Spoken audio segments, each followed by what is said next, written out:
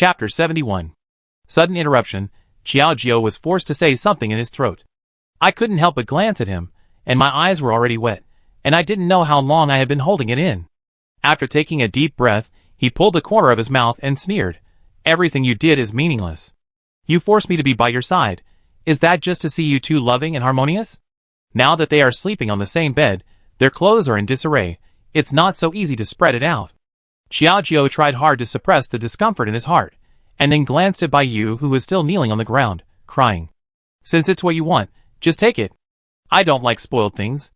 After saying that, he just waved his sleeves and turned around and left. Seeing this scene, the old lady was so anxious that she was so angry that she glared at Bai Yu coldly, wishing to strangle her with her eyes. He quickly looked at Jiang Yifeng. What else can you do there? Hurry up and chase him.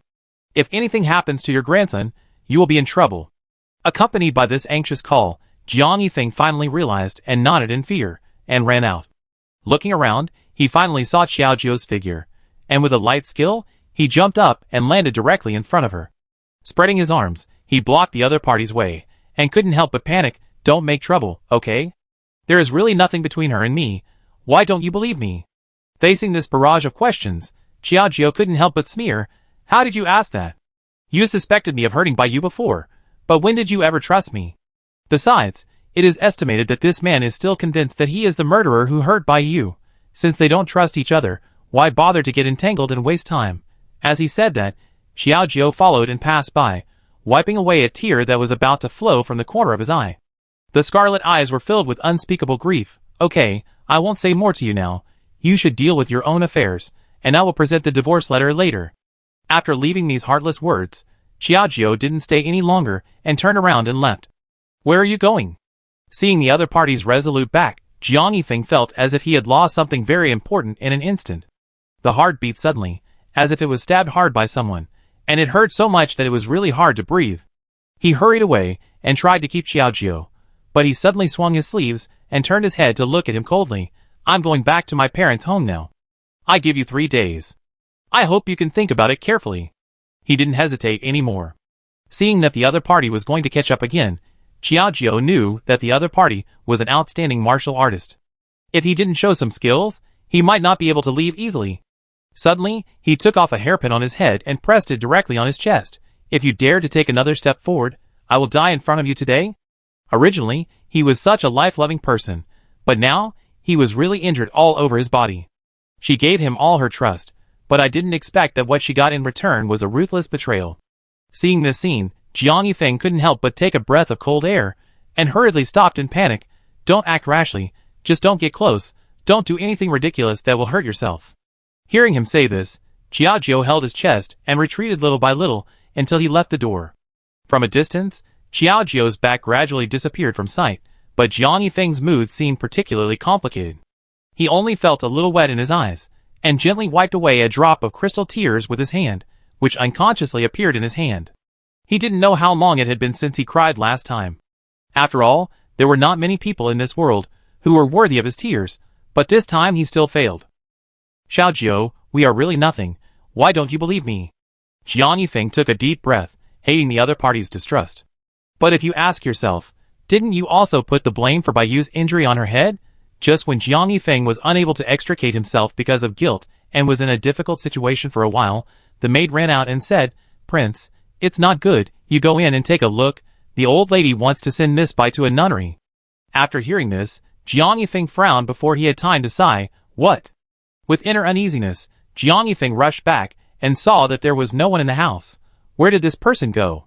Hearing this, the servant next to him said tremblingly, in reply to the prince, my wife will take the girl to the side yard and say that she will be ordained as a nun.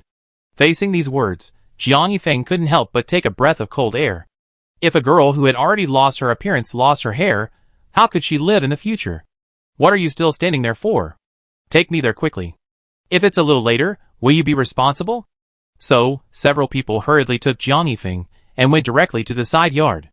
At this moment, Bai Yu was abandoned in the empty woodshed by several people. Looking at the surrounding scene, she couldn't help but take a breath of cold air. Old lady, I know I was wrong. I really didn't want to seduce the third prince. I was also forced. Such words, I don't know how many times they have been said, How can the old lady believe it? It's a pity that my son can't bear to let you die, so I can only send you to a nunnery to stop his idea. The old lady was not polite at all. You know, the woman in front of her almost caused the birth of her daughter-in-law's baby. This matter is absolutely intolerable. In this way, Bai looked panic-stricken, but couldn't help curling up his fists. This damn old woman really doesn't give me any face. After taking a deep breath, Bai tried to delay some time. However, the old lady was a shrewd person. You guys hurry up, and if the prince catches up, this matter will not be so easy to handle. Although Jiang Yifeng would definitely not agree to this matter, the two are mother and son after all, and blood is thicker than water. Even if she makes trouble with this girl, Jiang Yifeng can't do anything to him. With this order, several people holding scissors followed and walked over at this moment. Bai stepped back slightly, feeling a little panic in her heart. What should I do? Should I resist recently? If she resisted, it would mean that her identity might be exposed, but if she didn't resist, would she really be shaved bald and become a nun? Just when the woman was in a dilemma, she opened her ears slightly and suddenly heard a noisy noise outside. Here it comes! With a bit of surprise, Bai clenched her teeth tightly and simply fought to the death. She had no resistance to technology and let them cut her hair. With a click, a bunch of hair fell to the ground, like drifting snowflakes, which was really distressing. I don't know how many cuts were made. The door was suddenly kicked open, and the pupils of Jiang Yifeng's team rushed in directly, pushing the two servants holding scissors aside. You two bastards, who allowed you to do this? She is my guest, and it is not your turn to decide how to deal with her. Faced with these words, it is obvious that the existence of the old lady was directly ignored. Jiang Yifeng quickly hugged the frightened Bai, and then carefully comforted her. How is it? Are you okay? Hearing this, Bai looked at him pitifully with a pair of scarlet eyes, but she felt a little panic and uneasy in her heart. He glanced at the hair falling on the ground again, which really made people sigh for a while, and took a deep breath. My hair is gone. If a woman loses her hair, it is equivalent to losing her reputation. What should she do? As she said this, Bai burst into tears without any warning, which was really pitiful. Jiang Yifeng couldn't help but look back at them again, and felt very irritated. Why do you treat her like this? This matter has nothing to do with her. Not to mention a lifesaver, even if it was an ordinary girl, this method is too cruel. This is not to punish her, but to ruin her life. Facing Jiang Yifeng's excited attitude, the old lady didn't care. She glared at her with disdain, saying without any politeness, don't forget, this vixen seduced you to bed, and pissed off your wife, and you actually protected her. You kept saying that you would be loyal to Shuzhou until death, but it seems that it's just like that. Facing these words of attack, Jiang Yifeng's heart was stimulated. For a while, he was speechless. After all, what she said was not wrong. After a short silence, Jiang Yifeng finally felt a little reluctant to let her go. Mother, just give me some face and let her leave here. It was said lightly. How could she leave when she had already done all the things she shouldn't have done? Bai looked at him tearfully and gently grabbed his sleeve. Don't you want me? It's better for me to become a nun. It's better than being criticized by outsiders and living a miserable life. This made people more and more entangled and embarrassed. However, the old lady felt a little disgusted after seeing this innocent face. Enough, isn't this all your own fault? You are still here, which is really disgusting. However, if you really want to stay, it's not impossible. With a somewhat procrastinating tone, it is obvious that this condition must be unexpectedly harsh. Bai was overjoyed and immediately knelt down in front of the old lady. At this moment, he was very attentive. Old lady, as long as you can let me stay here and have a bite of food, I am willing to do anything. As the saying goes, it is better to live a miserable life than to die. If I stay here, I will have a chance to go further. Chapter 72. Looking at the other party's eager attitude, the old lady showed a sarcastic smile.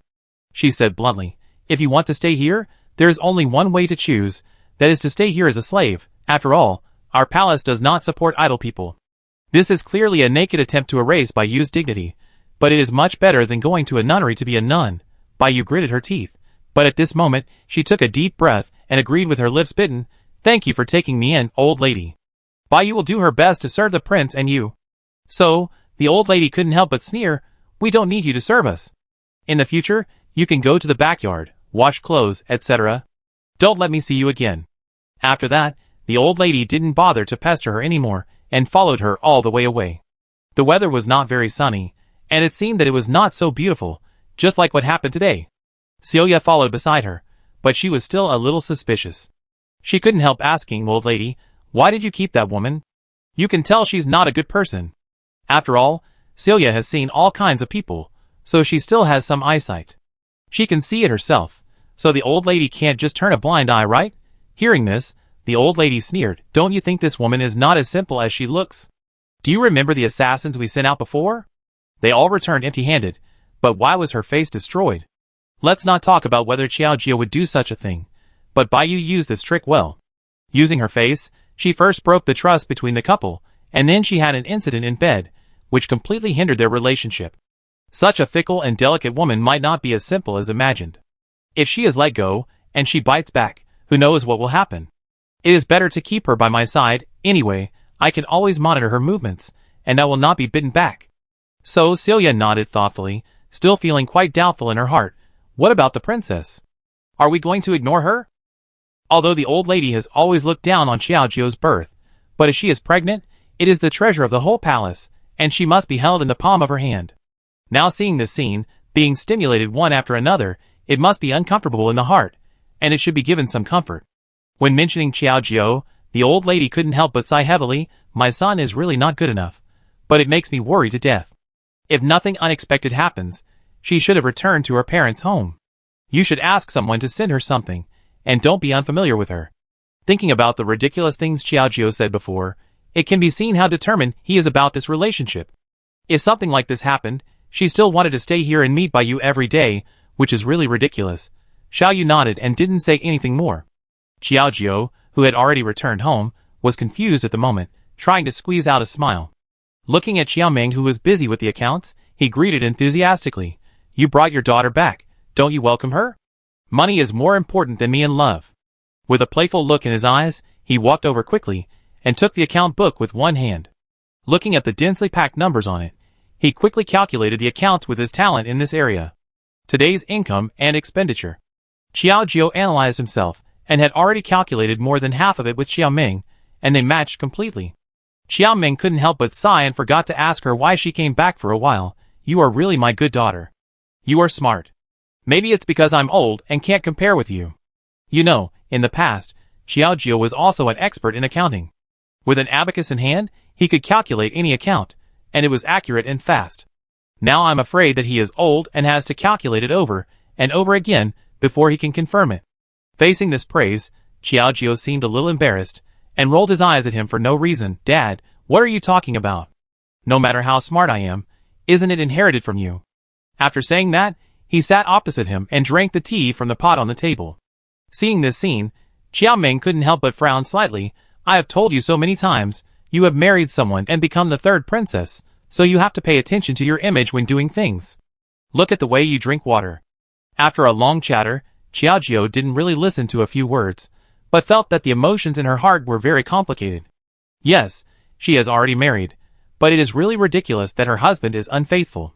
"Dad, even if you were married, you shouldn't lose your original heart, right?" Xiaojio tried to squeeze out a bitter smile, but as long as he thought of that scene, he still felt a little unacceptable. As Xiaojio's biological father, how could Xiaoming not notice the delicate state in it? He couldn't help but frown slightly, and hurriedly followed up. "Daughter, tell me honestly, you are not bullied, right? This sudden return home is not like your style. And looking at the current time, it is almost dusk. How could Xiaojio choose to come back at this time? Is it possible that he wants to spend the night at home? This married daughter is like spilled water, and it is not a special day. This is obviously not in accordance with the rules." Facing a series of questions from the other party, Xiaojio couldn't think of a perfect explanation for a while. So he had to perfunctorily say two sentences. "Dad, don't ask anymore. I just suddenly missed you, so I came back. Don't you allow your daughter to come back to see you?" With a bit of a joking atmosphere, Xiaojio got up and moved to Xiaojio's side, gently leaning on his shoulder. In this world, only Daddy is the most trustworthy, and other men are nothing. Xiaojio took a deep breath and hid his feelings deep in his heart. He didn't know what else to say. In this way, Xiaoming felt more and more that he was hiding something from her. However, since Xiaojio was unwilling to say it, it would be useless to ask her further. Then, he gently rubbed her hair and comforted her. "Okay, why not? It just so happens that you, as a father, miss your daughter very much. Now that you are back, you should stay for a few more days." As expected, the father and daughter are in tune with each other, And this statement is exactly what Xiaojiu meant. Since you said so, don't dislike your daughter for relying on you. As time passed, the afterglow of the setting sun gradually fell, quietly falling on the father and daughter, which seemed particularly warm. Unconsciously, Xiaojiu gradually fell asleep, and for a while, he seemed a little emotional. Xiaoming couldn't help but sigh. You like to bury things in your heart. You can swallow this breath, but Daddy can't. After a day, Xiaoming went to the palace under the name of managing the shop. If he didn't ask clearly, how could he be willing as a father? I am the father of your princess. You quickly let the prince come out, otherwise, don't blame me for being rude here. With a bit of a tough man's breath, Xiaoming put his hands on his waist at this moment, looking like he would not give up until he achieved his goal. The other people also smiled slightly. When faced with the name reported by the other party, they really dared not neglect anything. Please wait a moment, we will report it now. But just when he turned around, he met the old lady who was coming towards him. The two of them looked at each other, which was really surprising. You are Shijiu's father? The two had met once before, and they could be considered acquaintances, with a bit of poetic flavor. Xiaoming at this moment. The expression looked like an actor was not very good, but it was not groundless. Xiaoming was deeply impressed by this old lady. Shouldn't this evil mother-in-law be remembered in his mind? Then, he tried to maintain a polite attitude, and then he said, I came here today, not for other things. Why did Xiaojiu go back to her parents' home? And she looked depressed. You must have done something to make her unhappy. I am here to seek justice. Xiaoming expressed all the words he wanted to say at once. Facing the other party's confident appearance, the old lady was speechless for a while. No matter how you look at this matter, it is because their family is in the wrong first. What qualifications do you have to speak there? With a little entanglement, the old lady tried to maintain a calm attitude, and then said, It's just an ordinary couple's conflict. Isn't this a very common thing? You don't have to worry about it. It will be fine in a few days.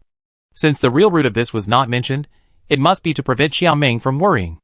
The old lady knew this at the time. And if she really told her the real reason, Xiaoming didn't know if she could let it go. Facing these words, Xiaoming always felt that there were some unknown details in it. This pair of eyes that tried to explore deeply made the old lady feel particularly uncomfortable, and then said with a look of disgust, Well, the prince is not here today, I have to go out too. If there is nothing else, you can go back and take good care of Xiaojiu. Don't let the baby in her belly get scared. Another shocking statement. Xiaoming was completely confused. Baby in the belly, when did it happen? Faced with this surprise, the old lady couldn't help but frown. Don't you know? Chapter 73.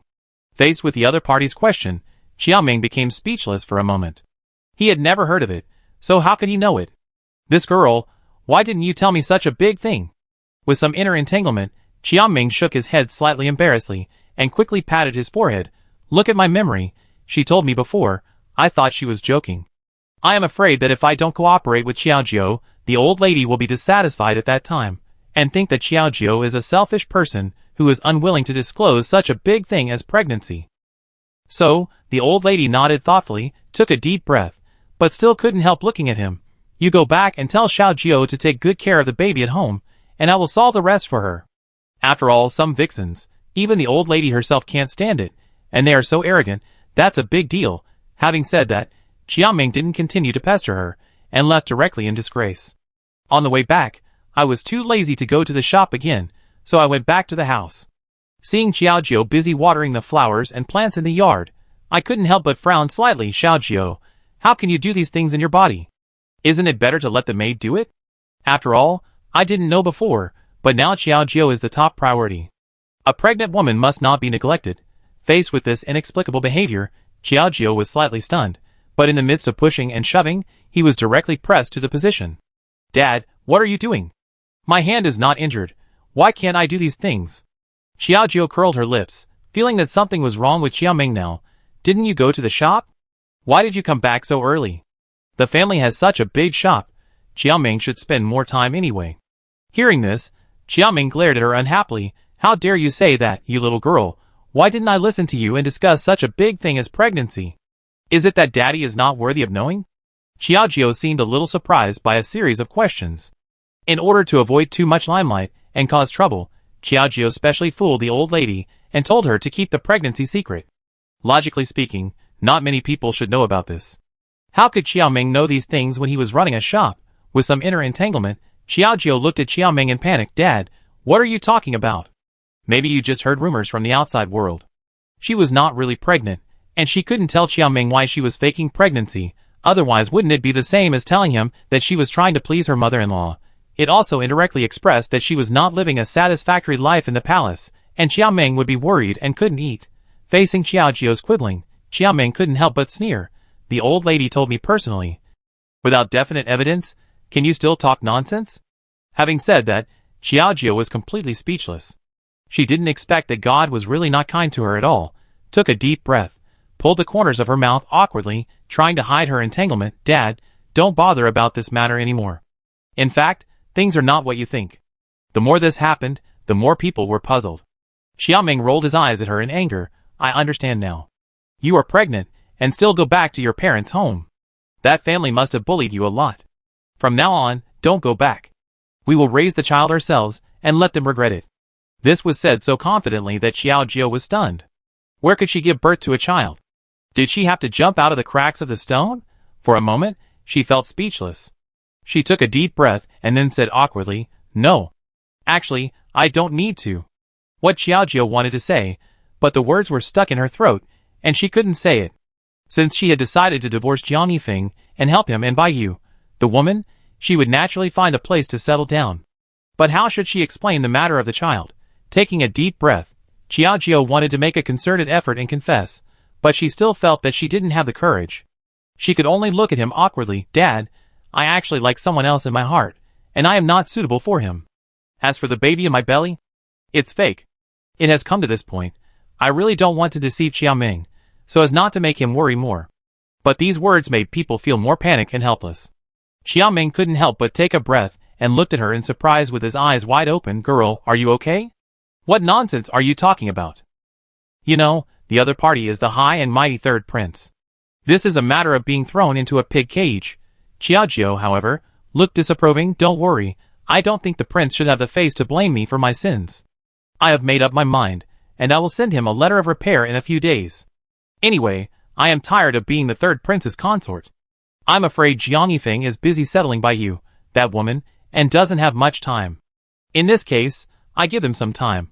Xiaoming was in a trance for a long time, and he didn't come back from this nightmare.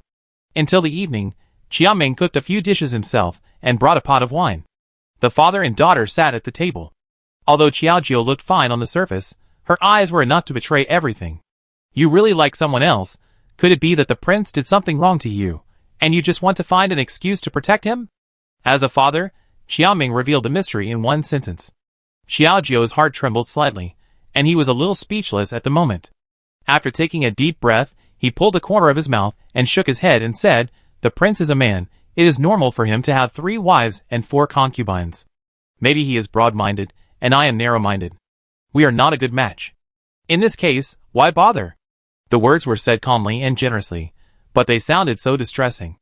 Xiaoming took a deep breath and couldn't help patting her shoulder. You girl, why are you so stupid? Okay, Dad, don't ask so many questions. You made so many delicious foods today, but don't let those bad things affect you. After that, Xiaojiu picked up the dishes and ate them in big mouthfuls, which was called a great pleasure. The surface strength still couldn't cover up the sourness of the nose, let it linger in the eyes, and the tears that were about to burst out. Jiang Yifeng, protect your image in front of my father. This is the last dignity I leave for you. Don't blame me for being heartless. You are the first one to let me down. At this point, Xiaojiu is still deceiving himself. After a meal, how many people can't sleep throughout the long night? Jiang Yifeng sat at the window, one foot hanging in the air, swaying slightly in the cold wind, holding the jade pendant that can summon his own private army in his hand, and his heart seemed to be a little flustered. Xiaojiu, do you really not believe me so much? With a little anxiety in his heart, Jiang Yifeng was really heartbroken and a little flustered. But at this moment, he suddenly saw a pretty figure in the distance, and now he came quickly. Prince, why are you here? Facing this slightly pleasantly surprised words, Jiang Yifeng was slightly stunned, but his face was still covered with frost, without a trace of extra warmth. Didn't you transfer you to the kitchen to wash the dishes? Why are you here? This petite figure was none other than Bai Yu, who was punished before. Looking at her like that, even if she went to wash the dishes, she would probably be very busy. Hearing this, Bai Yu curled her lips, lowered her eyes slightly, twisted her head, and continued, Of course it's because I missed the prince, so I want to come and take a look secretly. It's so boring to stay in that kind of place alone. After saying that, she couldn't help but raise her eyes slightly, looking at him expectantly at this moment, and she didn't know what she was expecting. However, when Jiang Yifeng saw him like this, he really didn't know how to face him. Okay, it's late, don't hang around here. If you are discovered, don't blame me for not being able to protect you. It was because of the absurd incident with her that the relationship between him and Xiao Jiao fell into a rupture. After saying that, he planned to go in and close the window. But before he could act, Bai Yu stepped forward and lifted the window with one hand, with a little panic. Prince, do you hate me? It's because of me that the third princess went back to her parents' home. I didn't mean it. Can you not be angry with me? This pitiful attitude really made people feel a little overwhelmed. Jiang Yifeng was slightly stunned. Don't think too much. Go back and rest quickly. A man and a woman alone in the middle of the night. Have you forgotten the lesson before? Obviously, Jiang Yifeng seemed to have noticed Bai Yu's little thoughts, and his warning was self-evidently sharp. In this way, facing the other party's indifferent aura, I am afraid that if I insist on it, I will be asking for trouble. Bai Yu curled her lips, but her eyes suddenly slid to the jade pendant in his hand, and she couldn't help but feel a little more happy. Prince, can you give this thing to me? Hearing this, Jiang Yifeng, his face was originally cold, but it tightened instantly, with a bit of threatening breath. He glanced at her coldly, and then warned her harshly, although you have done me a favor, I hope you don't make trouble unreasonably. My patience is limited. After that, he closed the window directly, not giving the other party any room to say anything. Bai Yu was slightly stunned, and now standing in the same place, he was a little more entangled. This jade pendant seems familiar. Chapter 74. After struggling for a long time, Bai Yu suddenly realized, isn't this the thing that the woman wore? How did it end up in his hands? Before, in order to frame Xiao Jiao for destroying her appearance, she specially asked people to collect some of Xiao Jiao's personal belongings as evidence at the scene. Now, Jiang Yifeng's Chinese look should be the collected evidence. Haha, it's really interesting. Since you are so obsessed with her, I might as well cut the grass and root it out, so that you won't forget it. With a little sarcasm in his heart, Bai Yu clapped his hands and took out the cakes in his arms. In the back kitchen, there was nothing to do when he was free, so he made some cakes by himself. Originally, he wanted to give it to Jiang Yifeng for a show, but he didn't expect that this guy would not appreciate it, and even blamed him here. Since he is not blessed with it, don't blame yourself for eating alone. Another night passed. Jiang Yifeng got up early and quickly got ready. The maid who just came in was a little surprised. Prince, what are you doing? You went out so early? It was just dawn, and the sun hadn't had time to rise yet, and he ran out, not like he was going to court. The detailed reason was unclear. Hearing this, Jiang Yifeng glanced at her slightly, and then said directly, Nothing, I just went to make up for some sins. You go back and tell the old lady, let her eat first. After that, he walked out of the palace quickly, rode a fast horse all the way, and came directly to the Qiao family. He was in such a hurry, as if he was afraid that he didn't find anyone at Qiao's house. Knock, knock, knock. There was a knock on the door. Xiao Jiao slightly opened his eyes, and just got up from the bed. Yesterday, he didn't sleep so well. Who is it? You come to harass me so early in the morning, and you don't even feel tired. With a somewhat leisurely attitude, Xiao Jiao also chattered for a long time on the way to open the door.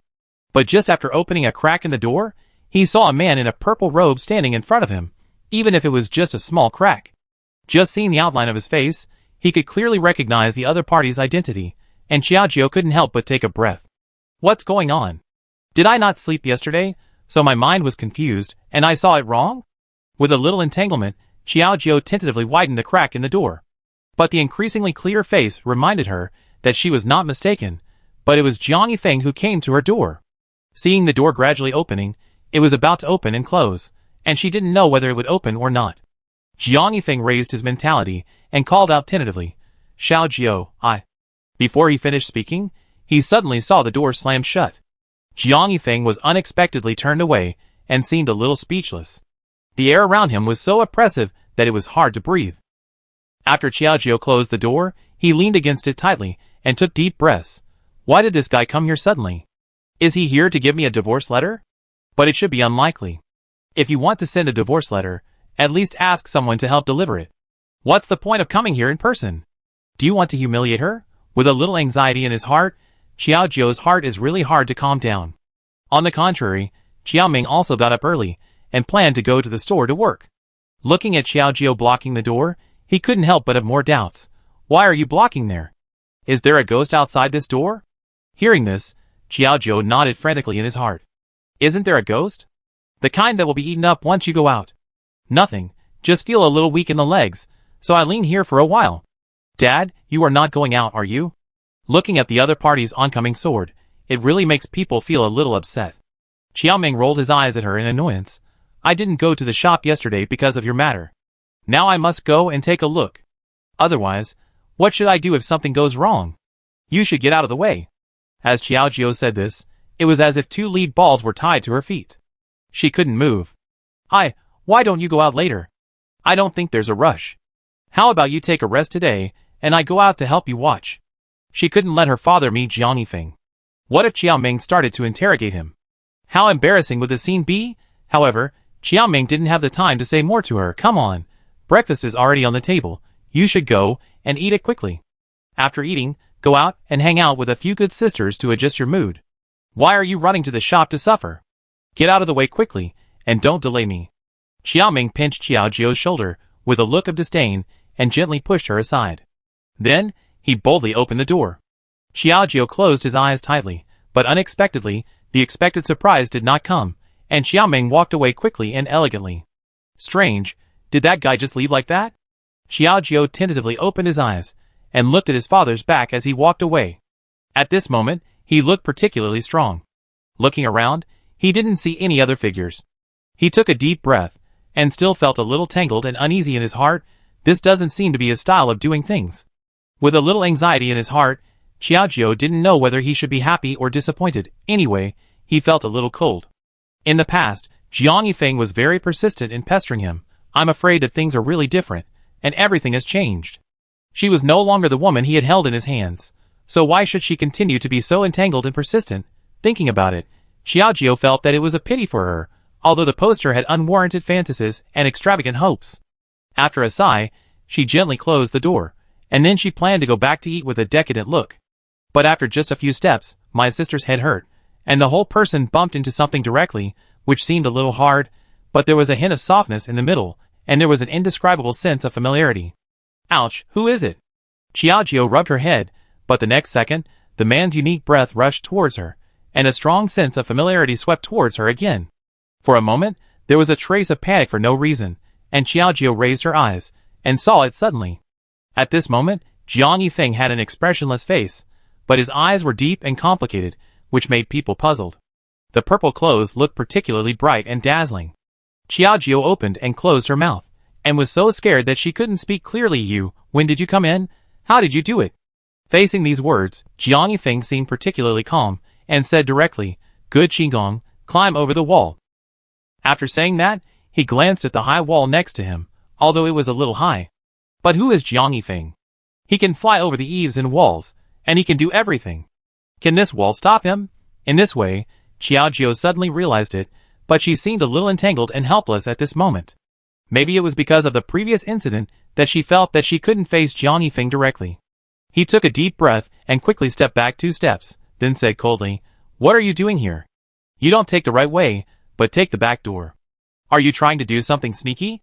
Faced with this rebuke, Jiang Yifeng pressed on step by step and began to answer little by little.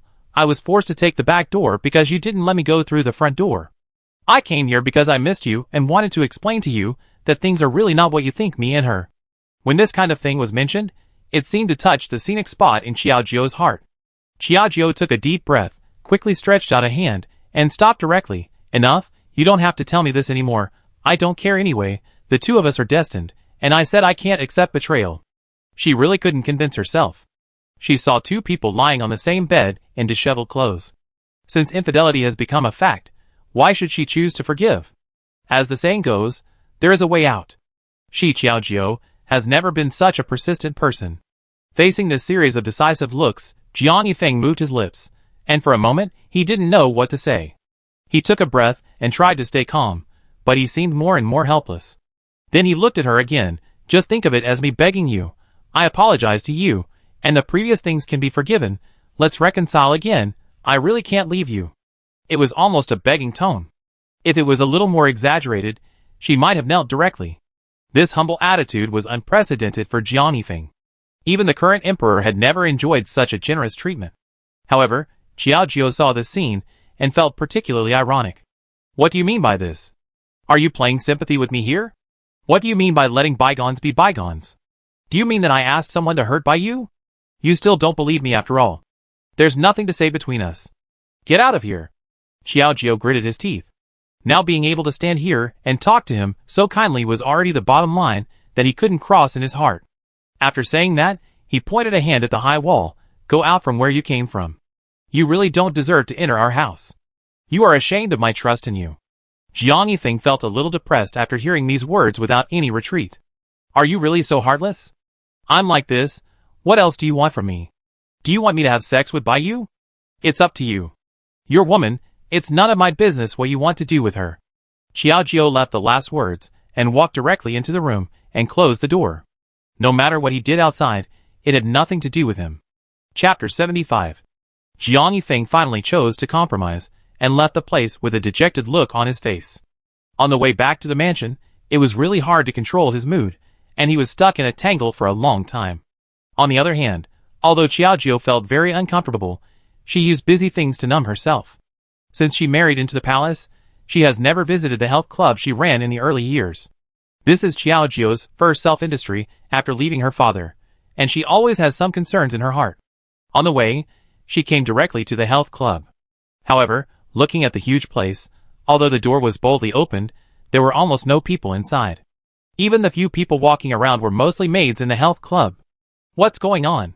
Why are there so few guests in such a big place?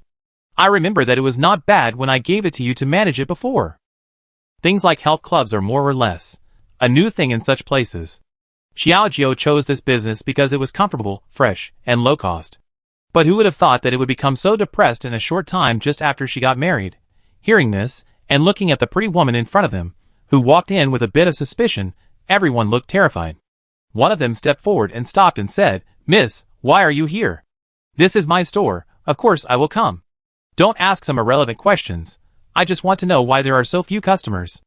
With a somewhat sharp attitude, they gathered together and stood in front of Xiaojiu in an orderly manner, not daring to say anything. After a long silence, Xiaojiu did not wait for the answer he wanted, but the shopkeeper rushed out with an attentive look on his face. "Oh, isn't this our princess? Why are you here?" Faced with the other party's enthusiasm, the request seemed a little uncomfortable. "Boss, I handed this shop to you to manage, but you managed it like this? Tell me, what happened?" The shopkeeper was a little ashamed when he said this, and just now, he replied tremblingly. To answer the lady, everyone in this health club just wanted to have something new at the beginning, and naturally they would lose interest after a long time. Although what he said made sense, other things might make people feel bored, but who wouldn't be happy to enjoy life? What's more, his previous price was so low that even ordinary farmers and ordinary people could afford it. Now, it is empty, which is really shocking. The shopkeeper was still talking, and Xiaojiu was too lazy to argue with him. She just started to walk around, looking at the health-preserving herbs, and couldn't help asking, "How long has this situation lasted?" Faced with this question, the shopkeeper thought for a moment, and then said carefully, "Well, about a month." This is still an understatement. If you want to be more specific, it is recorded in his account book. Since Xiaojiu married into the palace not long ago, their health care center has been doing a loss-making business. Hearing the other party's answer, Xiaojiu couldn't help but take a breath of cold air, and silently calculated in his mind, these health-preserving herbs, health-preserving supplies, and soups that I buy every day, all kinds of prices are converted together, and it is calculated as 30 taels a day, so there are already 900 taels a month, not including the storefront expenses. This lesson can be regarded as an astronomical figure. They lost so much money in a month, and no one of them reported it to him. This is really ridiculous. Xiaojiu was so angry at this moment that he really had the urge to beat them to death. He then glared at the shopkeeper again. "Let me ask you, if you continue to lose money like this, why don't you tell me that I am doing business for people, not for ghosts? Do you think I am rich when I am spending more than I earn every day?" Faced with a sharp rebuke, no one dared to breathe a sigh of relief. The shopkeeper was thick-skinned and said tremblingly, "Miss, it's not that we don't want to tell you, but Grandpa won't let us tell you. I heard from them that Xiaoming has always known about the loss of the health club, but he didn't want Xiaojiu to worry about it, so he has been silently subsidizing the loss of the health club." Facing this series of words, Xiaojiu didn't know how bad it felt in his heart. He took a deep breath, curled up his fists slightly, and glared at them angrily at this moment. You guys are simply pissing me off to death. Fortunately, I thought of the health club today and came here specially, otherwise, I don't know what kind of smoky and foul form I would become behind my back. With a bit of anxiety in his heart, Xiaojiu dismissed those people, put things in order and clean up. Even if my hard work is not appreciated, it cannot be wasted like this. After dismissing everyone, Xiaojiu fiddled with the account book by himself, and the loss was not small. Xiaoming silently picked up many people at the airport, but the only thing that puzzled Xiaojiu was that Xiaoming had been approaching silently. But why was there never any extra silver in the account book? Strange, how could these purchased things become so expensive? The health club has a constant supplier, and the price is negotiated to remain unchanged. It is impossible to raise it just by saying it, and in such a short time. With a bit of inner entanglement, Li Chang'e calculated an account, which was exactly the same as the account of Xiaoming's assistants. However, I always felt that something was wrong. At this time, a maid came directly over with a pile of things in her hands. Looking at the straw-like thing in her hand, Xiaojiu couldn't help but frown slightly and shouted directly, "Wait a minute, what are you holding in your hand? Is it the firewood in the kitchen?" Faced with this, he was a little embarrassed and hurriedly explained, "Miss, this is not firewood, it is our medicinal materials." Such a statement attracted Xiaojiu's interest. He stood up and walked in front of the maid, weighed the things in his hands, and sniffed them with his nose. There was actually a strong smell of incense powder. It felt like something was wrong. Why is it this smell? With a little force, the thing was crushed into a pile of powder. It was so fragile that it didn't look like a medicinal material at all. Xiaojiu frowned and glared at the maid. What's going on? How could the health-preserving medicines in our store become so inferior? This thing is clearly a fake made by someone deliberately exaggerating it. Accompanied by the sharp rebuke, the maid seemed a little panicked and knelt down quickly. "Miss, these are all things that the shopkeeper brought in personally, and we dare not ask about it." Shopkeeper? In this case, the accounts should also be sorted out by Shopkeeper Liu himself. However, Shopkeeper Liu has been a doctor for several years, so he should be able to distinguish such fakes, but he still spent such a high price to buy them, which is really incredible. With inner entanglement, Xiaojiu couldn't help but continue to ask, "May I ask you, do you know about the price increase of this medicinal material?" The maid nodded. Manager Liu said that he has found a better medicinal material supplier, so he terminated the contract with the previous partner. However, since the new partner has these healthcare medicinal materials, the maid didn't continue to speak. At this moment, she was hesitant to speak, but it made people feel that there must be some unknown tricks. Xiaojiu glanced at her coldly, and then followed with a sharp rebuke, "Just say it boldly, I'm here to support you. I don't think anyone dares to embarrass you." It was obvious that there was something wrong with this shopkeeper Liu. Faced with such a majestic speech, the maid did not dare to hide anything and could only hurriedly say in panic, "Since then, there have been people in our store who have developed skin diseases because of taking medicinal baths, and there are more than one." Later, no one came. Faced with a series of arguments from the maid, Xiaojiu finally understood everything and took a deep breath. Haha, if this inferior thing is used on people, it is not health preservation, it is clearly a sound of killing. After so many things happened, those common people did not have conflicts, probably because they were giving her the princess face. But now, since Xiaojiu has decided to part ways with Jiang Yifeng, he will naturally not continue to cheat under this name. Then he shouted, "Where are you, Manager Liu? Get out of here!" Faced with this shouting, Manager Liu was slightly panicked and rushed out quickly, with a lewd smile on his face. "Miss, what happened to you? Why are you so angry all of a sudden?" Faced with this, he pretended to be pitiful and innocent, but Xiaojiu couldn't stand it. "Pick up the account book in his hand. I give you a chance to spit out all the money you swallowed and compensate me for all my losses, otherwise, I send you to see the official." Faced with this sharp remark, Manager Liu couldn't help but take a breath of cold air, and at this moment, he was a little panicked, and subconsciously stretched out his sleeve to wipe the cold sweat on his forehead. He then pretended to be calm and said, "Miss, what are you talking about? Did I do anything wrong?" This guy, he pretended to be well dressed, but he was just deceiving himself. Chapter 76. Xiaojiu has always hated people who act according to circumstances. In terms of acting skills, he has seen countless palace dramas and youth idol dramas. How could he be easily controlled by him? The slightly raised thin lips, with a somewhat sarcastic smile, followed by picking up the pile of things in the maid's hand. "I heard that you brought all these medicinal materials in." The shopkeeper nodded hurriedly, and at this moment, he did not forget to bluff. "Miss, These medicinal materials are very good. I have contacted for a long time, just to allow customers to experience more satisfactory results. Faced with this high-sounding rhetoric, Xiaojiu felt that his IQ was insulted. The medicinal materials in his palm were suddenly pinched by him, and turned into a pool of powder in an instant. The fist holding the powder was silently placed on the shopkeeper's head, and he spread his palm directly, like a fairy scattering flowers, without any hesitation. Faced with such a situation, Manager Lu was completely confused, and looked at Xiaojiu with surprise. "Miss, what do you mean?" Although he had some doubts in his heart, perhaps because of his guilty conscience, he was a little nervous at the moment, and didn't know what to do for a while. He looked at Xiaojiu in front of him with a confused face, and tried to find an explanation. Xiaojiu clapped his hands slightly. "You are a doctor who has been seeing patients for 3 years. You can't tell the quality of medicinal materials, or do you think I can fool you better than you?" Although Xiaojiu is not proficient in art, it does not mean that he is ignorant. This shopkeeper Lu was clearly slapping her in the face. How could Xiaojiu, with his bad temper, bear this? After taking a deep breath, he glared at him coldly. "I'm giving you 2 choices now. First, do as I said just now and pay off all debts and compensation.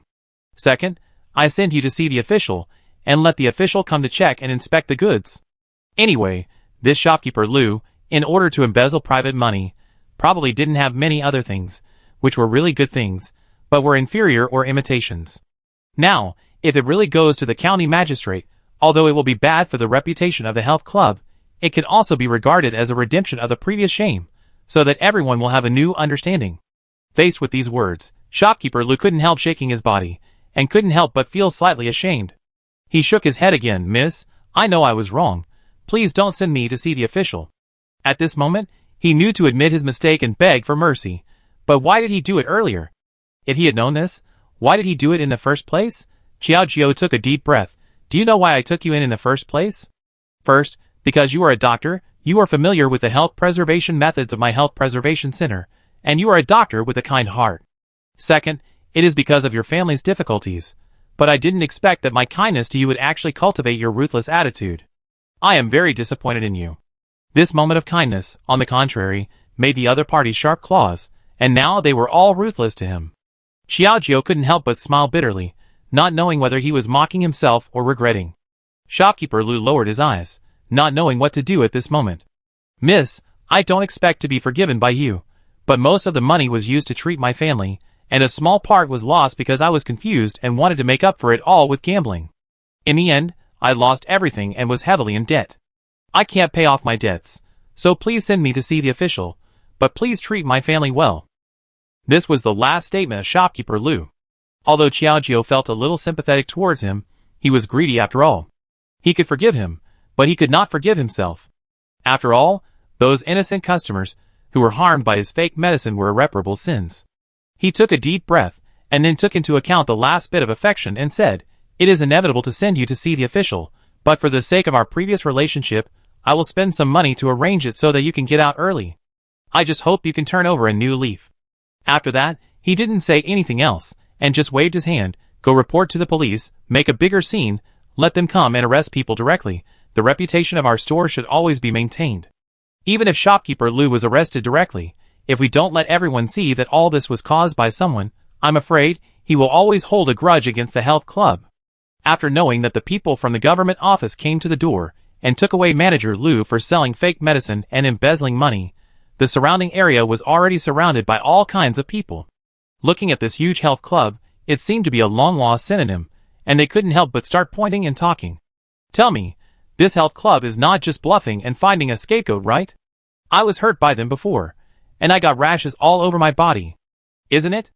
It was fine at the beginning, but then the price was directly marked up to the sky. Who can afford it?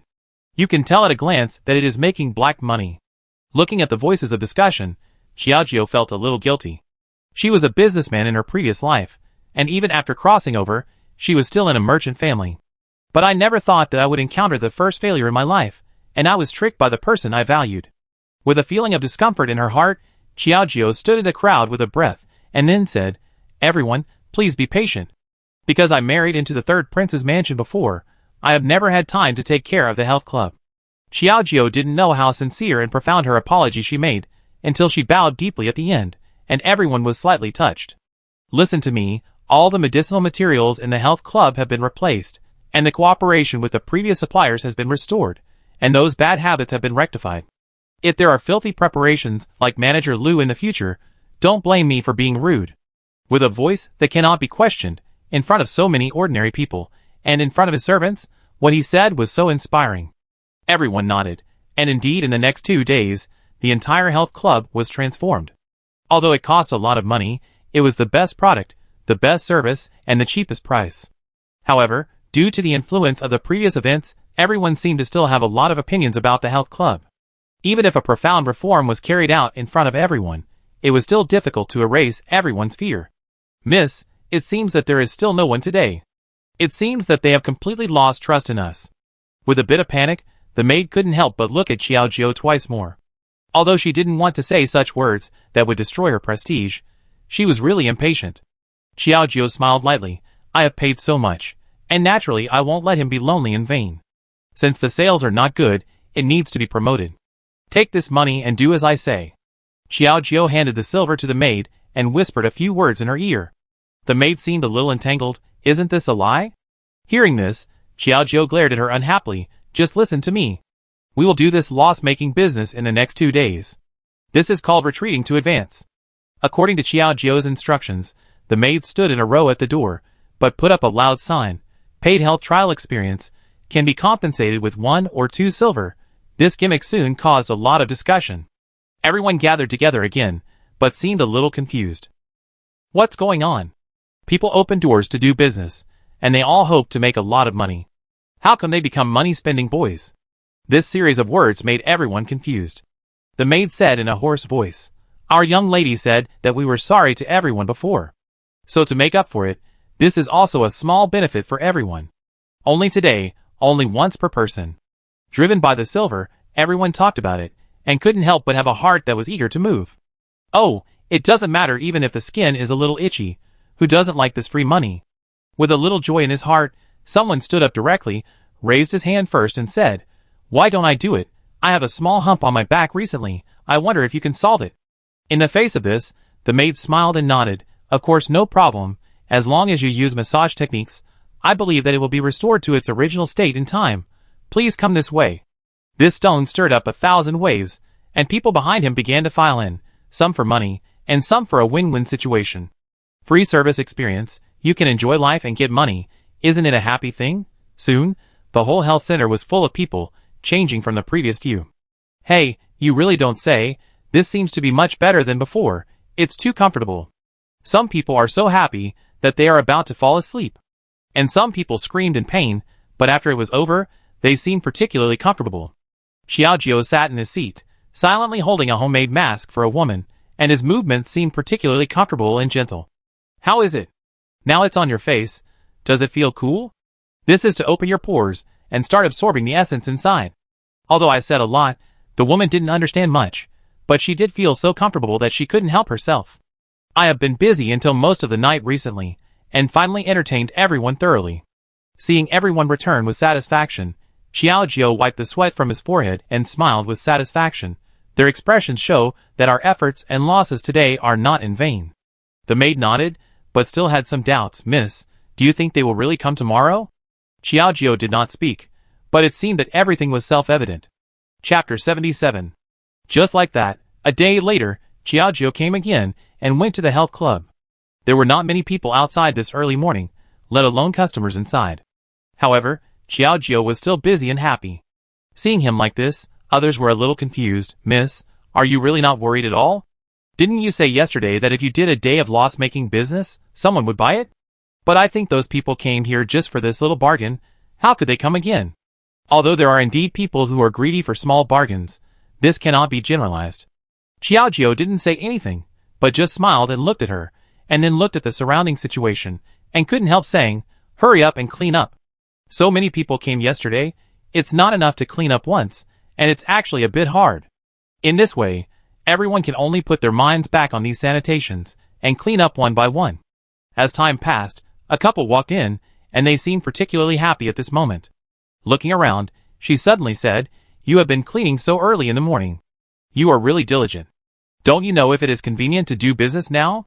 After coming to your place for a massage yesterday, my husband felt refreshed, the woman said, and she became happier and happier. It was because of the visit yesterday that her husband's hump really shrank a little bit. It is comfortable and can reduce swelling. It is a good thing to kill two birds with one stone. Now, as long as they say, if they really have a few more courses of treatment, maybe it can really be reduced. It is much more effective than those medicines. With that said, the other maids couldn't help but secretly rejoice, and looked at the two guests in fear. It has been unknown how long, and someone has taken the initiative to enter the health club to take care of their business. It is even rarer than that rare animal. Qiaojiu looked at their indifferent look, and knew that they were too excited, so he hurriedly greeted, "Of course there is, Xiao Chui, show them our new business list and price list." In order to make the health club better and better, Qiaojiu spent the whole night yesterday to make a business list and price list. After the couple looked at it, although they didn't quite understand what most of the things on it were, the price was indeed affordable. Not bad. It's many times cheaper than when Manager Lu was here. It would be better if Manager Lu was not mentioned.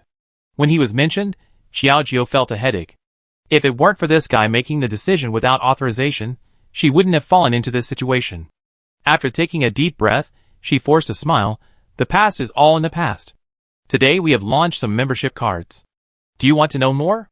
With membership, you can get half price when you consume here in the future. The sudden words made others confused. They had never heard of membership, and they even had absurd doubts about this half price. "Miss, what are you talking about? Our prices are already very low. If we get half price again, we probably won't be able to continue."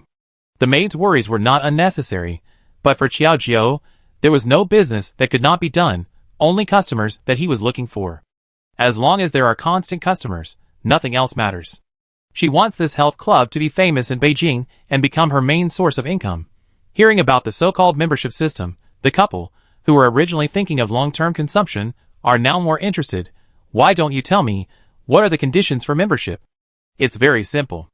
As long as you recharge a certain amount of money, we will give you half of the original amount, and then share 10 free times with you, plus 10 times at half price. In the future, you could also use the money in the membership directly." Faced with this series of words, the couple was slightly surprised. Calculating carefully, even if you haven't read any books, you can understand that this is definitely a business that will make money. After some sales promotion, the two finally applied for a card and enjoyed the free service. And one after another, many customers came in one after another, all because of the good reputation yesterday, so they came to experience it today. Some people are particularly willing to accept membership cards. After all, everyone knows that this is a good deal, so why not give it up? Looking at the crowded health club, Qiaojiu felt a little relieved, as if he was gradually replaced by Jiang Yifeng's abandonment of him. He took a deep breath and started planning other things. In addition to membership cards, there were also some discounts and promotions, which were the source of attracting customers. But just as the sun was about to set, a woman suddenly appeared. At this moment, she was holding a handkerchief to cover her face, looking sneaky. Looking at the crowd that had almost left, he breathed a sigh of relief. Just as he was about to put down the handkerchief, Qiaojiu's voice came from behind him. "Miss, what are you doing?" She was so sneaky. If it wasn't for her pretty face, people who didn't know her would think she was a thief. Hearing this, the woman was slightly panicked, but when she turned around, she saw that it was Qiaojiu. She couldn't help but feel a little more happy. "Do you still remember me?" "It's me." The woman took off the handkerchief in her hand, revealing her beautiful face. Qiaojiu looked at her and immediately realized, "Are you Chen Cici, the second lady of the Shangshu mansion?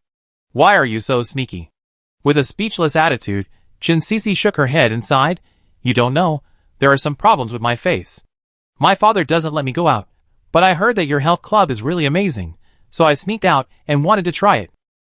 After saying that, she put her face in front of Qiaojiu and pointed at the place she was dissatisfied with. On the surface, it was hard to tell what was wrong, but if you looked closely, you could see that the skin on her face was slightly red and swollen, and there were many small rashes, and the skin was peeling and cracking a little. It was obvious that something was wrong. "What's wrong with you? Why do I look like I'm having an allergy? How long has it lasted?" "It's been about 2 or 3 days. My father asked the doctor to see me, but it didn't work. He just didn't listen to me, so I had to come to you for help." Chen Cici couldn't help but sigh. Other fathers dote on their daughters, and work like cows and horses for them. Why is his father different? Is it because he is the second child? With some inner entanglement, Xiaojiu carefully checked it and understood the general problem. Then he patted her shoulder and smiled. Don't worry, I have encountered this problem before, and the solution is not difficult. Come over and lie down, I will give you a skin care treatment first. Although she didn't understand his professional terms, Chen Sisi trusted him very much. After all, the flow of people was in front of her. Xiaojiu did it very seriously. He first washed her face, and then gently stroked her cheek with aloe vera gel. This skillful movement and professional technique made Chen Sisi feel comfortable. She closed her eyes slightly, and felt that lying down was also a kind of enjoyment. Oh my god, I never thought that you are really as beautiful as your reputation says. Although the two had not met much and had just given it a try, from this moment on, Chen Sisi was completely captured by Xiaojiu because he was so amazing, but there was more admiration. Maybe this is the feeling between women. Xiaojiu didn't say much, just followed and reminded, when you go back, remember not to eat any spicy food, don't scratch your face casually, and don't apply rouge and powder randomly. Try to change everything in the house. It's important to find allergens. I don't know how long it took. Xiaojiu finally finished his work and enthusiastically sent Chen Sisi, the last customer, away, and closed the door directly. This journey can be regarded as a full return, and today can also be said to be a fruitful harvest, earning the first pot of gold in the past few months. The maid next to her was really envious of the full purse. Miss, you are so amazing. You have brought this place back to life. I really admire you. From no one in the past to the current bustling crowd, it took only one day to achieve such an achievement. Such a business mind is not something a woman should have, but it happens that such a genius can always give people unexpected surprises. Xiaojiu was also happy to hear this fancy flattery.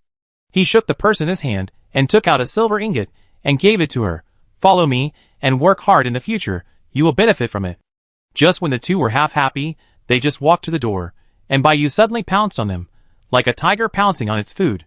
Holding Xiaojiu's skirt tightly, she knelt down with her buttocks circling, and looked up at the woman in front of her with a painful face. Princess, please, go back to the palace.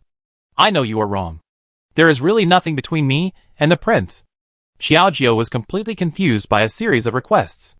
She was really unable to bear being held by her, and even felt that her clothes were falling down. She shook her legs again. What are you doing? Let me go quickly. I said I have nothing to do with the palace. Why are you still entangled? I don't know what's wrong with her brain. She did such a sudden and absurd thing today. Anyway, Xiaojiu has been hurt enough and doesn't by this account. But the more Bai Yu entangled, the more intense it became, gradually attracting the crowd around to watch. Chapter 78. The people around here, with the attitude of watching the fun and not minding the trouble, are perfectly acting as spectators here. When has Xiaojiu ever been watched like a monkey? He really feels a little uncomfortable. But this Bai Yu, I don't know if he came to beg for mercy or apologize, or to deliberately find fault.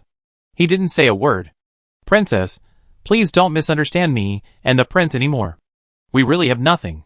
He misses you very much. If you don't like me, I will die to show my determination. What's the point of saying this? If the conditions did not allow it, Xiaojiu really wanted to give her a knife and let her show her determination on the spot to see if she was lying. After taking a deep breath, he didn't say anything, but the people around him seemed a little restless. Looking at Xiaojiu at this moment, a wave of discussions followed one after another. How can this woman be so rude and unreasonable that she actually forced people to commit suicide? That's right, the daughter of a merchant family has become a phoenix, and she thinks she is a real phoenix? She actually treats human life as worthless? A series of insults really makes people feel uncomfortable. Xiaojiu curled up his fists slightly, and couldn't help but glared at them, and then he said angrily without any courtesy, Enough, are you done yet? You don't know anything. What nonsense are you talking about here? What she hates most in her life is these people who don't know the truth. At this moment, they are doing things that claim to be righteous with an attitude of gods descending from heaven. But isn't this also a kind of harm to innocent people? Faced with this scolding, the others became more and more heated, and their impression of Xiaojiu became more dissatisfied. Haha, it's okay to force people to die, but the attitude is so tricky, and it's really a heinous crime that you don't repent. The more he talked, the more outrageous it became. Xiaojiu was so angry that he wanted to say some harsh words, but he didn't say them out of regret, but he fell into the crowd's loss. I'm too lazy to explain so much to you. At worst, I go into the house by myself, and you don't have to talk there. After saying that, Xiaojiu really planned to go directly into the mansion. But I don't know if Bai Yu did it on purpose. He clearly saw that she was in a dilemma, but he just grabbed her thigh tightly, crying, "Princess, please forgive me. If you don't forgive me, I won't leave today." "No, if you don't want to leave, then don't leave. Why don't you let me leave? Have I offended you?" Xiaojiu took a deep breath at this moment, trying to suppress the impetuous anger in his heart. Looking at Baiyu in front of him, he really had the urge to kick him away. Sure enough, this woman is not a good thing. No, why did I scold myself too? Xiaojiu realized it later, but he felt more and more angry. Now he was entangled in a dilemma. He didn't want to be a living target for those spectators here, and let them insult and slaughter him. Her father hadn't treated her like this before, so how could she bear such humiliation? But just when he was in trouble, Xiaoming had already returned from the store. Seeing this situation, he quickly pulled Xiaojiu to his side. Looking at these people coldly, he couldn't help but feel a little angry. "What are you doing? How did my daughter offend you? Why do you say this about her?" Xiaoming heard some of these unpleasant words, and he couldn't hold back the anger in his heart. Others became more and more arrogant. "No wonder your daughter was kicked out of the palace. With such a character, how can a crow turn into a phoenix? She deserves to be kicked out." This was really too much. Xiaoming gritted his teeth and almost rushed forward at this moment. She danced with joy, as if she wanted to fight him to the death. "You stinky boy, you actually slandered my daughter like this. I will fight you to the death today. Hurry up and apologize to her." Along with this roar, Xiaojiu seemed a little panicked, and quickly grabbed Xiaoming's arm tightly, and then comforted, "Dad, don't be impulsive. It's not good if the matter gets out of hand." Since their family came to do this business, they are still somewhat famous in Kyoto, and if they really get into trouble because of this matter, I don't know how those people will spread these rumors. In any case, Xiaojiu still couldn't stand the grievances those people told.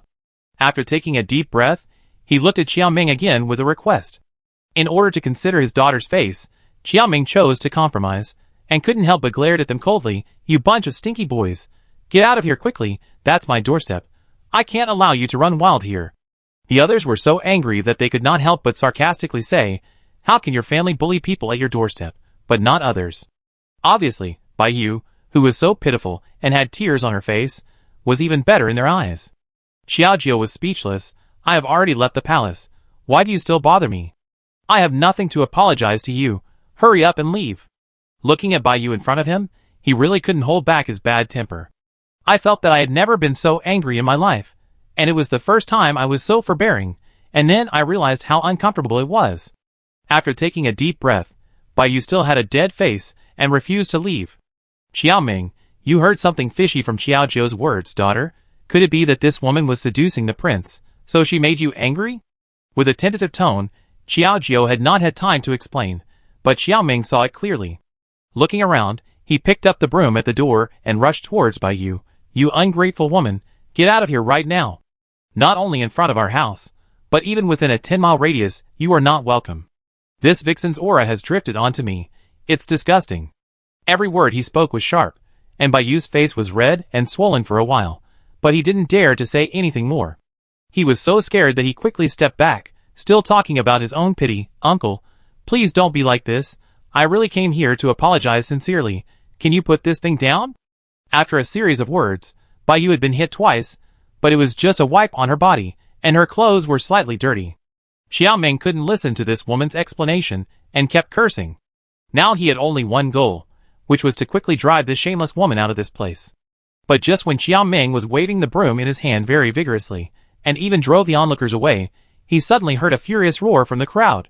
"Enough, don't make trouble anymore." Facing this voice, it was familiar and a little angry. Everyone couldn't help but look over, but they didn't expect it to be the famous Jiang Yifeng. All of them had a look of panic, and they didn't know what to say for a while, but they stepped aside and continued to watch the fun. "Prince, you are finally here. I have tried very hard to ask the princess to go back, but she..." As Baiyu spoke, she couldn't help but feel wronged. Seeing the slightly dirty skirt of Baiyu, and then looking at Xiaoming, who was very angry with the broom. Jiang Yifeng thought that Baiyu apologized to them with good intentions, but this family didn't know what was good for them, but came to drive them away with a broom, which was simply unreasonable. He took a deep breath, and felt a little angry at the moment, and quickly pulled Baiyu behind him gently, like a chicken protecting its calf. He couldn't help but glare at Xiaojiu and Xiaoming in front of him, with a little anger. "What do you mean by this? Even if you don't like her, you shouldn't hurt her like this, right?" What he said was really unreasonable. Xiaojiu puffed out his chest, thanking himself for his good forbearance and not completely exploding. Then he gritted his teeth and asked, "Ask her who is the one who is pestering me and making me restless. If she hadn't been pestering me all the time, how could she be called a vicious woman by everyone, and how could she chase people away? Now, she was just trying to protect her reputation, but in his eyes, she became an unreasonable crazy woman. Imagine, the man who once held me in his palm, now she only has a bunch of shortcomings in front of him. Perhaps, I was just blinded by love before. Essentially, I have always been such an unreasonable person." In Jiang Yifeng's heart. With a bitter smile, Qiao Jiao wiped his nose to suppress the bitterness in his heart, and then glared at him coldly. "Take care of your woman, don't let her bother me again, otherwise I will not only take the broom next time." After that, he took Xiaoming's hand. "Don't bother with such people, let's go back to the house." Leaving behind the people who were talking endlessly, the two entered the house and locked them up tightly. I'm afraid that when Qiao Jiao saw their condescending and accusing faces, he really couldn't control his irritable emotions. Sitting in the courtyard and drinking 2 sips of tea in a row, he reluctantly suppressed his anger. Seeing Qiao Jiao like this, Xiaoming felt really bad, so he gently held her hand. "Xiao Jiao, don't feel bad, Dad will definitely find you a better one." However, Qiao Jiao smiled for no reason.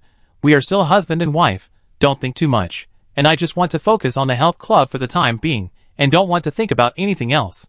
I'm afraid that if I think too much, I will only cry." Chapter 79. Outside, it was much more lively than they had imagined. The crowd did not disperse, but instead used powerful offensive language to criticize Qiao Jiao's actions. "I really didn't expect that this young lady from the Qiao family was so ignorant. It's normal for a man to have 3 wives and 4 concubines. Why is she so aggressive? That's right. I'm afraid that this young lady from the Qiao family is too self-righteous. She is the daughter of a humble merchant. What qualifications does she have to influence other people's affairs? It's simply ridiculous." A series of voices came one after another. Most of the people who spoke were men, who should have taken it for granted. Even if there were women, they didn't dare to speak up to make any rebuttal. Perhaps this was a deep-rooted thing. After hearing this series of words, Jiang Yifeng felt a little uncomfortable and took a deep breath. Then he glared at them coldly and said angrily, "Enough, you know nothing. What nonsense are you talking about here? Quickly disperse, otherwise don't blame me for being rude." With a somewhat unquestionable aura, the other people trembled slightly, but did not dare to stay here for a moment, fearing that they would be the next unlucky one. Seeing that there was no fun, everyone left one after another. Watching the crowd around disperse, Bai Yu was not at peace at all. One hand tightly grasped Jiang Yifeng's arm, crying loudly, "Prince, I really just wanted to come here to apologize to her and ask the princess to go back. I didn't know that Wang Fei would be so angry. I really didn't mean it." As she spoke, she cried like a pear blossom in the rain, which really made people feel pity. However, Jiang Yifeng was really upset at the moment, so he didn't have the heart to pay attention to her words. After taking a deep breath, he glared at her unhappily, then waved his sleeves coldly, pushed Bai Yu aside, and said with a warning, "Don't make trouble again, otherwise, don't blame me for ignoring the kindness in the past." If it weren't for Bai Yu's fuss here, the scene wouldn't have become so embarrassing. Originally, I was thinking about how to please Qiao Jiao and get her back, but now I see that it's getting more and more counterproductive, which is really annoying. With a little anxiety in his heart, Jiang Yifeng scratched his hair irritably. Anyway, he felt uncomfortable all over. This matter just passed. Qiao Jiao didn't fall asleep all night, but when the new day came, he still went to the health club with a full smile. Although her relationship was not going well, he would not be mean to her in business. The health club gradually became lively because of the good start before. Many of the people were from wealthy families, and they were generous. Don't worry, everyone. Because there are too many people today, according to our regulations, those who have made reservations should be ranked first. Please show your reservation certificate. Facing so many people, Qiao Jiao greeted them, and checked the reservation cards they handed over. "Well, Miss Wang is the 3rd one to make a reservation. Please wait inside, and someone will serve you." Qiao Jiao served everyone skillfully and orderly. As time passed, everyone was almost arranged. Qiao Jiao took a breath with a little comfort. Finally, "I can rest for a while, but I am so tired." She stretched slightly. The next thing had nothing to do with her. Her main task today was to entertain customers. At this time, the second lady of the Lu family, who had just finished nursing, came out. Looking at Qiao Jiao, she couldn't help but feel happy. "Why, the business is too good today, and you are tired. Do you want me to go to the mansion to pick a few maids for you, So that I can help you take care of it? I don't know when the relationship between the two people has become so close. It was impossible not to be moved after hearing these words, but Xiaojio shook her head. It's better not to be so troublesome. All the people here have been professionally trained by me, and there is no extra thought. Even if there are enough people, this store is only this big. She has not planned to open a branch yet. After all, she has no extra energy and time. Taking care of this one is already troublesome enough. Hearing these words, Lu Rui curled her lips, and did not persuade her more. She just yawned slightly, and couldn't help but get close to her and put her hand on her face. How is it? Does it feel particularly lubricated? The carrot here is so good. I feel like a shelled egg every time. This intimate action. Fortunately, Xiaojio is still a girl, otherwise it will definitely be misunderstood by others.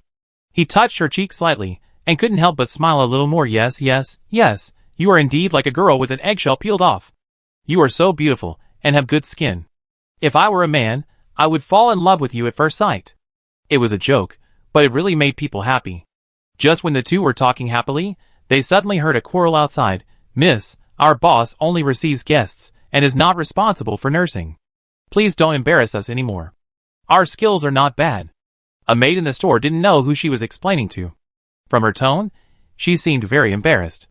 Xiaojio frowned slightly, but with a little bit of anxiety, he couldn't help but get up and move over. Let's go and take a look. It seems that something is wrong. The two people moved over, but they didn't expect that the one arguing with the maid was Bai Yu, and the group of people behind her were all wearing gold and silver silk, and they didn't look like ordinary people. Xiaojio frowned slightly, with a little doubt. Why are you here? Hearing this, Bai Yu had a pitiful face, and at this moment, she had a bit of a superior taste. Sister, what are you talking about? I am here to take care of your business. After all, it is not easy for you to do business here alone. I also brought other sisters with me. They are all rich girls. This introduction was particularly generous. On the one hand, it was showing off her identity, and on the other hand, it seemed to be a naked satire on Xiaojio. Xiaojio took a deep breath, but couldn't help but sneered. Why didn't I realize that you were so enthusiastic before? If so, I should thank you instead. Sister, you are too polite. This is what I should do. If you have time, why don't you help us with the care? I heard that your skills are good, so I want to experience it. Bai Yu smiled slightly. Her eyebrows and eyes were curved like the moon, but it really made people want to beat her up. This shameless girl actually wanted me to help her with the care. She must be living in a dream. With a little anxiety in his heart, Xiaojio suddenly pulled the corners of his mouth and smiled slightly, folded his arms, pretending to be a little playful. I don't usually make a move easily. If I have to take care of you, it's not impossible, but the price may be a little high. Hearing these words, it was like a naked irony. These people are dressed so beautifully. Do they look like people without money? Bai Yu patted his chest. At this moment, he didn't take it seriously at all. Then he smiled again. Sister, you are joking. No matter how much money it is, we can still afford it. Just tell me the price directly. I am here. I can't wait any longer. This is not about being impatient to experience her skills, but clearly impatient to humiliate her. Xiaojio raised his mouth with a bit of bloodthirstiness. He was not polite at this moment. He stretched out a hand, opened his 5 fingers, and said generously, 500 taels per person, not a word less. The sudden words made everyone confused. This naked lion's big mouth was equivalent to asking for their lives. One of the ladies couldn't hold back her temper. At this moment, she glared at Xiaojio in front of her. You crazy woman, are you crazy about money? These 500 taels. Do you think you are a fairy treasure? Who can afford it? In fact, it's not that they can't afford it, but although they are rich ladies, who would carry so much money on them? Hearing this, Xiaojio was not panicked at all, but with a bit of playfulness. This has nothing to do with me, it's your own business. After all, this boss must be different, and the price is naturally high if the skills are good.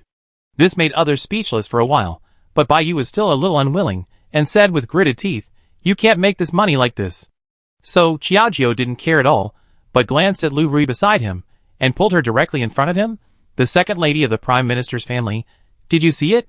I personally do the care for her, and every time it's the same high price. She didn't complain at all. It's not that the price is expensive, because she thinks it's worth it. You think it's expensive, but you can't afford it. You don't have money to ask for so much? A series of blows, like a knife, hit them in a series of critical hits. Lu Rui also nodded in agreement. Yes, Miss Chiao did a great job, and she is very kind and considerate, Not everyone wants to entertain her. The two people's words and actions were perfectly coordinated, which made the women speechless. They felt like they were slapped in the face, and were in so much pain that they couldn't breathe. You are really too much. No wonder the prince doesn't like you. I guess this person wouldn't like you because you are so cunning and arrogant. But you didn't care about anything else. He was really angry at the moment. Chapter 80. Knowing clearly that this was a scar that Xiao Qing and Xiao Jiao could not open, this guy still did it on purpose. Looking at her arrogant look, Xiao Jiao really felt a little bit unbearable to look at, and said coldly, "If you can't pay, I'm sorry to accompany you. By the way, today's appointments are full, and other people can't entertain you anymore, please leave." After saying that, he looked directly at Lu Rui next to him. "Let's go, miss. Let's go to the attic to drink some tea. Talking to these people is just a waste of time." The two of them held each other's arms, turned around and left directly. Leaving them behind was really a bit embarrassing. Bai Yu curled her fists tightly. "Damn, this woman is really ungrateful, sisters. You see, you have to be careful in the future." Hearing this, the others also nodded. After all, so many young ladies were left here like dried vegetables by her. Who would feel comfortable? Then what should we do now? Just go home? One of them couldn't help asking. Hearing this, going home was not her style. Bai Yu couldn't help but snorted coldly. "What are you thinking? We have come here, we have to do something, otherwise we will be sorry for the humiliation we just suffered." Xiao Jiao used a price dozens of times higher than ordinary people to do business with them, and openly said that they were rich. Isn't it obvious that he was deliberately making things difficult? Even if they were rich, who could withstand such a toss? With that said, under the leadership of Bai Yu, several women stood at the door, just like those in the brothel. Seeing the customers coming and going, he couldn't help but sneer. "The boss here is too arrogant. He can't even entertain us ladies, but he still entertains you poor people. Don't you overestimate yourself?" He said one thing to each one he saw. Anyway, he didn't want them to get any benefits. In the attic, Lu Rui was lying on the window, looking at the situation below, and she felt a little angry. Look at these women, each one is so shameless. They are ladies from a wealthy family, but they actually do such immoral things here. Don't you do anything about it? Facing Lu Rui's emotional expression, Xiao Jiao shook his head helplessly. If this person is shameless, what can you do to him? You can't drive him out. At that time, it will probably make things worse. Let them make trouble. They will leave naturally when they feel bored. Xiao Jiao looked broad-minded. It was really the emperor who was not anxious, but the eunuch was anxious. Lu Rui sighed slightly, then gritted her teeth and sat in front of him reluctantly. She picked up the cup of tea that Xiao Jiao had just had and drank it directly. She looked at Xiao Jiao carefully, but she was a little entangled in her heart. "I say, you are a princess after all. How come you were interfered with by that kind of woman? Just looking at Bai Yu's behavior, she doesn't look like a real daughter. She is so arrogant and unreasonable, and that country woman is generally not worth mentioning. But I didn't expect that Xiao Jiao would be driven out by such a woman, which is really a bit embarrassing." Facing these words, Xiao Jiao smiled helplessly. "I'm not afraid of him, I just see through him." Jiang Yifeng was thinking about this so-called Bai Yu. Since he didn't trust him, why did he have to hang around in front of him, instead of bringing trouble to him? It's better to leave in a cool way, and don't stay there to suffer. Isn't it a kind of torture for two people to dislike each other? Just when the two were talking, Jiang Yifeng heard the news from the servants and hurried over. Seeing Bai Yu still yelling at the door like a prostitute, if she felt a little angry, she would go up and grab her wrist, and angrily said, "What are you doing here? What do you look like?" The sudden appearance of the man surprised Bai Yu a little. At this moment, she looked at him in panic, and then hurriedly said delicately, "Your Majesty, I want to take care of my sister's business, but I didn't expect her not to appreciate it, so I just helped to greet the guests here." This is really shameless, but no one around exposed it, and they echoed, "Yes, I am a really kind person, unlike some people, who are heartless and shameless." After the words fell, it was nakedly talking about Xiao Jiao. Jiang Yifeng was not a fool, and glared at them angrily. With a slightly gloomy expression, a deep voice burst out from her throat. "You are all rich ladies. It is ridiculous for you to do such an indecent thing here. If you don't get out of here quickly, I will visit your family in person, and let your parents know what kind of daughter you gave birth to." A thunderous rebuke, mixed with naked threats, directly confused everyone. They all pursed their lips. How could they dare to say anything more? One of them said tactfully, "Prince, please don't be angry, I'm leaving now." Although their family has a little money, they are also small officials, otherwise how could they get together with Bai Yu? Such a filthy person. If Jiang Yifeng really came to complain, with his status as the third prince, I'm afraid he would be in trouble. Several young ladies left one after another, leaving Bai Yu alone, still struggling here. Prince, I'm really doing this for my sister's good, you have to believe me. With a face as white as a lotus and tears in her eyes, those who don't know would really think that she had suffered something, which is really a great grievance. However, Jiang Yifeng is really used to it. Some things become boring after seeing them too many times. He took a deep breath, and couldn't help but glared at her, and warned her in a low voice. Listen to me, don't bother Xiaojiu again, otherwise don't blame me for not thinking of your kindness. I will never let you go easily. Faced with these words, Bai Yu didn't have time to explain anything, but heard Jiang Yifeng scolding. Come here, take Bai Yu back to the mansion, keep an eye on her, don't let her run around and cause trouble. After Bai Yu was pulled back into the sedan chair with her hands held up, Jiang Yifeng didn't intend to leave. Instead, he entered the store door, took a look at the busy waiter, and then said, Come here. Faced with such words, the little and obedient came over with a somewhat respectful attitude. Sir, I wonder what you want. Jiang Yifeng did not explain much, and directly pulled his purse from his waist and put it in his hand. Help me give this to your boss, and say that I am sorry for what happened today, and this is compensation. The purse was heavy, and the waiter almost lost his grip when he was not careful. But he was overjoyed and hurriedly nodded and bowed in fear. Okay, thank you, sir, you really understand the righteousness. Just now, those women just annoyed them a little helpless, but they didn't expect that they would appear in the blink of an eye, and they were such a righteous master. Well, do you want to come in for a treatment? We have both men and women here.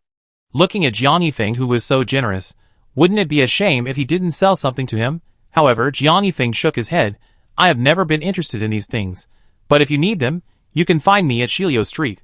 After saying that, he didn't stay any longer, turned around and got on his horse and left. The waiter weighed the purse in his hand, and was so happy that he couldn't close his mouth. In a blink of an eye, he ran to the private room in the attic, and knocked on the door twice. The person who opened the door was Lu Rui. Looking at the waiter with a happy face, he was still a little confused. You picked up a treasure. Why are you so happy? Hearing this, the waiter hurriedly shook the heavy purse in his hand. He could hardly weigh it with one hand, so he held it carefully with both hands. Then he smiled and said, Look at this purse, there is a lot of money in it. It was given by the gentleman before. Hearing that there was money to be received, Xiaojiu became a little interested and stood up from his seat. Anyway, I was worried that there was nothing to be happy about, and now there is someone who brings money. Isn't it wonderful? However, when he saw the purse, Xiaojiu was slightly stunned, and seemed a little different. Isn't this the prince's thing? Did he say anything to you? In the face of these words, the waiter nodded very happily, and then hurriedly said, He said that if we encounter difficulties, we can always go to Shilio Street to find him. Shilio Street is where the third prince's mansion is located. Xiaojiu took the heavy purse and felt a little overwhelmed for a while. He nodded again and waved to him. Okay, I know, you go down first. After the waiter left, the door was closed again. Xiaojiu stared at the purse, but fell into a period of contemplation. Lu Rui in front of him couldn't help but smile. Why, is this something said by the prince? Looking at the entire Shilio Street, the only person who can have such a domineering attitude is Jiang Yifeng, right? With a somewhat teasing tone, Xiaojiu also nodded, but didn't say anything more. The room was strangely quiet, always giving people a weird feeling. Facing her appearance, Lu Rui was really a little impatient, so she followed up and asked curiously, Do you have feelings for the prince? Although the two of them were obviously quarreling, Xiaojiu's look of staring at the money bag was not because of the money, but because of the person. Hearing this, Xiaojiu couldn't figure out his heart for a while, and could only shake his head and say, I don't know. Chapter 81. Faced with this ambiguous attitude, Lu Rui couldn't help but smiled lightly with her hands covering her mouth. Then he gently patted her shoulder, with a hint of teasing. I see you don't not understand, but you pretend to be confused. But to be honest, the third prince is quite sincere to you. Do you really not consider forgiving him? Faced with this teasing voice, Xiaojiu was speechless for a while, took a deep breath, and then shook his head. Forget it, after all, we have both come to this point, and there is no need to struggle in vain. Anyway, things have become like this, and it will not be a good thing for both parties if they continue like this. After taking a deep breath, Xiaojiu stopped talking and just looked at the sky. He suddenly turned around with a generous smile. Okay, Rui, we are going to close today. Why don't you come back another day? This was clearly a naked escape from reality. Lu Rui sighed helplessly. Okay, you are the boss and you have the final say. Anyway, It's getting late, I go back first. After the two people separated, Xiaojiu dealt with the things in the store, took the stack of banknotes and silver that Jiang Yifeng dropped, and followed him back directly. Just after entering the door, before he had time to sit down and drink a sip of water, he happened to see Qiao Ming, who had also returned. Xiaojiu was a little more happy and couldn't help but smile. Dad, we are destined to meet today. Hearing this, Qiao Ming didn't say much, but narrowed his eyes slightly, couldn't help but glance at the bills in her hand, and couldn't help but be overjoyed. Oh, today's harvest is quite rich. Someone has recharged your membership card again. Because of the membership system proposed by Xiaojiu, Qiao Ming also tried it in his own store, and found that it was useless. But his daughter used this so-called membership system to perfection, which was really surprising. After hearing this, Xiaojiu laughed embarrassedly, but didn't know how to explain it to him. Then he said perfunctorily, It's nothing. It's true that I met a rich boss. This money is for you. Take it and put it in your account. After that, he planned to hand over the silver note to the other party, and then keep the silver for himself. However, Qiao Ming just received it, spat skillfully, and was about to count the money on his fingertips, but found that the bill could not be poked, and couldn't help frowning slightly. What's going on? Why can't the money be counted? With some doubts in his heart, Qiao Ming carefully checked it, and found that the bill was actually stuck together. Which wicked customer is this? How could it be stuck together before doing such a thing? How can I use it? It might be broken if it is torn off. I don't know if it was intentional or unintentional. It feels more like a letter, and there seems to be something inside. Qiao Ming tried to feel the situation inside by himself, but he couldn't figure it out. Seeing this scene, Xiaojiu couldn't help but be slightly stunned. He quickly grabbed a stack of silver bills, and carefully felt it. There was indeed something inside. Did he do it on purpose? With some doubts in his heart, even if it was intentional, it was too extravagant, right? He used the banknotes worth hundreds of dollars as envelopes. It was really creative. Xiaojiu was struggling, and then he looked at Qiao Ming, who was angry, and quickly comforted him. Dad, don't be angry first. I will ask him to return the money later, or I will go back to the house to find a way to remedy it. Maybe there is still room for rescue. After that, he hurriedly took the money and ran back to the house and locked the door. He then carefully opened the envelope again. Although the banknotes were still a little damaged, what made people overjoyed was that there were indeed other things mixed in between the banknotes. A white letter with dense black words completely attracted Xiaojiu's attention. When he opened it, it was full of Jiang Yifeng's various explanations and apologies, which was really a bit surprising. Are these all the words he has always wanted to say but never said? Xiaojiu held the letter tightly against his chest, but his heart was burning like a raging fire, and he really didn't know what to do. He took a deep breath, and it would be a lie to say that he was not moved, but he just couldn't get over the hurdle in his heart. But just when Xiaojiu was a little entangled, he suddenly heard a shout from outside. Xiaojiu, the ninth prince is here to see you. Hearing this, Xiaojiu hurriedly put the letter away in a panic, and then nodded and agreed, I know, I come out right away. After a simple tidying up, he saw the man outside, who was wearing a white dress today, as if he was a banished immortal, which really made people unable to take their eyes off him. Seeing Xiaojiu standing at the door, Jiang Lian walked over with a smile. He then teased, Why, these business days must not be easy recently. Do you still think that the third prince's mansion is better? Xiaojiu was a little embarrassed by the words coming from him, and couldn't help but think of the letter he had just written. A piece of paper, densely packed with too many good memories of the two people, and too much regret and guilt of Jiang Yifeng. It's just a pity that a heart that has been hurt can still love someone. Xiaojiu really can't forgive what happened between him and Bai Yu. After a bitter smile, he shook his head again. Why are you saying these things? The sun is about to set. Why did you think of coming to see me? Hearing this, Jiang Lian put his hands behind his back, leaned down slightly with his taller body, and teased with a bit of playfulness. What? I asked you to go out for a walk, and you don't welcome me? Xiaojiu rolled his eyes at him unhappily. How could I not welcome you? I'm just bored. Next time you come, just get to the point and stop teasing me here, otherwise don't blame me for ignoring brotherhood. The two talked and talked, strolling on the street, which seemed particularly comfortable. Xiaojiu still looked around, wanting to try any new tricks he saw, but he always said it but never put it into action. Seeing Xiaojiu like this, Jiang Lian couldn't help but feel a little curious. Why? Do you want that thing? I saw you staring at it. Hearing this, Xiaojiu smiled and shook his head. What you see may not necessarily be what you like, and what you like may not necessarily be what you get. It doesn't matter. I don't know where the emotion came from. Maybe Jiang Yifeng gave it to her for no reason. There are so many things I like. If I buy everything, it's not shopping, it's just a burden entangled by things. But just when Xiao Jiao was strolling around by himself and completely ignored Jiang Lian next to him, Jiang Lian suddenly ran over, holding a mask in his hand, and dropped it in front of him. Who said that you don't necessarily get what you like? As long as you like it, even if it's the stars in the sky, I have to take it off for you. The sudden words really surprised people a little. Looking at the monkey mask in his hand, Xiao Jiao was a little at a loss for a while. Then, he couldn't help but glance at the other person's face full of sincerity. It was too sincere, which made people a little uncomfortable. She patted his shoulder gently, and took the mask over. You are such a considerate man, why haven't you found the one you love yet? After saying that, she took the mask over again, tentatively put it on her face, and asked him with a smile, How is it? Do you think I look like a monkey?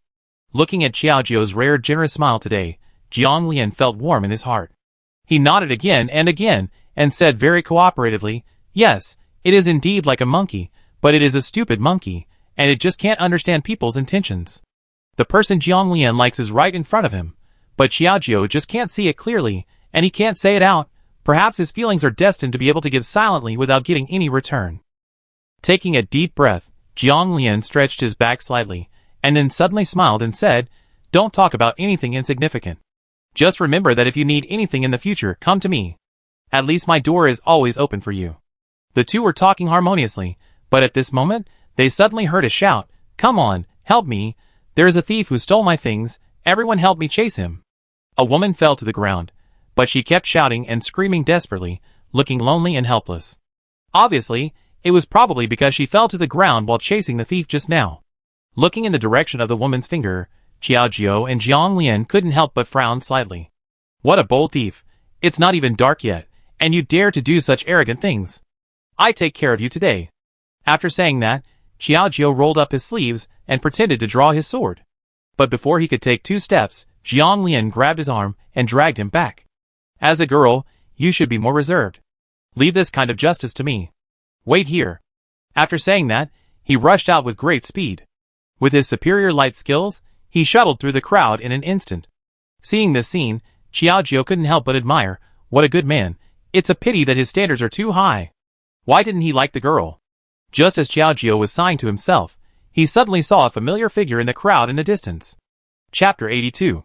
When I saw the deposit, I saw the man and woman.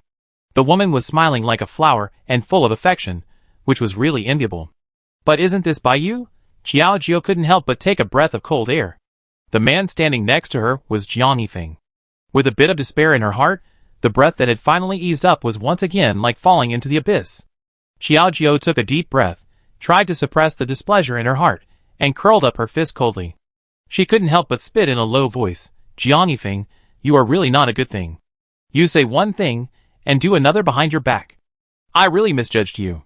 She had clearly written an apology letter to herself, but in the blink of an eye, she was shopping with another woman again. Isn't this a slap in her face? Taking a deep breath, Xiao Jiao tried to keep a calm posture, but the harder she tried, the stronger she became. It was really helpless. With a bit of anxiety in his heart, Xiao Jiao watched them gradually drown in the crowd, but he couldn't help but follow them. Jiang Yifeng, as long as you don't make any overly intimate distance, just treat her as your follower, I can still give you a chance. With a self-deceiving attitude, Xiao Jiao silently followed their steps and tried to stand out from the crowded crowd. Looking at the sunset, Baiyu couldn't help but exclaimed, Prince, do you think the scenery today is particularly beautiful? Why don't we go boating? With a little expectation, Baiyu looked at him with a pair of expectant eyes. However, Jiang Yifeng glanced at him coldly, but said directly and unceremoniously, If you really want to go, then go by yourself. Jiang Yifeng was not particularly willing to come out this time. If she hadn't pestered him and used their previous relationship, Jiang Yifeng would definitely not agree to such a thing. He just looked at the afterglow in the distance and felt a little uncomfortable in his heart. I don't know if Xiuzhou has seen my feelings, and will she forgive me? The more he thought about this matter, the more anxious he became, but Baiyu was dissatisfied. Damn it, I almost took the initiative to throw myself into his arms. Why is he as stupid as a stone? With a little anxiety in his heart, Baiyu stared at a world in front of him, but deliberately stepped on it. The two people slipped and let out a sharp cry of panic. Ah, Prince, save me. Facing the thunderous voice, he didn't care whether the other party took action, and directly grabbed Jiang Yifeng's hand. Feeling the sudden movement, Jiang Yifeng did not dare to be negligent, and directly pinched her wrist with his backhand, tightly held her in his arms, and spun her twice, and then landed steadily. Seeing this sudden scene, Xiao Jiao was stunned, and it was really difficult to breathe because of the pain. In front of him, the flow of people kept shuttling in front of him, completely blocking the figures of the two, and he could not see anything. And Bai Yu lay quietly in Jiang Yifeng's arms, still reluctant to leave, lowering her eyes shyly, and said softly, "Thank you, Your Majesty, for helping me just now." Hearing these words, Jiang Yifeng still maintained an indifferent attitude, and directly pushed her aside. Bai Yu staggered to stand up straight, and then pouted. Before she could say anything dissatisfied, Jiang Yifeng warned her directly, "If you can't even walk properly, just go back and stay, don't go anywhere." After saying that, I waved my sleeves and walked forward quickly. Seeing this scene, Bai Yu seemed a little anxious, and hurriedly stepped forward.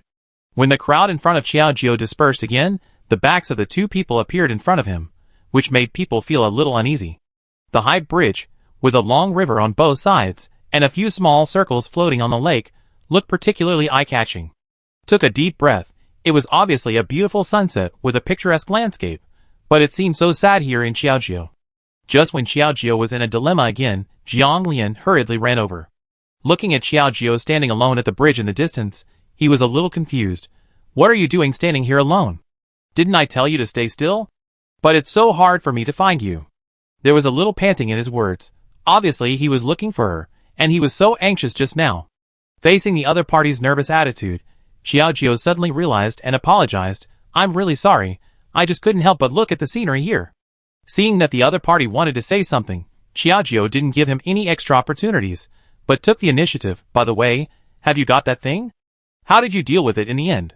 After saying this, Jiang Lian couldn't help but smile, and patted his chest generously. "Are you still not confident in my work?" The thing was naturally obtained, and the other party was grateful to me too late. As for this person, I tied him up and asked the lady to report to the police. With that said, Xiaojiao nodded in relief and showed a far-fetched smile. He took a deep breath and looked at the surrounding scenery. He really couldn't appreciate it. Then he pulled his sleeve again. "Today, can you invite this brave hero to have a drink?" When it comes to drinking, Jiang Lian naturally accepts everyone, and then smiled and said, "Since it is a beautiful woman who invites you, there is a reason to refuse. Today I will treat you." The two came to the restaurant, not ordering dishes but only wine, and slowly set up a large table, but Jiang Lian was stunned and felt a little incredible. He took a tentative look at Xiaojiao in front of him, with a slightly tangled taste. "Well, you are not worried about something. Why do you order so much wine? Is it because of the third brother? Although I know that I shouldn't mention this kind of thing. Normal people will not drink so happily. It is obvious that he is troubled by something." Jiang Lian's words were accurate. Xiaojiao smiled helplessly, and took the lead in opening a jar of wine, and shook it in front of him. "I've already said that today is to celebrate our hero's bravery, so we drink wine. Why mention those insignificant people? We must get drunk." After saying that, he looked at the wine for the toast and poured it into his stomach like water. Fortunately, this person is not very strong, but drinking too much can easily cause trouble. Jiang Lian hesitated, and could only hold the bowl and drink with her. As time passed, Xiaojiao became more and more unrestrained. There were several empty wine bottles on the table, all of which were hers. Jiang Lian felt a little embarrassed and tried to comfort her. "It's almost time for today, or let's not drink. I'm afraid if she drinks any more, Xiaojiao will be drunk directly." Looking at her red cheeks, staggering, cursing, "Jiang Yifeng, you are simply a bastard. I trusted you so much. How could you betray me? I hate you." A series of voices, people around cast a doubtful look from time to time, but Jiang Lian really felt a little impatient. He stood up again and snatched the bottle from her hand. "Okay, don't drink anymore. If you want to drink again, we will drink another day. Today is really not good. You are already drunk. Now Xiaojiao is drunk here, insulting and fanning the prince in the street. After all, he is a royal relative. If someone with ulterior motives hears it, I'm afraid some unwarranted things will happen." To be on the safe side, Jiang Lian naturally couldn't let him go on making trouble. After paying for the wine, he forcibly carried the staggering Xiaojiao and walked out of the inn. "Don't make trouble anymore. I take you home now. Have a good rest. When you wake up, just think it was a dream." After saying that, he really took him to Xiao's house. Xiaojiao still seemed to be reluctant to leave. Suddenly, he grabbed Jiang Lian's arm tightly with one hand, and looked at his face with drunken eyes. He poked her cheek gently with a finger and laughed. You look so pretty. Such a handsome young man is no worse than Jiang Yifeng. Why is he so self-righteous? He believes that I will forgive him, and that I will be devoted to him. Why can he hurt me so unscrupulously?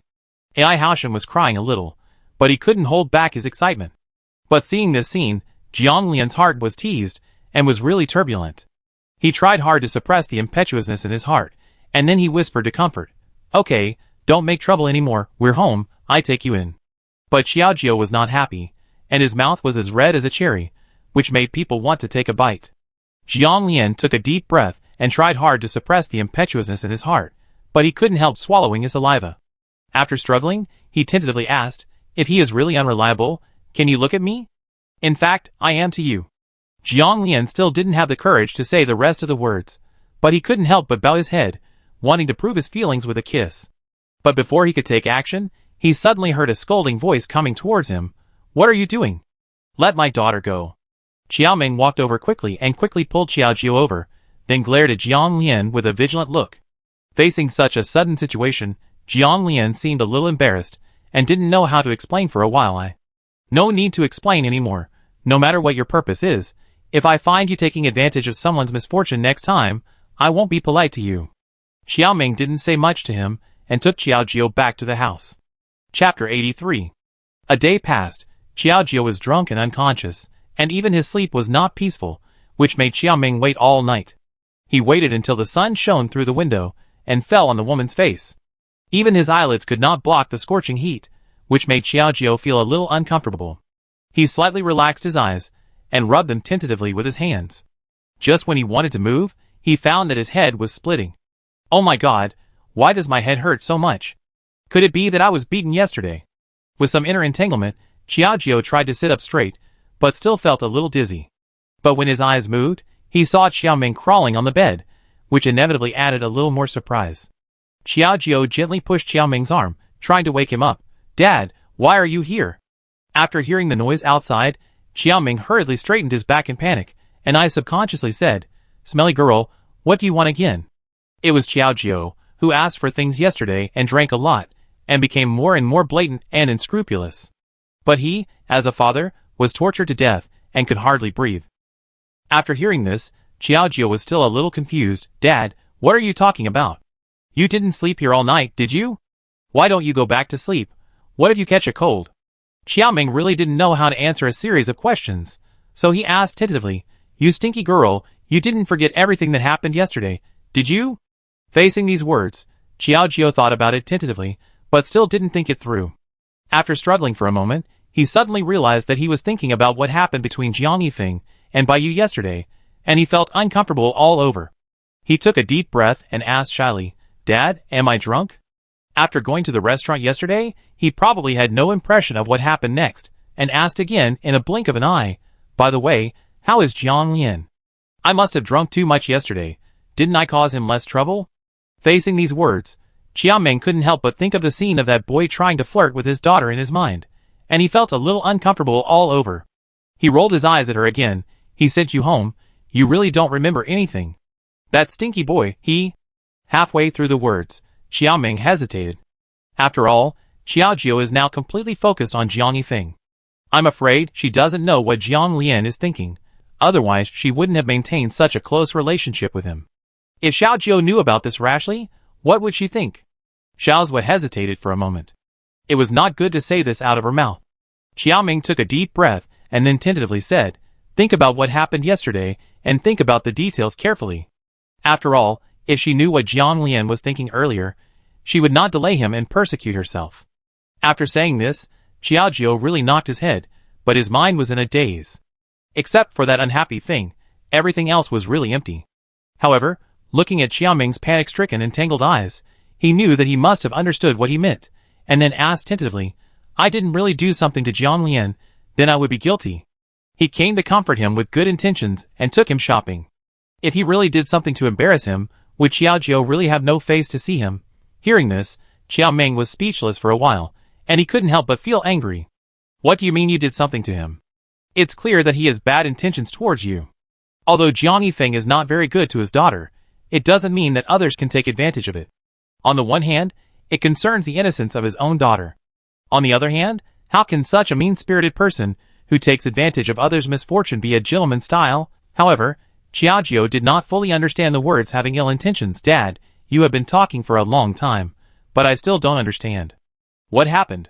Facing Xiaojio's innocence, Xiaoming was completely unwilling to answer.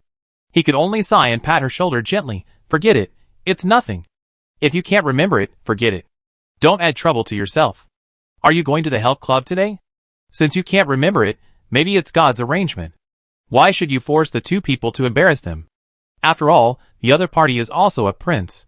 When it comes to the health club, Xiaojio suddenly realized it, gasped, and patted his head hurriedly. Oh my God, look at my memory, I actually forgot such an important thing. Now the health club is in a state of increasing popularity. If something happens without her testimony, it will not be a good thing. Without saying anything, Xiaojio got off the bed and dressed up, and then he couldn't wait to say, Dad, I'm going to the health club now, take care of yourself. The voice has not ended yet, but the person has disappeared. Xiaoming shook his head helplessly. How come so many people like this absent-minded personality? Or is my daughter too outstanding? The weather today is not very good. It drizzled before, so there are not many people in the health club, but it is relaxed and harmonious. Xiaojio put aside all his worries and walked in calmly. Looking at the maid who was busy cleaning, he asked, I'm not here today. Nothing happened? Hearing this, the maid shook her head quickly. But after thinking for a moment, he quickly came over and said, Miss, it's not a big deal. It's just that a girl said she wanted to be an apprentice here. But we are full and no longer recruiting people. She insisted on staying here. You see? As he spoke, he couldn't help but look in the direction of the woman. Xiaojio followed the direction, and couldn't help but glance at the persistent girl. The more he looked at her graceful back, he knew she was a beautiful woman. Xiaojio was a little different. Although the work of their health club was not particularly hard, no one was willing to try something new, so these people were all brought out by her from home. Now, someone is willing to be an apprentice, which is really surprising. With a little curiosity, Xiaojio approached the woman and asked tentatively, Girl, are you going to work here? Hearing this, the woman stood up quickly and revealed Xiaojio's identity at a glance. She couldn't help but be overjoyed. You are Boss Xiao. I have been waiting for you for a long time. I am an outsider, and now I have no one to rely on. I heard that your business is good and busy. I think you are short of manpower. I wonder if I can come here to be an apprentice. After talking for a long time, it seems that he didn't take the maid's mention of no shortage of people into consideration. Xiaojio seemed a little embarrassed, but after looking at the woman carefully, he couldn't help but think more. It's strange. Although this woman is dressed simply, her face is pretty and clean, and her skin is delicate and smooth. You can tell that she has been well maintained. How could she end up in such a predicament? With a little inner entanglement, Xiaojio asked tentatively, I wonder what the girl did before. My family is a farmer. My only mother died of illness a few days ago. Later, I had no one to rely on and could only try to make a living in this capital. The woman became more and more pitiful, but this seemed a bit out of place with her appearance. A poor family? It would be a bit strange. Xiaojio smiled slightly, ignoring the doubts in his heart, and asked kindly, Your life experience is pitiful. What's your name? Go to the shopkeeper to register, and stay here to work in the future. The more strange it is, the more it must have other names. Xiaojio will see what this woman who deliberately concealed her identity and tried to sneak into the health club is up to. Hearing this, the woman immediately said excitedly, My name is Bai Ran. Thank you, Boss Xiao, for taking me in. I will do my best to study hard and will not disappoint you. After a round of flattery, Xiaojio just listened and looked at the busy Xiaoxue. Swear, today you can work with Bai Ran and teach her the process first. In the following time, Xiaoxue was particularly dedicated, and Bai Ran studied very seriously. While Xiaojio was busy with the things at hand, he also kept an eye on her actions. Watching Bai Ran applying facial masks for those customers, she quickly mastered the trick. She was a little surprised, but also quite satisfied. She couldn't help but praise, This girl is quite clever. It's not just Xiaojio who has such an idea. People who come to pay the bill can't help but admire Bai Ran when they see her busy figure. Boss Xiao, your newcomer is so good, smart and beautiful. It's not just this customer who praises Bai Ran. There are already several people. Obviously, Bai Ran has successfully attracted the hearts of most customers through her behavior. Faced with such praise, Xiaojio just smiled lightly, but didn't stop working at all. Really? Thank you. After the customers left, he hurriedly called the shopkeeper. Shopkeeper Wang, come here and help me find a few people to check the specific situation of Byran. Why did she deliberately conceal it? And why did she work so hard? Everything really makes people want to explore her further. Chapter 84. Just after giving the order, there was a rustling sound outside. Xiaojiu frowned slightly, looked at a little maid next to him, and asked casually, Xiaolu, what happened? Hearing this, the maid quickly replied, Miss, there seems to be a drunk man outside, making a scene at our door. I am a little familiar with him. He had some small fights in our store before. Faced with this explanation, Xiaojiu disagreed. Oh, so that's the case. Let a few people persuade him to leave, don't make a big deal. Having said that, the maid took a few people and walked out directly. Looking at the drunk man in front of her, she kept a rational smile and said, Sir, and you leave here? We still have business. Faced with this, the drunk man couldn't help but sneer, and threw the bottle of wine in his hand directly at the maid. Seeing this, the maid couldn't help screaming, ah. She glared at him again, unable to suppress the anger in her heart. How can you be so arrogant and unreasonable? We are doing business here. Please make way. Hearing this, the other party couldn't help but sneer, and said sarcastically with a drunken tone, What a shitty business you are doing. You are doing beauty treatments here every day. My wife comes here every day to spend a lot of money. I don't even have money to go to the gambling house. You are a black shop. This series of words also attracted people around to come and watch. When he heard the word black shop, Xiaojiu couldn't help but frown. He opened the door and did business openly. He couldn't let others slander his innocence. One hand gently knocked on the table. He couldn't control his emotions. Then he stood up from his seat. I want to see who is talking nonsense at the door. While speaking, he pushed the crowd and stood directly at the front of the maids.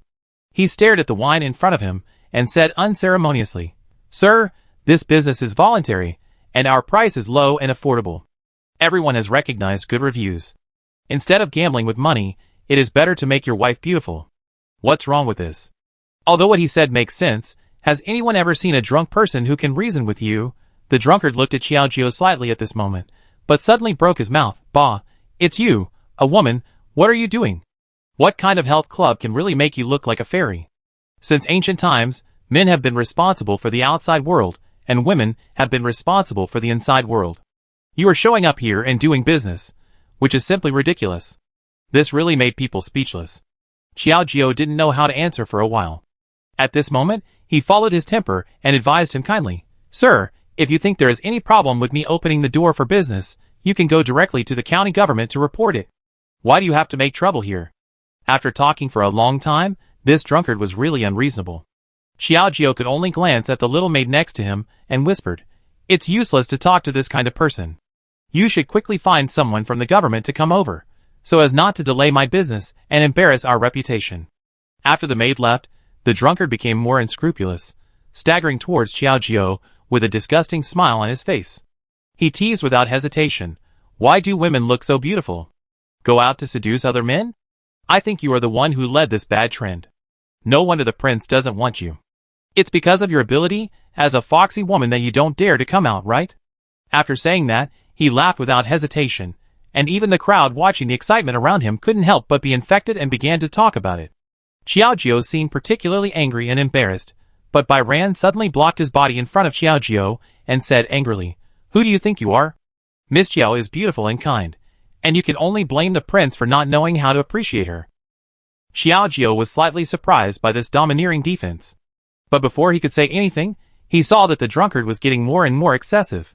Suddenly, a hand grabbed the maid's arm, pushed her aside tightly, and spit on her without any courtesy. Who do you think you are? What qualifications do you have to speak here? You are just a slave. After saying this, his eyes swayed left and right, and suddenly he picked up a stone on the ground. With a bit of anger, The women here are pretty, why don't you open a brothel? Wouldn't it be more convenient to seduce men? It's really a waste of talent here. After saying this, seeing that the stone was about to fall, Byran's pupils suddenly looked up and couldn't help but gasp. But at this moment, Xiaojiu stepped forward quickly, grabbed the other's arm tightly, snatched the stone, and kicked him back hard. Then he followed the people around Hichido. Why are you still watching the excitement there? Hurry up and control this guy, so that he won't continue to make trouble. Who will be responsible if something happens? After the words fell, the others did not dare to neglect it. They all wanted to control the drunkard, but saw that the other party was still stubborn. Let me go, I will smash this broken place today, so that it won't cause trouble to the world. While shouting non-stop, this business must not be done well.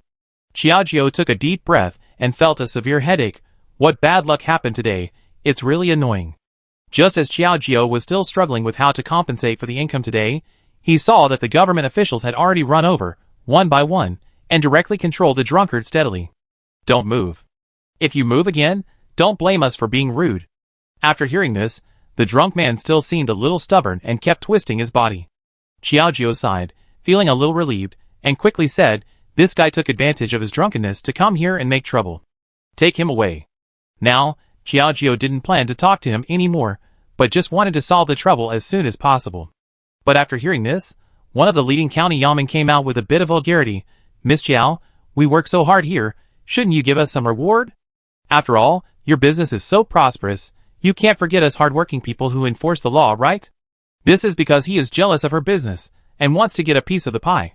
Although he doesn't know what kind of courage such a man has to say such shameless words, Xiaojiu really doesn't like him. With a somewhat helpless attitude, Xiaojiu glanced at him coldly and insulted him unceremoniously. "Your responsibility is to protect the people, not to blackmail the people. Don't be called a conscienceless official. If you really feel that what happened today is unfair to you, I will personally go to the county government for you. I want to know whether this county government has the saying of taking money to do things. It's okay in private, but these guys are getting bolder and bolder. They want to ask him for a reward in broad daylight. They really don't know how to live or die." Faced with these words, the yamen runner was speechless for a moment, and couldn't help but lower his head and muttered, "I ran all the way here, so rich, but I don't know how to share some with me. It's really ungrateful." With a little anxiety in his heart, the people next to him also followed suit. Why are the people in this government office like lions, and they can't wait to bite flesh and blood when they see them? That's right, Boss Xiao is just a woman. It's not easy to open a store and do business. How can she do such a ridiculous and unreasonable thing? After all, the people who were watching the excitement were more or less Xiaojiu's customers, and now they naturally had to help her speak. Maybe they could even find some favors. Faced with everyone's accusations, the yamen runner was speechless for a moment, and could only suffer this loss at this moment. He could only dare not continue to entangle, lest the matter get out of hand, and it would be of no benefit to anyone. He could only glare at the people who were holding the drunkard and said directly, "What are you still standing there for? Are you embarrassing yourself here? Take him away." After the group of guys left, Xiaojiu breathed a sigh of relief silently, and then said with gratitude, "Thank you all for your help just now. Today we will give you a 20% discount, just as a reward for you." While saying this, he winked at the other servants and maids, and the others understood and began to greet customers. "Everyone, please come in." Xiaojiu breathed a sigh of relief, and then he looked at Bairan, who had not said much for a while, and hurriedly came up and asked with concern, "How are you? Didn't that guy hurt you just now?" Hearing this, Bairan shook his head, but then rubbed his fingers subconsciously. Xiaojiu's eyes narrowed slightly, and he lowered his eyes to see that her hands had been scratched a few times, which was really frightening. "Your hands were injured. Why didn't you tell me? I'd better take you in to see, lest it get infected." Hearing this, Bairan smiled and nodded. "Thank you, boss, you are such a good person." Xiaojiu just smiled and asked tentatively, "You said you haven't been in the city for long, and you probably don't have a place to live. Why don't you go to my house to recuperate temporarily, and I can take better care of you then?"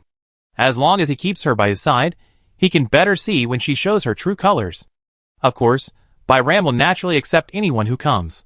Chapter 85. After arriving home, Xiaojiu cleaned Bairan's wound and arranged a room for her. "I asked someone to arrange this for you. You can stay here temporarily. If you need anything, just tell me. Don't be polite to me." Hearing this, Bairan moved her watery eyes.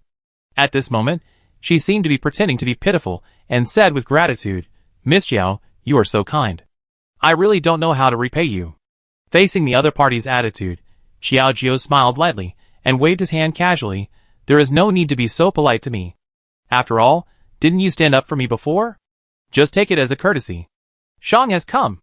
After speaking, he quickly ordered the maid next to him, "Go prepare some water for this girl, give her a bath, and get rid of the bad luck on her body." The maid hurried down after hearing the order, but Xiaojiu glanced at Bairan. "Your hand is injured. Do you want me to help you?" "This? I'd better not. I'm just a vulgar girl, but I can't stand being served. It's just a little scratch. It's not a big deal."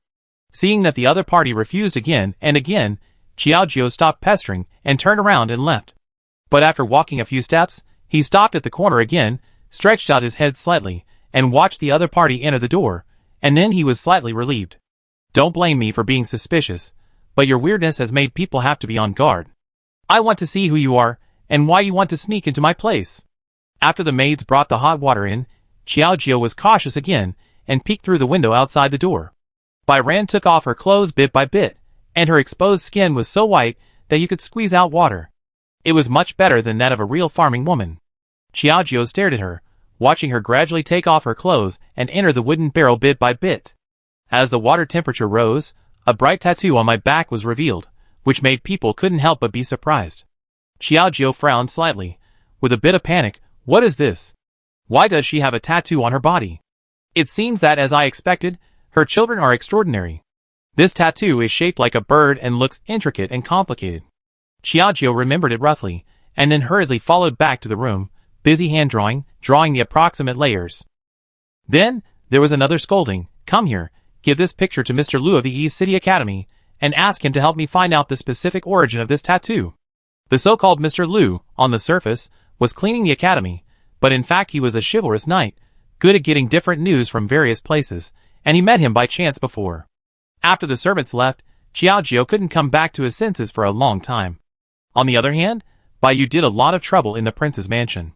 Sister, it's not that I said anything, but that princess is too arrogant and doesn't take you seriously at all, she said before.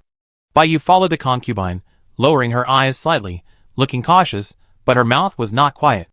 Facing the other party's hesitant words, and with a slightly panicked look, the concubine couldn't help but frown, and then said, Why don't you continue? What else did she say about me? Facing the other party's frank attitude, Bai Yu just wanted to do it, and hurriedly followed up to instigate. She also said that she is the only one in charge of the whole palace, and she doesn't care about others. Even if you are a concubine, even if you are the second daughter of the official family, you still live under his feet. After saying this, the concubine was stunned, with a pair of surprised pupils, and couldn't help but take a breath. Did that bitch really say that? He doesn't even look at his own identity. A lowly woman from the official family is actually qualified to say that about me. Although she is indeed not a legitimate daughter, otherwise she would not have ended up as a concubine, but this does not mean that she can be abused by Xiaojiu like this. Bai Yu nodded, and said a lot of things in a row, which made the concubine so angry that she almost fainted on the spot.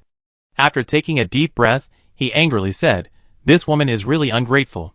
She didn't just get out of the palace, but she's still talking so arrogantly here.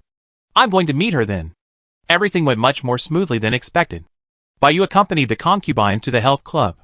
Looking at the guests coming and going, the concubine shouted, Why are the maids and servants here just as ignorant of the rules as the master? They didn't see that there were guests coming, but they came out to serve. Faced with such words, several maids hurried over. Madam, how can I help you? Hearing this, the concubine took out a bag of silver and said directly, Call your boss out and let her serve me personally. Isn't it said that money can do it? I want to enjoy it today.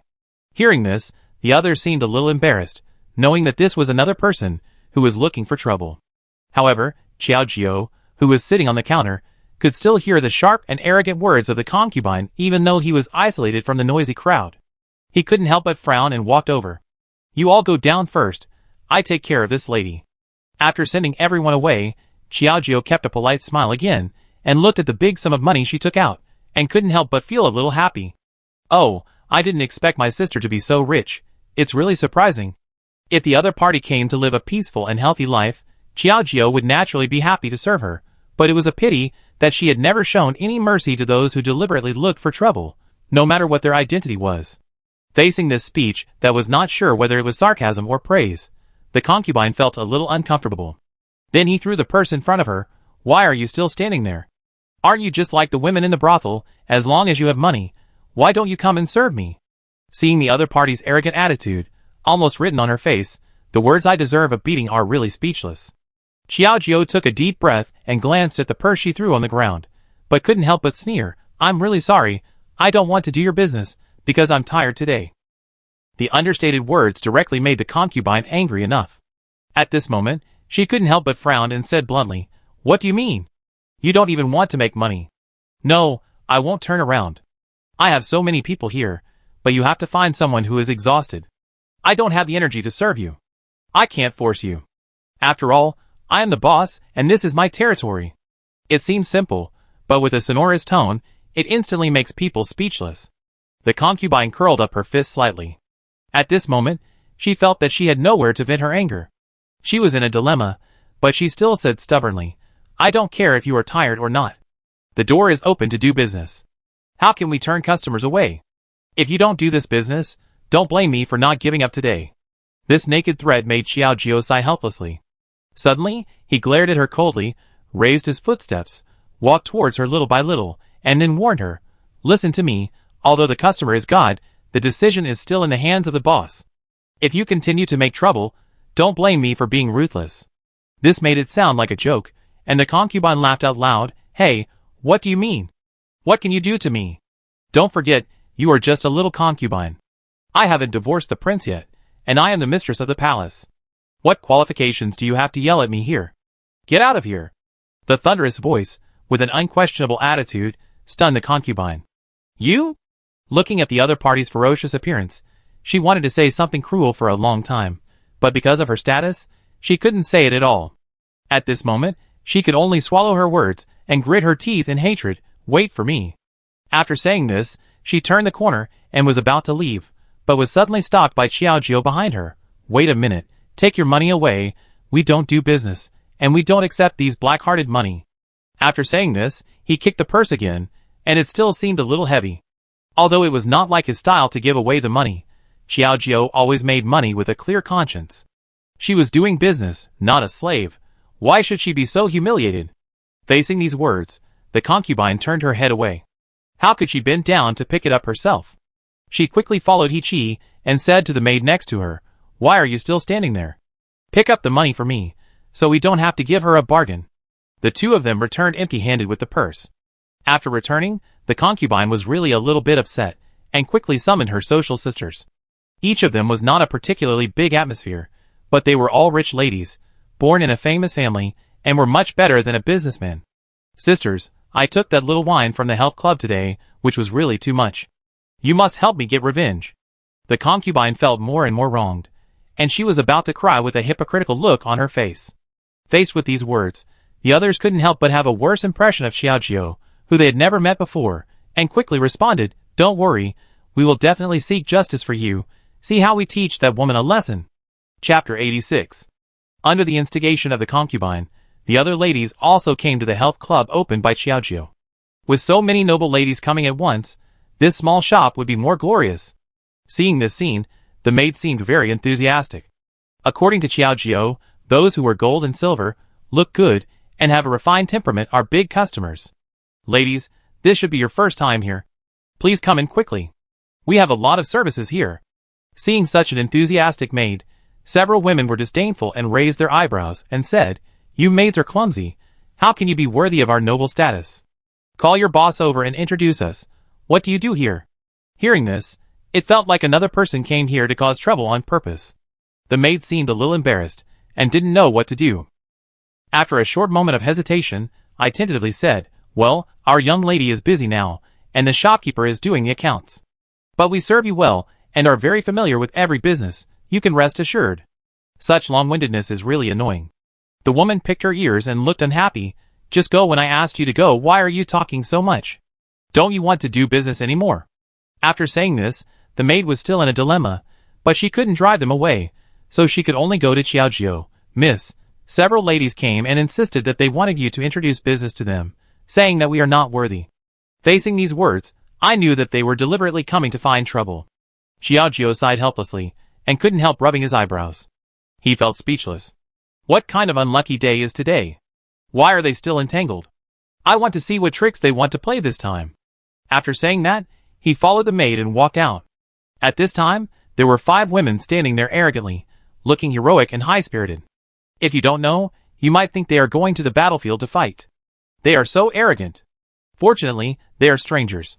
Xiao Jiao doesn't plan to block himself anymore, so as not to offend all the rich ladies in the capital, who will support him in the future. After all, they are all acquaintances next to each other. Oh, I was wondering why there were magpies calling today. It turned out that several beautiful ladies came. It really makes our small place shine." With a beaming smile, Qiaojiu twisted his body and came in front of him. After hearing such compliments, one of them was slightly stunned, and one of them couldn't help but whispered, "What's going on? Why is it a little different from what the concubine said?" I thought that seeing their arrogant attitude and tone, Qiaojiu would definitely show some dislike. But I didn't expect that they would greet them with a smile, and said such nice words, which really made people feel embarrassed to lose their temper. Took a deep breath. One of them pretended to be calm and said, "Why are you panicking?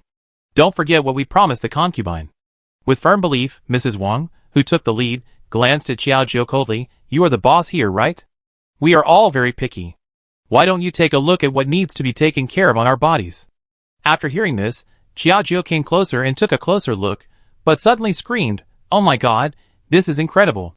Madame Wang was a little surprised by the sudden words, and glared at her unhappily. "What's wrong with you, woman? You are so loud. We are all delicate girls, unlike you who can support yourself outside. Don't scare us." After hearing this, she is really delicate. However, Qiaojiu changed the subject and pretended to be more surprised and said, "How can there be such a smooth-skinned woman in this world, who is beautiful and rich? I am afraid that she will bring disaster to many men. I am afraid that even the emperor will be obsessed with her when he sees her." This series of compliments made Mrs. Wang feel ecstatic and embarrassed. How can it be so exaggerated? But I really paid attention to maintenance at that time. I wash my face with rose petals every day. As a woman, being praised, this full of pride naturally made Mrs. Wang even happier, and she began to show off again. Facing the other party's satisfied attitude, Qiaojiu followed with a big smile. From then on, it can be seen that his plan has been half successful. Before she could be happy for long, Qiaojiu suddenly sighed, "It's a pity that such a beautiful woman has dehydrated skin. I think your face will be dry and painful after being exposed to the wind every day, right?" This was very accurate. Madame Wang looked at her and said, "How did you know? Isn't it necessary to know? People with dry skin are prone to skin cracking after being outside for a long time. When the cold wind blows, it will be stinging and painful, which is very uncomfortable." Qiaojiu began to share his own experience again. "I used to have this problem when I was in winter, but later I developed my own secret recipe and have been taking care of it. Now I don't have that problem. Look at my skin." As he said this, he put his face in front of Mrs. Wang, but he was not rejected at all. Mrs. Wang took a closer look and found that it was really so delicate that you could see the bloodshot inside. It really made people feel a little envious.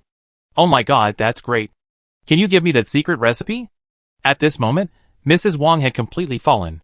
In front of beauty, what else mattered? Qiaojiu nodded happily, but the others were confused. "Mrs. Wang, don't forget the purpose of our coming. What are you doing?" Before she said this, Mrs. Wang, who was the most courageous, directly surrendered to the enemy and rebelled. It was too sudden. However, as soon as the lady behind her opened her mouth, Qiaojiu used the same words to coax the other party. Several women were instantly impressed by Qiaojiu and obediently accepted the series of business she introduced. Seeing those ladies enjoying themselves properly, the maids couldn't help but admire. "Miss, you are really amazing. Look at them now. Where is the look of trouble?" Think about it, the contrast is too obvious. It is really difficult for people to substitute the previous feeling. After hearing this, Qiaojiu winked at her. "Girl, be careful with your words. This is our big customer. If you serve her well, she may become a regular customer in the future. These ladies came here to go through the motions under the guise of sisterhood, but they didn't expect that they were so easy to fool. Sure enough, women are all the same. The pursuit of beauty is universal, and no one can stop it." Stretching slightly, Qiaojiu strode and ran to the backyard to secretly sleep in. When the ladies finished their beauty treatments, they all left with satisfaction, feeling refreshed and discussing constantly. "You know what? Just now, he applied aloe vera gel to me and massaged me at the same time. It was so comfortable, and now I feel a cool feeling on my face, an indescribable feeling." "Me too. I felt a little dizzy before. Her massage technique is really magical." Several people talked with relish, and in a blink of an eye, they returned to the palace again and ran over to report to the concubine. However, some people who have been assimilated, at this moment, have nothing else to say except admiration for Qiaojiu. Instead, the concubine asked with all her heart, "How is it? Was that woman bullied by you? Tell me the details and make me happy." She was looking forward to it for a whole afternoon, and when she saw the joyous look of these ladies, she felt that they had returned triumphantly. But after hearing this, the woman was slightly embarrassed, and then she twitched her lips again, and tentatively comforted her. Concubine, I actually think that the princess is not that bad, she is still a good person. As soon as he finished speaking, another person quickly followed up. Yes, you don't know how sweet her mouth is, and the service is really good. I've done something called a facial mask from her, and now I feel very comfortable all over. Faced with this series of words, the concubine was completely confused and slapped the table quickly. Wait, wait, wait, what are you talking about? What did I ask you to do? Why does it feel that this development is a little different from what I imagined? Why are all the words praising Qiaojiu? Those humiliations, Qiaojiu's downfall, regret and pain? With a period of confusion and questioning, the concubine was about to doubt her life. The sudden panic made the others a little confused, but Madame Wang grabbed the concubine's hand and comforted her gently. Concubine, we have also inquired about it, and this princess is indeed good. Anyway, he is now focusing on his career. So why don't you manage the family business well, and try to win the heart of the prince, and don't target her anymore? The inexplicable words once again made the concubine fall into a circle, but she suddenly realized, haha, I asked you to humiliate her, but you came back to humiliate me? I really don't know what kind of power this Qiaojiu has, which can make the prince fall in love with her, and now let her sisters, who are so close to her, also speak for her one after another. With an unconvinced attitude, the concubine didn't listen to the persuasion of these people, and said angrily, you all go away, don't let me see you again. Chapter 87. The concubine walked around the room angrily. You useless bunch of people, why are you still looking at me here? Hurry up and call my brother here, and tell him that I have something important to do, which concerns human life. The concubine was so angry that she sat on the stool angrily and cursed at the maids in the room, and sent people out to find her brother. When the people came, they heard the sound of beating and scolding in the room before they got close, and some people walked in with frowns. What are you doing? After all, you are the master of this courtyard. You are so arrogant. You beat and scold the maids around you at will. If you spread it out, what kind of reputation will you leave behind? When the brother just walked in, there was a hint of blame in his words. How could he pin the hope of the family on his sister? Brother, I am your sister. How can you say that to me? We are a real family. I have been bullied by Qiaojiu, and I can't live in this family anymore. When she said these words, she couldn't help but pick up her handkerchief and began to wipe the tears from her eyes. She looked like she was really bullied. You don't have any tricks.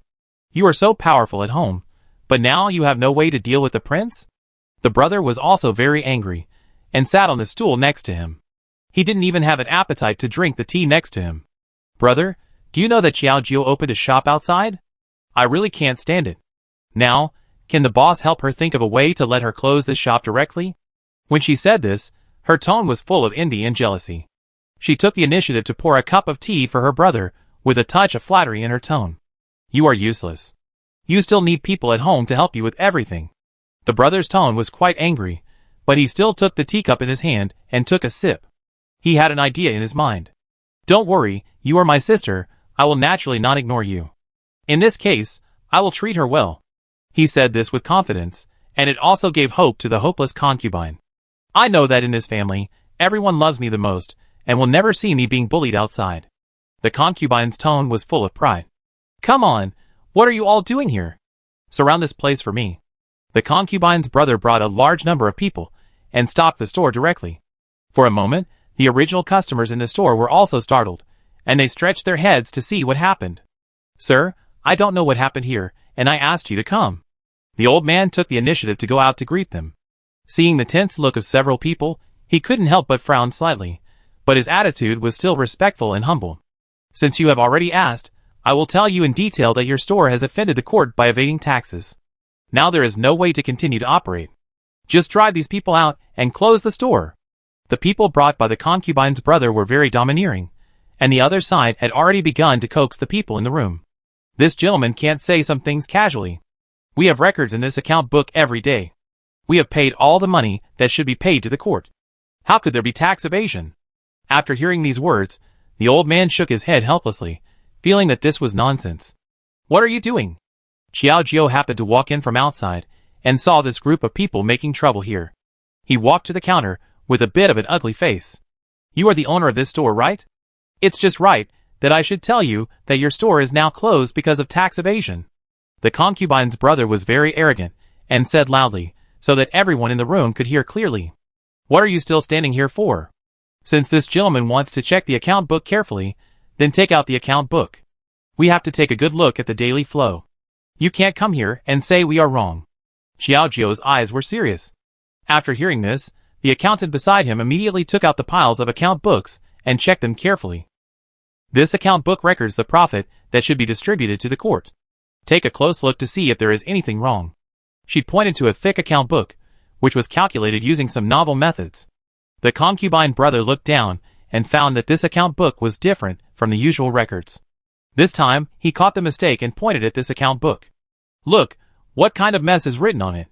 You can let everyone come and see if they can understand it. I feel that you are just talking nonsense here, deliberately covering up the fact that you evaded taxes." The concubine brother continued to say unwillingly, "If you admit it obediently, it's fine. If you don't want to, don't blame me for being ruthless." He said that he was ready to close this store directly with a tough attitude. "I can help you explain this account book." The old man who had been photographed by the prince before took the initiative to stand up, took this account book, and took an abacus, and began to carefully record every amount of money on it. He has been an accountant for decades, and he was casual about these accounting matters.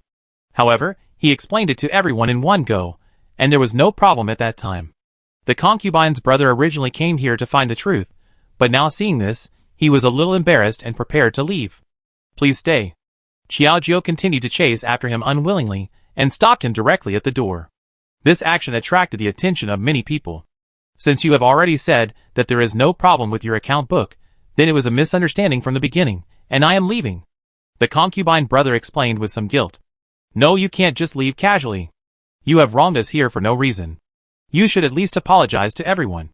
Xiaojiu said this without any resistance. He stood at the door and blocked the way of these people. No one could leave. After hearing these words, the people next to him nodded in approval. "You want me to apologize to you?" The concubine brother pointed at his face in disbelief.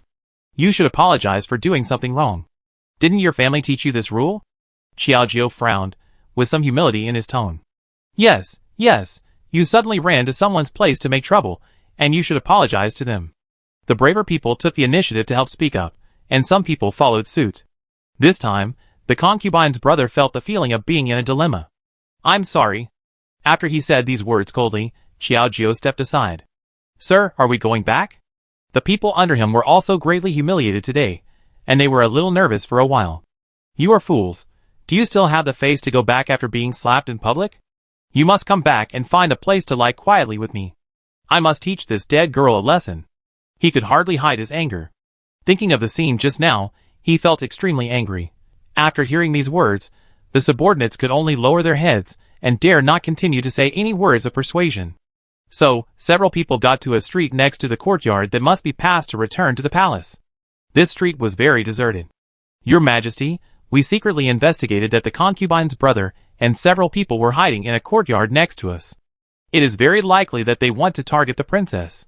The secret guard saw all the actions of several people and reported as truthfully as possible. "Keep a good eye on these people. Don't let them get away today." Jiang Yifeng's face became more solemn. "Your Majesty, don't worry. We have blocked that alley. As long as this person has any action, we will catch him immediately to save the beauty." The secret guard was quite excited when he said these words, and he also imagined in his heart that after this incident, the relationship between the two people would become better. Although Jiang Yifeng did not refute or agree, the satisfaction in his eyes was obvious. He even stopped reading the book in his hand and followed him to the side of the alley to ambush. On the other side, Xiaojiu finished his business in the store and started to go home. Several people carefully looked through the alley and looked at the street in front. After seeing this familiar figure, they quickly lay down again. Xiaojiu vaguely found that something was wrong, but he continued to walk forward without making a sound. The concubine brother had been prepared for a long time. He held a stick in his hand and ran out at the moment when the person walked in.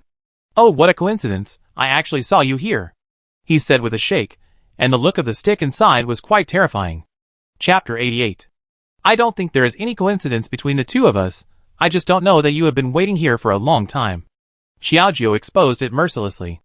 "It seems that you are still a little smart, but today I will never spare your man and beat her up for me," the concubine brother said viciously to the people behind him. This time he must vent his anger in his heart and do something for his sister.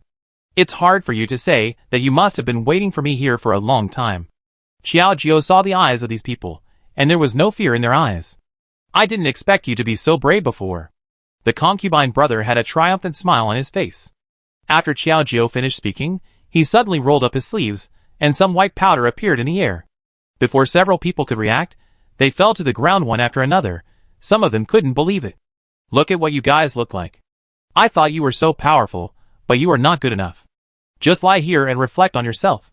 Xiao Jiao looked at the people fainting on the ground and shook his head helplessly. They are not good people. Brother Concubine felt that he had no strength in his body. He had no way to stand up.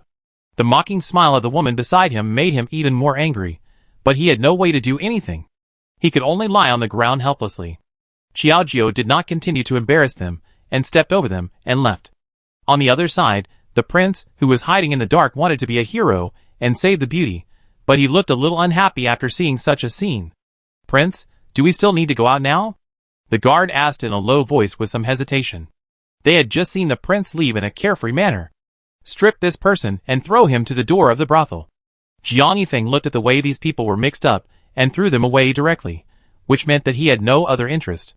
On the second day, everyone had heard that the son of Prime Minister Wang was not doing well, and actually ran to the brothel in the middle of the night. You are a useless person. You go out all day and embarrass me. You went to that kind of place again. Do you know what others say about me behind my back? Prime Minister Wang was obviously very angry. He was shaking with anger in the yard. Looking at his son kneeling in front of him, he just wanted to beat him to death. Now I don't know if I want to punish you. Even the emperor knows about this matter. What should I do? Otherwise, I will beat you to death. Prime Minister Wang was also very angry. Princess Wang, please go and say a few words for father and brother, otherwise, father and brother will definitely be punished. The concubine had been kneeling in the yard for a long time, feeling very wronged. Jiang Yifeng pretended not to hear the voices outside. It was not until the calligraphy in front of her was finished that she finally let someone in, as if she had just heard the noise outside. Prince, can you help me? If it's a matter of asking for mercy, please go online and arrange some things. Do you have money? The prince looked at the side-flying special person kneeling below with grievance. At this time, he could only swallow his anger and bring some of his valuable jewelry in advance. Prince, can you see if these things are enough? She said reluctantly, handing over these things of hers, and felt that her whole heart was aching. These things are still not enough. If you want to open it, you have to discuss it with your father and send some benefits, so that I can talk to the emperor about this matter. He said it very seriously. The concubine had no other choice. In order to preserve the honor of the family, she could only nod and agree. There will be a large number of Taiwan conservation materials at home tomorrow. Jiang Yifeng nodded, apparently very satisfied with the result. Sister concubine, you look unhappy, but what happened? Baiyu saw this person rushing in angrily, and a hint of defense appeared in her eyes. Humph, you are also a useless thing. You have been in the house for such a long time, why can't you keep the prince's heart? She was now furious, and came into the house, and then she was even more merciless and insulted. Due to his status, Baiyu could only accept the concubine's initiative to cause trouble. He nodded obediently. Although he was unwilling in his heart, he dared not show it on his face. It's all my fault. Baiyu is now itching to fight with you, but he still looked stubborn on the surface. After the concubine talked for a while, she felt dry and drank a cup of tea, and no one was interested. At night, the two people's thoughts were completely revealed. They stood at the door of the study in fancy clothes waiting for the prince to come out. Hey, what are you doing standing here? I'm the concubine. I'm here to bring food to the prince. You'd better get out of the way. The concubine held a small plate in her hand. She said she was here to bring food, but now she was dressed so fancy that you could vaguely smell a faint fragrance on her body. She ran here in the middle of the night, and naturally everyone knew what she was thinking. Baiyu stood on the other side. Although her clothes were not as luxurious, she looked well dressed. Otherwise, you can let us in and tell us that we are also the prince's women. How can we be stopped here? Baiyu's tone was a little more polite. She wanted to impress the prince in this way, but there were too many people in front of her, so she was determined not to let two people in. Are you really not going to let us in? The concubine looked at the guard in front of her with some anger in her eyes. Do you really not know who is the mistress of this house? There was already a hint of threat in her tone, but the person in front of her was still standing here without being humble or arrogant. Jiang Yifeng was also disturbed by the noise outside. He opened the door of the study room with a headache and walked out with a livid face. After the two women finally saw the protagonist coming out, they all wanted to step forward. "Your Majesty, you are out. You must take care of yourself, otherwise go to my room to eat something tonight. Dinner is ready." The concubine was the first to stand up and wanted to pull his arm, but was dodged. Bai next to him couldn't help but smile. "Your Majesty, these days are really too hard, otherwise let me give you a good bath." Her words were gentler than those of the concubine next to her. Jiang Yifeng looked at the two delicate beauties, but there was nothing he could do. He threw the two aside out of interest. "Are you annoying or not? Get out of your own yards one by one. Don't come out without my order." He really couldn't stand the two women's pestering, especially staying in this house. There was no peace for a moment. Even if he stayed in the study, he could always hear the two people quarreling outside. He said this coldly, and left angrily, without caring about the two people's reactions. He simply left the house directly, so that he could hear a little quieter. He walked on the street boredly without any purpose. He never thought that when he looked up, he was at a familiar door. He thought of the face in his memory, and suddenly he became interested, and jumped up through the beam. He was a dignified prince, but he didn't expect that he would do such a shameful thing now. He came to the familiar house, and found that the person in front of him had fallen asleep. He found that as long as he was by Xiaojio's side, even if he just stayed quietly by his side, he felt that his whole mentality had calmed down. He stood quietly at the side for a long time, and only when he felt that his whole mood was relaxed did he turn around and walk out of the door. He didn't expect to meet Xiao's father. When Xiao's father saw him appear here, he simply showed a surprised expression, and then immediately returned to normal. Why did the prince come here in the middle of the night? There was not much surprise in his eyes. "It just happened to pass by here, so I thought of coming in to take a look." Jiang Yifeng was vaguely interested. "Now it is even darker, and the dew is heavier. If the prince does not mind, you can rest here for a night. I only have one daughter like this. I don't want my daughter to have a prosperous life in the future. I just hope that she can meet someone who treats her well." Father Qiao said these words very seriously. As a father in the world, every father hopes that his children can be happy for the rest of their lives. After hearing these words, Jiang Yifeng also nodded in approval. "As a prince, if the prince cannot treat my daughter well, it is better for the two of us to keep a distance. If the webpage can treat my daughter well, I hope you two can be happy." What he valued was not the status of the prince, but the friendship between the two. "I understand what you mean by these words," Jiang Yifeng said in approval. Chapter 89. The two men looked at each other, and there was no extra words for a while. Jiang Yifeng folded his hands slightly, and then said seriously, "Father-in-law, no matter what you think in your heart, I really love Xiujio, and I hope you can understand. In the next few days, I also hope that you can take good care of Xiujio. I will definitely welcome her back to the blessed land in the future." With a somewhat resolute attitude, after finishing speaking, Jiang Yifeng's whole body flew into the air and disappeared directly into the night. Looking at the other party's invisible figure, Xiaoming sighed helplessly. "You are nice to say, but it's a pity that my daughter has been tormented to death by you. The long night, the bright moonlight, everything seems so quiet and beautiful, and there is a faint sense of discord." Until dawn, Xiaojio was completely unaware of what happened yesterday, but when he woke up, he saw Xiaoming holding a bowl of hot porridge and sitting by the bed at this moment. Seeing Xiaojio rubbing his sleepy eyes, he couldn't help but laugh and tease, "You little girl, didn't you wake up by smelling the breakfast?" Faced with this, Xiaojio seemed a little embarrassed, and couldn't help sniffing. "Just by smelling this smell, I know that it is the porridge made by Daddy himself. I'm afraid I'm blessed again today." "You are so sweet. Isn't it just a bowl of porridge? It's the same as anyone else's. You just know how to fool your dad here." Although he said it, he really felt a little happy in his heart. Xiaojio smiled, dressed neatly, and then sat at the table, and began to drink the porridge by himself, and he was so satisfied with every mouthful. Facing Xiaoming's indifference, she couldn't help but feel a little puzzled. "Dad, what's wrong with you? You usually talk a lot. Why are you willing to keep silent today?" This playful teasing made Xiaoming not know how to start for a while, and then tentatively said, "Don't you remember what happened yesterday? Or did someone come yesterday? Or did you have a similar dream?" This inexplicable words were nothing more than trying to remind her that Jiang Yifeng came yesterday.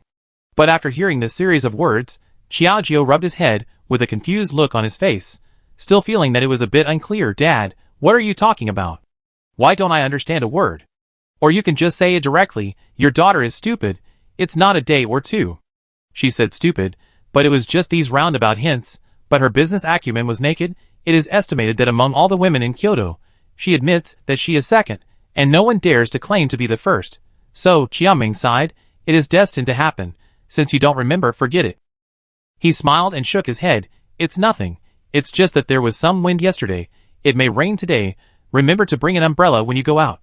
Although it seems that the other party's face seems to be worried, but since he is unwilling to say it, Xiaojio will naturally not ask any more questions, and nodded, don't worry, you must bring an umbrella today.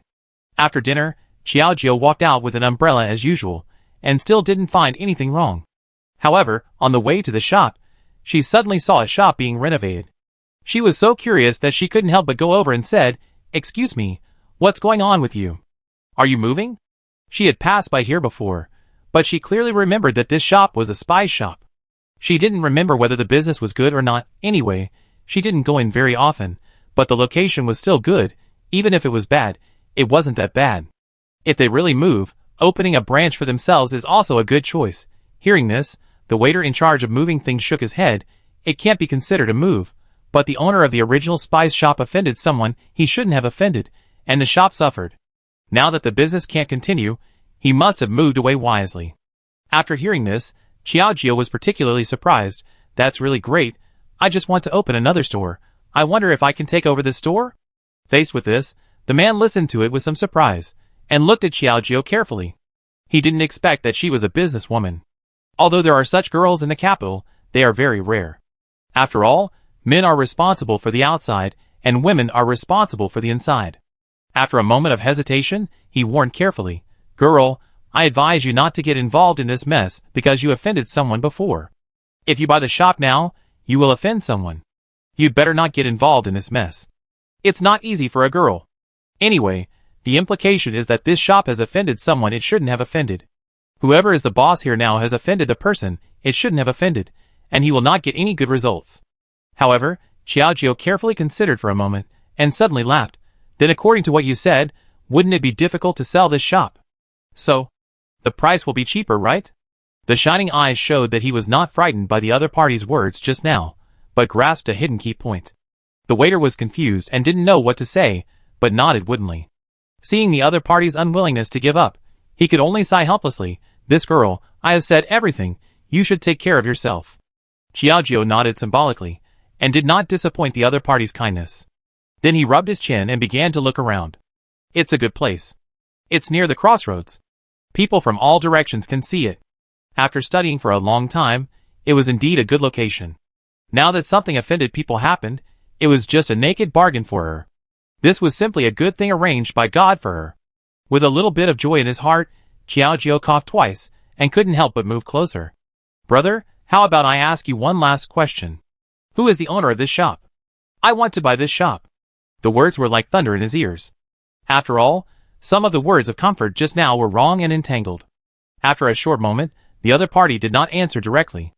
Instead, he glanced at the tea house opposite and said directly, this big boss is in the Wangjiang tea house. The largest private room is his private room. If you can go in, go ahead. I didn't say it very directly, and Xiaojio didn't ask any more questions. With a somewhat confident attitude, he walked directly into the direction of the tea house. The crowd inside was extremely dense and lively. It was obvious that it was a place for high-end people. Ordinary people couldn't afford it. The largest private room, it seems that it is really a rich owner. With a somewhat playful atmosphere, Xiaojio stopped at the door of the private room and knocked gently, dear guests inside, I'm here to serve tea. I wonder if it's convenient for me to come in now. With a somewhat tentative tone, after all, a rich boss like this, who ordered a private room here alone, naturally doesn't want to be disturbed by outsiders. When meeting for the first time, you must find a reasonable excuse. Hearing the movement coming from outside, it seemed a little familiar. Jiang Yifeng frowned slightly. After struggling for a moment, he couldn't help but look at the half-empty pot of tea in front of him, which was already slightly cold, and nodded again, come in. Getting this order is more comfortable than money falling from the sky. Xiaojio pinched his toes, and gently pushed the door open.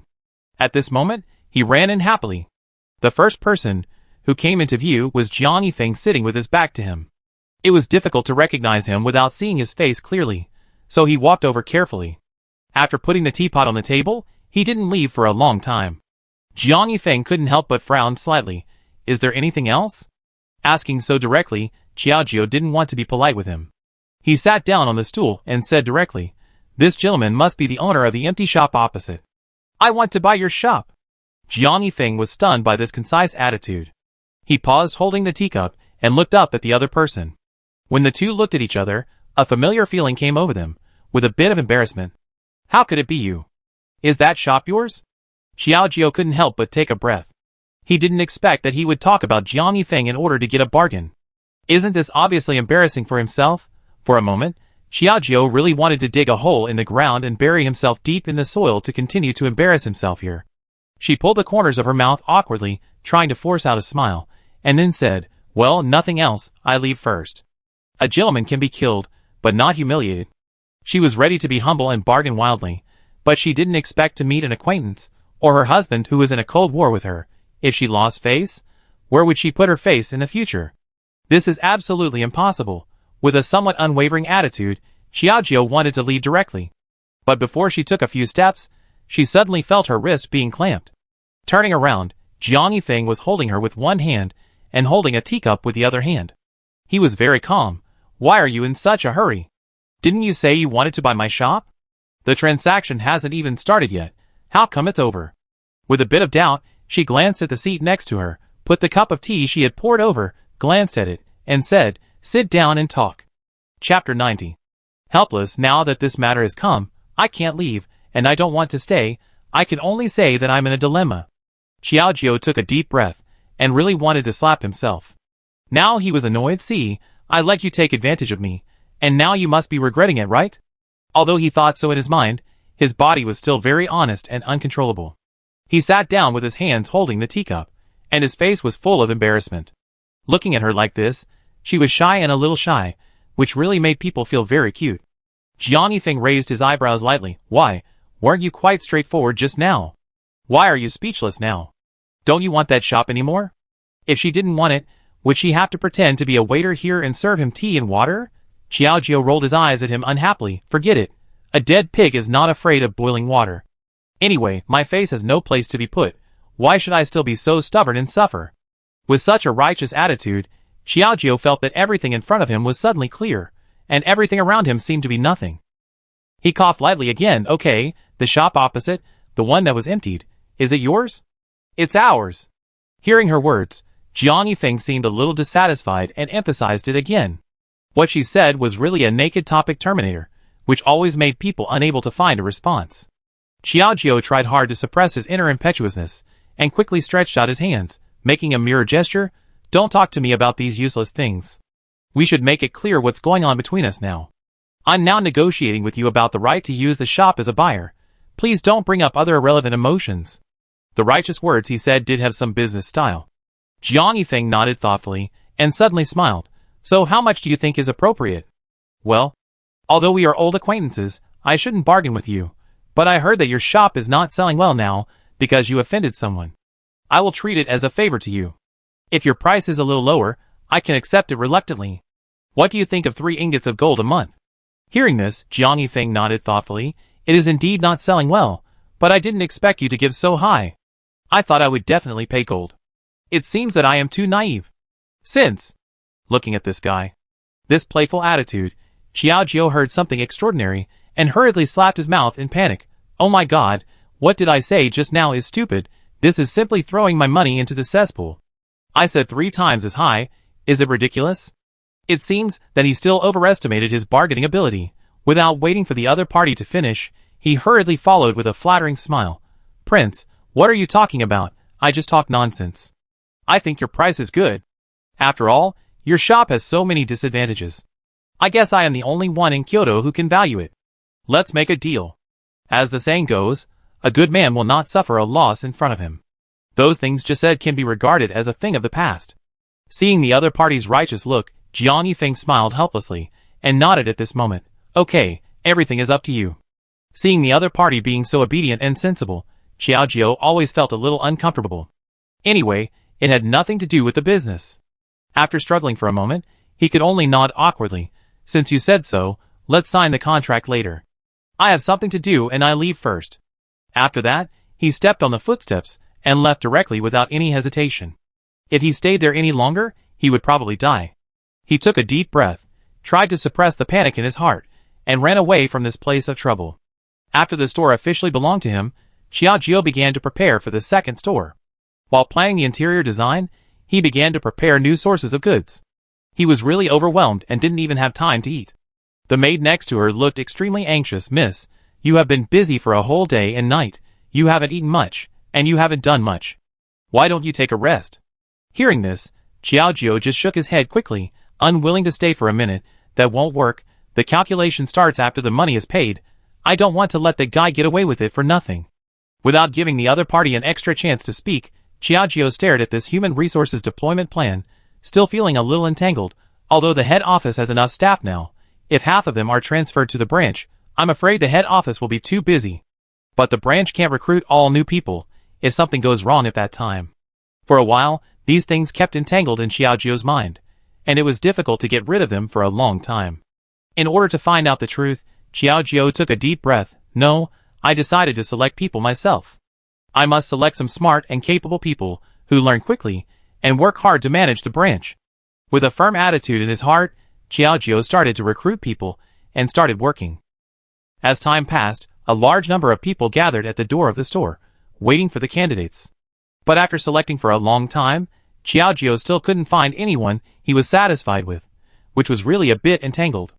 These people are either dumb or clumsy. Even if they are trained, it will probably take a lot of effort. We can't select a few that satisfy me? Just when Xiaojio was in trouble, he suddenly heard a voice coming into his ears. "Boss Xiao, I don't know if I can intern here. I am hardworking and will never hold you back."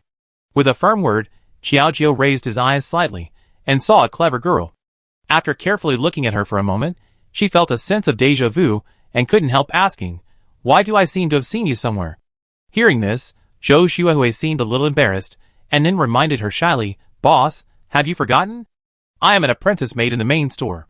Today is my day off, so I came to see you. I didn't expect you were recruiting here."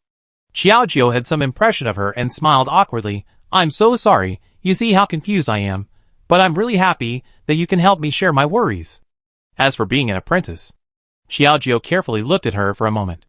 Because there were too many people in the main store, she couldn't remember everyone's name clearly. But she remembered the work clearly. Zhou Shui was honest and capable, hardworking and quick to learn. She was indeed a good seedling. It was a waste of such a talent to let her stay here as an apprentice. Seeing Xiaojio's hesitation, Zhou Shui hurriedly said, "Miss, don't worry, I will definitely work hard and will never let you down. Why don't you let me try?" Xiaojio couldn't help but smile and patted her shoulder. "Why are you so nervous? I just think it's a waste of talent to let a capable girl like you do those things all the time. From now on, you are the shopkeeper of my branch. You must help me manage the shop in the future." The sudden words were like thunder in the ears, which really made people a little panic. Zhou Shui was completely confused and hurriedly shook her head in panic. "Miss, this is absolutely not allowed. I don't have much experience. Are you too careless? Okay, I believe in your ability. Although you have always been unknown, I have seen your efforts and hard work. I just hope you won't let me down." With this trust, Zhou Shui successfully succeeded as the shopkeeper of the branch store and did a diligent job. In the following time, Xiaojio also transferred most of his work focus directly to the branch store. After all, a newly opened store always requires most of the attention, and unless he waits until he becomes stable, he can't relax at all. While Xiaojio was looking at the accounts and I was rubbing my aching temple, I suddenly felt dizzy and fell on the table.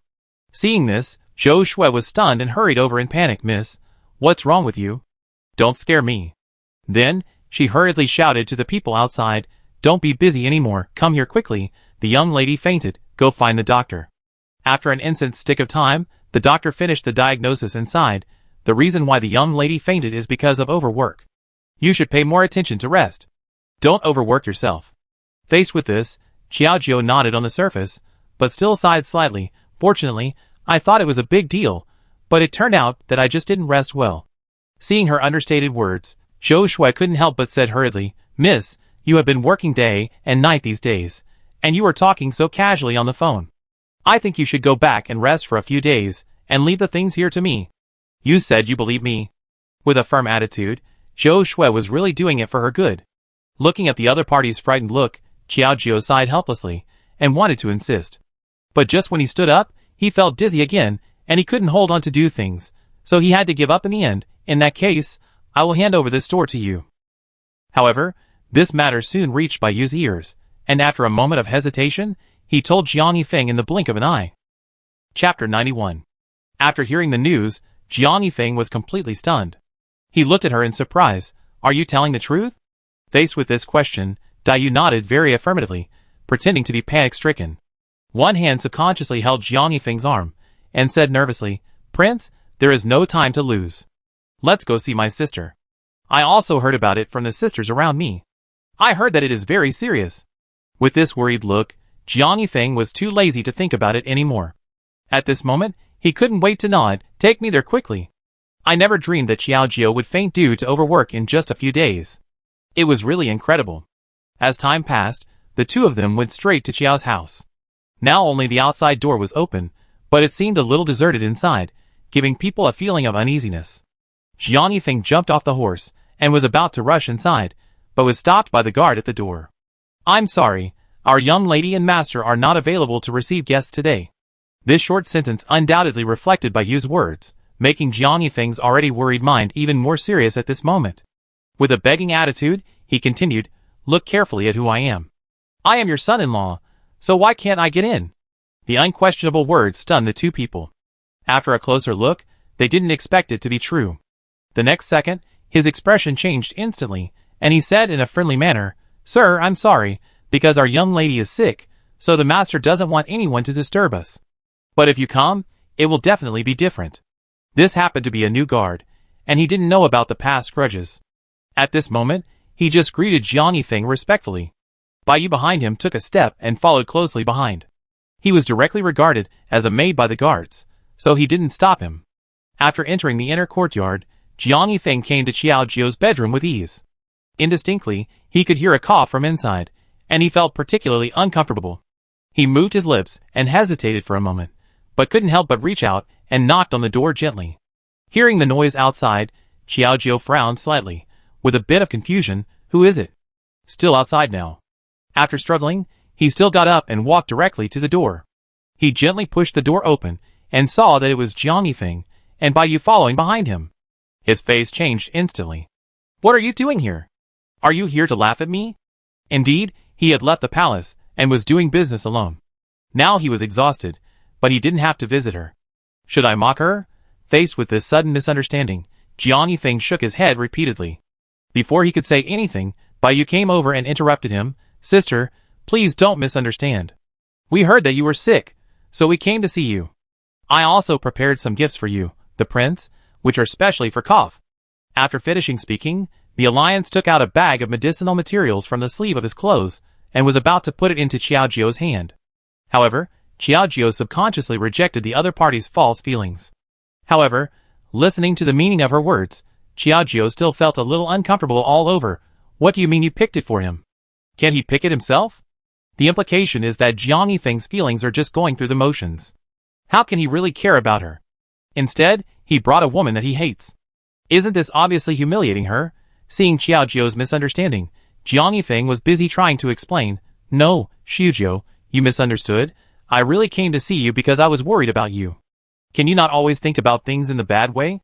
With a somewhat panicked attitude, Jiang Yifeng has not realized how ridiculous he just said. At this moment, his hands are nowhere to put. He wants to step forward, but is afraid of being rejected by the other party, so he can only choose half air. Only the trembling hat showed panic, which made people more irritated. Taking a deep breath, Xiao Jiao pointed to the door. Don't explain anymore, I have already left the palace. Why are you still pestering me? The door is there, you can leave by yourselves. Considering the past relationship, I don't want to do anything to you, the third prince. After saying that, he closed the door directly, and the violent bang clearly reflected Xiao Jiao's angry attitude at the moment. Seeing this scene, Jiang Yifeng was stunned, and continued to knock on the door. Xiao Jiao, listen to my explanation, I really don't mean that. With a series of calls, there was no movement in the voice, and he was pressed tightly against the door, not giving the other party any room to come in. With a painful chest, Bai Yu's voice of consolation came again, this somewhat weak tone. Prince, I think my sister is still angry now. Why don't we go back first and come back another day? We have to come back another day? Xiao Jiao was so angry that he wanted to rush out and slap him in the face. Xiao Jiao curled up his fists tightly. At this moment, His heart was like a raging fire, mainly because he couldn't hold that breath. However, facing this authoritative words, Jiang Yifeng just lowered his eyes slightly at this moment. In disappointment, he sighed helplessly. Okay, then I will come to see you when your condition is better. I just hope you can calm down your anger during this time. After saying that, he really took by you and left like this. Until there was no more noise outside the door, Xiao Jiao turned around and saw the empty courtyard, but she was not willing to accept it. Biting her thin lips tightly, she was so angry. You are so good, Jiang Yifeng. You leave when she asks you to, and why don't you obey me when I ask you to leave? With a bit of depression, Xiao Jiao felt uneasy and walked into the house with a slam of the door. But seeing Xiaoming drinking tea calmly, she couldn't help but curl her lips and sat directly opposite her. She took the cup of tea that Xiaoming had just poured and drank it directly into her mouth. Seeing this scene, Xiaoming was confused for a while and said angrily with a bit of joking, "You stinky girl, can't you pour it yourself? Why do you always snatch things from your father? You are so old, and you don't feel ashamed." Hearing this, Xiao Jiao rolled his eyes at the other party. "Don't come here, I'm not even as old as you. Those two people just bullied me, and I saw you drinking tea here and having a great time, and you didn't even think about speaking up for your daughter." Thinking about the scene just now, Xiao Jiao was so angry that she felt a surge of anger in her heart. The tea was like gasoline, making her heart more restless. However, facing Xiao Jiao's complaints, Xiaoming seemed to be indifferent. One hand gently stroked his chin, pinching his non-existent beard, but shook his head again, and said with a strange smile, "Don't you think that Baiyu is a little bit wrong? I feel like he did it on purpose. Why are you always led by her by the nose?" Xiao Jiao is obviously not a stupid person. After all, he is so talented in doing business, and other things must not be much worse. But when it comes to feelings, it's like there's something wrong in my brain. Why do everyone feel something is wrong? This statement awakened Xiao Jiao from his dream. He thought about it carefully, and suddenly realized that's right. Every time Jiang Yifeng appeared, that woman was by her side. And he always deliberately created misunderstandings for me. Is he trying to sow discord? No one can say for sure. Xiaoming didn't answer much. He just poured another cup of tea and tasted it by himself. It depends on you. Think about it carefully. I saw that the third prince's mind is all on you. Don't be fooled by the extra vixen. With a somewhat meaningful attitude, Xiao Jiao also fell into silence. On the contrary, Jiang Yifeng, who returned to the palace, was really annoyed by Baiyu's entanglement. He couldn't help but look at her twice more. "Who asked you to buy something for her for me? Did you do it on purpose?" Baiyu's behavior was equivalent to saying that she was already Jiang Yifeng's woman and had the right to be the master of the house for him. Isn't this a slap in the face of Xiao Jiao, who is also the princess? No wonder she is angry. Hearing this, Baiyu said to a pouting mouth, pretending to be wronged at this moment, "Prince, I just want to give you a surprise, thinking of using your name to please my sister. Maybe my sister will be happy, who knows, it will backfire." As she spoke, there was a hint of sobbing in her tone, as if she was about to cry. Every time it came to this point, Jiang Yifeng felt a little annoyed and panicked. He quickly stretched out his hand and stopped her in time. "Let's go, don't cry like this anymore. You can see which woman is like you, without any rules." Accompanying this scolding, Jiang Yifeng put his hands on his waist and tried to calm down his impetuous mood. I looked around and finally said, "Don't make decisions on your own next time, otherwise, don't blame me for not thinking about the old relationship." After the words fell, the man straddled his slender legs and walked away directly. As time passed, Jiang Yifeng really didn't have the face to continue to see Xiao Jiao, but secretly took pictures of these people to observe the situation. And Jiang Lian, who also heard that Xiao Jiao was busy and sick, also brought things to visit him, and the two of them talked happily. Chapter 92. This news soon reached Jiang Yifeng's ears. The cup of tea in Jiang Yifeng's hand lost its taste instantly, and he looked at his subordinates in panic, a little panicked. Why would he go there? Is he still there? Faced with the tense words, the subordinates nodded quickly, and added quickly, the two of them were talking and laughing, and it seems that they get along well. It would have been better if he hadn't said this. Jiang Yifeng was like a bolt from the blue. At this moment, he sat in his seat coldly, and still felt a little bit unrecovered. It was not until a moment later that he suddenly realized and took a deep breath. Damn, this guy is really too much. He is my princess. Does he really have no self-awareness? With a little inner entanglement, Jiang Yifeng really couldn't sit still, and put the teacup in his hand hard on the table, only to hear a crisp collision sound. Then Jiang Yifeng stood up tall, took a long step, and said directly, "Let's go, I will meet the guy, You see how happy they are talking. They galloped all the way and came directly to Qiao's house. With the previous experience, the guards did not stop Jiang Yifeng and let him in directly. The footsteps were so hurried that if you didn't know, you would think he was going to catch the adulterer. The fierce look made the maids and servants around feel terrified. As soon as he walked into the door, he heard a burst of laughter coming from inside. Xiaojio covered his mouth and chuckled. I didn't expect that so many interesting things happened to you after we haven't seen each other for a few days. Following closely, Jiang Lian's voice was also cheerful, isn't it? You should come to my place more often when you have time. Although the palace is a bit boring, it is sometimes more exciting than outside, and there are also implications for you to see. Just listening to the harmonious conversation between the two people and thinking about Xiaojio's different treatment of her, Jiang Yifeng, a girl, felt a little uncomfortable. One hand curled up into a fist slightly, and at this moment, she wanted to grit her teeth. Damn it, you probably forgot who your current husband is, but you just don't like me. With a little bit of dissatisfaction, Jiang Yifeng stepped directly into the threshold. As soon as he pushed the door open, he saw Jiang Lian supporting Xiaojio with one hand. This action was too ambiguous, and I'm afraid any man would find it difficult to accept. What are you doing? A thunderous roar of rage instantly spread from the room, mixed with a bit of unquestionable atmosphere. Facing these words, Xiaojio and Jiang Lian were both confused and looked at him in surprise. Xiaojio couldn't help but frown slightly, and pretended to be indifferent, and said, Why are you here? Didn't I tell you not to disturb me? Hearing this, Jiang Yifeng felt even more uncomfortable, and couldn't help but lock his eyes on Jiang Lian. I cannot come, but why can he? Do you really dislike me so much? Or is it between you and him? Jiang Yifeng really didn't have the courage to say the next words, for fear that if he said something unpleasant, his image in Xiaojio's heart would be completely ruined, so he could only swallow it in his stomach. However, the hostility emanating from his body was not so easy to ignore. He glanced at Jiang Lian in front of him. Tell me, why are you here? Why do you want to get close to my wife? What is your intention? A series of questions. Those who don't know, think they are questioning a prisoner. Faced with these words, Law really didn't want to answer, but at this moment, he couldn't help but sneered. What identity are you asking me now? Don't forget that Shizhu is not in the palace at all, and he doesn't like you. I owe you a little loss, so you should leave quickly, and don't keep Shizhu angry here, aggravating his condition, even if it's just a little bit of husband and wife love, okay? Naked irony, Jiang Yifeng was stunned on the spot. How could he swallow this breath at this moment? The curled fist could no longer be restrained, and suddenly rushed over. She is my princess. It's a matter between us as a couple. You only need an outsider to point fingers here. I think you deserve a lesson. After saying this, the fist rushed over without any hesitation.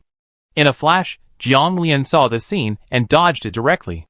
Then, he took advantage of the stool next to him and took off in an instant. He glanced at Jiang Yifeng, who was coming aggressively, but couldn't help but sneered. You want to fight, right? It just so happens that the two of us haven't had a fight for a long time.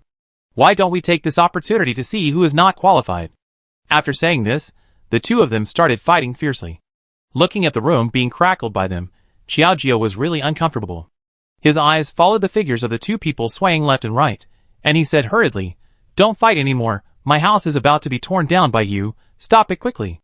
The two men didn't take it as a deaf ear. After hearing this, they fought out of the yard in tacit understanding. Xiaojio was confused. I didn't ask you to fight somewhere else, I asked you not to fight anymore. Don't you understand me? I was afraid that if they continued to fight like this, one of them would be injured, and it would not be good if it was spread out. I couldn't say that two princes would fight here for a married woman. Wouldn't they become the laughing stock of the whole capital? With a panic in his heart and the impact on his reputation, Xiaojio rushed out in a hurry. His eyes were rolling, and he couldn't catch his breath, and even felt a little dizzy. Suddenly, he found a gap and rushed over without hesitation, accompanied by a burst of today's road.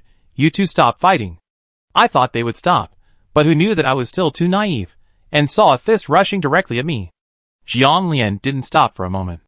At that critical moment, Jiang Yifeng held Xiaojio's waist with one hand, and took her to spin twice.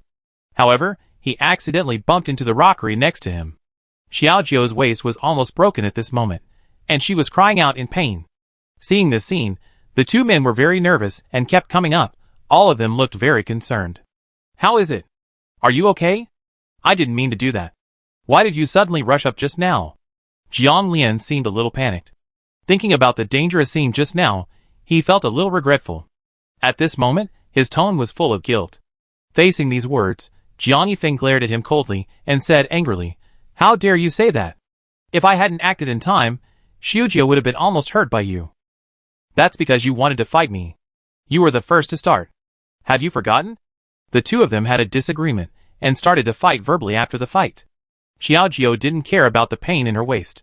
She just looked at the servants peeping around and felt a little embarrassed. She had never thought in her life that she would let two handsome guys do it for her.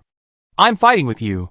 He gritted his teeth, held his chest and breathed, trying to stand up straight, and then glared at them coldly. "Don't quarrel anymore. Get out. I don't welcome you here. Take a rest by yourself." It was clearly said that they came to show their care, but they made things worse, and their condition became more serious. "I'm afraid that if they continue to look at me like this, my life will be in danger." Faced with this thunderous expulsion order, the two looked at each other, and they seemed a little unwilling at this moment. However, Xiaojio didn't give them such an opportunity, and said directly, "If you don't leave, don't come to me in the future. I pretend I don't know you." At this moment, the two were really scared, and they didn't dare to be negligent at this moment. Jiang Yifeng took out the golden wound medicine he carried with him, and stuffed it directly into Xiaojio's hand. "Go find someone to rub this on your body. It will help the wound heal faster, and won't leave any bruises or scars." Seeing Jiang Yifeng being the first to offer his courtesy, Jiang Lian was naturally unwilling to lag behind, and at this moment, he also quickly took out a bottle of golden wound medicine. "You should use mine. I asked the imperial physician of the imperial hospital to refine it. It will definitely work." I don't know how much effort it took to send these two living bodhisattvas away, and my ears were a little quieter. Xiaojio took a deep breath. Looking at the blue sky in the distance, I felt that my mind was about to float to the sky. What evil have I done? You two are probably the retribution arranged by God for me. With a bit of helplessness, in the next few days, fortunately, the two guys did not continue to come to the door to ask for trouble. But the good days did not last long. Zhou Shui suddenly came to visit, and seeing her nervous look, Xiaojio had an uneasy premonition. "Just tell me what's going on. I can handle any difficulty." After a few days of recuperation, I didn't have a quiet time. Sighing, Xiaojio sat on the stone bench in the yard with his slightly aching waist. Faced with this, Zhou Shui didn't hesitate anymore and said directly, "Boss, you haven't been in the store these days. The main store and the branch store are guarded by me and the chief shopkeeper. But when I was comparing the goods with him recently, I seemed to find something wrong." Hearing this, Xiaojio couldn't help but frowning slightly, lowering his eyes, and falling into a period of contemplation. Is it wrong? Chapter 93.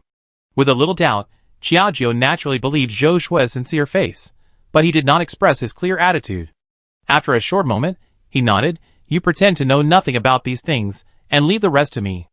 After that, he slightly raised the corner of his mouth, revealing a smile that people could not understand. Although Zhou Shui did not understand, she could only nod. Another day passed in a blink of an eye, and the new store officially entered the white-hot stage, showing the opening scene to the public. The shopkeeper stood at the door, looking at the huge red flower ball, holding a pair of scissors in his hand. The scene was particularly lively, and it was obvious that this meant to be a good omen for excitement. Zhou Shui helped silently, looked at the incense stick beside her, and carefully reminded, "Boss, even if it's almost time, don't you need to make some preparations? At least it's good to say a few auspicious words in front of so many people. It's better than standing here like a fool, motionless, right?" But after hearing this, the shopkeeper looked at Zhou Shui with a bit of contempt in his eyes. "Why, you are a deputy shopkeeper. Are you still teaching me how to do things? Do you think that with Xiaojio supporting you from behind, you will become more unscrupulous?" With a bit of sarcasm, Zhou Shui was slightly confused, but unwillingly said, "Boss, how can you call the lady by her name? According to the etiquette and hierarchy, the shopkeeper's behavior is really not very safe." However, another person came over and reminded him again, "Boss, even if we are here, everyone is waiting. Why are you still standing here?" Faced with this series of urging, the shopkeeper felt a headache, and suddenly put the things he picked up on the tray, with his hands behind his back, which seemed to indicate that he was not going to continue the next action. Seeing this scene, Zhou Shui couldn't hold back the breath in her heart, and she stood in front of the shopkeeper. "Boss, you usually have many troubles, but today is a good time to open the store. You can't continue to do whatever you want here, right? If the lady knew, you might not feel good." It was both a threat and a warning, but in the eyes of the shopkeeper, it seemed particularly ironic. A pair of eyes that had experienced many vicissitudes of life, at this moment, slightly glared at her, and sneered unceremoniously, "Who is Xiaojio? How dare you blame me? These words were really inexplicable, and the voice was loud, and everyone present was confused, not only their own people, but also those customers who came here because of his reputation. What's going on, shopkeeper Tong?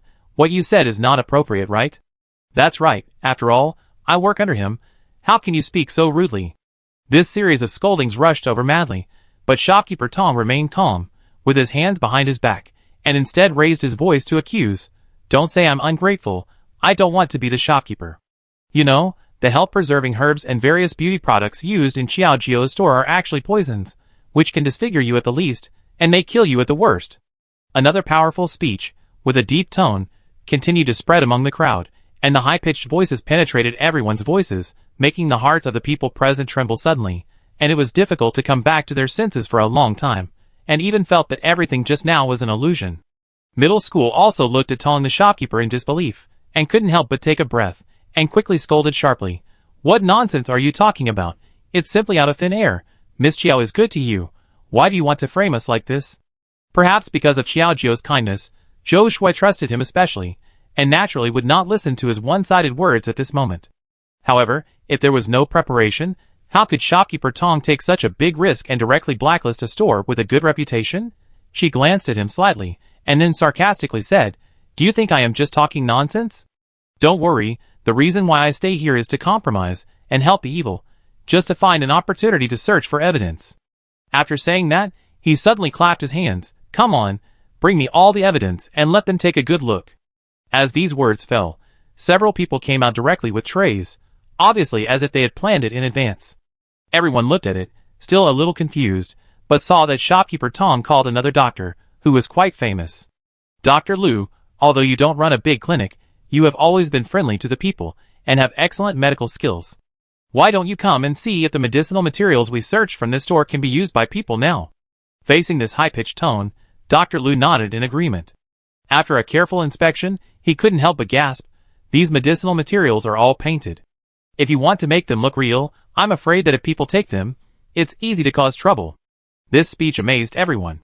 With Dr. Liu's presence as a witness, it undoubtedly gave Tong the shopkeeper some confidence.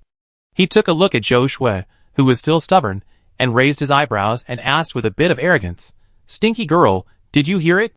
Dr. Liu has already spoken, and you are still asking your lady why she is making excuses. Is it because she promoted you that your eyes are also blinded? This is a double entendre. Even though it accuses Zhou Shui of trusting Xiao Jio just now, it also means that Zhou Shui's trust comes from Xiao Jio's kindness. In this way, the blood test is not completely unreliable. This is impossible. You must have done something secretly. As the shopkeeper, this kind of thing is easy for you. With the last stubbornness, this matter is still full of doubts. It is impossible to let go of the blood draw easily. Otherwise, Xiao Jio's efforts for so long will be in vain. How desperate will she be? The two people disagreed and quarreled with each other amid the discussions around them. Most of the people present would rather believe that Zhou Shui would be the target of public criticism with the so-called evidence in front of him. The sarcasm and insults like the undercurrent followed one after another at this moment. I really didn't expect that after the business became big, his heart became black. He really feels ashamed of my trust in him. No wonder the things in this store are so cheap. It turns out there is a secret. It's really a pity that we were blind at the beginning. We risked our lives to do beauty care here. It's ridiculous.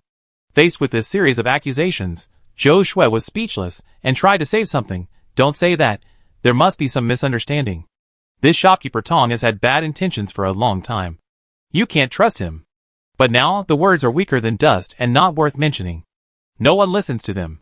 Just when the scene was in chaos, a sharp and high voice came from a distance. I want to see who is making trouble here. Originally, you shouldn't walk around during illness, but this shopkeeper Tong is really restless. Fortunately, I was more careful at that time and had someone secretly investigate this guy, otherwise today, I am afraid that he would blow up his own signboard. Hearing this, everyone turned around at the same time. Xiao Jio's pretty figure was rustling in the wind at this moment, which made people feel daunted. The steps under his feet unconsciously made way for her. Even Tong, the shopkeeper, was a little surprised. At this moment, he still pretended to be calm and sarcastically said, Miss Xiao, I didn't expect you to dare to come. Are you here to apologize to everyone or to return the money? Another big pit, which undoubtedly aroused the desire of the people present. Yes, you sold fake goods to us, and let us use our lives to maintain our health. You should return the money to us quickly. These guys really watch the fun and don't mind the big things. Xiaojio sighed helplessly and said directly, listen carefully, if my things are really poisonous, would you still be alive today? Is anyone injured because of this?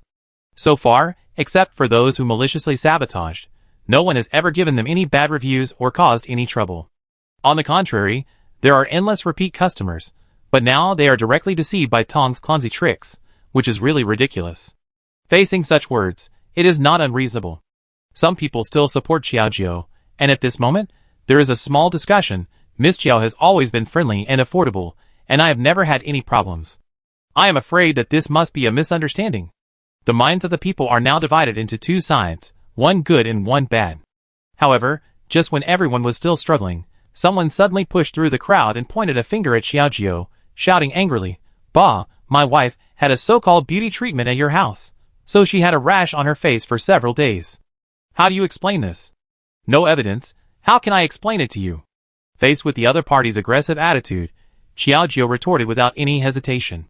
However, another woman rushed into the crowd, grabbed the hand of the person who had just spoken, and cried and confided, Husband, how can I face people in the future?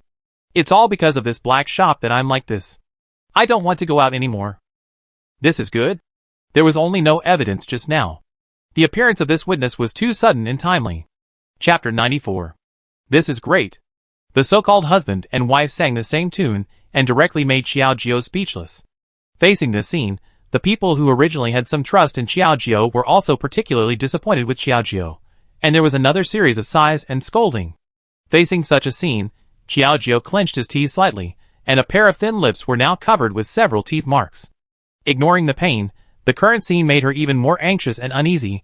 I really didn't expect that this guy was so good at acting. It seems that everything is ready. Now Xiaojio regretted it a little. He knew that Tong the shopkeeper had some thoughts, but he didn't prepare early, so this guy took advantage of the opportunity. With a little inner entanglement and the boiling of the crowd, Xiaojio seemed to have an explanation in his heart, which was difficult to unravel for a long time. Zhou Shui, who was standing next to her, also became terrified. Miss, what should we do now?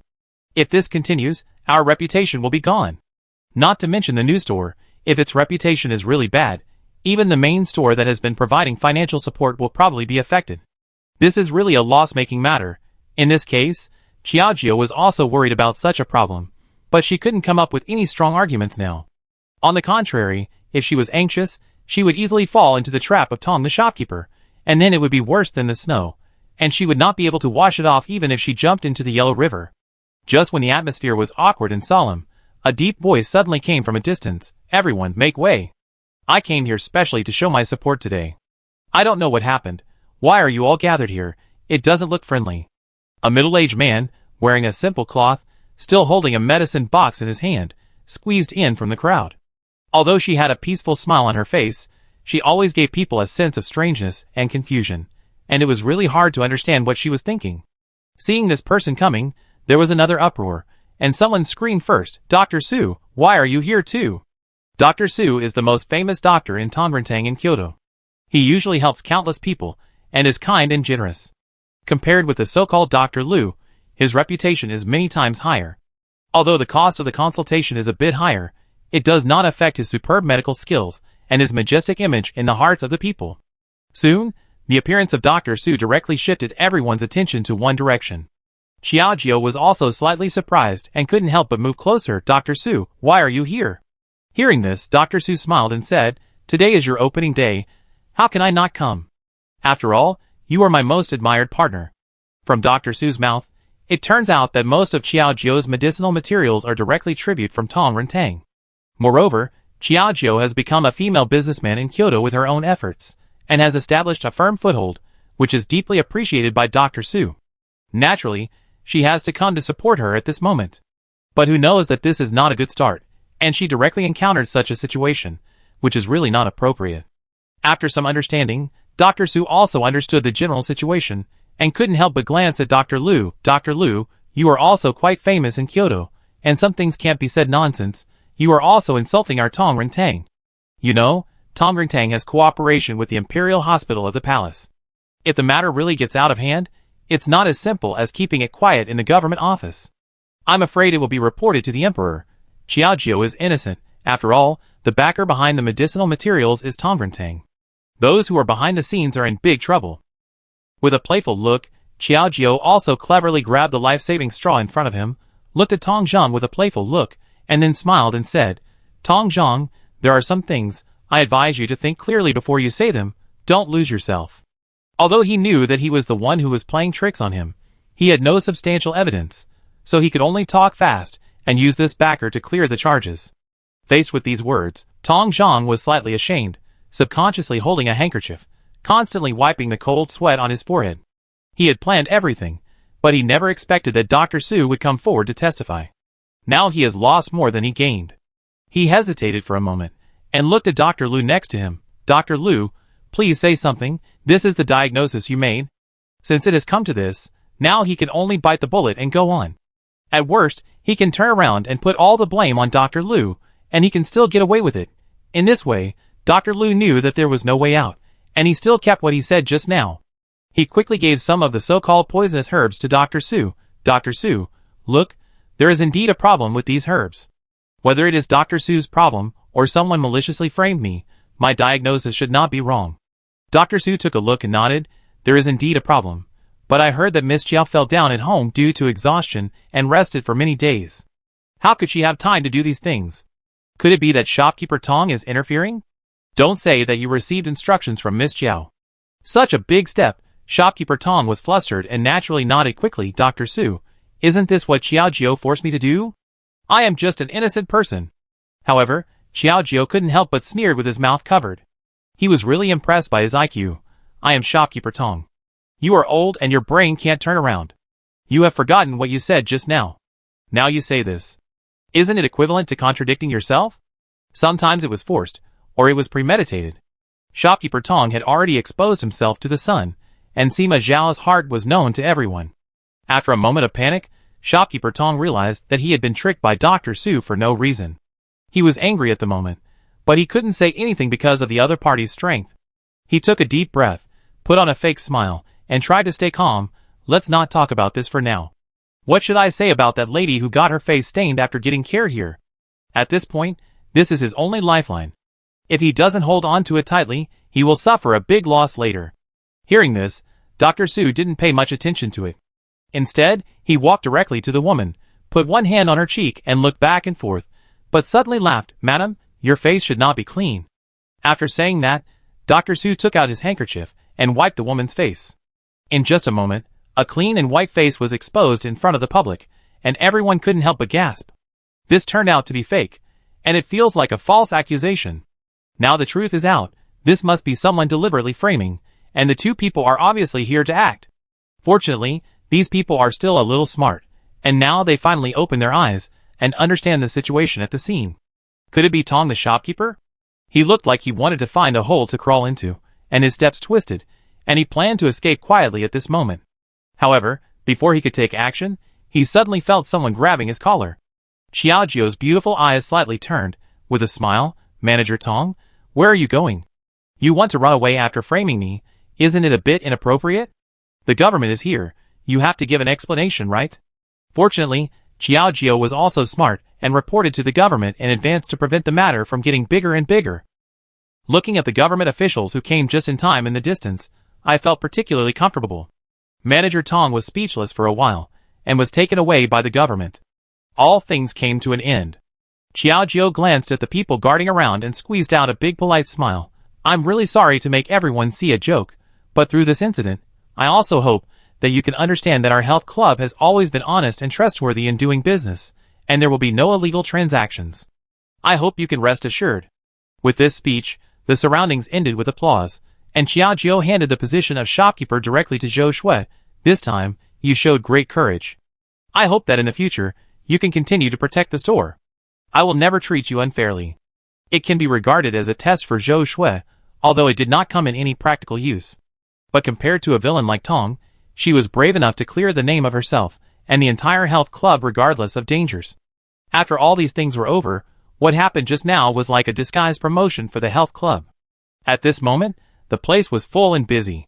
After Xiaojiu had finished greeting, he looked at Dr. Su again and said gratefully, Dr. Su, thanks to your timely appearance just now, but why did you lie?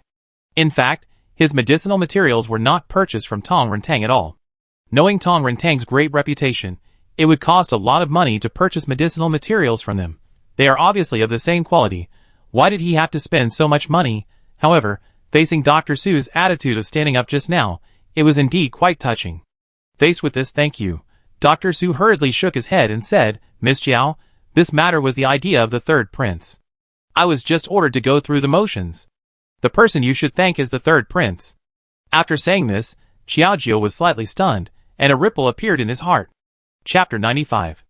After pondering for a moment, Xiaojio tried to squeeze out a carefree smile, and put the previous words behind him. Then he said calmly, Oh, forget about the others. But Dr. Su, I have something good to share with you. Come with me. In order to divert Dr. Su's attention, Xiaojio simply took her to see the beauty recipes he had researched and introduced them to him in detail one by one. Faced with Xiaojio's professional eloquence and the special effects of the mixed herbs, Dr. Su couldn't help but admire it, as if he had put the things just now behind him.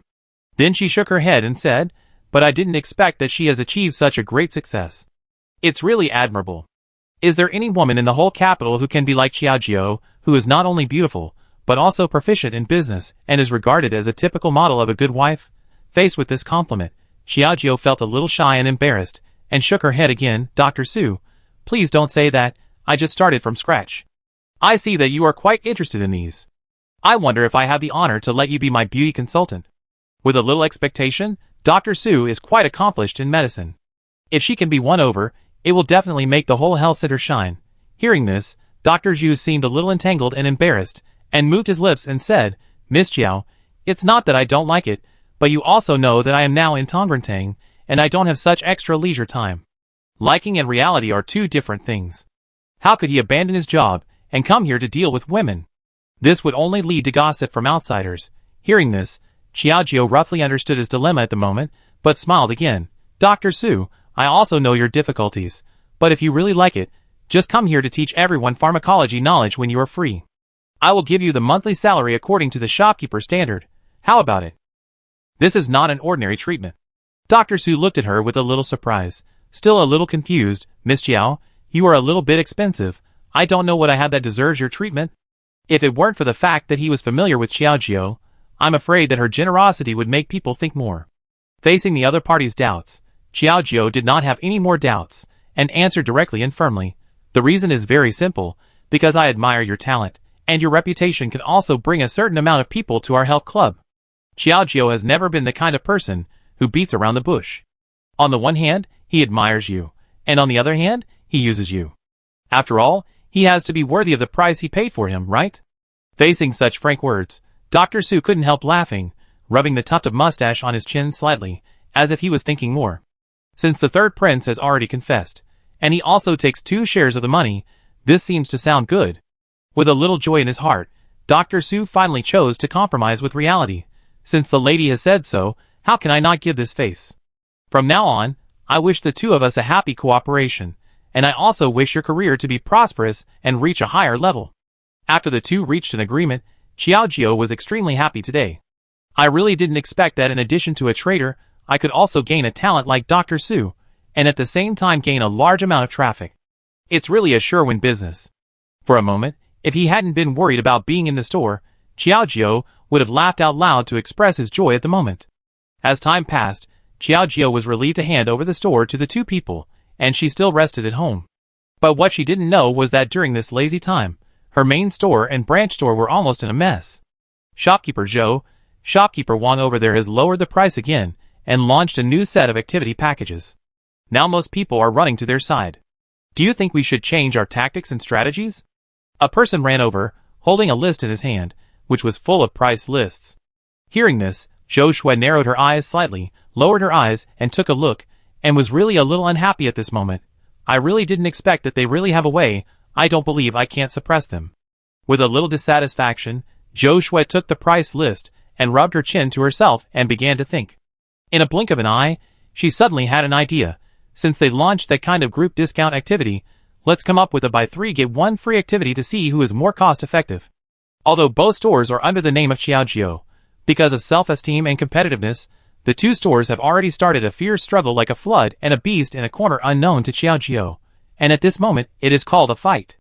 Until the end of the month, Xiaojiao went to the store to check the accounts as usual, but when he compared the accounts of the two stores, he found a subtle difference. After struggling for a moment, he looked at Zhou Shui and shopkeeper Wang behind him. What's going on? Why are the price changes so exaggerated? There are so many activities, but the losses are getting worse and worse. After a careful look, although the flow of people and the number of orders are much higher than last month, the turnover is 1/3 less than last month. This is not a good sign. Facing these words, Zhou Shui and shopkeeper Wang looked at each other, but at this moment, they looked like they had a deep hatred across the sea, which was really confusing. Xiaojiao couldn't hold his temper anymore, and slapped the table directly. I ask you too, what's going on? Why are the prices changing so much? Why are the flow of people and turnover inversely proportional? With a thump, the hearts of the two people trembled suddenly, and they came back to their senses in an instant. Shopkeeper Wang took the lead and took a step forward. He moved his lips slightly, and suddenly glanced at Zhou Shui, saying bluntly, "Miss, it's all because of Zhou Shui. She insisted on competing with us for business. She always deliberately lowered the price. We are just considering strategy." This was said with confidence, but Zhou Shui was instantly unhappy. She also hurriedly took a step forward. Although she was a woman at this moment, she did not show any weakness. "You are talking nonsense. It is obviously you who want to compete and suppress our business. We are a new store. How can we allow you to bully us like this?" The two people were talking back and forth, and Xiaojiao, as a bystander, could finally understand what they were saying. The two people felt that they were competing with each other, but they seemed to have overlooked one point. Xiaojiao, with the anger in his chest, stood up straight, looked at the two of them and shouted at them, "What's wrong with you two? I am the boss of these two stores. No matter how much you make, it's all my money. You lower the prices like this, and the profit is getting smaller and smaller. Is there anyone who does business like you? It's okay for others to compete with each other, but what about them? They are not competitors at all. Competition is clearly killing each other. Let's see who will die first. I finally opened a branch store, so I can't let these two guys mess around with me." Facing this thunderous scolding, the whole person was speechless for a moment, and at this moment he shut his mouth obediently like a rabbit. Xiaojiao took a deep breath, stared at them, as if with the breath of death, and then warned, "Listen to me, the price will be restored to the previous level immediately, and all those miscellaneous activities will be cancelled. Although these activities are easy to attract customers, it is really not worth the loss to rely on such a way that harms others, and does not benefit oneself. It's not like those stores that are about to go bankrupt, trying hard to make the last profit." Faced with these words, the two could only nod obediently, and realize their shortcomings. However, when the price returned to normal, the people who had been watching them compete, and waiting to take advantage of them were not very happy at this moment. What's going on? The price was so low before, how come it's back to the original price in a blink of an eye? That's right, they are playing a joke on us. I made 3 special purchases from them before, but this one as compensation is also cancelled. With the people's dissatisfaction, according to the solution given by Xiaojiao, Zhou Shui could only compensate with money, using the least money to reduce the greatest loss, which can also be regarded as a way. However, amid the people's dissatisfaction, shopkeeper Wang had his own selfish motives. At this moment, he gathered all the servants in the shop and said directly, "Everyone, you have been here for a long time, and have learned everything you should learn. For such a profitable business, are you willing to work for others here?" Faced with these inexplicable words, some of them did not understand. "Boss, what do you mean? Is there anything wrong with us doing things for money? Although the money is not particularly much, it is not a dirty or tiring job, and the job is stable, which is what many people want. How can they have other thoughts?" Faced with this question, shopkeeper Wang could not help but sneer. "I said you are naive. You are really stupid. Think about it, we have all learned the skills. If we start a new business and open a shop to do business, wouldn't it be much better than you working hard here and getting a fixed month?"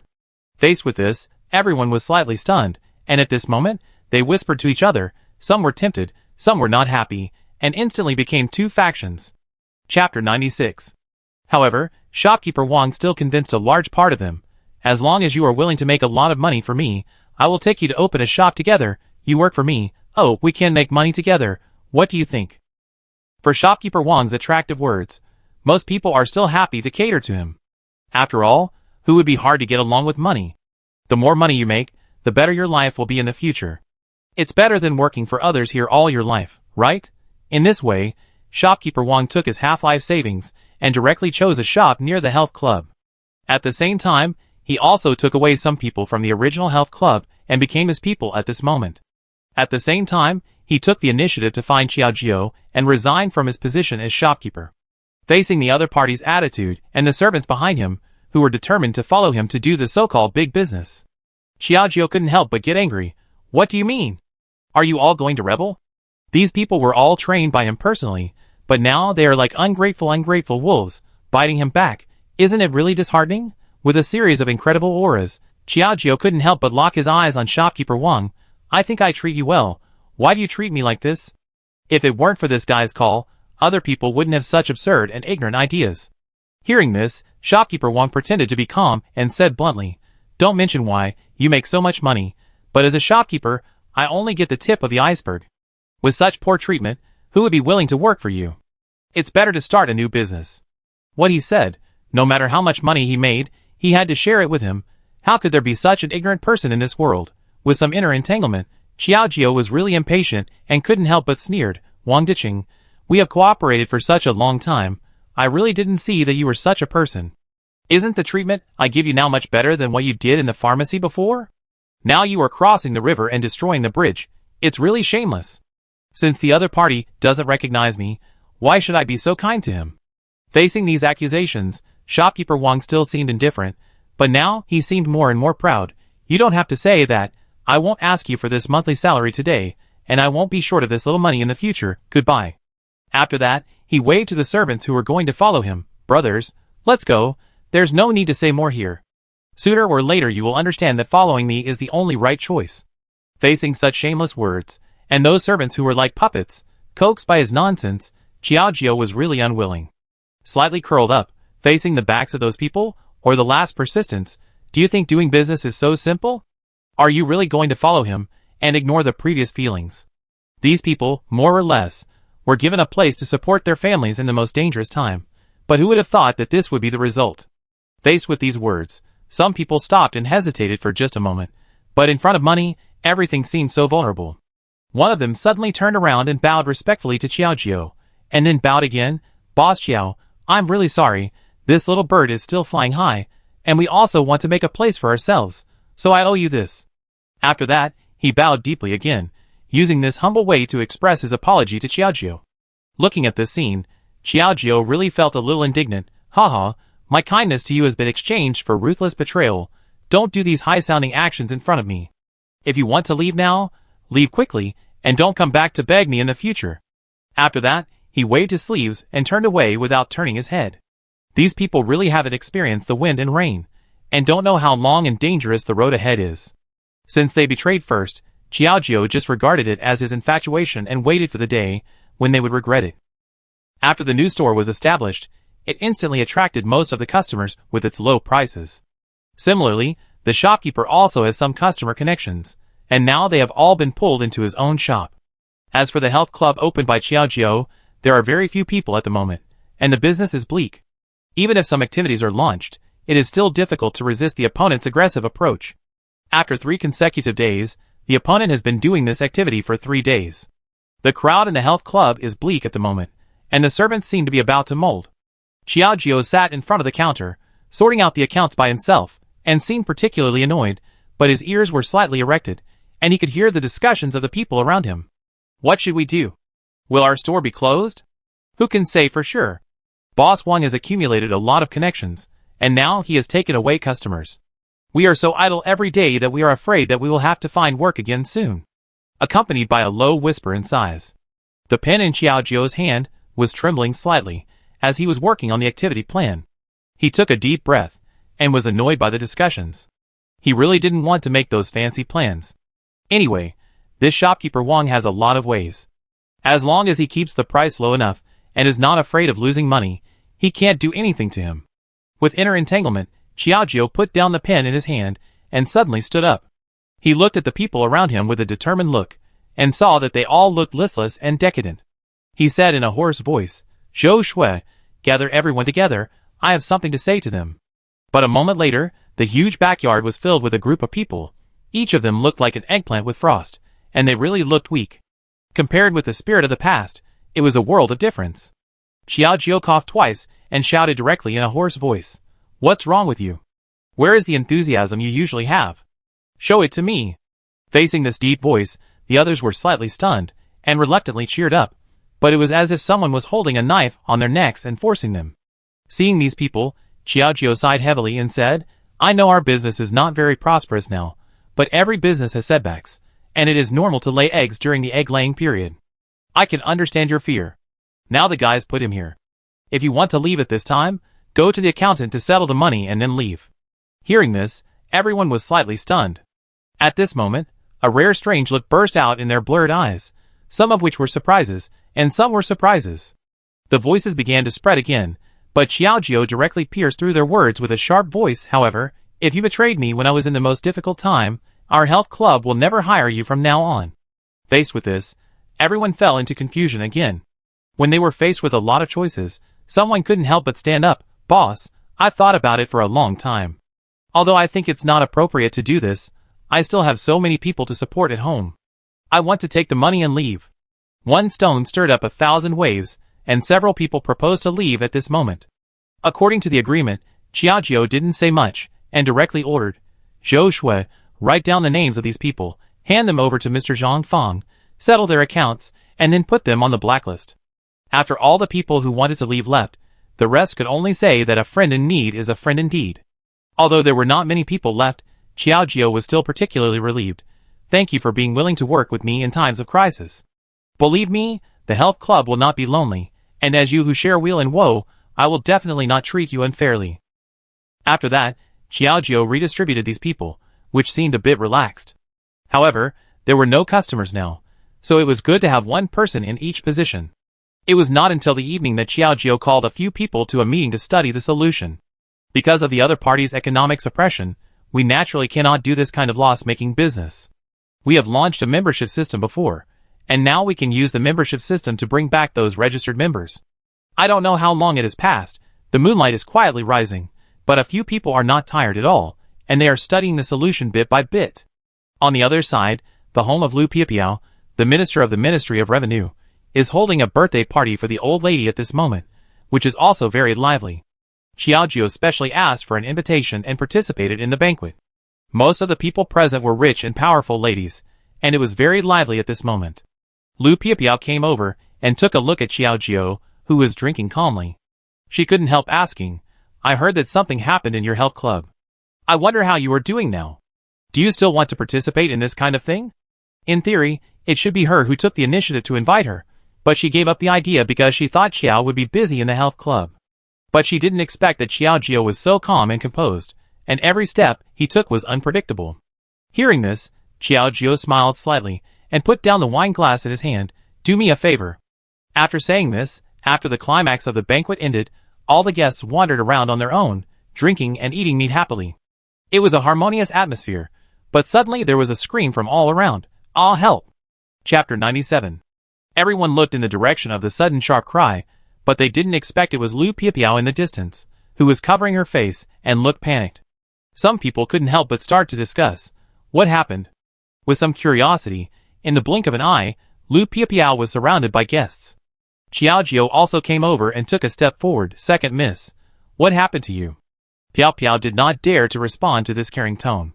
She just moved her lips and stammered, I am disfigured. The sudden words once again amazed everyone present. After all, for a woman, these two words are not easily said. With a bit of curiosity, everyone was looking forward to it, and some even joined in the fun. Second miss, what happened to you? Don't scare us. That's right, take your hand away, let us see what happened. Facing this series of remarks, Lu Piapiao kept looking around through the gaps between her fingers, but when she saw Xiaojiu winking at her, she pretended to move her hand away with difficulty. In the blink of an eye, the white and clean face was now covered with dense red rashes, which frightened everyone present. Oh my god, what's going on? Second miss, why is your face like this? Yes, this is really too. Looking closely, the dense red rash is really frightening, as if you have caught some kind of plague. Some people couldn't help but take 2 steps back, but Lu Piapiao pretended to be uncomfortable, and said with a choked voice, I don't know, it became like this after eating. After saying this, a maid suddenly woke up, Second miss, you shouldn't have eaten dragon fruit. You also had this condition when you ate it before, but you stayed at home for a whole month to recuperate. Faced with this, everyone gasped again. In fact, for Xiaojiao, it was just the so-called allergic symptoms. Fortunately, they didn't know about this kind of thing. They only saw Lu Piapiao was dying. I'd be suffocated to death if I'm locked up for a month.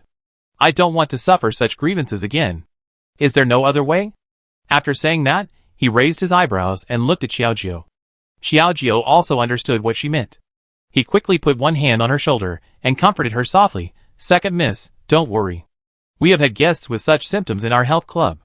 Let me take a look. As he said that, under the gaze of everyone, Xiaojiao pressed Lu Piapiao to sit down, and at this moment, he took out his Lingfu cream and gently applied it on her face. While applying it, he explained, this thing has a particularly significant effect on repairing the skin and beautifying the skin, and it is added with various precious Chinese medicinal materials. If it were put in today's words, it would be a disguised advertisement. Lu Piapiao also nodded in agreement. It's really amazing, it's cool and not irritating at all, and it's very comfortable. This thing is really useful, send me a box later, and I give it to the other sisters. The two people sang the same tune, which made everyone around them take action. But everyone couldn't help but look forward to seeing if this thing was as magical as it was said. After the application was completed, no one could see any effect. Someone began to sarcastically say, it's just a trick, and you must not be fooled by her. Although Xiaojiao is also well known in Kyoto, most of the young ladies of official families naturally would not bother to go to such small shops, and generally call high-level imperial doctors. Nowadays, there are naturally many people who dislike and look down on Xiaojiao. However, Xiaojiao smiled slightly, just quietly observing Lu Piapiao's face, and then comforted, don't worry, this is not a magical medicine. It can't work as soon as you apply it. Wait a little longer. Lu Piapiao cooperated with all her strength until half an hour later. As expected, the red rash on Piapiao's face had subsided for the most part, and now from a distance, it can no longer be seen. Facing the people who had dispersed, Lu Piapiao screamed, oh my god, this thing is so magical, my face is really healed. In a flash, everyone's eyes were attracted again, and at this moment, they all looked in the direction of Lu Piapiao, all with a look of surprise. As for the Lu Piapiao just now, it was obviously a sharp contrast. Some young ladies from official families and rich ladies couldn't help but gather around again at this moment. While watching Lu Piapiao's situation, they couldn't help but exclaimed, it's amazing, this thing is really so effective. Oh my god, I've heard that health clubs have such capabilities, but I didn't expect that seeing is believing. It's really admirable. It's much better than those beauty plasters prepared by the Imperial Hospital. Those people who looked down on it just now suddenly changed their faces and praised it one after another, with such a diligent attitude. Some people even walked directly to Xiaojiao. Miss Xiao, where is your health club? If I'm free someday, can I go and take a look? This was really too modest. There was no reason to turn people away when doing business. Xiaojiao answered the other party's words very seriously. Someone else kept asking, Miss Xiao, my skin is dull and has some wrinkles on it. Is there any way to help me solve it? Hearing this, Xiaojiao went over to exercise for a while, then smiled and nodded. You must have been staying at home for many years, and you have lost weight due to lack of sunlight, which has caused your skin pores to be clogged. But I have a skin care program here, you can try it. Although what he said was incomprehensible to everyone, once they heard that there was a solution, they naturally did not want to leave. Xiaojiao, who should have been unknown, was instantly surrounded by everyone after the commotion just now. In the distance, the cold woman in a lotus-shaped skirt looked at the situation on Xiaojiao's side, and couldn't help but frown. She glanced at the maid next to her and said, what happened over there? Why is it so lively? Hearing this, the maid hurriedly explained, and then couldn't help but praise her more. Miss Xiao is indeed quite capable. The rash on the second lady's face should have taken a month to recover, but it almost disappeared in half an hour. Why don't you go and have a look? It's just right for your skin. Before she finished speaking, Louis glanced over, and the maid shut up immediately. After all, a woman cannot tolerate a few people talking about her appearance, let alone a lowly maid. With a bit of anger, Louis couldn't help but say angrily, it's really shameless. This woman actually caused a stir in my territory, and she is a businessman. It's ridiculous. After saying that, she took a long step and walked towards the crowd with a fierce momentum. With Louis's intervention, the others stepped aside tactfully. After all, Lu Yi was not a character that could be easily messed with. Are you Qiao Jiao, the one who was driven out of the palace by the third prince? Seeing Qiao Jiao, who was still smiling in front of her, Lu Yi spoke decisively and bluntly, directly breaking Qiao Jiao's smile into pieces. After taking a closer look at her, she looked somewhat similar to Lu Piapiao. If nothing unexpected happened, she should be the devil sister mentioned by Lu Piapiao. However, after all, it was someone else's territory, so Qiao Jiao would not make a fuss. He just kept a polite attitude and replied, "Miss, I took the initiative to leave the third prince's mansion, so don't bring this up." Facing Qiao Jiao's friendly attitude, Lu Yi saw that it was even more unbearable to look at. She raised her thin lips slightly and said sarcastically, "It's okay to be driven out, but now you have lost the face of the palace as a businessman, and you still have the nerve to make a fuss here and do such lowly and vulgar things. Do you really have the nerve to do it?" These naked words really sounded a bit unpleasant. Although women are not favored in Kyoto City, there is no rule that prohibits it. Why should I be insulted by her? After taking a deep breath, Qiao Jiao held his chest high at this moment, with a somewhat arrogant attitude, and said unceremoniously, "Miss, this is wrong. I can sing and dance well, and I am proficient in business strategies. I am a talent that many people want.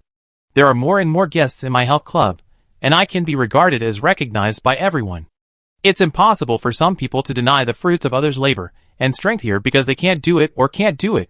The naked irony made Yi speechless for a moment, and she wanted to say something else. Su Mengyao, the daughter of the Minister of Works, came out at this moment and said with a smile, Miss Jiao, we are all people of noble status. Why do we have to make a big fuss here? And it will hurt the elegance. Why not just let it go?" Looking at Su Mengyao, who suddenly came out, she actually said such words. If she didn't give face, it would seem a bit unruly. After struggling for a moment, Lu Yi finally swallowed her breath, glanced at Qiao Jiao coldly, and warned coldly, "You'd better be quiet, otherwise don't blame me for not giving face." After saying that, he waved his sleeves and left the place directly, and no longer cared about what they continued to do. In this way, Qiao Jiao breathed a sigh of relief, and couldn't help but look at Su Mengyao in front of him.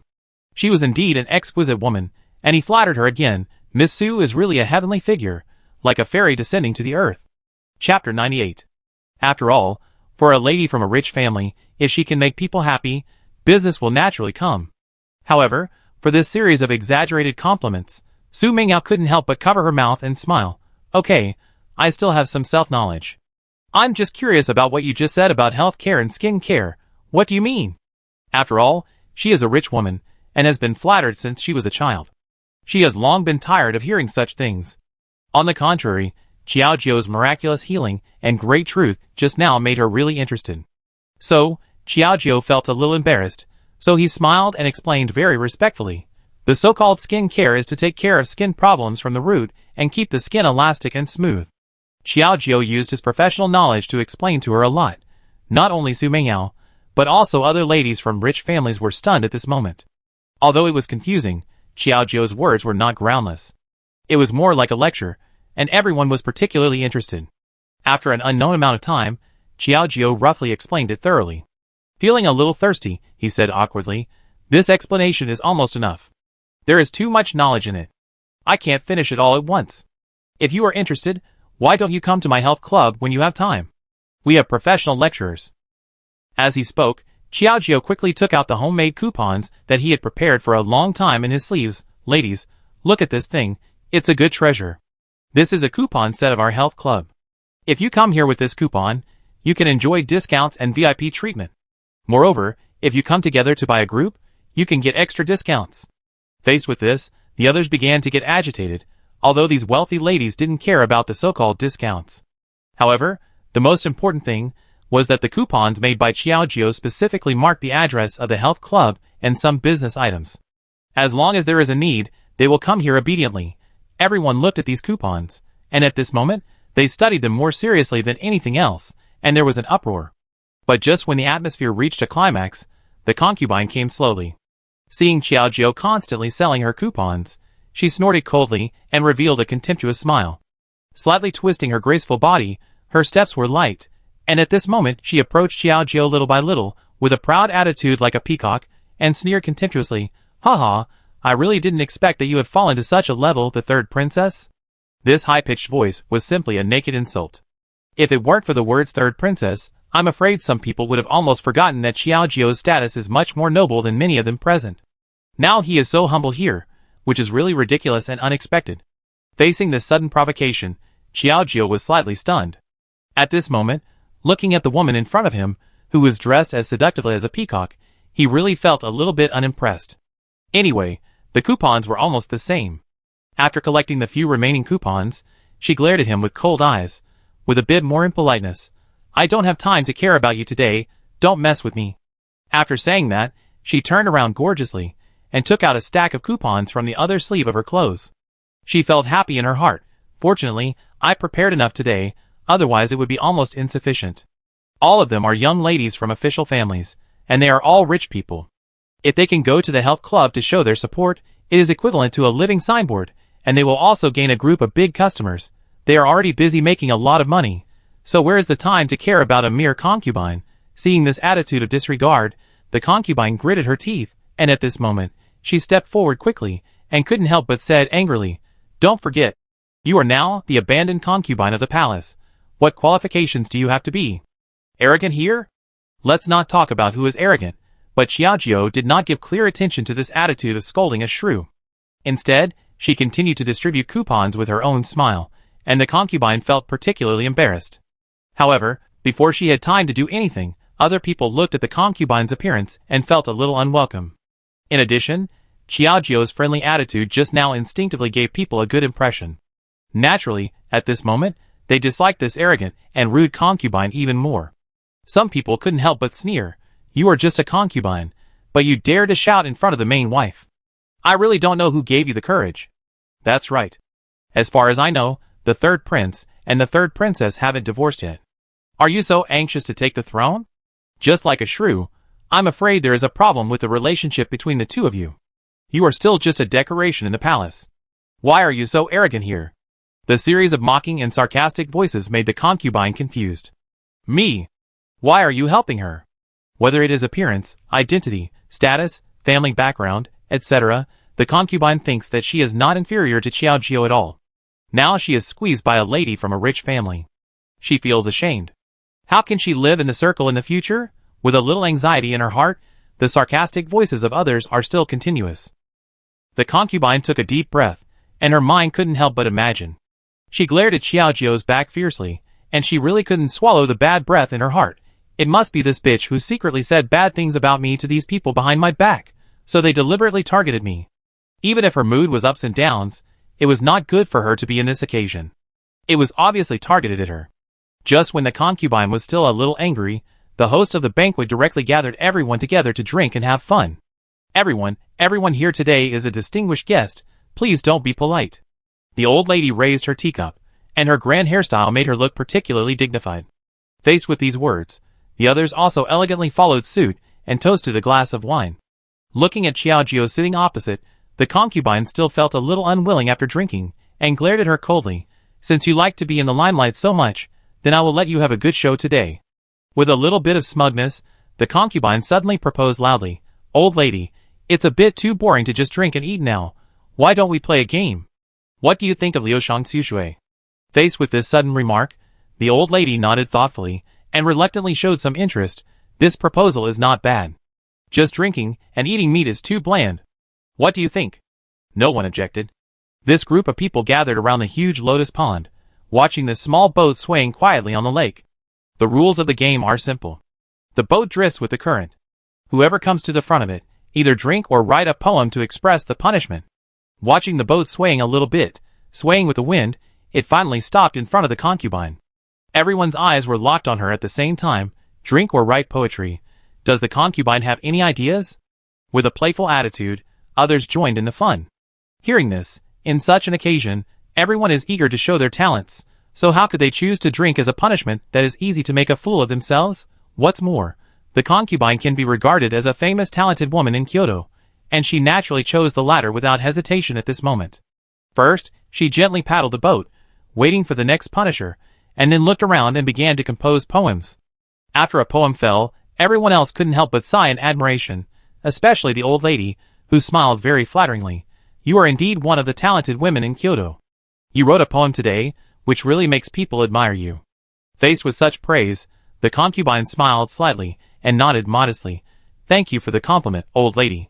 After speaking, the boat happened to stop in front of Xiaojiu again, and the concubine said, Haha, this boat is now stopped in front of my sister. I wonder if my sister wants to write a poem or drink? The pair of fox eyes moved back and forth, full of ill intentions. Facing this question, Xiaojiu was slightly stunned.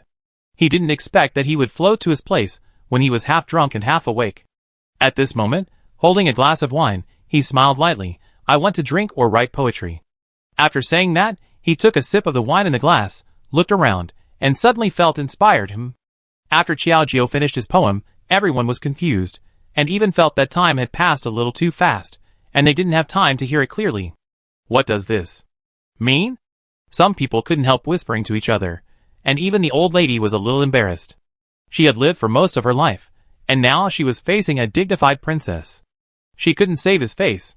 However, if I want to explain the merits of this poem, how can I understand its wonderfulness when I don't even understand it? Instantly, the surroundings were all awkward. The concubine stood up and said sarcastically again, Haha, if you don't have real talent, you can just drink directly. Why do you have to embarrass yourself here?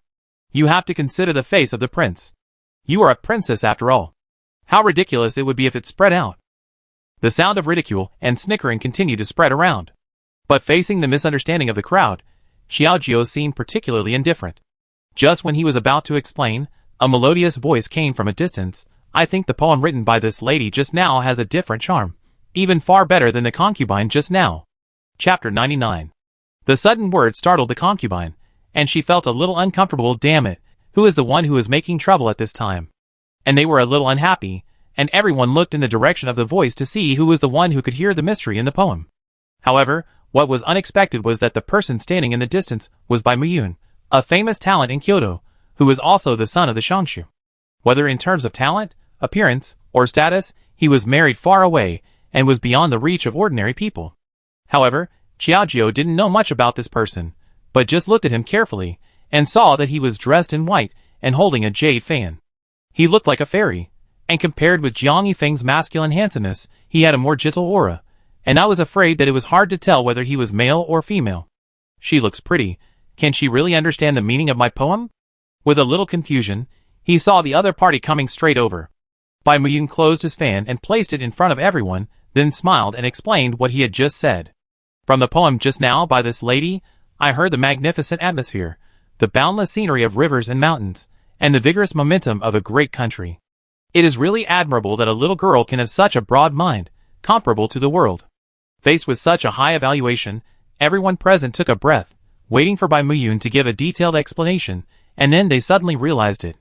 At this moment, once again looking at Xiaojiu with a new eye, he couldn't help but sigh. I really didn't expect that Miss Xiao is not only talented, but also has ambitions for her country. It really makes people admire her. It's the teacher who was short-sighted just now. I thought it was just an ordinary poem, not even worthy of being accepted by the public, but after listening to this review, I really realized the subtlety of it. At this moment, I was naturally full of admiration. Even the other ladies couldn't help but look at him with new eyes. Not only can he beautify his face and make money to support his family, but he can also be well educated, which is a height that many women can't reach. Haha, thank you for the compliment, old lady. It's just the ambition for the country and family presented in the poem. Without action, it's just empty talk. Xiaojiu was particularly humble, and instantly won the admiration of everyone, which made the concubine gnash her teeth. At this moment, she clenched her fist slightly, holding back a breath of anger in her stomach, but she had nowhere to vent. I really didn't expect that the one who could have humiliated her was a straight version of Cheng Yao Jin. If it were an ordinary person, I would still want to confuse right and wrong and refute it here. But Bai Muyun in front of him was a rare talent in Kyoto. The concubine was probably not even as good as him. At this moment, she could only swallow her anger. Then, Xiaojiu looked at Bai Muyun again. She was really attracted by his talent just now. She laughed and said, "Thank you for your patience in explaining just now. I really admire you." Facing these words, Bai Muyun smiled and shook her head. "Miss, you are really polite.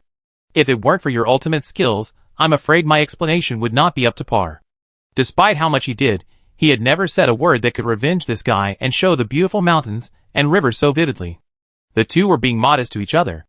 Xiaojiu looked at the time, then turned around and said apologetically, "I'm so sorry, it's almost dark now, I take my leave first." Anyway, most of the people had already left, and the only ones left were the ladies who stayed to be playmates.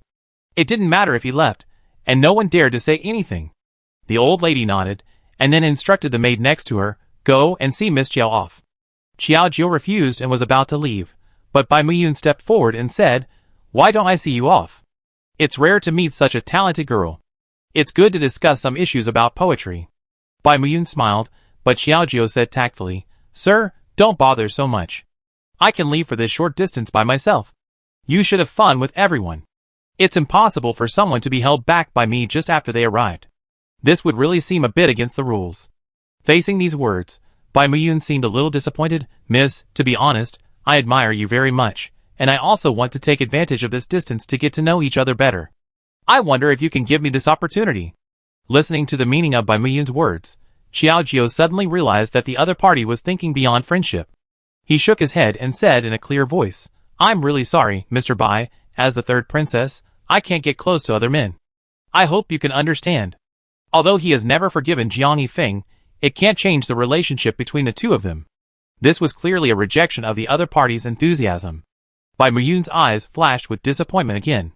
At this moment, he could only sigh, "So that's the case, but I really admire the princess's talent. I wonder if I have the honor to be your friend." Having said this, Xiao Jiu naturally couldn't refuse any more and could only nod. The harmonious scene between the two people, a great talent, actually showed his courtesy to Xiao Jiu here. How could the concubine swallow this bad breath? Although she didn't show any emotion on the surface, after returning, the concubine began to whisper in Jiang Yifeng's ear, "Your Majesty, you also saw it today? As a princess, she was actually talking and laughing with other men. This is simply a slap in your face. Are you really not angry?" These words touched Jiang Yifeng's heart.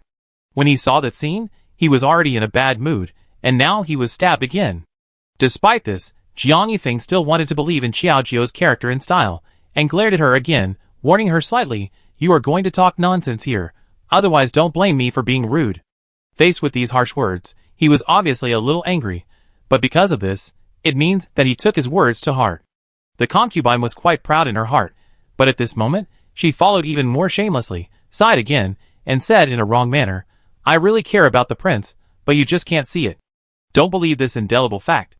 I'm afraid that Xiao Jiu and Bai Muyun have had an affair for a long time, otherwise how could they be so close and help her speak?"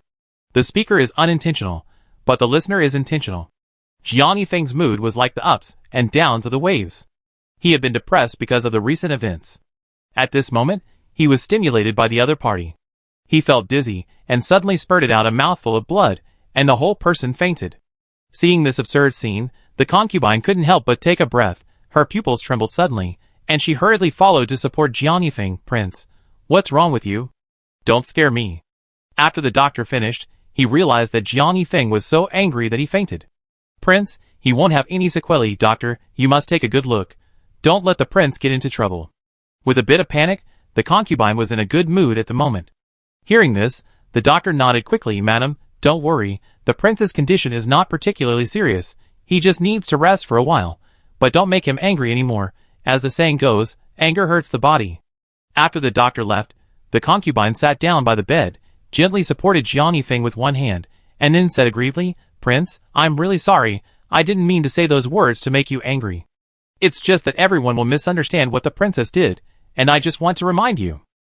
Facing the woman's chattering, Jiang Yifeng took a deep breath, pulled back his arm, glared at her coldly, and said angrily, "Get out, I don't want to see you now." In this way, the concubine could only ask for trouble, and go out obediently. When it was time to go to court, Jiang Yifeng was not vague at all, and he was tossing and turning to Bai Muyun. "Bai Muyun, you are the son of the Shanshu after all. Now that the Shanshu is ill, you can go to court on his behalf, which can be regarded as being able to take charge. But in terms of feelings, I still hope that you can learn to be smarter." In such a huge court, Jiang Yifeng said this matter openly, obviously not giving Bai Muyun any face. Facing the other party's fussy attitude, Bai Muyun naturally understood in his heart, and at this moment he smiled and said, "Why is the prince so angry? I just admire the princess's talent, so I admire her. Please don't misunderstand." The two people were fighting openly and secretly, and Jiang Yifeng was angered in the court for no reason and returned to the palace. At the same time, Xiaojiu had no mind to worry about those irrelevant emotional issues, and his mind was focused on his health club. However, after the previous business in the Prime Minister's mansion, many young ladies came here to admire its reputation, and the reputation of the health center is getting better and better. Lu Piapiao came to the health center for maintenance as usual. While accepting Xiaojiu's gentle baptism, she couldn't help but complain. Xiaojiu, you don't know that since the last performance with you, Louis has been making trouble for me and complained to my father. It's so annoying. Facing this series of complaints, Xiaojiu couldn't help but smile and comforted. Okay, I've wronged you this time. If you come to my place to do it in the future, I give it to you for free, okay? Chapter 100. While the two were talking and laughing, the maid suddenly ran over. Even though she looked a little tired, she still had a smile on her face, which made people wonder, what's going on? Did something good happen? With a bit of curiosity, Xiaojiu raised his eyebrows and looked at her, and seemed a little impatient. Hearing this, the maid nodded repeatedly, took a deep breath, and adjusted her breath. Then she smiled. Miss, this is a great thing. Do you remember the shopkeeper Wang who left us and set up his own business? He has been competing with us for business. Now, because of the mistakes in the store, customers are dissatisfied and there is a conflict at the door. Do you want to go over and see what's going on? This gloating look is comparable to Xiaojiu. However, seeing how busy the store was, Xiaojiu didn't intend to join in the fun. Forget it, I don't have the time to take care of their affairs. Let them fend for themselves. Since he had betrayed me in the past, even if he died now, it didn't matter to me much. After all, no one likes this ungrateful white-eyed wolf. While talking, he began to take care of Lu Piapiao. But Lu Piapiao seemed a little uneasy. After hearing the series of words just now, she suddenly sat up and quickly took off the mask that was half applied on her face. Xiaojiu was confused for a while. What are you doing? It's not time yet, are you wasting my skills? Hearing this, Lu Piapiao turned around and looked at her with a smile on her face, and then pulled the corner of her mouth and said, Didn't you hear the little maid in your store say that there is a lot of fun outside? We can't just sit there and wait for death, not to mention that it's our enemy, it must be a big show. This guy, the excitement in front of him is more important than his own skin. Although Xiaojiu was not willing to join in the excitement, Lu Piapiao was just watching the excitement. At this moment, he quickly tidied his face, grabbed Xiaojiu's hand, and dragged him directly, and then encouraged him in various ways. I tell you, you must watch the excitement of this enemy's trouble, otherwise, people will think that we are easy to bully and are now turtles. After all, this store is open across from him, openly stealing business, causing him so much trouble, so shouldn't he join in the excitement? Xiaojiu really felt that he had no choice. At this moment, he was forced to take it out of the door and get into the crowd at the opposite door. Seeing that shopkeeper Wang was still frantically defending himself, everyone, please be patient. This matter is indeed our mistake. We have decided to compensate in full. You should stop arguing. Seeing his forehead sweating and nervous look, Lu Piapiao felt a little happy, and clapped his hands and said, Look, this is the end of those ungrateful people. He will have a hard time in the future. While speaking, Lu Piapiao still felt that she was too short. At this moment, she supported Xiaojiu with one hand and stood on tiptoe, watching with great pleasure. In this way, Xiaojiu smiled helplessly, but he also began to wonder what happened in this matter that made so many people dissatisfied with him. After all, if it was a small matter, shopkeeper Wang would probably be able to handle it. Now that this matter has become a big deal, it shows that it is not simple. Just as the crowd was boiling, shopkeeper Wang looked around and found a very familiar figure. He took a deep breath and suddenly said in a hoarse voice, Well, since you are unwilling to accept my apology, I will no longer hide it.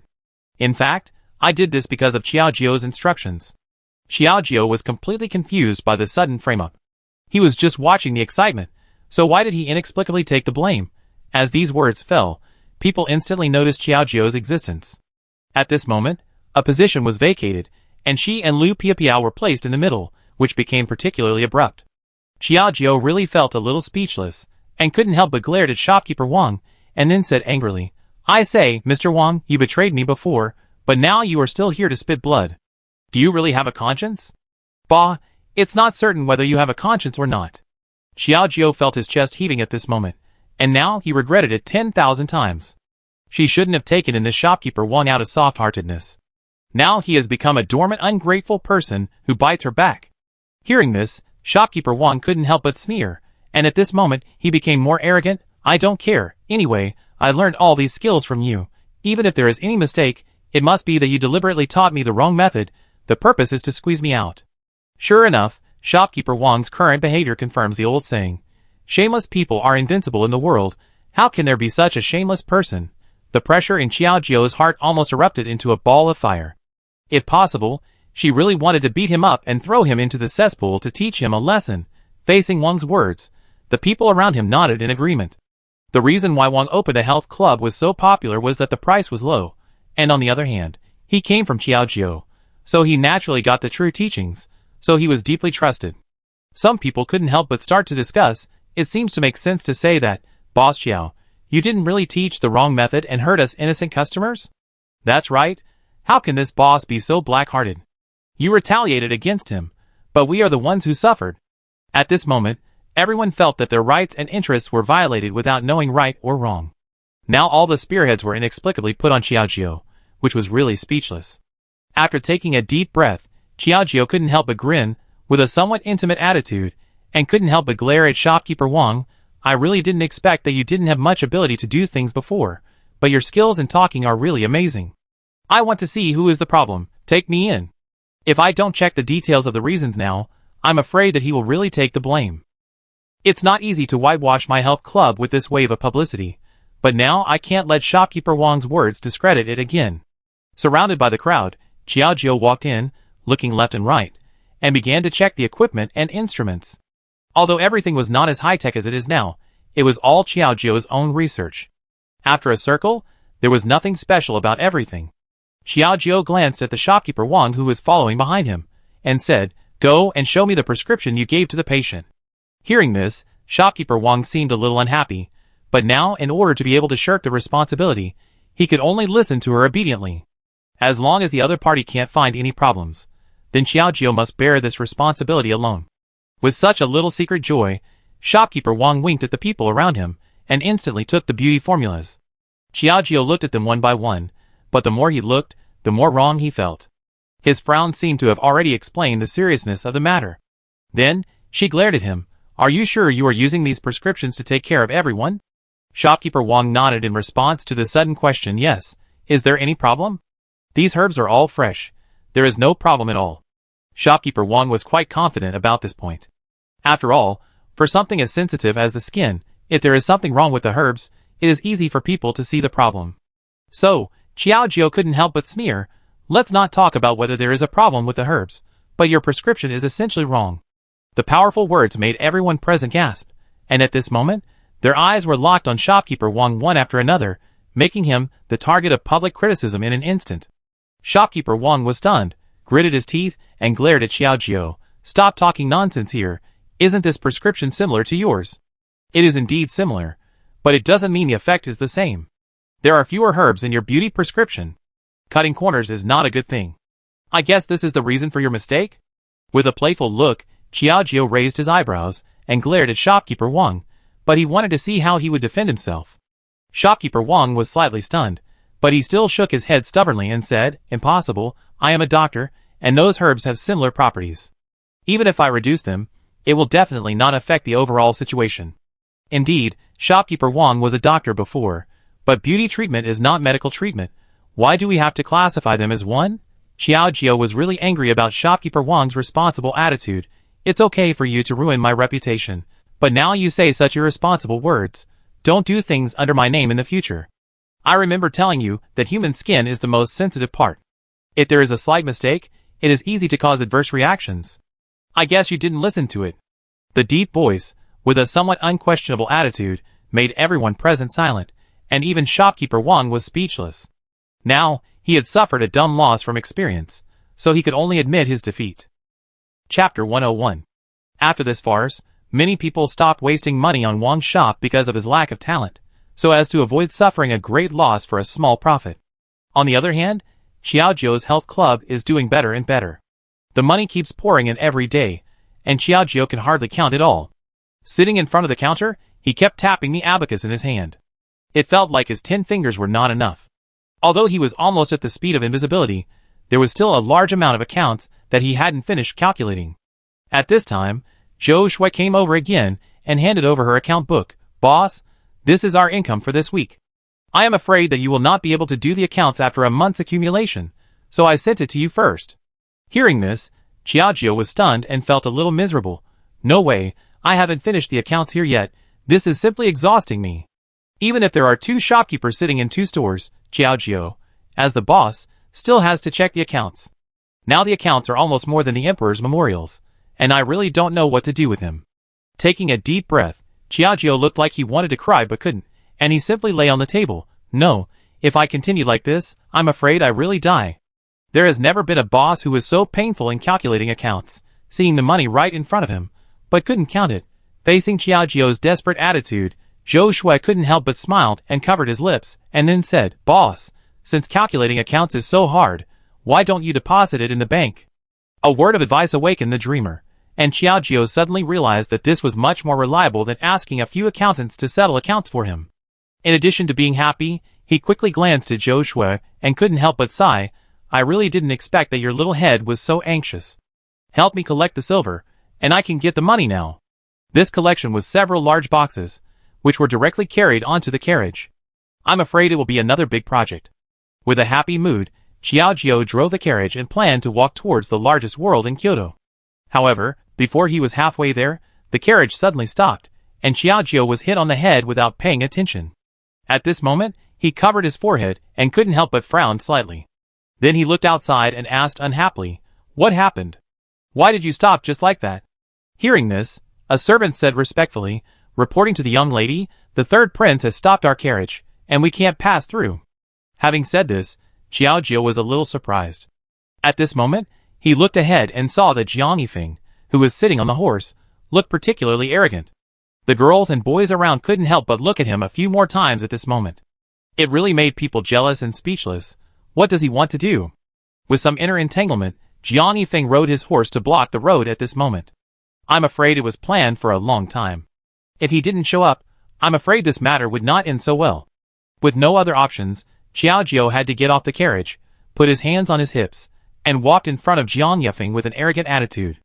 At this moment, he raised his eyes and faced the other party's majestic figure without fear. "What do you want to do? It's such a long road, can't you go somewhere else?" If they were not sitting in a carriage, even if they were circling around this guy, they would never confront him head-on. Hearing this, Jiang Yifeng jumped on his horse and landed steadily in front of Xiaojio. Looking at the angry little face, his mood was a little complicated at the moment. Without saying anything more, he locked his eyes on the carriage behind Xiaojio. "What? Are you going to the bank to deposit money? No, you know all this. You are not deliberately following me, are you?" With a bit of contempt, Xiaojio was a little more alert, and hurriedly stepped back a few steps. So, Jiang Yifeng suddenly sighed, "You and I are husband and wife after all. I didn't expect that you would be so distant when I was in trouble. It's really a bit disheartening." This was said inexplicably. Xiaojio wanted to say that the two had no relationship, but looking at the other's lonely expression, he couldn't suppress his emotions. After all, they were husband and wife, and I couldn't express my feelings for him verbally. After a moment of hesitation, he pretended to be sarcastic and said, "You are the 3rd prince. What difficulties can stump you?" With a playful attitude, Xiaojio tried to suppress his inner feelings. However, Jiang Yifeng once again turned to the direction of the carriage and said directly, "I need to borrow some money. Some shops have lost some money in business, and now need money to turn around. I thought about it and thought of you." Xiaojio was slightly stunned by these two straightforward words, but now, he pretended to be arrogant and said, "Don't forget our current relationship. What qualifications do you have to ask me to borrow money? Just because you are my wife, my princess, my most beloved, the one I want to protect with my life, even if I have to face setbacks and become humble." Xiaojio was stunned by the sudden love words.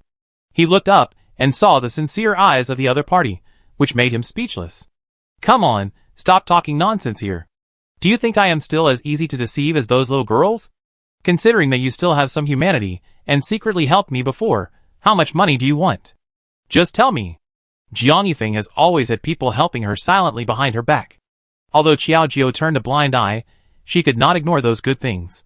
In fact, if Jiang Yifeng had not been constantly pushing and fueling the flames behind her back, she probably would not have reached the point where she is so crowded now.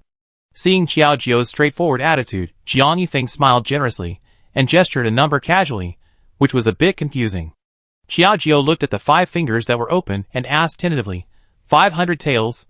Hearing this, Jiang Yifeng shook his head, 5,000, but I will pay you back with interest, which is definitely more cost-effective than keeping it in a bank. After all the money he earned was hers, so it was a sure win. It was indeed a bit tempting to say that. Xiaojio closed his eyes slightly and looked at him with a look of disbelief. After struggling, he finally chose to compromise. Since you said so, the relationship between us must not be ignored. You can go and get the money now. The main thing is that the interest rate is higher than that of the bank, which means money makes money, right? Who would be so stupid as to refuse such a good deal? Jiang Yifeng glanced at the followers behind him and went to move the silver alone.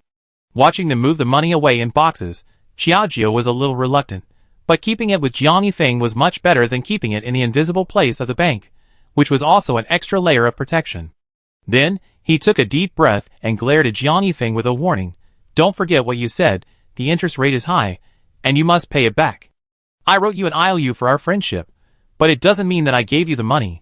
This little arrogant attitude, pouting lips and staring at the head, is quite cute. Jiang Yifeng nodded. Don't worry, you are my princess, my life belongs to you. Why should you care about these little things? It sounds nice, but I'm afraid I'm pretending to be indifferent. At this moment, I folded my arms and pouted my lips, not knowing what to say. Looking at the few boxes left after being moved, Xiaojio thought for a moment and finally made a decision. Forget it, there are only a few boxes left, and it's troublesome to go to the bank again. It's better for him to go home. At least he can see it every day, which makes him feel a little relieved. After saying that, he was going to go back to the carriage, but before he took a few steps, his wrist was suddenly grabbed by Jiang Yifeng. Why are you in such a hurry to leave? You have helped me so much, and you have lent me so much money without hesitation. Naturally, I have to express my gratitude. How about treating you to a meal? What he said was that Xiaojio was willing to spend 5,000 taels, so how could he care about his meal? On the contrary, the two of them sat opposite each other, and they felt awkward when they saw each other. At this moment, they still felt a little creepy. Then he shook his head and said, Forget it, I don't need it. The food my father cooks is much better than that outside. So Jiang Yifeng sighed helplessly. So that's the case, it seems that I am still self-indulgent. I thought that you would like the Wangjiangla private room that I finally got, but it seems that I can only enjoy it alone. This Wangjiangla is the largest restaurant in Kyoto. Not to mention the private room, even the seats downstairs are very difficult to find. And you need to make a reservation. There is a specific number of people every day. If you go a step late, you can't get in. Hearing about such a place, Xiaojio's body trembled slightly, and she was a little annoyed for a moment. Damn it, Wangjiang Tower, why didn't you say it earlier? With a little entanglement, Xiaojio had not seen the big scene inside. At this moment, he could only turn his head and pretend to be arrogant and said, Forget it, think about it. I borrowed so much money, and you really should show your appreciation. I will reluctantly have a meal with you. Eating a meal, anyway, will not lose a piece of meat, and you can also see the style of Wangjiang Tower, which is the real happiness. Looking at the arrogant little appearance, Jiang Yifeng slightly curled his lips and smiled, stretched out his hand. Come on, let's go on a horse. Chapter 102. Although he was not very happy, Xiaojio still put his hand on his hand for the sake of Wangjiang Tower. With the other party's pull, the whole person was almost scared to death, and hurriedly hugged Jiang Yifeng's waist nervously, and couldn't help but blame him. Hey, can't you be a little gentle? You want to scare me to death. Hearing this, Jiang Yifeng raised the corners of his mouth at this moment, but he seemed a little proud, and then teased, If the king was too gentle, how could you put your hand on my waist obediently? After realizing the other party's intention, Xiaojio suddenly realized it, and hurriedly planned to let go of his hand. However, Jiang Yifeng did not give her this opportunity, and directly pulled the reins, and the horse began to leap up. Xiaojio gritted his teeth at this moment, so he had to hug him tightly, and complain madly, You only know how to bully me, I will never be fooled by you next time. Although he said this, his hands were clenched tightly, which was even more tense than his teeth. After a while, the two of them arrived at Wangjiang Tower, and walked in directly with the invitation. Two guests, this is your private room, please come in. The waiter's voice was soft, and his appearance was standard, but it was pleasing to the eye. Xiaojio couldn't help but admire it a little more. It's worthy of being Wangjiang Tower. Even the service level is so high, it is really the best restaurant in Kyoto. This praise is really not exaggerated at all. After all, as a professional foodie, Xiaojio estimated that in the whole Kyoto, Wangjiang Tower is the only one that he has never had the opportunity to enter. It's not because of no money, but because of no time and no reservation, so it's not possible to get the scene. The two walked in, and Jiang Yifeng shamelessly insisted on sitting next to Xiaojiu, which made Xiaojiu feel a little uncomfortable. There are so many seats, can't you just pick another place? Hearing this, Jiang Yifeng didn't care, looking at the menu by himself, and said casually, there are so many seats, and I just chose the one next to you, what can you do? Besides, it's more lively when two people sit together, otherwise it will be unfamiliar if they sit far away. Obviously, she is a cold and unparalleled person, but in front of Xiaojiu, she can always tease her in various ways. Xiaojiu didn't argue with him, and directly urged, okay, you hurry up and order the dishes, I'm really a little hungry. After being busy for so long, Xiaojiu seemed a little impatient. Having said that, Jiang Yifeng glanced at the menu from top to bottom, but closed it directly and started to order blindly, a roasted goose, cold cucumber salad, boiled beef. In terms of starting point, Jiang Yifeng was not ambiguous at all, and he said a lot in a row. Xiaojiu was a little confused, and couldn't help but look at him twice more. Aren't these all my favorites? Is he doing it on purpose? If not, how could he call out the names of these dishes so skillfully without looking at the menu? Looking at Jiang Yifeng's mouth that was more active than eating, he couldn't stop ordering the names of the dishes at this moment, and the waiter next to him could hardly remember them. Xiaojiu quickly held her arm with one hand, and then said repeatedly, okay, what you just filled in is enough, and another pot of peanuts and peach wine will be enough. Hearing this, the waiter glanced at Jiang Yifeng, and seeing the other party's tacit attitude, he nodded and retreated. Xiaojiu breathed a sigh of relief, and then couldn't help but blame, are you crazy? You ordered so much, can the two of us finish it? It seems that you have a lot of money. Why are you so extravagant, and come to borrow money from me? Jiang Yifeng nodded after a series of blames. Madam, you are right. I did go too far just now.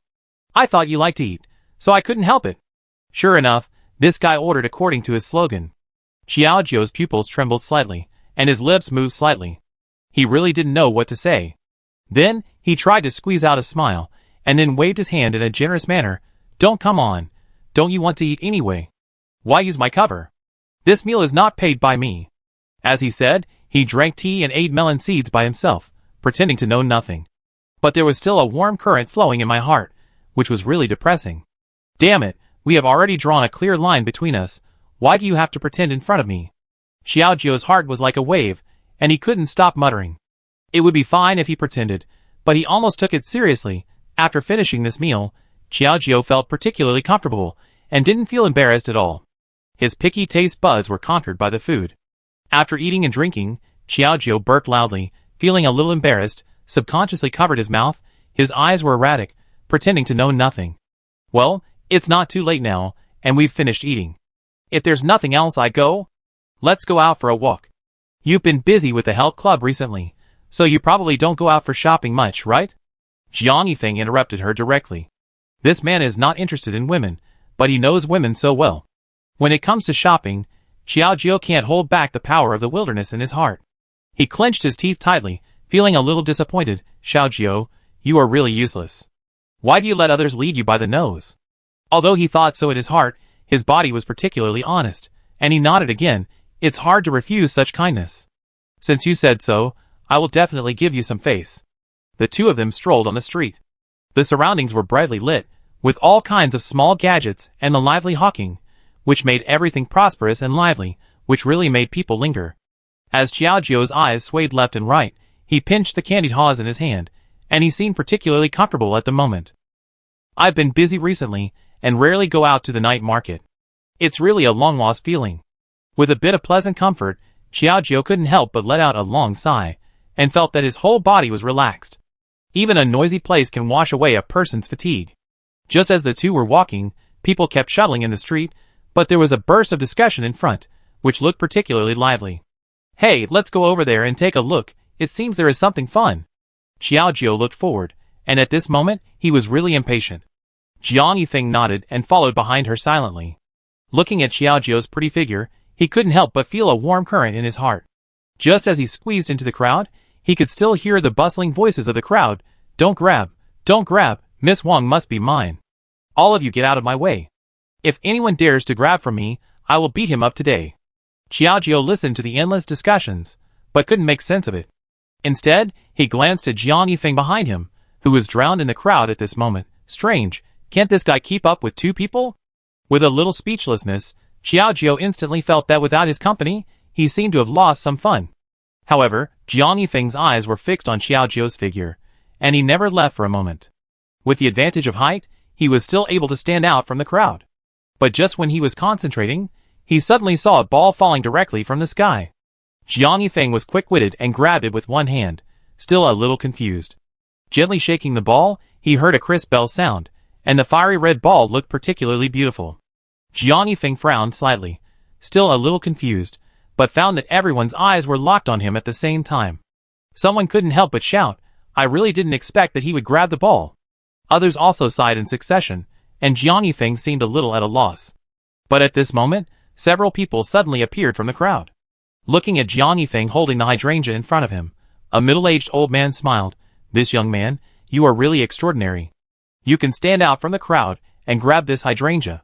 From now on, you are the future son-in-law of my Wang family." Jiang Yifeng was stunned by these inexplicable words. He quickly looked at the ball in his hand and suddenly realized it. He shook his head and said, "I'm sorry, I didn't mean to grab the ball. The ball flew into my hand just now." How could he know that he had accidentally grabbed someone else's embroidered ball? Hearing these words, the housekeeper who spoke in front of him couldn't help but frown slightly. "Sir, what do you mean? You took the embroidered ball, but you are unwilling to admit it?" With a bit of displeasure, the group of servants following the housekeeper began to stir at this moment. Obviously, Jiang Yifeng had now refuted their family's face in front of everyone, and it might be difficult for him to get away today. Jiang Yifeng felt speechless. Just when he was about to explain something, he saw a woman coming in, wearing a peach-colored skirt, which was as delicate as a lotus emerging from the water. Looking at Jiang Yifeng holding the hydrangea in front of him, his face was as sharp as an ice sculpture, and his temperament was extraordinary. It was obvious that he was not an ordinary person. It was really hard to stop. Just one glance, he couldn't stop his spring heart. He hurried over and scolded softly, "Butler Liu, don't be so rude to the young master. He has already accepted the hydrangea. He will be a member of our Wang family in the future. You must treat him with courtesy." Butler Wang nodded at these gentle words, looked at Jiang Yifeng, and said respectfully, "Young master, I'm really sorry for the conflict just now." Chapter 103. Faced with the other party's attitude, it is obvious that he is determined his future son-in-law. However, Jiang Yifeng did not have such extra thoughts. He quickly handed the ball to them, and said with an unquestionable attitude, "I said it was all accidental. I hope the girl will not be obsessed." After that, he planned to turn the corner and leave. Seeing this scene, Wang Yuyan couldn't help but frown at this moment, and hurriedly stepped forward to block his way. "What do you mean? You have already tried my embroidery, but you don't want to marry me. Isn't it putting me in an unjust position?" Although he said so, Jiang Yifeng acted very calmly and said directly to such people, "Everyone, I'm really sorry, it was just a misunderstanding just now. If you want to grab the embroidery, you can continue, just pretend I don't exist." After this explanation, everyone looked at each other. They were very happy to accept Wang Yuyan, who was rejected by other men, if they could have extra opportunities. After all, being someone's son-in-law is a good thing that one can't ask for. Some of them couldn't help but echo, "Miss Wang, since this is all a misunderstanding, why don't we continue?" "That's right, why should we hang ourselves on a tree in this forest? We have all fought for you, and it's much better than having a pretty boy who despises you." This series of words, more or less, is a bit sarcastic. It's obvious that everyone said that Wang Yuyan was rejected by someone, and was now an abandoned girl who couldn't get married. Now that they are willing to continue to accept her, it is already a special gift. Facing this series of gossip, Wang Yuyan felt a little ashamed at the moment. She took a deep breath and said angrily, "You are really too much. You have accepted my embroidered ball today, and you have to marry me. If you don't want to, you will die here today." On the one hand, it was because of love at first sight, and on the other hand, it was for her own reputation. After Wang Yuyan finished speaking, she directly pulled up a golden hairpin on her head and pressed it against her neck, as if she wanted to take her.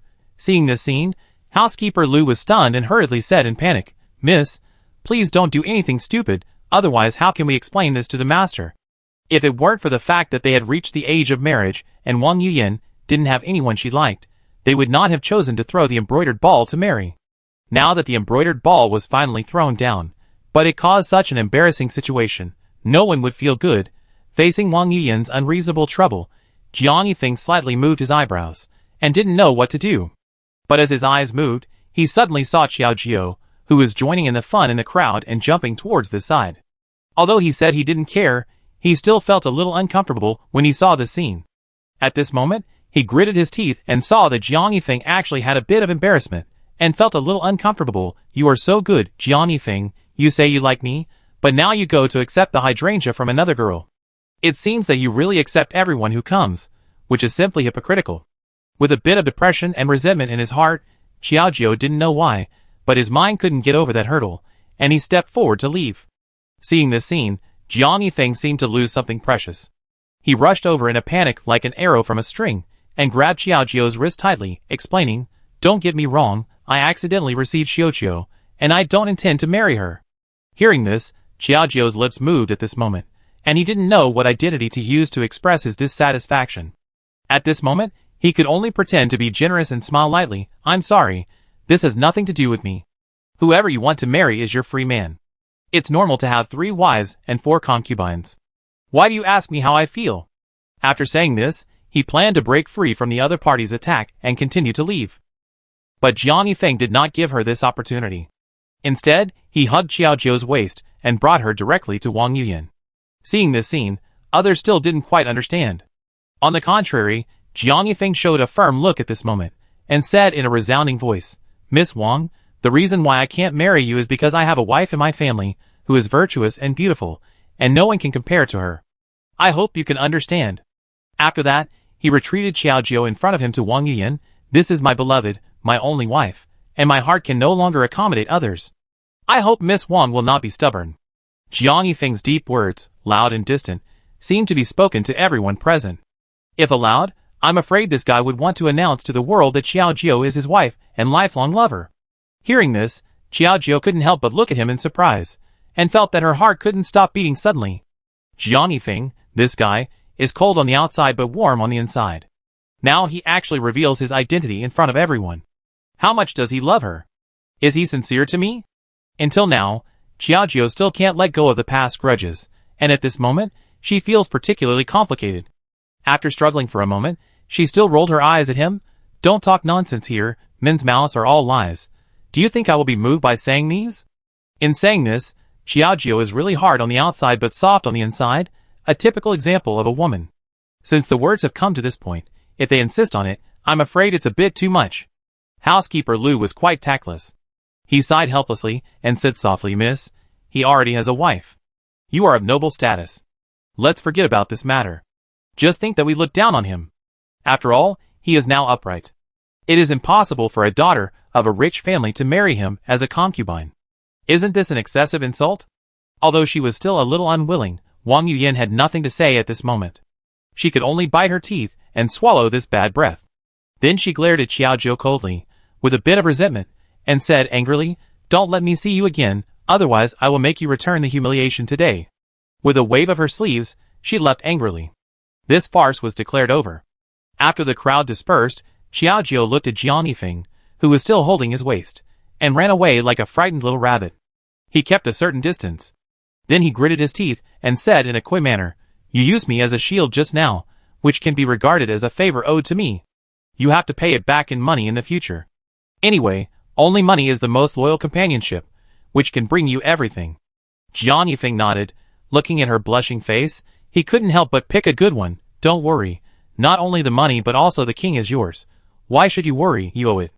The more he talked, the more flustered he became. This guy, when did he become so good at teasing? Did he go to a brothel? With a full heart of impetuousness, Xiaojiao really didn't want to talk to him anymore, for fear that he would fall if he continued like this. Then, he walked away directly, and he didn't know what kind of mentality he was holding. Anyway, his heartbeat was hard to stop for a long time. Xiaojiao could hardly sleep the whole night. However, early in the morning, there was a shouting and cursing outside. "Call Xiaojiao out, I will never let her go." With a sharp attitude, Xiaojiao could hear the thunderous voice outside even in the room. He couldn't help but frown at this moment. So it's the enemy who came here to seek revenge so early in the morning? Although he didn't know who it was, he had offended some people in his business, and he had to deal with Jiang Yifeng's bad peach blossoms. He was really busy and couldn't breathe. After getting dressed, she walked out of the door. After a closer look, she looked familiar. Aren't you the daughter of the Shanshu family? I met you once at the banquet before. I wonder what's the matter with Miss Bai. With a curious attitude, but looking at the other party's aggressive posture, it was obviously not a good thing. As expected, the Miss Bai, that is, Bai Muyun's sister, glared at her at this moment and said unceremoniously, "How dare you say that? As a married woman, why did you seduce my eldest brother? My eldest brother is now infamous, and everyone is spitting on him. You have to give me an explanation." Xiaojio didn't know what was going on outside, but Bai Muyun was miserable. As an official of the court, it was always easy for people to catch him. Now a handsome young man, who is also the most talented scholar in Kyoto, is entangled with a dignified third princess. Wouldn't that make people talk about him? Not only can he not move in the court, but even in the tea house, storytellers have to tell about the things between the two of them, not to mention how ugly it is. It's not just Bai Muyun's matter, but also their entire Shanshu mansion. Even when she walked out, she had to endure people's cold eyes. She couldn't swallow this breath. Faced with these inexplicable words, Xiaojio still felt a little confused. "Miss Bai, everything must be based on this. Mr. Bai and I are innocent, don't talk nonsense." "Haha, even if you are innocent, will people outside believe it? At that time, you were at the banquet, relying on a poem to express your love for each other. How many people saw it?" Xiaojio was also a little surprised by the thunderous rebuke. He didn't expect that an ordinary thing would develop to this point. Chapter 104. Faced with the other party's entanglement, Xiaojio could only ask someone to invite the Shanshu family, otherwise, if he continued to entangle with him like this, he would be suffocated. "Let me tell you, don't think that this matter can be let go just by letting my family come. I will never easily forget the shame you brought to our family." Miss Bai said it with confidence, but Xiaojio felt a little wronged. How could she be accused of such a dirty hat when she was so innocent? With a little inner entanglement, she continued to hold her breath and said, "No matter what you think, I really have nothing to do with your eldest brother. As a princess, I still have this self-knowledge. I hope you don't continue to entangle like this. It will not have a good impact on your family." Xiaojio has already taken out his most considerate attitude and is here to persuade her kindly. However, facing these words, the young lady did not appreciate them at all, but instead sneered. "Stop pretending here. Don't think I don't know that you quarreled with the prince because you were lonely. So you went to seduce my eldest brother. What a shameless bitch." This became more and more unpleasant, and even the servants next to them couldn't stand it anymore, and came over cautiously. "Young lady, how about we drive her away?" Hearing this, Xiaojio had this idea, but the other party was the daughter of the Shanshu family after all, and although she had the title of the princess, she could not do such an unbecoming thing. Just when he was entangled, he saw the people of the Shanshu family in the distance, and they came quickly one by one. Seeing Miss Bai, who was still making trouble, he rushed over immediately. "Miss, why are you here? You should go back quickly. This is not the place for us to make trouble. After all, she is the princess, so she has to give her some face. And those rumors outside, I am afraid that after Miss Bai's trouble, the false ones will become true." After hearing this series of consolation, Miss Bai did not realize the connotation. At this moment, she just folded her arms and said dissatisfiedly, "Don't you see that I am seeking justice for my brother? What are you doing here? Get out of here quickly. I will show you how I go out for my family." Xiaojio did not say anything, but just leaned against the door with a bored face, quietly watching him shouting here, and did not intend to stop him. Anyway, the more she made trouble here, the biggest impact would only be on their Shanshu mansion. "Miss, please stop making trouble. This is the master's order.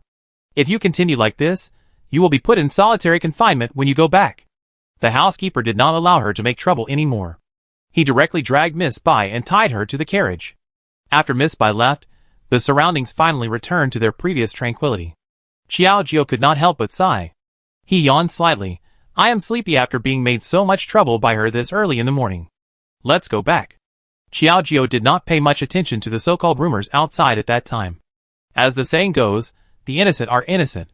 Even if the rumors are unpleasant, they can't stir up any waves for things that have not happened.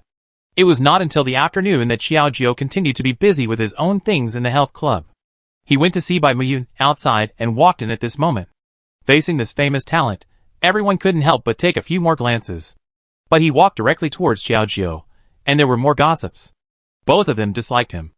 Anyway, the more you wanted to dodge, the easier it would be for people to find the contradiction. Instead of this, it is better to let it go and be more open. "Mr. Bai, why are you here? You are free now. With a slight smile, Xiaojiu behaved as usual, just like treating other customers. Hearing this, Bai Muyun frowned slightly, but suddenly said, Princess San, I am really sorry. Today my little sister went to your house and made a fuss. I am deeply sorry for this matter. I hope you can forgive her ignorance. I thought it was something else, but I didn't expect it was just to apologize. Xiaojiu waved his hand generously, and then raised the corner of his mouth and smiled. It doesn't matter, I thought it was a big deal. I didn't take it to heart at all, after all, it was just made up. This generous attitude and smile really made people admire his tolerance. Bai Muyun smiled lightly and nodded, and his admiration and adoration for him arose again. After struggling for a moment, he tentatively said, I heard that you and the prince are in a quarrel, you two won't. There seemed to be a sense of wanting to take over in these words. Facing the other party's attitude, he saw through his mind at a glance, and then hurriedly explained, Mr. Bai, we are just friends. Even if the prince and I are in a quarrel, it is only a matter between husband and wife. Husband and wife, quarrel at the head of the bed, and make up at the foot of the bed. Have you seen how many people really tear each other apart? The implicit meaning couldn't be more obvious. Xiaojiu also hinted that he was quite happy with Jiang Yifeng. Although he usually didn't admit it in front of that guy, he couldn't let people misunderstand him in front of outsiders. Hearing this, Bai Muyun's eyes flashed with disappointment, but he pretended to be generous and said, Princess, what are you thinking? I have already let it go. Some things are just rumors from the outside world. But I have a way to help you get back together as a couple. I wonder if you have this intention. Hearing this, Xiao jumped slightly and looked at him in surprise, still feeling a little unconvinced. Why do you want to help me? You and the third prince are both talented and beautiful. One is good at literature, and the other is good at martial arts. It is simply a perfect match in heaven and earth. Many people envy the good marriage. I don't want you to miss it, so I wonder if there is this opportunity. Xiaojiu was slightly stunned. How many times he was moved, all telling that he still had feelings for him. Anyway, he couldn't say it, but if he could really get back together with him with the help of others, Xiaojiu would be very happy. At this moment, he took a deep breath and then smiled generously. Since Mr. Bai is willing to help, I will be very grateful at that time. After hearing Xiaojiu's words, Bai Muyun went directly to the palace to visit Jiang Yifeng. The moment the two men sat down, they were directly fighting each other. Even if it was just a glance, it was like a battle between thousands of troops. What are you doing here? Don't you know that I welcome you especially? This naked delay would probably make most people feel ashamed, but for Bai Muyun, how could he back down so easily? With a smile, he gently shook the jade fan in his hand and said, I'm here for Xiaojiu this time, so you don't have to think too much. Our rumors are getting more and more intense. For the sake of both of our reputations, you should treat Xiaojiu well, so as not to give others the opportunity to argue with you. I don't want her to be hurt because of this unprovoked relationship. Seeing the other party's calm look, Jiang Yifeng frowned tightly, and anyone who understands can hear it. This guy is just trying to sacrifice himself for Xiaojiu. Jiang Yifeng curled up his fist slightly, feeling particularly angry at the moment, and couldn't help but glared at him. Don't talk nonsense here, we are still husband and wife, and we have never mentioned anything reasonable, which means that there is still a chance for things to turn around. When will it be your turn to point fingers here? These sonorous words were obviously declaring his sovereignty, but Bai Muyun smiled contemptuously and followed with sarcasm. If Xiaojiu hadn't always thought about the rumors outside when she was with me, I wouldn't have come here to say this to you. Is your relationship with her really as good as you say? The meaningful words made Jiang Yifeng speechless in an instant, and at this moment, he curled up tightly, gritted his teeth, and said angrily, Are you done talking? If you are done, leave quickly, I don't have time to talk so much nonsense with you. However, Bai Muyun looked at his angry look and laughed. Oh, I was just joking with you.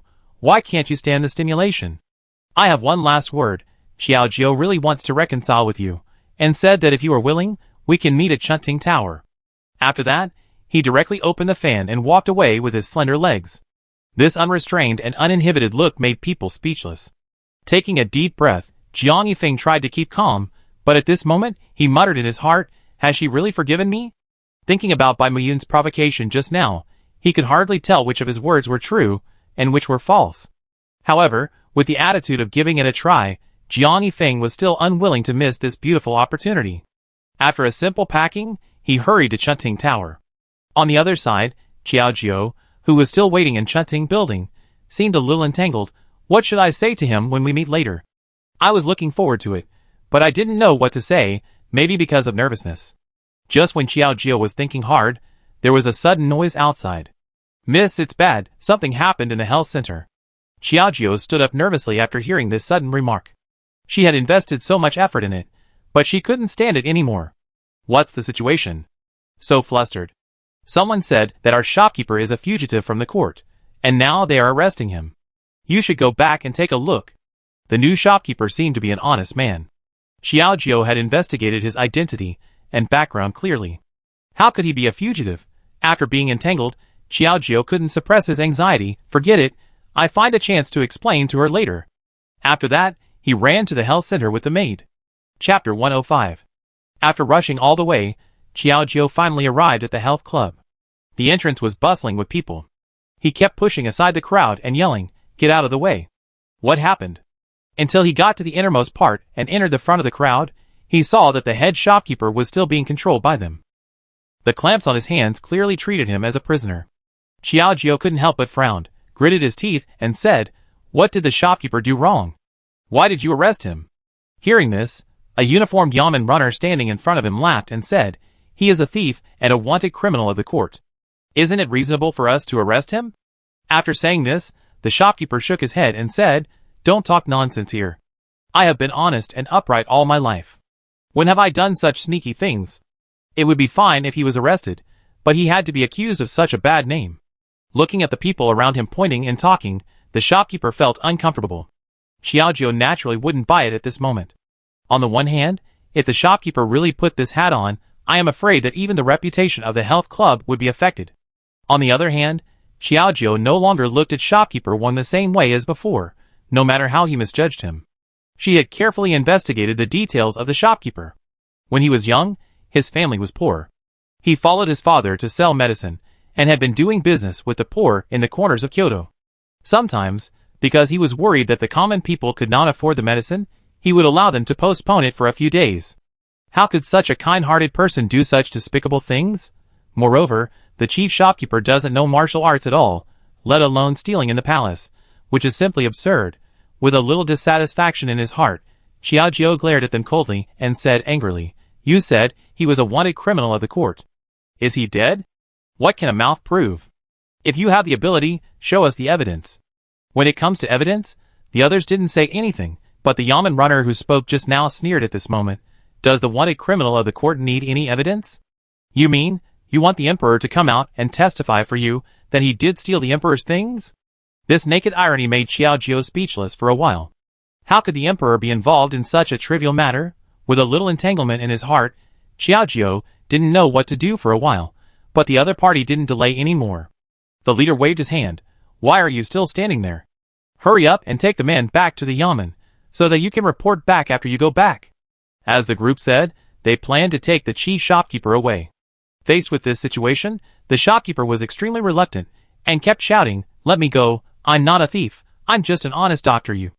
At first, there was a series of explanations, which seemed to be pale and powerless, and gradually turned into insults in the end, but no one took it seriously. Watching the shopkeeper struggling and helpless from a distance, Xiao Jio felt particularly uncomfortable.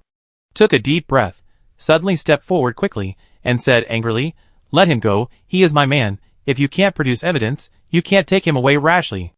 After saying that, he stretched out a hand and grabbed the arm of the shopkeeper, confronting those people head-on. Looking at this posture, I am afraid that if I don't agree today, Xiao Jio will never give up. However, Xiao Jio still underestimated his own strength. Seeing the leader directly scolded, "Listen to me, if anyone dares to stop us from arresting the court criminals, don't be polite." This was obviously said to Xiao Jio, both a warning and a threat. "But if you really give up like this and let them take the shopkeeper away, I am afraid that at that time, even if you are innocent, you will be forced to be guilty by them."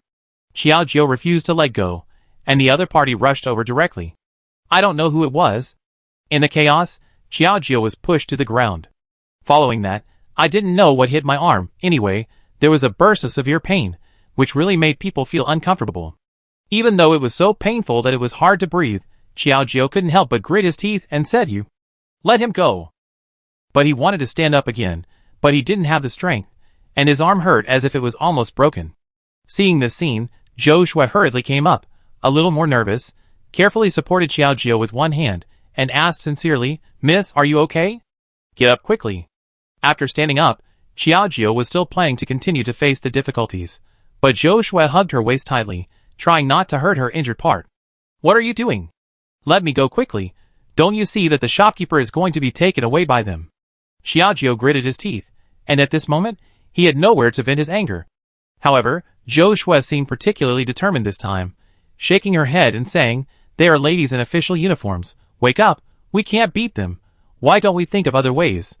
As the saying goes, the people don't fight with the officials, they will only suffer losses, not to mention that those officials have people behind them, so they are not afraid of a mere abandoned woman who was expelled from the Three Princes' palace.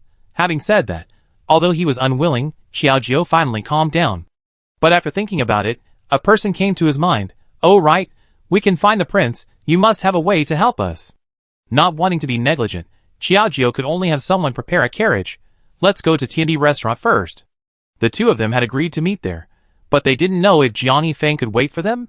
"Jiang Feng, I'm really sorry, I have something to deal with now, so I came to find you now, I hope you don't leave." Xiaojiu had some expectations in his heart, and the carriage also ran away, as if it had 8 legs under the psychological effect. At this moment, Jiang Feng had been waiting for a long time in the restaurant, until a messenger arrived and quickly came to Jiang Feng's side. "You are the third prince." This was too direct a question. Jiang Feng didn't know how to answer, just nodded tacitly. "What's the matter?" "Nothing. It's just that our young lady said that you don't have to wait for him anymore." This short sentence made Jiang Feng panic instantly. He was waiting here, but from beginning to end, there was only Xiaojiu. So this person said that Xiaojiu was unwilling to forgive him. Didn't he mean that? Jiang Feng's expression suddenly changed, and he didn't know what to say at this moment. With a few angers in his chest, he suddenly grabbed the other person's collar with one hand, pulled him in front of him and said angrily, "If you have the guts, say it again, who asked you to come and pass the message?" For a moment, he even hoped that what he heard was just an illusion, or that it was passed to the wrong person. Anyway, it shouldn't fall on him. However, when the other party clearly reported Xiaojiu's name, Jiang Feng's heart instantly sank like a big stone into the seabed, and he felt cold and difficult to suppress his sadness. So she won't come, and won't forgive me. I've been waiting for her like a fool for so long, but I was stood up. Jiang Feng mocked himself for a long time.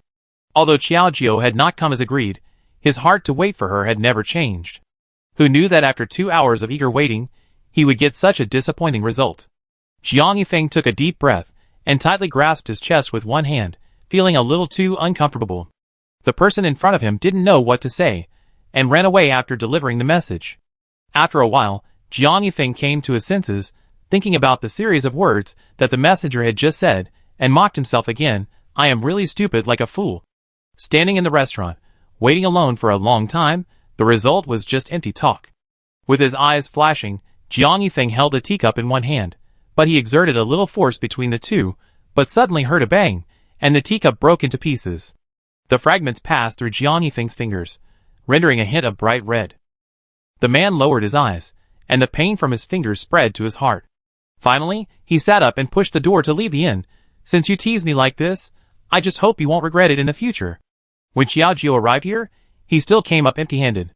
Seeing the broken teacups in the guest room, where they had made an appointment, he was confused. What's going on? Is he angry because of my broken appointment? For a moment, regret and self-blame spread in Xiaojiu's heart. But now is not the time to tangle with these. After Xiaojiu realized it, he hurriedly shook his head. "No, I still have something to do now. Not the time to think about this kind of love affair. Anyway, I can explain it slowly when the time comes." With such a firm idea, Xiaojiu rushed back to the palace. However, just when he wanted to go in, he was stopped by the people outside. "What do you mean? Don't you even recognize me?" Looking at the other party's blocking action, she was your princess after all, but she was treated like this. Isn't it a bit unsafe? With a bit of anger, Xiaojiu glared at them coldly, but the others moved their lips and immediately said, "I'm really sorry, princess, that's the order of the prince." Just a few simple words. Xiaojiu was completely confused. It seems that he really misunderstood me. He must think that I stood him up. I must explain it. After saying that, he glared at them angrily. "How dare you? I am your master after all. Who dares to stop me? Get out of here."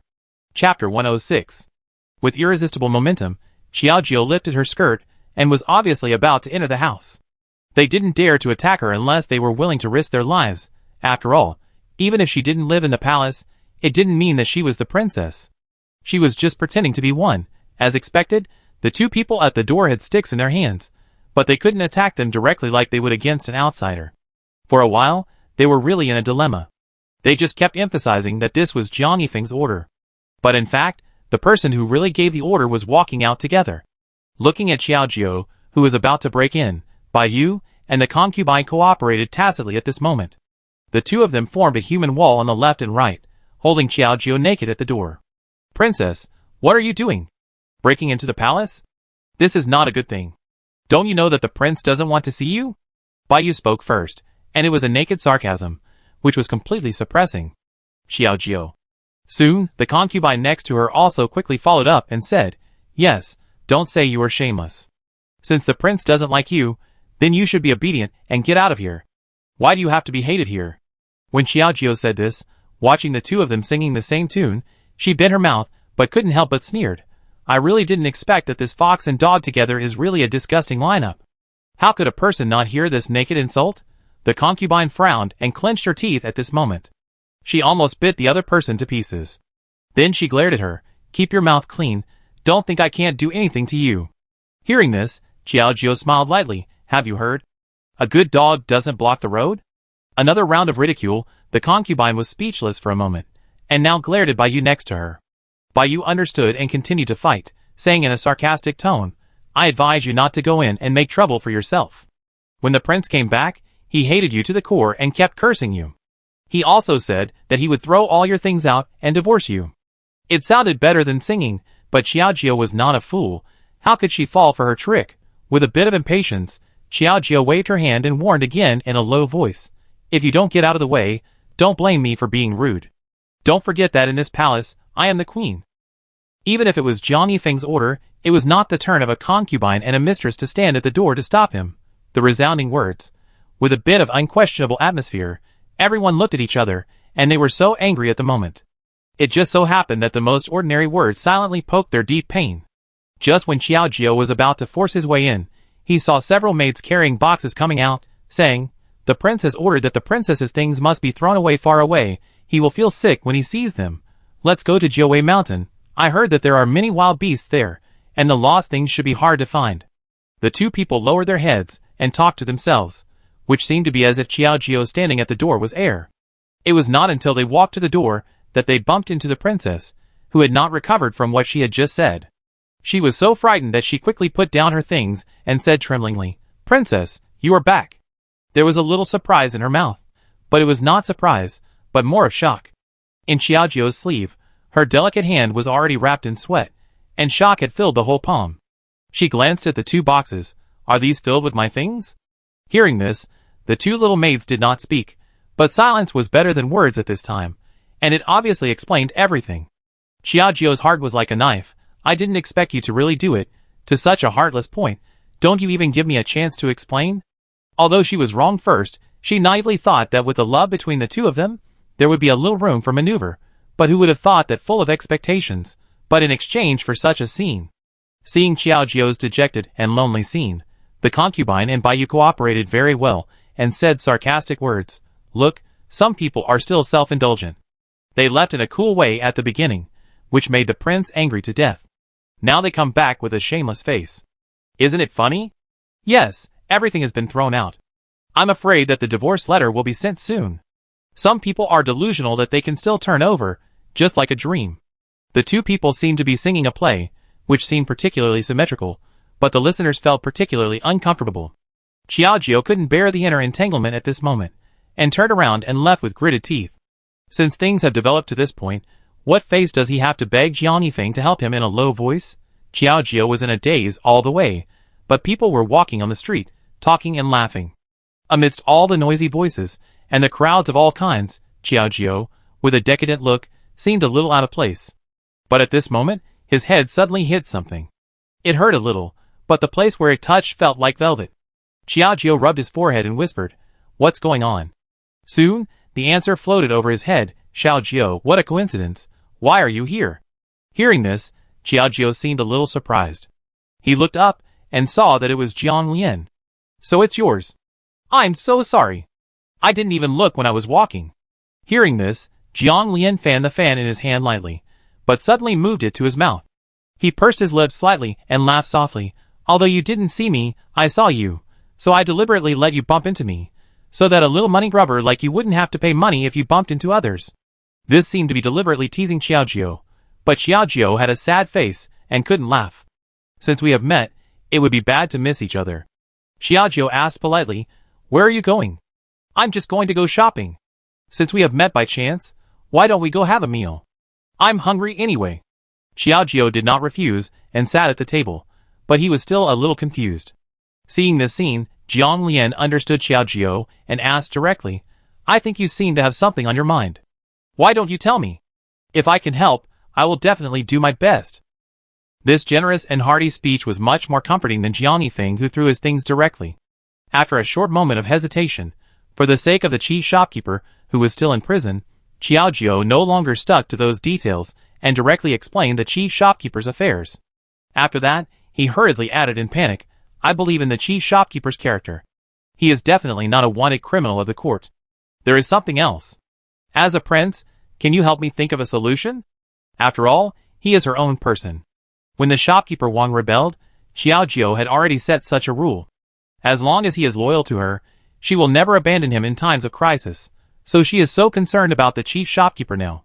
Faced with this series of words, Jiang Lian didn't frown at all, and agreed directly and readily, don't worry, I will help you investigate this matter. But now it's dinner time, don't think too much, eat and drink enough, so that you have the strength to redress the injustice for others. So, Xiaojiu nodded, his appetite was better than usual, and he ate quite a lot. As time passed, Jiang Lian's investigation soon got the results, and found that there was indeed something strange. According to my investigation, there seems to be no case of theft in the palace in the archives that can be checked in the palace. Even if there is, the criminal has been brought to justice. Why do you think there is another one for no reason? There were many doubts in this instantly. Xiaojiu stroked his chin at this moment, and found some clues. Gratefully looked at Jiang Lian. Thank you for telling me this. Why are you being polite to me? I will help you follow up on this matter. Since the investigation is different from the words they used to arrest him, there may be a real problem, so I will help him to the end. If the big shopkeeper is not asked to clear his name, I am afraid that the health club opened by Xiaojiu will be severely affected in reputation. While investigating the big shopkeeper, Xiaojiu also began to study new beauty techniques. After several days and nights of thinking, there was finally a new progress. In the health club, because of the appearance of a new instrument, everyone was a little surprised. At this moment, it was like watching a rare treasure like a meteor from outer space, and there were discussions everywhere. What is this? It looks so complicated. Is it not another beauty instrument? Amid the doubts of everyone, Xiaojiu solemnly began to introduce his things. Everyone, this is our new back-pushing instrument.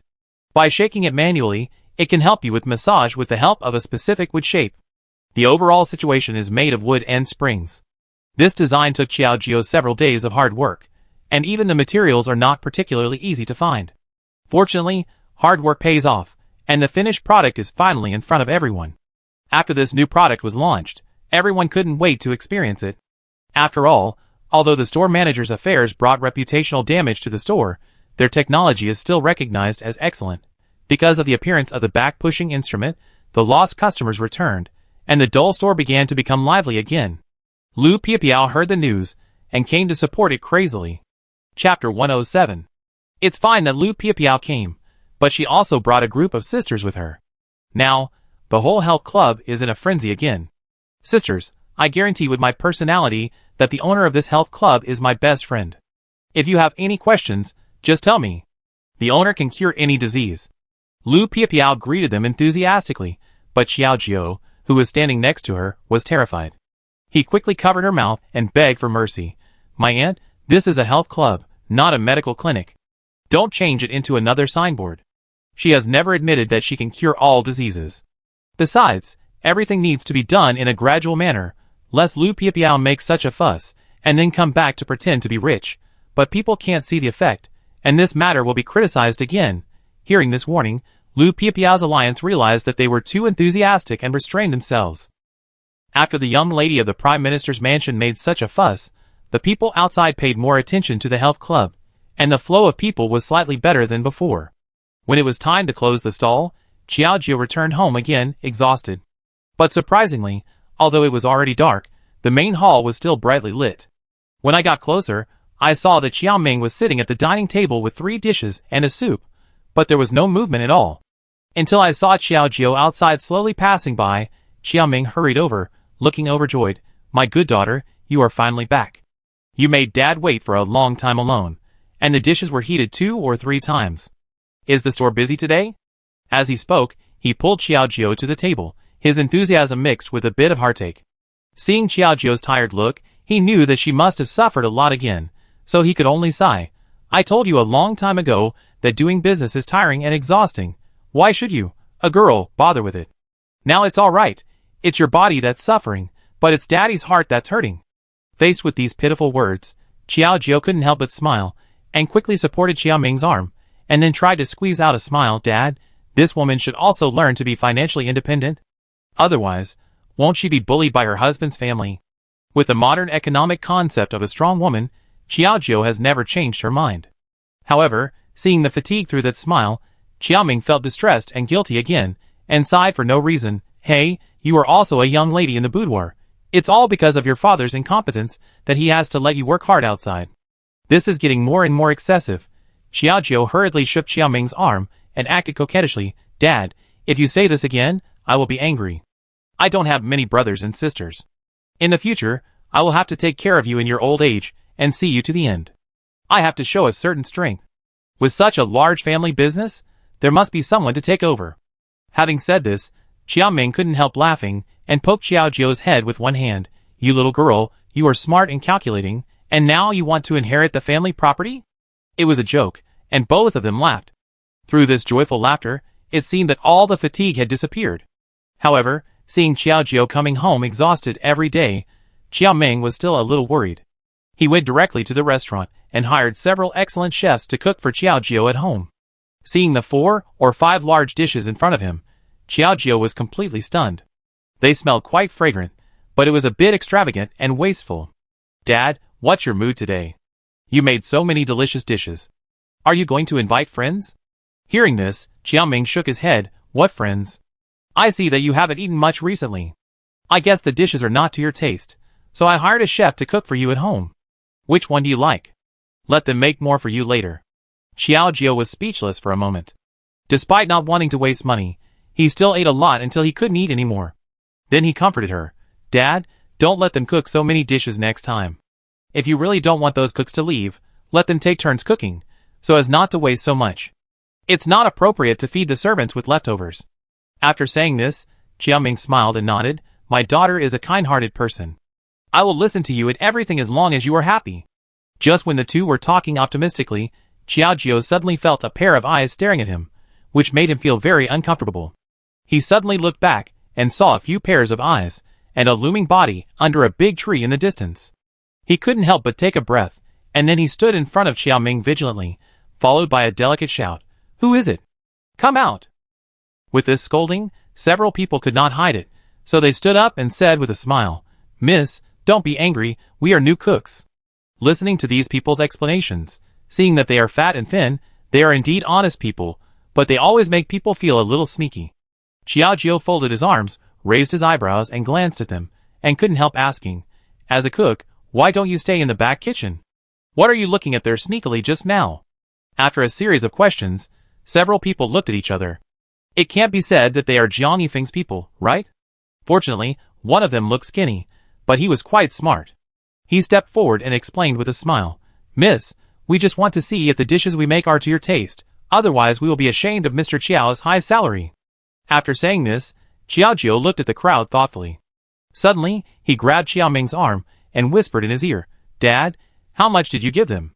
Hearing this, Xiaoming said, "These are all cooks from the East, and they are private cooks, so the price is slightly higher than the ordinary 3 times. This almost made Xiaojiu gasp. Even if the family can make money, it can't afford such a toss. "Oh, forget it, Dad, as long as you are happy." Xiaojiu held his forehead with one hand and left slowly. Even if he was stimulated for a while, he couldn't hold back this heart that had experienced vicissitudes. However, as time went by, Jiang Lian soon had new progress on the case of the chief shopkeeper being arrested. After hearing this, Xiaojiu couldn't help but gasp, stood up from his seat in surprise, and looked at him in panic. What did you say? He is really a wanted criminal. Hearing this, Jiang Lian nodded. It was indeed my rashness before. I checked those wanted documents that had not been brought to justice, but ignored those that had been brought to justice. Hearing Jiang Lian's explanation, it turned out that the head shopkeeper had been arrested that year, but later he secretly escaped. He was not a palace thief, but he did do some bad things, and the crime of escaping prison in advance was like adding crime to crime. Xiaojiu was still sitting in his seat in a daze and decadence at this moment, shaking his head in confusion. How could this be? He kept saying that he was not a beggar, but now he wants to deceive me. Xiaojiu really couldn't forgive the fact that he trusted the head shopkeeper so much, but he kept deceiving himself. In order to find out the truth, Xiaojiu suddenly looked at Jiang Lian, third prince. Can you help me find a way to meet the chief shopkeeper? There are some things that I must ask him in person. Hearing this, Jiang Lian nodded, and with his identity, he successfully brought Xiaojiu into the big cell. At this moment, the chief shopkeeper was punished, and a trace of red was stained on the snow-white prison uniform, looking a little embarrassed. Seeing Xiaojiu suddenly coming outside, the chief shopkeeper rushed over, as hungry as a hungry tiger. Miss, what's wrong? Is there any way to save me out? With such full expectations, Xiaojiu still felt a little guilty, and asked directly, You are obviously guilty. Why did you lie to me? Didn't you say that you were innocent and wronged? The window paper was broken, and the shopkeeper was slightly stunned, and instantly fell to the ground. At this moment, he looked at Xiaojiu in front of him blankly, moving his lips, and couldn't say anything for a long time. On the contrary, Xiaojiu, after experiencing the previous betrayal and the current deception, was already half cold in his heart, but he couldn't help but want to ask for an explanation. What? Don't you have anything to say? Then can I understand that you confess your crimes? Faced with this aggressive attitude, the shopkeeper was terrified. He quickly stood up, and suddenly knelt in front of Xiaojiu again, holding the railing tightly, and said in fear, Miss, I was forced to do this. I was originally a government-owned medical clinic, and I was kind-hearted, but who knew that the official was greedy, and used my elderly mother's life to threaten me to do things that went against my heart. Looking at the other party's red eyes and panic, it didn't seem like a lie. Xiaojiu glanced at Jiang Lian standing behind him. Does he have an elderly mother? Before this guy came to work here, he said that his wife and children had passed away, and he was alone. Could it be that he was deceiving himself? Hearing this, Jiang Lian thought about it carefully and nodded. It was only a few years ago that his mother was sick and died of illness. The time is right. He took a closer look at the shopkeeper. He looked like an honest man. Who would have thought that he was forced into prostitution because he was too honest? Xiaojiu sighed. Even if there was such a thing, why didn't you tell me the truth at the beginning? I said, I hate deception and betrayal the most. Chapter 108. The shopkeeper sighed, and at this moment, tears finally burst out. Then he said with a sad face, At the beginning, I was desperate and just hoped to find a shelter. If I tell those past events, I am afraid that the lady will be disgusted and refuse to take me in. She will report to the police. Yes, if they are really honest, who will listen to the explanation of a criminal? The first reaction must be to report to the police. Xiaojiu seemed to be able to understand his unspeakable secrets a little, just like his feelings for Jiang Yifeng. They love each other but cannot say it. It seems that the two of them are always teased by fate. After taking a deep breath, Xiaojiu still felt a little touched in his heart. At this moment, he looked at Jiang Lian next to him, and suddenly said, I want to save him. Even if he was deceived, but considering the excusable circumstances and the miserable life of the shopkeeper, Xiaojiu really couldn't be completely cruel. Jiang Lian nodded. As long as you want, I will certainly help you. The next day, the two met again and discussed how to save the shopkeeper. After all, the shopkeeper is a real criminal. It is impossible to use ordinary methods to save him. I am afraid he will have to use some unorthodox methods. Xiaojiu pondered for a night. She still saw through the so-called law of mercy. So Jiang Lian nodded. Whether it is stealing or resurrecting, these methods are common. I will arrange for people to take care of the prison and replace them with our people. Sometimes it is convenient to do things. Seeing Jiang Lian's wholehearted help, Xiaojiu felt a little touched in his heart. Thank you for taking such a big risk with me. I don't have much to show for it. The only thing that is a little useful is making money. This thing is a little thank you gift from me. You must accept it. Xiaojiu suddenly took out a purse filled with heavy silver and handed it to the other party. Seeing this scene, Xiaojiu's excessive politeness made Jiang Lian a little uncomfortable. He wanted to refuse, but suddenly saw the exquisitely embroidered purse again, and couldn't help asking, "I feel familiar with this thing. Isn't it your personal belonging?" Hearing this, Xiaojiu nodded. "Usually it is used to hold money. If you think this pink is too conspicuous, then I can find a cloth bag to pack it for you." It was indeed that I didn't think it through, which really made others a little embarrassed. Just when he was about to take it, Jiang Lian suddenly snatched it away, and then laughed. "I think this thing is particularly beautiful, I like it very much, I accept this thank you gift, and you don't have to be so polite to me in the future." After that, he directly hung the purse on his body. However, the scene between the two people was soon seen by the cooks.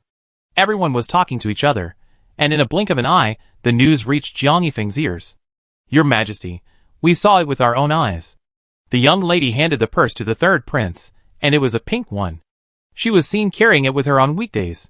Yes, I'm afraid that the third prince and the young lady have already developed feelings for each other, and now they have started to hand over the tokens. These people were gossiping, but Jiang Yifeng, who was sitting in his seat, felt uncomfortable and choked up. For a moment, he even heard the sound of his heart breaking into pieces, and it was really painful and difficult to breathe. Jiang Yifeng grabbed his chest tightly, and the violent breathing made others confused, and they asked with concern, "Your Majesty, what's wrong with you? Are you sick? Or should we find a doctor for you?" Hearing this, Jiang Yifeng glared at them coldly, continued to monitor Xiaojiu's movements and report the information. "Also, stop talking about Baoji, and get out of here. I was afraid that if they kept talking here for a while, even gods couldn't save me from this worry." After everyone was dismissed, Jiang Yifeng finally landed in a quiet place. At this moment, he looked around, and his heart was filled with turmoil. "Xiaojiu, is the love between you and me really over? Originally, I thought there might be many misunderstandings, but who would have thought that this matter violated the contract with the restaurant, and later had an affair with Jiang Lian?" All of this was a fatal blow to Jiang Yifeng. Taking a deep breath, Jiang Yifeng seemed to understand, and suddenly a bitter smile appeared on his lips. "Perhaps, staying here will only become a burden to you. Or maybe, if I stay away from you, I won't be so heartbroken." A series of thoughts continued to spread and take root in Jiang Yifeng's heart. Although he was reluctant, Jiang Yifeng took the initiative to resign from the emperor and transferred to Yongcheng. This place is not too far away from Kyoto, but after all, it is two cities. It will never be as convenient as before to see the one you love in your heart with just a few steps. However, for the sake of the big shopkeeper's affairs, Xiaojiu found the corrupt official who forced the big shopkeeper to come and be convicted, so that he might be able to seek a glimmer of hope for the big shopkeeper. But what a coincidence, the hometown of this big shopkeeper is also Yongcheng. Yongcheng is not as lively as Kyoto. Xiaojiu wiped the sweat from his forehead and looked at the muddy waterway again. He really felt that it was a bit difficult to walk. How can this place be so desolate? How can it look like a city? We have already arrived in Yongcheng, but the ground is broken for some reason and has been in disrepair for a long time. It feels uncomfortable to walk on it now. Just as Xiaojiu complained and raised the bag in her hand, she suddenly saw a few gangsters blocking her way. "Oh, little beauty, where are you going?" Generally, frivolous words make people feel uncomfortable. Xiaojiu glanced at them coldly, and at this moment, she pouted and said sarcastically, "Who are you to me? Where should I go? Do I need to report to you?" These guys, each with a wretched look on his face, knew at a glance that they were not here with good intentions. Xiaojiu naturally didn't bother to talk to them and continued to deal with them. Since that was the case, those people couldn't help but laugh, and they approached Xiaojiu one by one. "It didn't matter before, but the little beauty is so beautiful, leave the money and go back to be my wife. Isn't it okay?" This statement was immediately refuted by another person. "Brother, you can't eat alone. Such a beautiful girl, you can't be mean to the brothers. It's not easy to meet a beautiful one." These guys spoke so bluntly. For a woman, it was simply a naked insult. Just when Xiaojiu seemed a little at a loss, he saw a familiar figure walking down from the sedan in front of him. "Prince, why are you here?" With a bit of surprise, looking at Jiang Yifeng in a white brocade robe, Xiaojiu was happy, but also took into account the situation in front of him. "I thought the other party would help him," but Jiang Yifeng's eyes flickered, and he seemed indifferent because of the previous things. Instead, he stared at Xiaojiu and began to pray silently in his heart, "As long as you ask me for help, I will definitely help you." It's not that he deliberately made things difficult for Xiaojiu, but he just wanted to regain a little self-esteem and wash away the pain of breaking the appointment at the restaurant that day. However, Facing Jiang Yifeng's indifferent attitude and the gangster's relentless pressure, Xiaojiu gritted his teeth at this moment, and a wave of turmoil rose in his heart again. Sure enough, he has completely stopped loving me. Seeing me in danger, is he going to stand by and watch? Taking a deep breath, Xiaojiu simply went all out and rushed directly to Jiang Yifeng, knelt on one knee, and said in a loud voice, "Your Majesty, these gangsters are rebelling. I don't know how to deal with them." It is obvious that the word Your Majesty was specially emphasized, just to let those gangsters hear it. Facing these words, several people frowned slightly, and did not wait for Jiang Yifeng to speak. Seeing that the man had an extraordinary demeanor, even if he was not the real prince, he was still someone who could not be provoked. As the saying goes, a good man does not suffer a loss in front of him. He only heard several people whispering, "This guy is not easy to mess with. Let's withdraw quickly, but don't wade into this muddy water." After that, the group of people left quickly without any movement. Xiaojiu looked back at those people, smiled and breathed a sigh of relief, but heard a cold and sarcastic breath from above. "Before, I really underestimated you, but now you have learned to use people?" Facing this round of ridicule, Xiaojiu was speechless for a while. Indeed, he just wanted to use his identity to help himself out of trouble. But at this moment, he did not feel any guilt, but looked up and glared at him. "As a dignified prince, you should not stand idly by and watch such illegal things. I have done nothing wrong, right?" He said it with confidence, but there was a hint of stubbornness in his words. Neither of them had a good look, and the conflict unconsciously intensified a little. After some understanding later, I learned that Jiang Yifeng came from afar, but he did not intend to hang out in Yongcheng, but to take up an official position here, and the first case he tried was about the chief shopkeeper.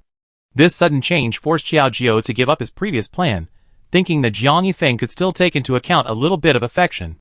In the court, Jiang Yifeng did not help the chief manager's interrogation, and directly said, "Your crime of theft is confirmed, and you escaped from prison before the term of imprisonment was completed, and you also mixed in with ordinary people.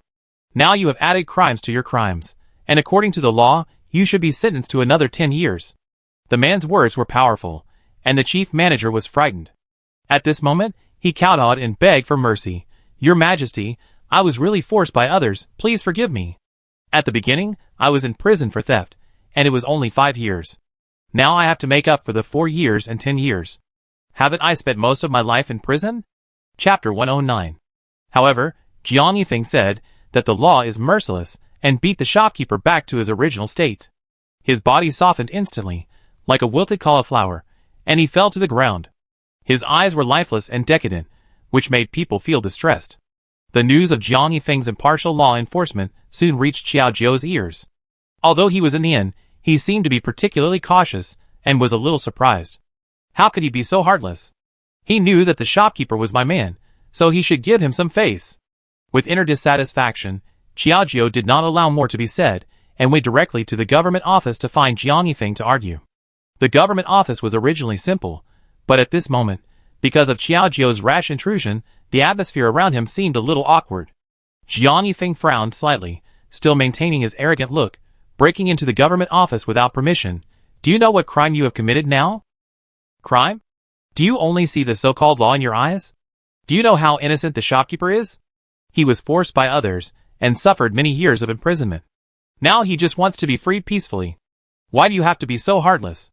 If the shopkeeper's crime is really excessive, he will naturally not help him like this, but even if the law is merciless. But the law is also born out of emotion, and it is meant to make the people live in peace, isn't it?" Looking at this look of accusing the army, Jiang Yifeng couldn't help but sneer, and at this moment, his hands behind his back looked particularly calm. "So, do you think he is not guilty? Can you cover up the fact that he has stolen before?" Every word was powerful, and he didn't allow anyone to have the slightest intention of returning to his country. Xiaojiu was speechless for a moment, and what she wanted to say was blocked in her mouth. She didn't know how to speak. But? Before she could say anything, Jiang Yifeng suddenly turned his cold eyes, and said righteously, "Listen carefully, everyone should abide by the laws of the court.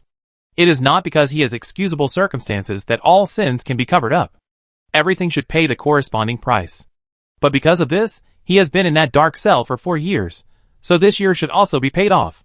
But I vaguely remember that what he hoped most should be to stay in the cell for 5 years. Escape from prison secretly? This is a crime of aggravation." The two people argued endlessly. Jiang Yifeng used the law as a shield, and said it with reason and evidence, not allowing anyone a chance to refute at all. Xiaojiu looked at him blankly at this moment, and felt extremely disappointed. He took a deep breath, and couldn't help but sneered. I really didn't expect that he was so heartless. I still had a glimmer of hope for you, but it was just a foolish dream. If you don't help him, then I will definitely help him. After saying that, Xiaojiu waved his sleeves and walked away directly. Looking at the woman's back, Jiang Yifeng moved his lips and felt uncomfortable, but he had no room to stop her. However, today's dispute in the government office can be regarded as a quarrel. In the eyes of the public, they still don't know that the so-called Xiaojiu is the dignified third prince's consort. At this moment, the outside world must have said that she was an ordinary woman who relied on her beauty to seduce the third prince and wanted to bend the law for personal gain. Such things were also mentioned to the ears of the gentry. Several big men gathered together, each wearing gold silk and satin, looking noble, and I am afraid that what they wore was something that ordinary people could never touch in their lifetime. Master Lu, what do you think about this matter? The little girl wants to listen to the shopkeeper's appeal. What if we are implicated in it? The group of people sitting there were small officials in Yongcheng, and they usually lived a leisurely life. At the beginning, it was a few of them who joined forces to force the shopkeeper to do the sneaky things, and they took advantage of the fisherman, but they framed the shopkeeper and put him in prison. Now, if someone is reading the plan, it will inevitably affect their lives, and a few people will naturally not let it go. Hearing this, Master Lu couldn't help but sneer, and the finger that had been wearing the jade ring kept tapping the marble table, which seemed so rich and proud. Isn't she just a little girl? She really thinks she can turn the world upside down, and wants to fight with us. Why not teach her a lesson and drive her away? When the charges against Manager Lu are determined, it will be too late for her to do anything right. After saying this, several people nodded thoughtfully. This evil idea came to their minds, and came to them as soon as they said it.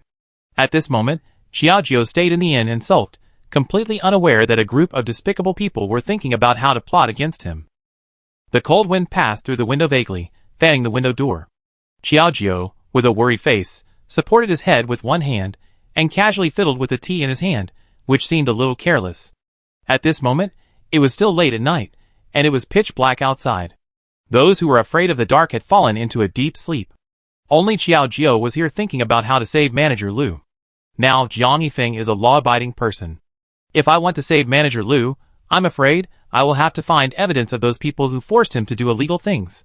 Although it can't change the fact that Manager Lu manipulated it personally, it can be considered a justifiable reason, and maybe the punishment can be reduced. Just when Xiaojiu was struggling to plan for this matter, a gust of cold wind blew, and the candle in the room suddenly went out. Xiaojiu was slightly stunned, and subconsciously looked towards the window with the moonlight, and then he could see the bleak light shining from inside. If silver threads fell on the ground, it would be particularly eye-catching. However, this was not a matter of looking at the moon.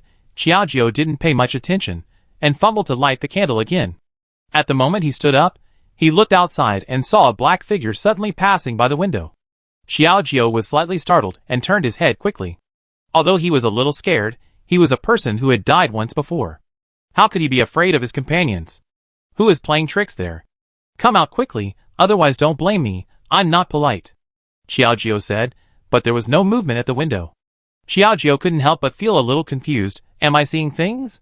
Although the probability was a little slim, Xiaojiu didn't plan to pay more attention to it. When he turned around and continued to light the fire. But in that instant, the black figure swept past the window again. Xiaojiu really felt a little impatient. I want to see who is playing tricks in front of your ancestors. With a bit of gnashing teeth and impatience, Xiaojiu was not in the mood to play such a prank. After saying that, he directly leaned over to the window, his eyes swayed left and right, and he really saw a dark figure slipping past. If you have the ability, don't run. If I catch you, I will see how I deal with you. Xiaojiu gritted her teeth. If she didn't live on the second floor, she would run down to chase him rashly. I'm afraid she doesn't know martial arts, and will fall to the ground. She wouldn't just stand there and watch foolishly. Taking a deep breath, Xiaojiu directly closed the window, relit the light, and no longer paid much attention to what was happening behind her. However, after just a moment, a panicked discussion suddenly came from other directions of the inn. Hey, did you see it just now? It seems that there is a figure passing by quickly, but it can't be a wrong ghost. I seem to have seen it too. What is going on? The people downstairs were panicking, but Xiaojiu didn't take it seriously. She was originally planning to sleep in her clothes, but the shopkeeper's voice suddenly rang outside. Miss Chiao, are you asleep? The lights were on, and Xiaojia was too lazy to mock him. At this moment, she was irritated and opened the door impatiently, trying to keep a good smile. "Shopkeeper, I wonder if you have anything to do?" She didn't answer Xiaojia's words, but saw the shopkeeper, who was now looking left and right along the direction of her room, and asked tentatively, "Miss Xiao, did you see anything unclean just now?" If nothing unexpected happens, the unclean thing the shopkeeper refers to should be the person who pretends to be a ghost. Xiaojia didn't want to waste some time because of this matter in the middle of the night, so she had to shake her head. "Not really, I was just about to go to sleep." So, the shopkeeper looked at Xiaojia with doubts, and nodded without saying much to her.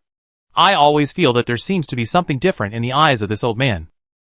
Xiaojia didn't intend to ask further, and after the shopkeeper left with a look of disappointment, he went straight to bed. But when Xiaojia went downstairs after getting ready in the morning, almost everyone downstairs was talking about the uninvited guest yesterday. Xiaojia scratched his ears subconsciously, and felt a little irritated. They are just playing tricks. Why are these people so pedantic? If there are ghosts in the world, it is not unbelievable. After all, isn't he just a resurrected soul? However, Xiaojia was born with too much yang energy. If he could encounter ghosts wherever he was, it would be really unfair. After sighing and shaking his head, Xiaojia rubbed his sore shoulders again. Yesterday's creation was really hard to make people speechless. Then, he directly ordered, "Waiter, give me 2 baskets of buns and a cup of soy milk." After that, he found a table, and sat down casually. But as soon as he sat down, those who were originally sitting there talking were like seeing some plague god. They stood up in fear, and ran to other seats in pieces. Chapter 110. Xiaojia was completely confused. "What's going on? I don't have any infectious diseases. Why are you all acting like you've seen a ghost?" With a somewhat speechless attitude, Xiaojia didn't bother with them. Anyway, it was just right that they left. He felt quiet, and could think more about the matter of the shopkeeper. However, after a short while, the buns and soy milk he ordered did not arrive, but the shopkeeper ran over tremblingly. "Miss Xiao, this is the deposit you paid when you checked in. Can you take it back?" The shopkeeper respectfully pushed the silver in his hand in front of Xiaojia, and the next second he quickly took a step back. Another confusing operation. Xiaojia really couldn't sit still. "Shopkeeper, what do you mean by this?" Today, 1 or 2 of them were particularly polite to her, which made her a little uncomfortable. Hearing this, the shopkeeper swallowed his saliva. Seeing that he was so nervous, people who didn't know him would think that he had done something to him.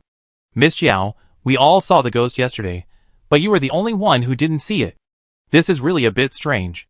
It's not just my idea. Everyone seems to have a lot of complaints about you. For the sake of our inn's business, you should." Hearing the meaning of the shopkeeper's words, Xiaojia finally understood, and saw clearly that the reason why he was alienated was because of the farce yesterday. For a moment, Xiaojia really couldn't hold back the irony in his heart, and couldn't help but sneer. "There is no such thing as ghosts in this world. I'm afraid someone is maliciously haunting it. How can you believe it so easily? It's simply ridiculous." No matter how Xiaojia said, and tried to enlighten him, these people were too pedantic to be saved by a few words. The shopkeeper evaded again. "Miss Xiao, don't say so much. I'm just a small business, and so many people here have complaints about you. I'm afraid they can't live here with peace of mind. Even if you are kind, please find another place to live." The words have come to this point. If I don't agree, the shopkeeper will have 2 choices.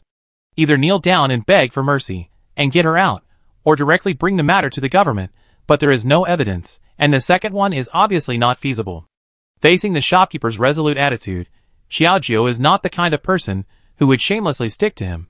At this moment, she sighed helplessly, and simply took the money and said, "Okay, since you said so, I go back and pack my things and leave." After that, Xiaojia was about to turn around, but saw the waiter holding a bundle, and walked towards Xiaojia directly. "Miss Xiao, this is your bundle. I have packed it for you." For a moment, the air fell into a dead silence. It turned out that these people seemed to have planned it long ago, and were waiting for this moment. Xiaojia seemed a little helpless, but it was not good to make a big fuss and lose her temper. At this moment, she could only take her things and leave in a blink of an eye. On the huge street, Xiaojia seemed to be a little confused about where to go. She entered several inns in a row. Yesterday's incident was spread, and she was naturally not welcome. Regardless of sex, some people are easily misled by unreasonable factors, and no one is willing to take her in at the risk of losing money. Xiaojia had to look at the banknotes he brought with him. It seems that there is only a bad plan. Originally, I just planned to return to Kyoto after solving the matter of the shopkeeper, and I didn't think it would take too long, so I ran to stay in an inn. But who knows, someone wants to make things difficult for her. Now that the inn doesn't take her in, she can only go to an ordinary person's home. After a family introduced her, Xiaojio did find a house she liked, but the landlord was stunned when he saw that it was Xiaojio.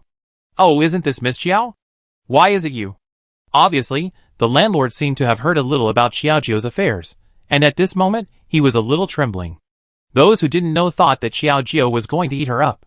Xiaojio smiled lightly, and saw that the other party was shy, and he was about to refuse her. Xiaojio had been rejected for too long, so he naturally wouldn't give her such a ridiculous opportunity. "Do you think these are enough? I want to buy your house."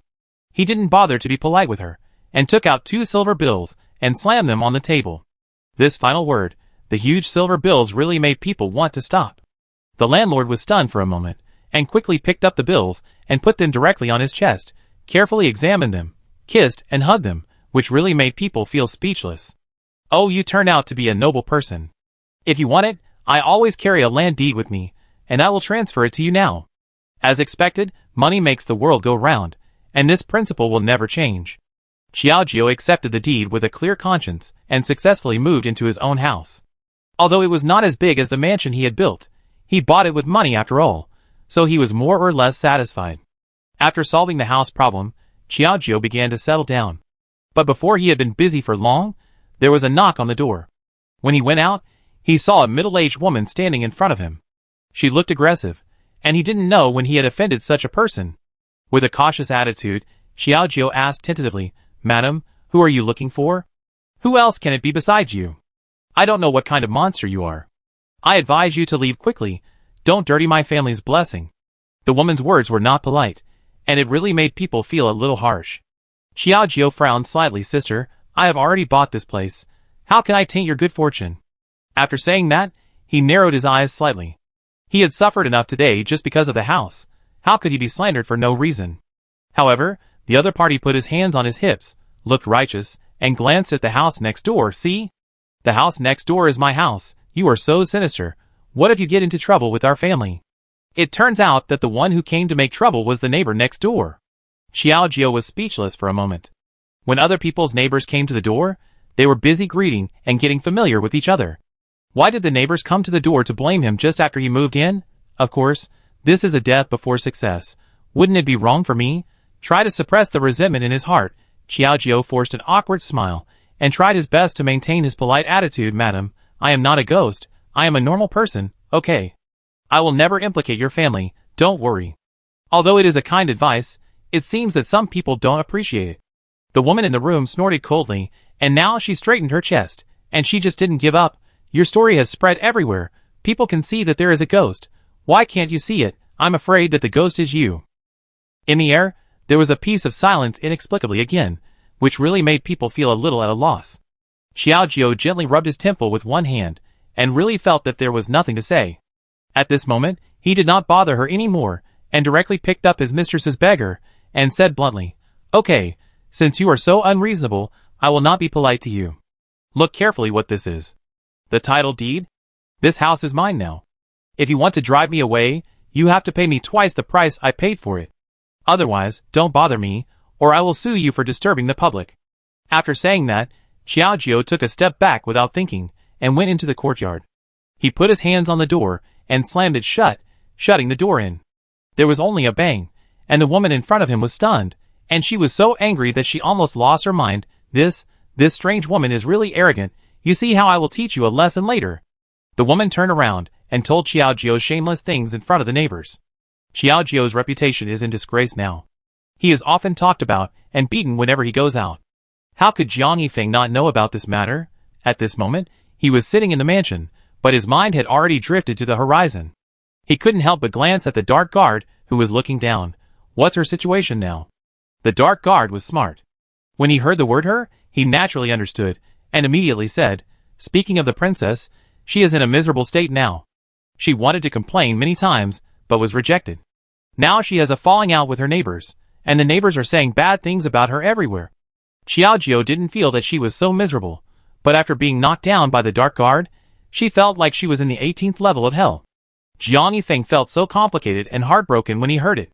He couldn't help but get angry again, and punched the table hard. Damn it, these people are really too much. How can you believe these nonsense? Jiang Yifeng had been wounded and bloodstained countless times in his life, and he had never seen ghosts seeking revenge, so naturally he didn't believe these things. However, when he thought of Qiao Jiu's current miserable situation, he felt uncomfortable all over. After struggling for a moment, he ordered in a low voice, "Forget it, this is not worrying. You go and take a few people, secretly ambush near her house and protect it well, don't be discovered." Jiang Yifeng was still hard on the outside but soft on the inside. Although he was really angry, it was also true that he couldn't let it go. However, the previous neighbor thought that the rumors he spread would bring a series of uneasiness to Qiao Jiu, but she was as steady as an old dog, and she was not convinced at once, as expected of this ghost. Her determination is extraordinary. In this case, don't blame me for being rude. Chapter 111. At night, the woman took advantage of her neighbor's convenience and sneaked into Qiao Jiu's house and put drugs in her tea. Qiao Jiu was unaware of it. She just felt thirsty and poured a cup casually. Unexpectedly, after the water went into her throat for only a moment, she suddenly felt dizzy from head to head. What's going on? Why is my head so dizzy all of a sudden? Qiao Jiu didn't realize the seriousness of the matter and couldn't get an answer. She fell directly on the table. The hand touched the teacup uncontrollably, and the tea spilled and dripped onto the ground. The neighbors hiding in the dark saw this and clapped their hands, feeling particularly happy. Haha, even if you are the incarnation of a ghost, so what? In front of me, you are just a little ghost who has never seen the world. With a somewhat sarcastic attitude, the woman glanced at the timid old man behind her and hurriedly urged, "What are you still standing here for? Hurry up and call them all over to tame this ghost." After saying this, the old man felt a little embarrassed and said cautiously, "Isn't it a bit bad for us to do this? What if we make a mistake later? Wouldn't it be very embarrassing? After all, we are neighbors." Hearing this, Mrs. Liu frowned instantly and walked a few steps in front of the old man with her chest straightened. The momentum of the pressure-like mountain really made people feel that it should not be underestimated. She stared at her big copper-bell eyes and then gritted her teeth and said, "You old man, you are not bewitched by the female ghost. Why are you helping him now? Do you believe that I will let those masters clean you up?" The old man was completely scared after hearing this, and he had to flatter him. Okay, I call someone over for you, but don't use me as a target." In just a moment, a group of Taoist priests, wearing Taoist robes and holding whisks, followed the old man in. Each of them had a small mustache on their mouths, which made them look like a monk who had attained enlightenment. Standing in the yard was a unique scene. Oh, the Taoist priests are finally here. Seeing these people going there was more exciting than the arrival of the Buddha. Madame Lu looked enthusiastic, and the Taoist priests glanced at her slightly, then nodded. "Where is the female ghost? Let's go and get her now." Under the guidance of Madame Lu, the Taoist priests were brought back to the room. And when the people who were pressed out to protect Qiao Jiu saw this incident, they couldn't help but take a breath of cold air at this moment. Oh my god, what does this woman want to do? Is she crazy? Why did she bring a bunch of stinky Taoist priests to the princess room? Let's ask the prince first. After all, they didn't know what Mrs. Liu wanted to do. If they acted rashly, it would be bad if there was a misunderstanding. When Jiang Yifeng received the message, he didn't dare to neglect it.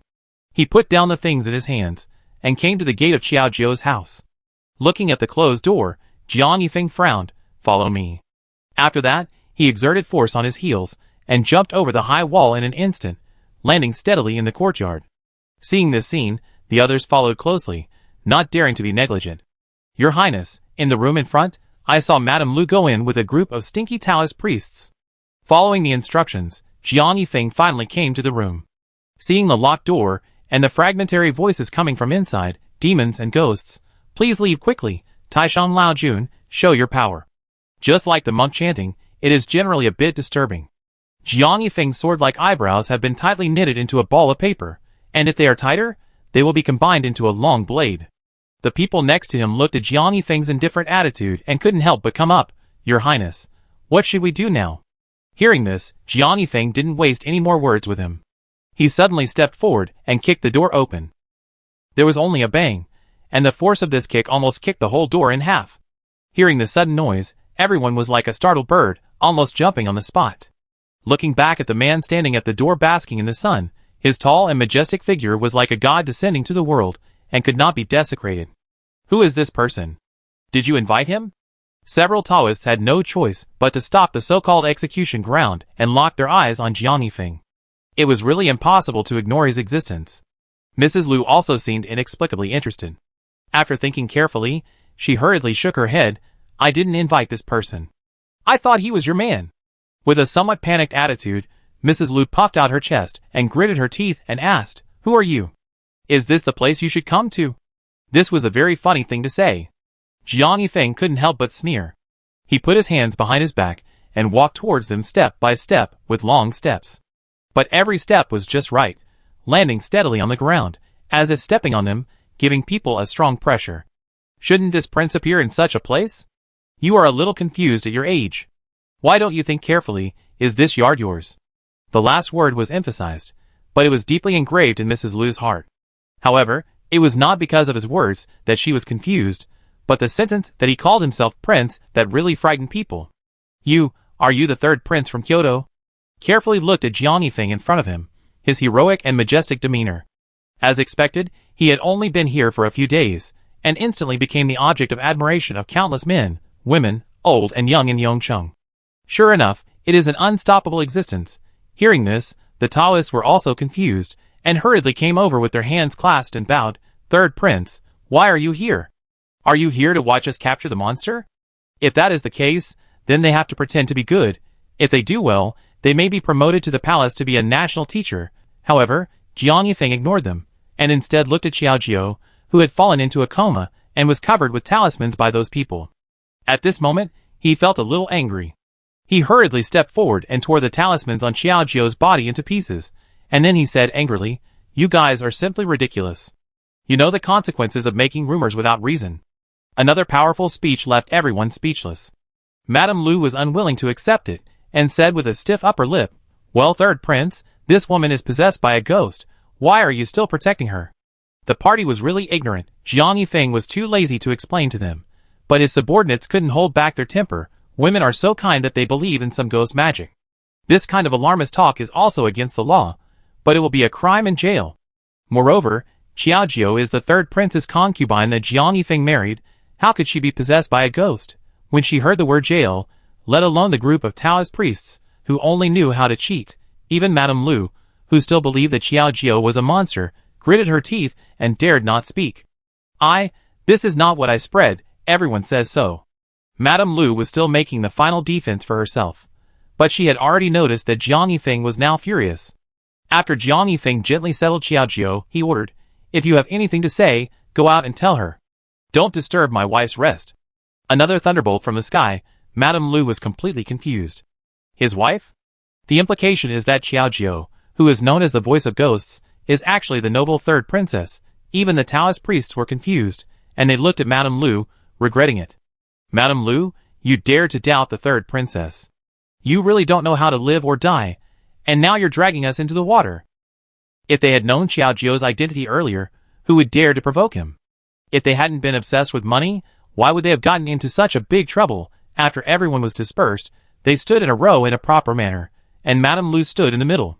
A group of people lowered their heads in tacit understanding, like children admitting their mistakes.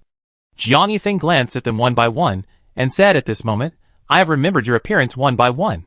I will not pursue what happened today, but if you cause trouble for Xiaojiu again in the future, I will settle the old and new accounts together. After all, Xiaojiu and I have always been in a stage of being angry. If she knew that I helped her, she would probably feel embarrassed, right? For such a remark, the others naturally nodded repeatedly, but they did not dare to slack off. After a day, Xiaojiu woke up from the bed, and everything around him did not change, as if nothing had happened. He couldn't help rubbing his forehead again, still feeling a little confused. Strange. Why is my head so dizzy? It feels like I've been sleeping for a long time. While struggling, looking at the bright sky outside, Xiaojiu didn't have time to think so much. He put on his clothes and planned to go out. However, just after opening the door, Mrs. Lu stood upright at the door, holding a basket in her hand, talking to herself. Miss Xiao, I was blind before and offended you. Please forgive me. No, it's too unnatural to say that. Then, he muttered, Miss Xiao, after a night of careful thinking, I always feel that I shouldn't listen to other people's gossip. I'm really sorry for doing that before. Chapter 112. Seeing this uncharacteristic behavior of Madame Lu, Xiaojio was also in a circle of confusion. He coughed twice as a reminder, and then Madame Lu's thoughts were pulled back to reality. Seeing Xiaojio in front of her, she was frightened again, as if she had seen a ghost, and stepped back repeatedly. Xiaojio seemed to be used to Madame Lu's behavior, but he didn't care. He just looked at her with a confused look, but his attitude was not so polite. Madame Lu, I don't know what you are doing here again. Before, Madame Lu had stabbed her in the back many times, and now, Xiaojio would naturally not lick his face and stick to her, so why bother to please her so deliberately? Hearing these words, Madame Lu realized at this moment how deeply she had hurt the operation before. Madame Lu also silently accepted this impolite attitude, and suddenly changed to a kind smile. Just like the madam of a brothel receiving guests, she stretched out her hand and greeted him. Oh, Miss Xiao, why do you dislike me so much? I was indeed ashamed of you before, but now I have figured it out. I was wrong. I even brought you something to apologize. As she said that, she placed her basket in front of Xiaojio and swung it left and right. These are the country eggs that my relatives brought from their hometown. They are delicious and nutritious. You will definitely like them. Why don't you try them? The sudden change really made people feel a little unbelievable. Xiaojio was frightened and took 2 steps back. He couldn't help but murmur in his heart, what's the situation with this Madame Lu? Is she holding back some bad thoughts in her heart? Mrs. Lu had never been kind to him before, and now she suddenly looked so kind. Wouldn't it make people panic? Xiaozhua was embarrassed for a moment, then he tentatively grinned, waved his hands and said, no, if I want to eat it, I can buy it on the street. You should take it back yourself. I'm afraid there is a secret hidden in the egg. What if I eat it and get poisoned to death? She can't be so careless. However, Xiaojio's rejection has made the other party feel the fear in her heart. Madame Lu sighed, puffing her eyebrows in confusion. I also know that I did have a lot of opinions about you because of the negative comments outside, but now I have really thought it through, and I came here to apologize to you. If you don't forgive me, go and beat me and scold me, or I will tell you my secret, and you can spread it everywhere. Anyway, even if it is a loss of face, it is much better than offending the third prince and hurting the princess.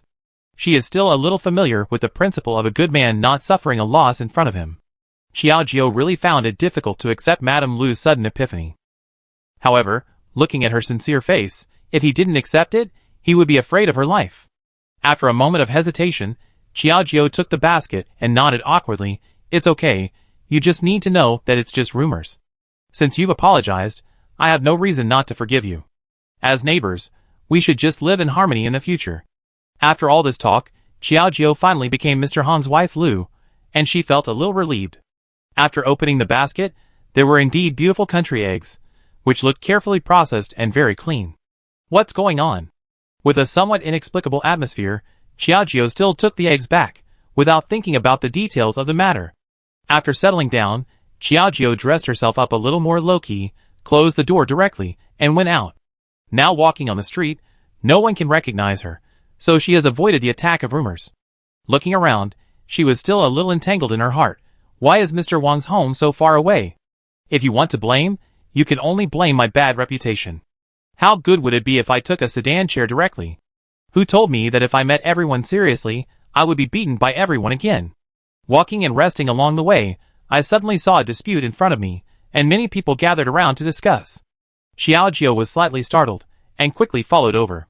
The dispute was in a rouge and powder shop. The boss was humble, and apologized hurriedly, but the other woman in brocade clothes was unyielding. Come, look at my face, it's all made like this by your stuff, and you tell me how to solve it? Looking at the woman's dress, she exuded a sense of nobility, and it was obvious that she was a rich lady. Fortunately, Xiaojio had done a good job of research before coming here, and he was happy looking at the woman at this moment. I didn't expect to meet Miss Wang here. It's really God's help. This Miss Wang is the daughter of the corrupt official, who forced the shopkeeper to do something illegal. Originally, he planned to enter the Wang family to secretly look for evidence, but he didn't expect that there would be a quicker way. With a little joy in his heart, Xiaojio also roughly heard that Miss Wang's face was red and swollen because of the rouge and powder she bought from his house, and now she came to her to argue in public. Looking at the boss's posture of begging for mercy in a low voice, Xiaojio really felt a little speechless, but at this moment, he suddenly pushed the crowd aside and shouted, "Everyone, make way, I want to see what's going on." Regardless of whether the other party made way or not, Xiaojio squeezed to the front with his petite figure. Then he stared at Miss Wang's blushing cheeks, looking at her without any scruples, which made Miss Wang feel a little ashamed and thought she was deliberately humiliating herself. Then, she couldn't help but glare at Xiao, and said angrily in a pinched voice, "Why are you staring at me? Are you making fun of me?" As a woman, it is reasonable for Miss Wang to have such thoughts. But it's a pity that Miss Wang doesn't have a good eye for people, and now she has met a noble person, but still doesn't realize it. Xiao Jiao sighed, and didn't argue with her. Instead, he used his professional knowledge to analyze directly. "Miss Wang, the rash on your face, I think it's not caused by unilateral rouge and powder. It should be that you used their rouge and powder, and then used other things together, right?" The sudden opening surprised Miss Wang a little. Thinking carefully, she seemed to have used some other things during that period, just to achieve a more perfect effect. Then, he looked at Xiao Jiao with a puzzled look. "How do you know? Have you been following me?" Although I don't know why Miss Wang's brain circuit is so strange, as a woman like me, could there be any other intentions for following him? Jealous of her beauty? Of course, Xiao Jiao is much more beautiful than her. With a playful atmosphere, Xiao Jiao didn't tease him anymore, and said directly, "I also run a beauty salon, and I have always had a deep study of women's skin. Your redness and swelling problem should be the saffron contained in the rouge, combined with other rouge powders that restrain it, so it has such an effect." After saying this, Miss Wang was a little confused again. "Don't fool me. How do I know what's in it?" Although she said this, Miss Wang was obviously a little guilty. Obviously, this matter was indeed because of his random configuration, so she looked for the reason herself. However, if she admitted it in front of everyone, wouldn't it be embarrassing for her to make such a scene here just now? Xiao Jiao seemed to see through her little thoughts, and didn't answer. Instead, he waited until Miss Wang couldn't hold back, and took the initiative to speak. "I think what you said is quite reasonable. I wonder if you have any solution." In this way, she was following Xiao Jiao's plan wholeheartedly. Xiao Jiao smiled lightly, and took out a box of skin-protecting cream that he carried with him. "Take this thing home and apply it once a day, and then don't use rouge and powder recently. It will probably be healed in 2 or 3 days. This confident and gloomy attitude once again made Miss Wang appreciate her a little. Even the boss who sells rouge and powder didn't have enough confidence to say such words. After all, it concerns a woman's face, which is equivalent to someone else's life. Don't you fool me for face? With a few unbelievable attitudes at the end, Miss Wang was still a little cautious. However, all this happened to go along with Xiao Jiao's thoughts. The corner of his lips curled. "If Miss doesn't believe it, I have a faster way. You only need to do it once, and it will work after a day." Under the situation of Xiao Jiao's various deceptions, Xiao Jiao finally succeeded in deceiving Miss Wang to take herself back to her mansion. Looking at the huge mansion, it is worth a lot of money and several tens of luxurious. I really didn't expect that this little official would have such ability. I'm afraid he must have embezzled a lot. When Xiao Jiao heard this and thought about the big shopkeeper who was persecuted by them and imprisoned, he felt particularly uncomfortable. "What are you looking at? I don't think you are a rich man. Don't try to steal our things, otherwise you will be caught as a thief, and I won't care about you." Realizing Xiao Jiao's wandering thoughts, Miss Wang didn't say anything polite to her. Having said that, Xiao Jiao nodded and retracted his gaze obediently, and then followed Miss Wang back to the room. With the help of aloe vera gel, Xiao Jiao simply made a facial mask for her. Seeing this sticky thing, it looks different when applied on the face. Miss Wang couldn't help but be surprised. "I really didn't expect that you have such a skill. Why didn't I meet you earlier?" Chapter 113. With his professional knowledge, Xiao Jiao quickly won the favor and trust of Miss Wang. The maid next to him was so jealous that she couldn't help but whispered, "Isn't it just a little trick? What's so great about it? I'm afraid it's just fooling people." Xiao Jiao didn't say anything, but Miss Wang glanced at her and said dissatisfiedly, "Xiaohua, you better be polite. She is now a distinguished guest of our palace." With many years of beauty experience, Miss Wang is not a person who doesn't recognize the real thing. Although Xiao Jiao's words were incomprehensible, they were well-reasoned and well-founded, which was the real convincing part. The more this happened, the more Xiaohua was dissatisfied, but she nodded with gritted teeth and said, "Yes, Mississippi." It was like the words blown out from the gap between her teeth. Xiao Jiao also felt a little helpless. "I'm so powerful, but I didn't expect that even girls would be jealous of me."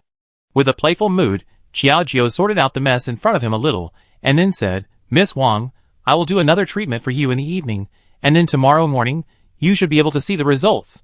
So Miss Wang nodded, and hurriedly ordered, "Xiaohua, you quickly arrange a good guest room for Miss Qiao. Don't be negligent, understand?" So Xiaohua nodded, and the same bad temper, I understand, Mississippi.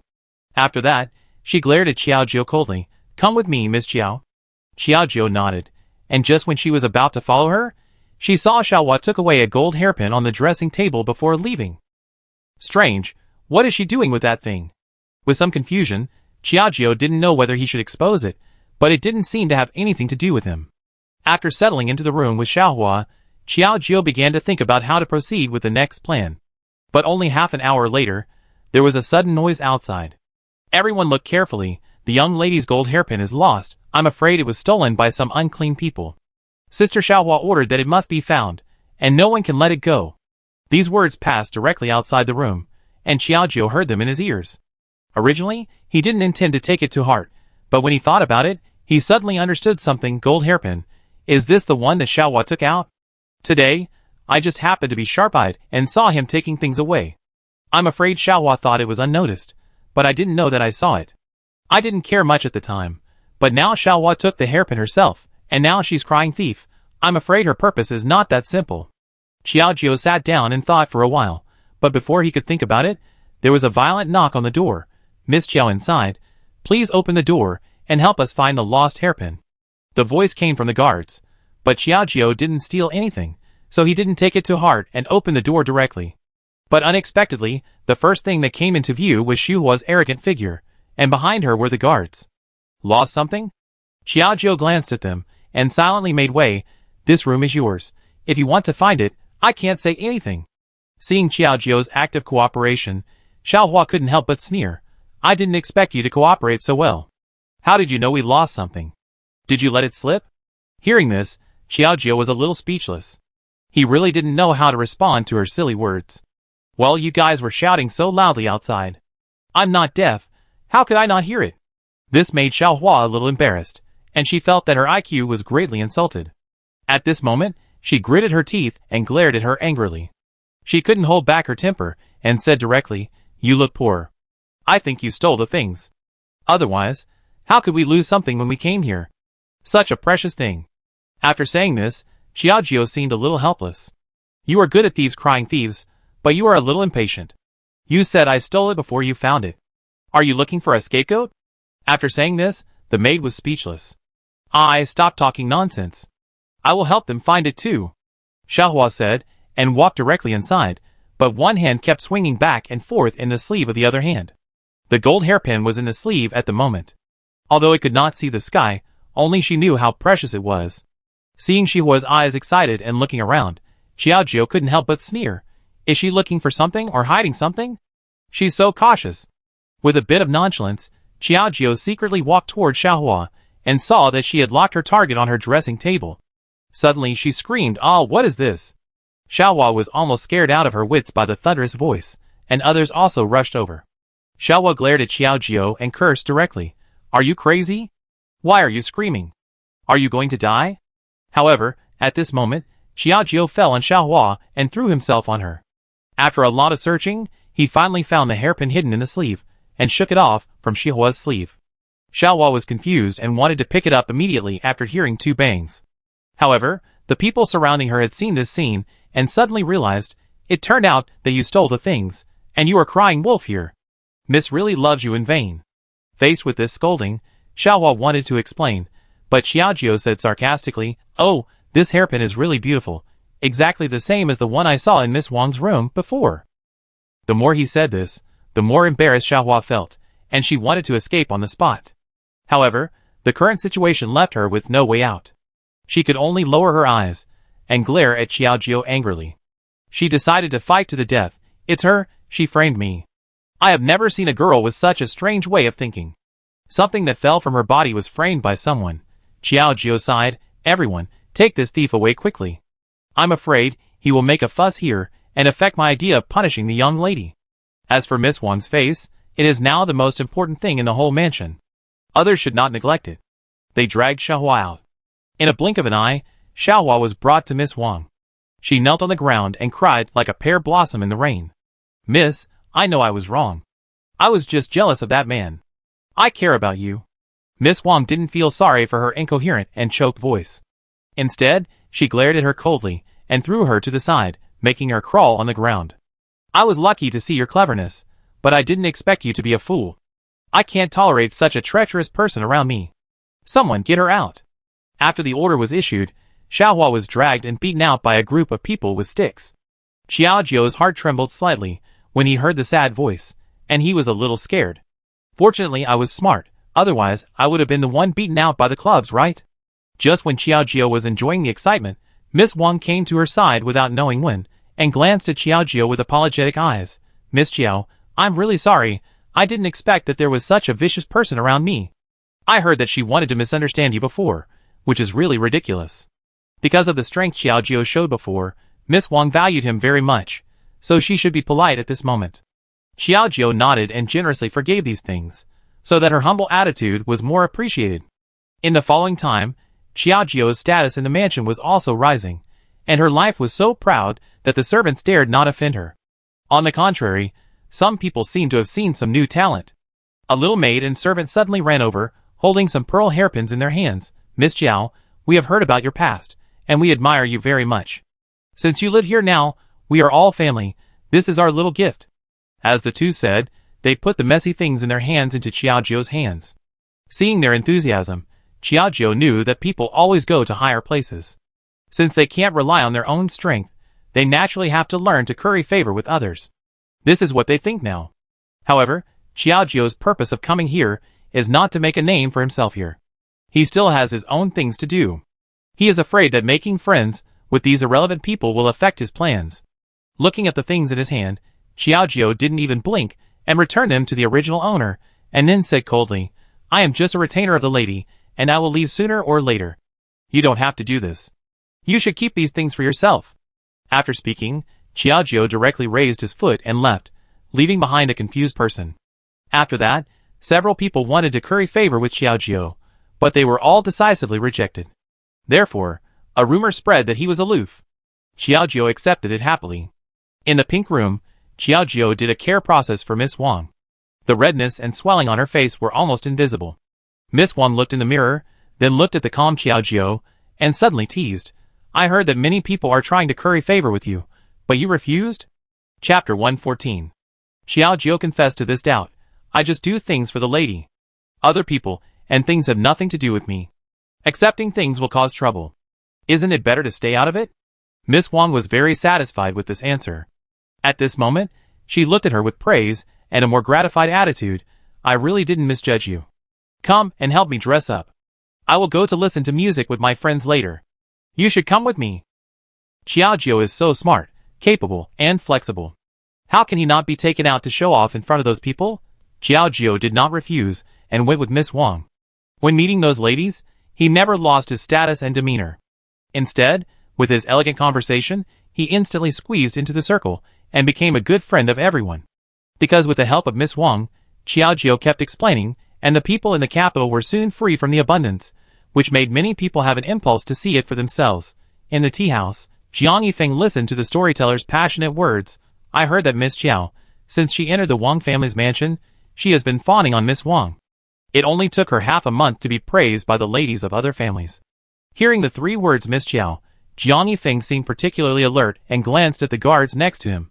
Go and find out what the name of the Miss Qiao they are talking about is. Perhaps it was out of instinct. In Jiang Yifeng's mind, Xiaojio was probably the only one who could be so smart. After receiving the order, the guard went to inquire about it, but when he came back, his face was a little nervous. What's wrong? Can't you tell me? Jiang Yifeng glanced at him. He disliked people who were indecisive the most, which was really annoying. Hearing this, the guard hurriedly shook his head. No, to reply to the prince, I have already inquired about it. Miss Qiao is the princess. He didn't have the courage to call the princess by her name, but he seemed a little trembling at this moment. The storyteller was still talking. I remember when I first entered the mansion, Miss Qiao used this beauty skill to coax Miss Wang into a daze, and even competed with the maid for her favor. In the eyes of this storyteller, Xiaojio was degraded to worthless, just like a maid in someone else's mansion.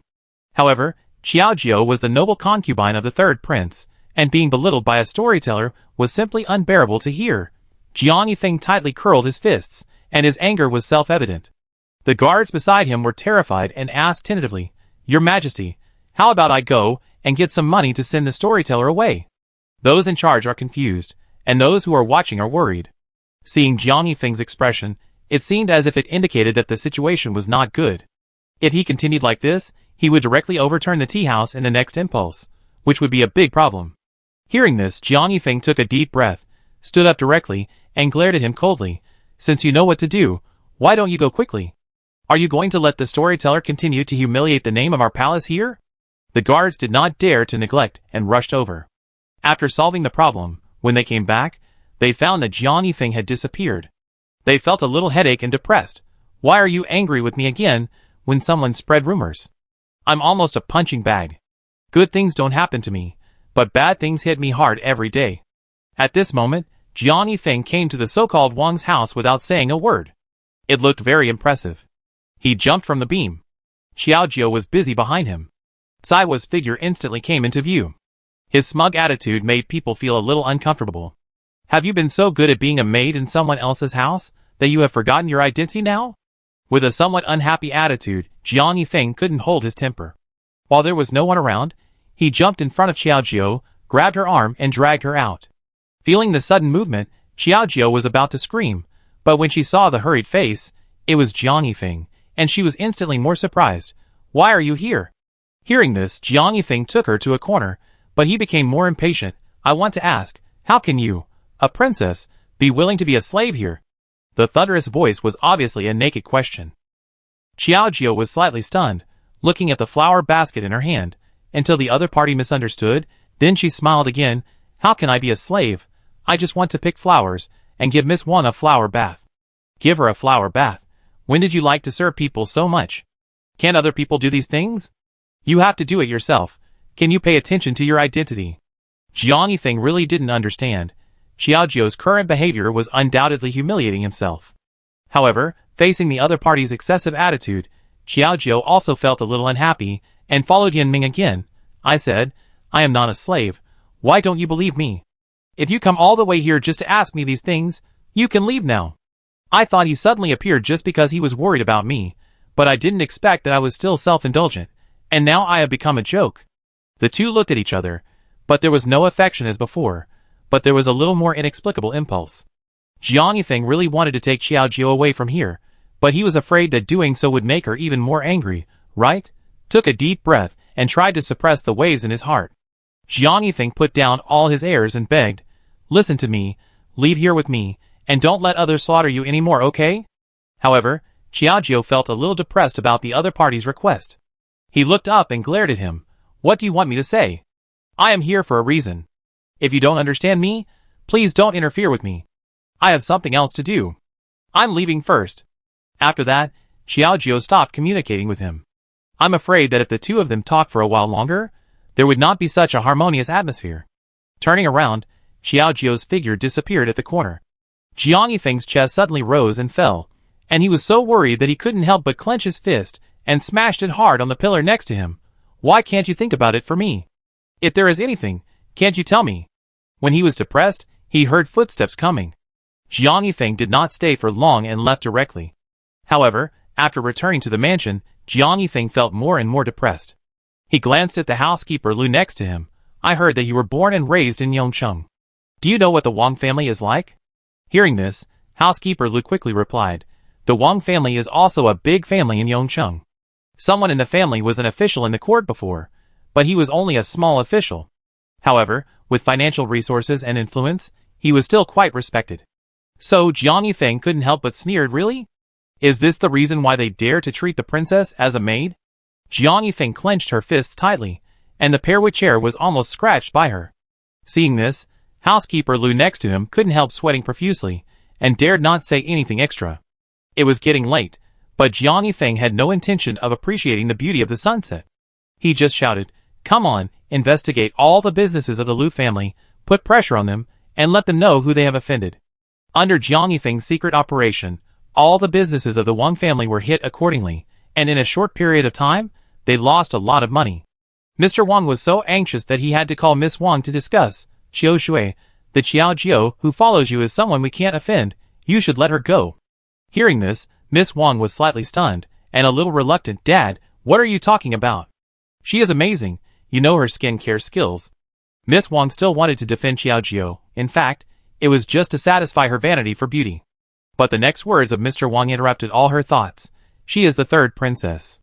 Now our family's industry is suppressed by the third prince because of the rumors that the third princess is your maid. Do you know now? After all, the third princess said that she didn't want to leave, and few people could do anything to her.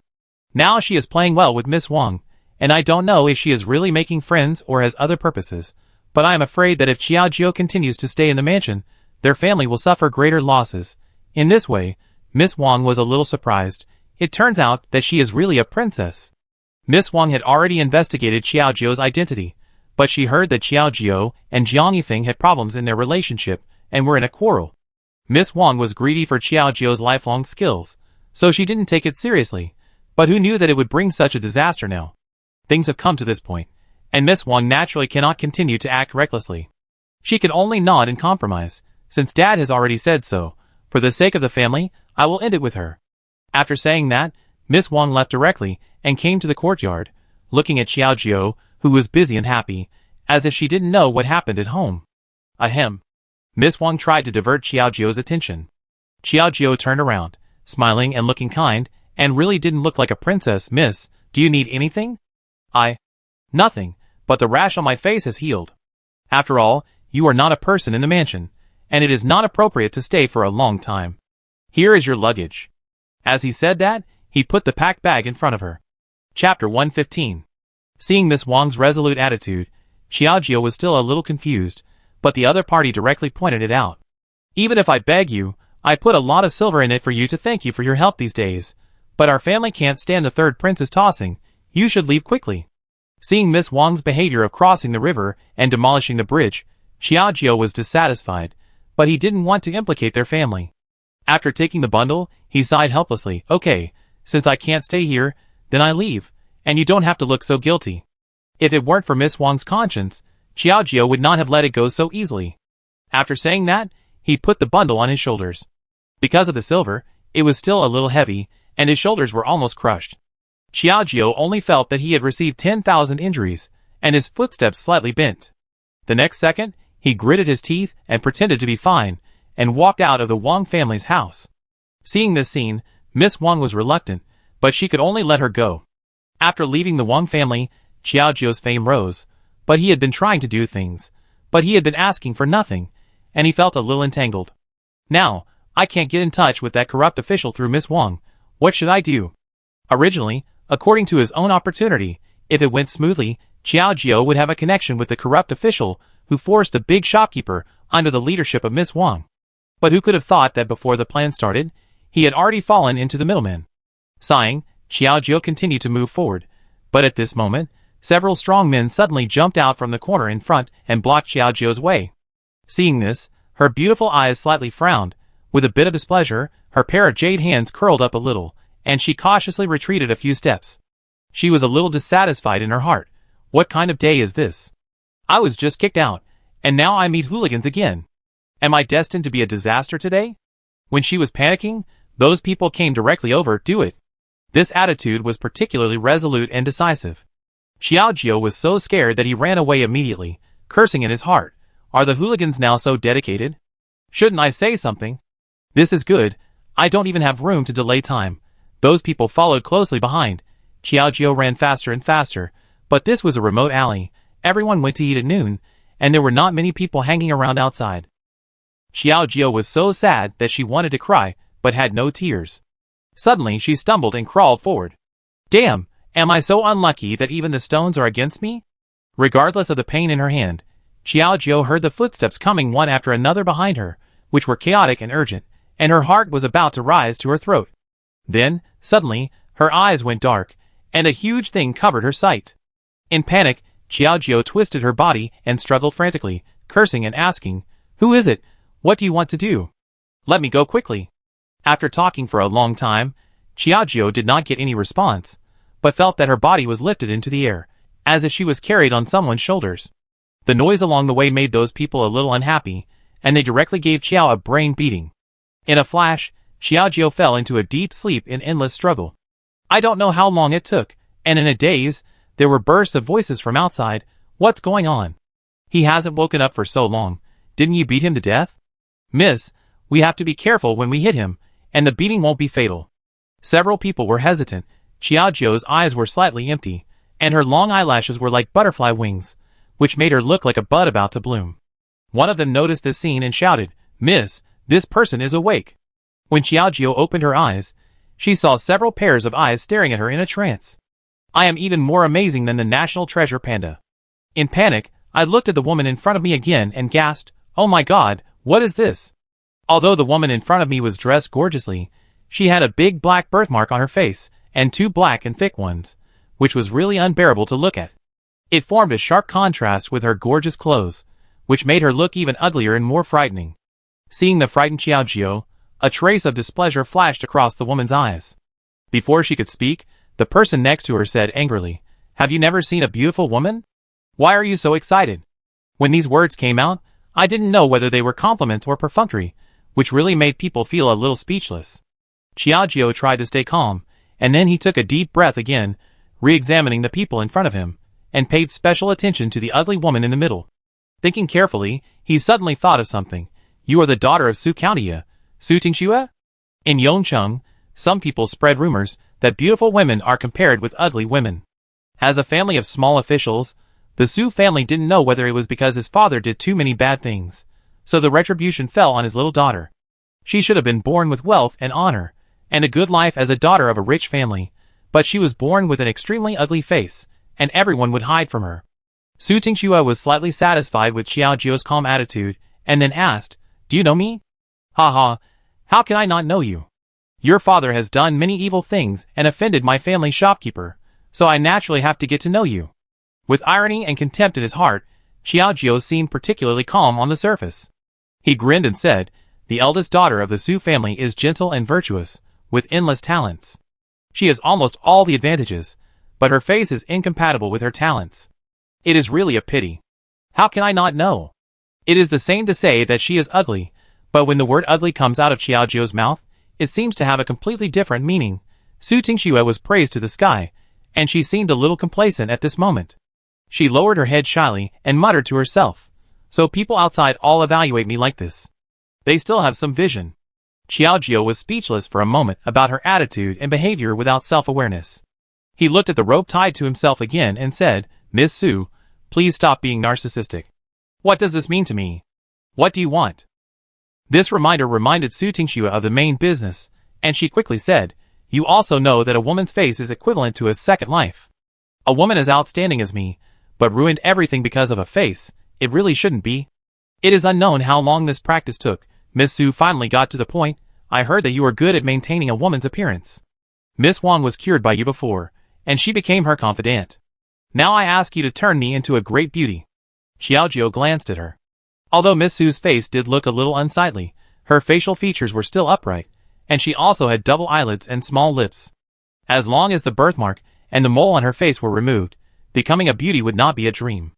However, Xiaojiu took a look at the ropes tied around her and sighed, "I can help you, but it seems that my tying her up will affect her performance."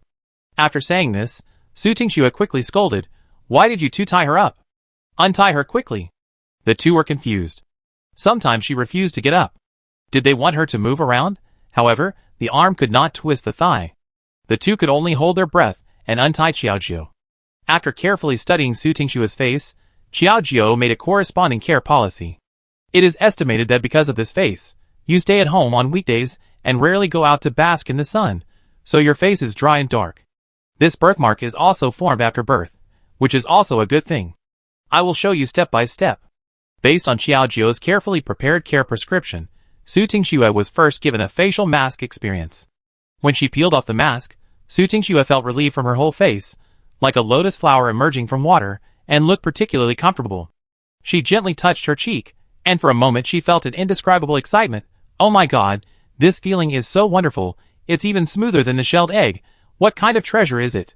Hearing this, Xiaojiu was used to such surprised reactions, and people who used it for the first time would inevitably admire it several times. Then, he explained concisely, "This is also called a mask. The specific ingredients are too complicated, so I won't explain it to you. Anyway, you can't understand it. Always remember, listen to me carefully, and you will become a beauty. Su Tingxue is usually arrogant and domineering, but at this moment she is particularly well behaved, obeying Qiaojiu's orders, and even a little flattering. According to Qiaojiu's wishes, Su Tingxue arranged her room in the direction of the study, and also closer to the county government room. As the saying goes, the one who is near the water gets the moon first. Until the evening, Qiaojut didn't care about resting, but took an excuse to stroll outside, but in fact he kept wandering in the study. The moonlight was lonely, and there were occasional crows, but it didn't attract attention. Qiaojiu looked around and made sure that no one was there, so he quietly sneaked into the study and began to search around with the weak light of the tinderbox. I don't believe that I can't find evidence of your corruption. After a series of tossing and turning, Qiaojiu found nothing and was a little disappointed. Strange, are those things in his room? It shouldn't be. Chapter 116. After struggling, Qiaojiu sat down with a dejected look on his face, his hand casually resting on the incense burner next to him, wanting to rest for a while before taking action. But the incense burner suddenly changed a little after being gently pushed by his hand. Qiaojiu jumped up in fear. What the hell, can things move? Just as he was panicking, a small door suddenly appeared on the blank wall as the incense burner turned and slowly opened. Qiaojiu was slightly surprised. I really didn't expect that this corrupt official would set up a small secret room for himself. With a bit of irony, Qiaojiu quickly approached and saw a thick account book in the secret compartment. Qiaojiu's eyes lit up, and he quickly illuminated his fire stick and took the account book to read it carefully. With his amazing talent for accounting, even in this short and urgent tense situation, Qiaojiu could vaguely calculate how much money the corrupt official had embezzled by simply flipping through a few pages. I never thought that in just 1 month, this dog official could embezzle a house. Whether it was from their shops, taxes, or various fees, Xiangya used almost all the methods that could maximize the benefits. Therefore, it was able to make a lot of profit in just a few days.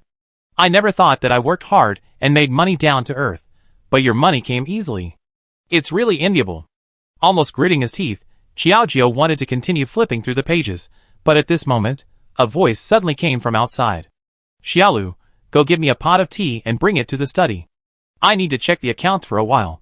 This dog official surnamed Su is greedy for money. If he doesn't count the money every day, he can't sleep at night. Oh no, why did you come at this time? I must not be discovered by him, otherwise I will be killed. Qiaojiu took a deep breath and quickly stuffed the account book back to its original place. When the county magistrate pushed the door in, he hid behind the curtain. Seeing the county magistrate come in with a big belly and sit on the table, but with a big attitude, Qiaojiu couldn't help but get angry in his heart. Dog official, you sit quite comfortably. I just hope that when you take responsibility for your crimes, you can be so calm. After struggling, Qiaojiu's eyes swayed left and right, but he didn't find any way out, and he didn't dare to say much at this moment. The county magistrate looked at the things on the table, and felt that it was really boring. One hand was placed on the mechanical incense burner, and directly opened the secret compartment. But the moment he took out the account book, the county magistrate realized something was wrong. What's going on? Where's the note I put in the book? On the one hand, it was used as a bookmark to mark a specific place for himself. On the other hand, it was also to prevent it from happening, just in case someone sneaked in and exposed his past, so that he could prepare in advance when he was discovered. In an instant, the hearts of the relevant people suddenly beat, realizing that something was wrong. Could it be that someone has been here? How is this possible? It was fine when I saw it during the day. Seeing the county magistrate standing there for a long time, Qiaojiu's heart also rose to his throat. Oh no, could this guy have discovered it? However, just as this thought had just spread through his mind, the county magistrate brought the original copy to the desk with a relaxed smile, flipped through a few pages casually, yawned pretending to be sleepy, and walked out directly. Seeing this smooth scene, Qiaojiu breathed a sigh of relief. Fortunately, I was almost discovered. I can't stay here any longer. Qiaojiu covered his face with a veil. If he stole the account book now, he probably wouldn't be able to leave the mansion tomorrow. This matter can only be considered in the long run. With a bit of caution, Qiaojiu tiptoed out of the house. But as soon as the door was closed, a group of people suddenly rushed out and directly blocked Qiaojiu in front of them. At the same time, the county magistrate also came out with a big belly, with his hands on his waist, looking at Qiaojiu in front of him with a smug look. Ha ha, little thief, you dare to come to my place to steal things, you really don't know whether you live or die. Seeing this scene, Qiaojiu instantly realized that he was fooled. At this moment, he gritted his teeth. He didn't know martial arts, and he was so anxious that he couldn't express it in words. Oh no, if he catches me, then I'm doomed. Such a reckless, corrupt person must have been crazy. In his eyes, murder and arson are just trivial matters, not to mention quietly executing a small thief. Seeing Xiaojiu's nervous look, the censor felt a little relieved, and then he shouted, "What else can you do? You don't even know that a thief has come in. Hurry up and catch her." With the order, everyone swarmed in and was about to surround Xiaojiu. Xiaojiu closed her eyes tightly and prepared for the worst, but at this moment, a man in black suddenly fell from the sky. After a few punches and kicks, he beat those servants who only knew fancy moves to pieces. Then, another hand grabbed Xiaojiu's hand. "Why are you still standing there? Follow me." Before Xiaojiu had time to hesitate, he was hugged. With the other party's toes lightly tapped, the whole person flew into the air and landed on the eaves in an instant. Looking at the high cliffs, she could almost reach the moon with her hand. Xiaojiu was a little panicked and asked quickly, "Who are you?" However, she didn't mean to be afraid. After all, he saved her, so how could he come to harm her? After reaching a safer place, the man in black took her to a stop and pulled off his veil, revealing Jiang Yifeng's face. Xiaojiu was slightly surprised. "Why are you here? You didn't come here to find me on purpose." Although this is possible, it seems not convincing enough. They are not having an affair, so why did they have to do it in the middle of the night? As expected, Xiaojiu is still a little self-indulgent. Jiang Yifeng glared at her unhappily, and his words were quite angry. "I want to ask you, don't you want to die? Do you know what the consequences will be if they catch you?" At that time, Xiaojiu was caught as Sister Mao, and I was afraid that I couldn't save her even if I came forward. Fortunately, I came in time today to save her. Hearing this blame, there was a hint of worry. Xiaojiu's arrogant thoughts softened all of a sudden, and he said shyly, "I was just looking for evidence of the corrupt official's corruption." Who knew the guy looked fat, but he was quite thoughtful and actually found me. "What about you?" Looking carefully at Jiang Yifeng in front of him, wearing a nightgown and a black veil, which were standard for stealing and doing bad things at night. Obviously, he was not here to have an affair with him. Hearing this, Xiaojiu did not mean to hide it, and said concisely, "The purpose is the same as yours. I put a circle here before, but I didn't expect that the county magistrate suddenly went to call people. I guess something happened, but I didn't expect it was you who caused the trouble. Otherwise, with Jiang Yifeng's excellent skills, he would not have returned empty-handed today." Xiaojiu was a little surprised. He rolled his eyes at him unhappily. "I told you that this corrupt official had problems. You didn't listen to me and blamed the manager. Do you regret it now? So, even if this corrupt official had problems, isn't it true that the manager stole things?" Looking at Jiang Yifeng's reasoning, Xiaojiu couldn't argue with him, so he just shut up. "Well, thank you today. I have to go back quickly, lest those people suspect me, and I can't continue to lurk." After saying that, he turned around and planned to leave.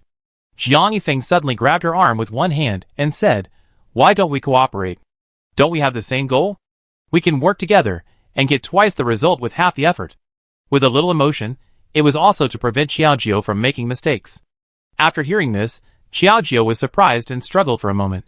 If I have his help, it would be easier, and I could also clear the grievances for the shopkeeper as soon as possible. It's a good deal.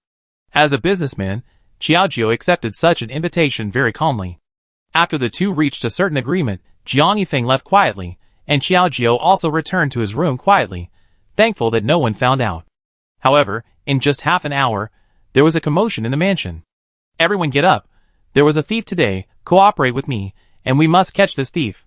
The corrupt official knew that he was suspected, so he naturally would not let the investigator go easily. Even if he turned the mansion upside down, he would definitely catch Xiaojiu. Hearing this propaganda, Xiaojiu had already expected it, and put the hot water bottle in his quilt. However, there was a series of knocks on the door outside. "Miss Xiao, are you in there?" Hearing this, Xiaojiu tidied himself up a little, and then pretended to be weak and said, "I'm resting. What's the matter?" The hoarse voice, coupled with the slow tone, really looked sickly. The people inside were a little doubtful, but still said, "A thief came in today. Is it convenient for the second lady to let us search the room? Lest the thief harm you." Xiaojiu felt particularly embarrassed when she heard the thief, and then perfunctorily said, "I'm not feeling well, I won't move. If I stay in bed, you can come in and find it yourself." Faced with this, the people outside hesitated a little, but still rushed in. Just now, Xiaojiu, lying on the bed with a pale face, came into view. With superb makeup skills, Others couldn't tell what was going on. Chapter 117. After searching in vain, I was confused by Qiaojiu's series of violent coughs. Several people came over and said apologetically, "Miss Qiao, I'm really sorry to bother you in the middle of the night." Hearing this, Qiaojiu shook her head pretentiously. I pretended to be nervous and asked, "How is it? Have you found any clues about the thief here? I won't be in any danger, right?" Several people shook their heads. "You are safe here, Miss Qiao. You have a good rest. Let's go somewhere else." After several people left, Qiaojiu breathed a sigh of relief silently, and sat up straight on the bed. Looking at her pale face in the mirror, she couldn't help but sigh. "Fortunately, I am smart, otherwise I am afraid I can't escape this disaster." With a little bit of smugness, Qiaojiu took off her makeup and lay back on the bed, but as soon as she closed her eyes, she thought about the dog official. After a night, Qiaojiu didn't get much rest, so he went to give Miss Su a facial treatment at the agreed time. When he pushed the door open, he saw Zhu Tingxue looking around in front of the mirror. Qiaojiu couldn't help but smiled and said jokingly, "Miss Su, you are so beautiful. You keep looking at the mirror. Won't you be unable to sleep at night because you are too beautiful?" Hearing this, Su Tingxue turned her head in surprise and rushed towards Qiaojiu, as happy as a child who got candy. Pointing to her face, she couldn't wait to show off. "Miss Qiao, your skills are really amazing. The spots on my face have faded a lot. Now it looks better than before. I don't know how many times." Qiaojiu smiled. After all, this was all within his expectations, so there was nothing to be surprised about. He patted the overly excited Su Tingxue, and then said, Okay, my eyes are fine, I saw everything." Then, he shook the things in his hands. "Today we will do another set of care. You quickly sit down. I will prepare the ointment for you first." Su Tingxue seemed particularly active, and sat down directly. After a new round of care, no special changes were found. Su Tingxue looked left and right in the mirror, but she was a little more depressed. Why is it still so ugly? Even if the spots have faded, the spots on the top are really unbearable to look at. From the initial cheers and joy to the current sighs, those who know would think that there is something wrong with Qiaojiu's craftsmanship. Qiaojiu smiled helplessly, and then quickly came over and said to comfort her, "Oh, Miss Su, this kind of thing can't be rushed, it has to be done slowly. Aren't you recovering well now? As long as I continue to take care of you, you will definitely become a great beauty, you have to believe me." After some inspirational comfort, Su Tingxue finally chose to accept it calmly. "Since you said so, then I naturally believe you. Anyway, her face has been treated by many famous doctors, and it has been useless. On the contrary, Qiaojiu has been applying it on her for a few days, and it has really worked. Who else can she believe?" In the room, when the two were talking happily, a flattering voice suddenly came from outside. "Third Prince, please go this way. Be careful, the bricks in front were broken by heavy objects before, and it's a bit uneven." Judging from the voice, it should be the housekeeper. However, Qiaojiu is very familiar with the title of Third Prince, and he can't help but be surprised at this moment. What is he doing here? He just came to her house secretly yesterday, and today he came to visit her. Is he really not afraid of being discovered? Realizing Qiaojiu's tangled attitude, Su Tingxue asked slightly puzzledly, "What's wrong with you?" Hearing this, Qiaojiu shook his head and simply perfunctorily passed it over. Outside, Master Su greeted him with a warm face at this moment, and he was closer to him than to his own father. "Oh, Third Prince, you are really here.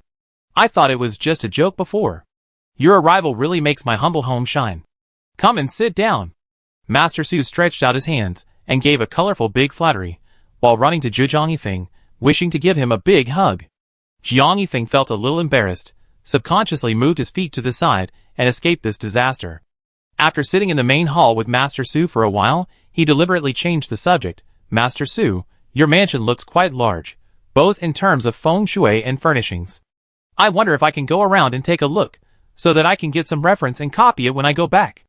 After a series of compliments, Master Su was praised to the sky, and now he began to be in a trance and said, "Third Prince, you have a good eye. I specially invited a feng shui master to come and look at the design of this mansion." Master Su never stopped talking while taking Jiang Yifeng to walk around the mansion. Jiang Yifeng also felt that his ears were really unable to bear his torment, but he saw a place in front of him, and the door was closed at this moment. After walking around yesterday, Jiang Yifeng took a quick look. This should be his treasure house. Because of the sudden situation last night, Jiang Yifeng did not have time to investigate so much. Now seeing that the door here is closed, and there are still a few people guarding outside, it is obvious that it is a top priority place. Then, he interrupted Master Su with curiosity. Master Su, the location of your room is quite good. I wonder if I can go in and see the furnishings in the room. With a tentative taste, Master Su's face changed instantly. Looking at the direction of the treasure house, he blushed slightly and smiled awkwardly. Third Prince, it's just a place to store sundries. There's nothing to see. I don't have much time to clean it. I'm afraid it will be covered with dust. It's not good for your noble and gorgeous figure. Let's go somewhere else to have a look. On the one hand, he was unwilling to let Jiang Yifeng go in. On the other hand, Master Su kept observing the changes in Jiang Yifeng's facial expression with a sly look. He was also a little more vigilant in his heart. Is it a coincidence or intentional? Why did you lock on this room? When he was struggling, Jiang Yifeng seemed to see his guess and didn't force it. He just nodded. If that's the case, let's go somewhere else to have a look. Although he was talking to Master Su, Jiang Yifeng's eyes subconsciously glanced at Xiao Jiao, who had been secretly following them. Feeling the sharp gaze, Xiao Jiao's heart trembled slightly. No way, we were discovered so quickly. Xiao Jiao stopped following, but he also became a little wary of the house. At midnight, Xiao Jiao secretly came to the backyard. This treasure house was unique, and indeed looked like the style of a woodshed. Xiao Jiao hid a veil, and looked at the guards outside, not daring to act rashly. We must think of a way to knock them out. After struggling, Xiao Jiao suddenly had an idea, and quickly took out his incense from his body. Taking advantage of the current wind direction, he aimed at the door of the treasure house, and raised the incense high from the dark. Under the influence of the wind, the incense continued to spread. The two guards sniffed slightly, and couldn't help looking at each other with a little doubt. Brother, do you smell anything special? Hearing this, the other person nodded. It seems to be some kind of fragrance, but I always feel that the fragrance is a bit weird. As the two talked, they suddenly felt dizzy, and fell to the ground with a bang. Seeing this scene, Xiao Jiao threw a stone tentatively. After confirming that the other party had no reaction, he breathed a sigh of relief, and stood in the middle of the yard. Kicking the man who had been knocked unconscious, Du Wei said proudly, "You two guys are still thinking about looking at the treasure house. I don't know what Master Su thinks." After thinking about it, Xiao Jiao took the keys from them, and opened the door of the treasure house. When they entered, there was indeed a pile of firewood inside. Xiao Jiao couldn't help but frown slightly, carefully opened the fire, and used the dim light to illuminate the four directions. It's strange. Why are there only dry firewood? Where is the treasure house? Before Jiang Yifeng left, he used his lips to convey the three words treasure house to her, but the situation inside did not seem to be what he described. No, he shouldn't lie to me. Besides, why does a firewood room need two people to guard it? Are they afraid of stealing firewood? With such trust, Xiao Jiao pushed away the dry firewood and wanted to take a step deeper to find out. But just as his feet slowly moved forward, he suddenly stepped on something. Xiao Jiao stumbled and fell down instantly. It was dark all around, and he could hardly see his fingers when he stretched out his hand. Oh no, what is this place? Am I trapped? With panic, Xiao Jiao tried to grab the wall with one hand to avoid falling to death from too high a distance. But in a moment, Xiao Jiao fell on his buttocks and landed heavily on the ground. Immediately afterwards, there was a wailing scream. Ouch, it hurt so much. What kind of broken place is this? Is it a trap? With a bit of suspicion, Xiao Jiao wanted to go up, but this place was so slippery that he couldn't climb up even if he tried. After trying several times and failing, Xiao Jiao stopped struggling and simply left his hairpin on the ground. I hope he can see it when he comes. After saying that, with his scratched arm, he continued to walk forward along the tunnel. Chapter 118. As he explored the wall, a huge stone cave door appeared in front of Xiao Jiao. When he got closer, he found that there was a different world inside. Xiao Jiao was shocked. No way, is this a tomb? Looking around, the surroundings were getting more and more prosperous, with gold, silver and jewelry everywhere, and many talismans. As for the middle, there was a big coffin. Who is in it? Was it buried here by Master Su? With curiosity in his heart, he couldn't understand what kind of person the corrupt official would care about, and he actually bought fake chickens in the yard, and put all the greedy treasures around. But until he got closer to the coffin, he found that the coffin was not nailed with nail boards. Xiao Jiao supported his hands on the cover, and with a little force, he actually pushed the coffin open. Surprised, he tiptoed to look inside, only to find it was empty. An empty coffin? What's going on? Just when Xiao Jiao was puzzled, a spirit tablet inside suddenly caught his attention. Although it was unlucky to touch such things, Xiaojiao was amazed again after taking a closer look at it. Su Huaichuan, isn't this the name of Master Su? Could this be the coffin he prepared for himself? The world is so big that there are really all kinds of things. Xiaojiao couldn't help but sneer, and made a self-deprecating guess. Could it be that he prepared these things for himself in advance because he had done too many evil things, and would die sooner or later? He was really foresight. As he spoke, he no longer paid attention to the coffin. Xiaojiao slowly moved around, looking at the scriptures carved on the walls, which were generally used for salvation. He also believed in the Buddhist book that only those who were saved could enter reincarnation in the next life. For these things, he could only describe them as haha. He wanted to be a human being after doing so many bad things, but he just wasted this identity. Xiaojiao's jade hands kept groping around the rock wall, and grasped the prosperous gold, silver and jewelry. No, is that all? Looking at the account book before, this Mr. Su was greedy for a lot.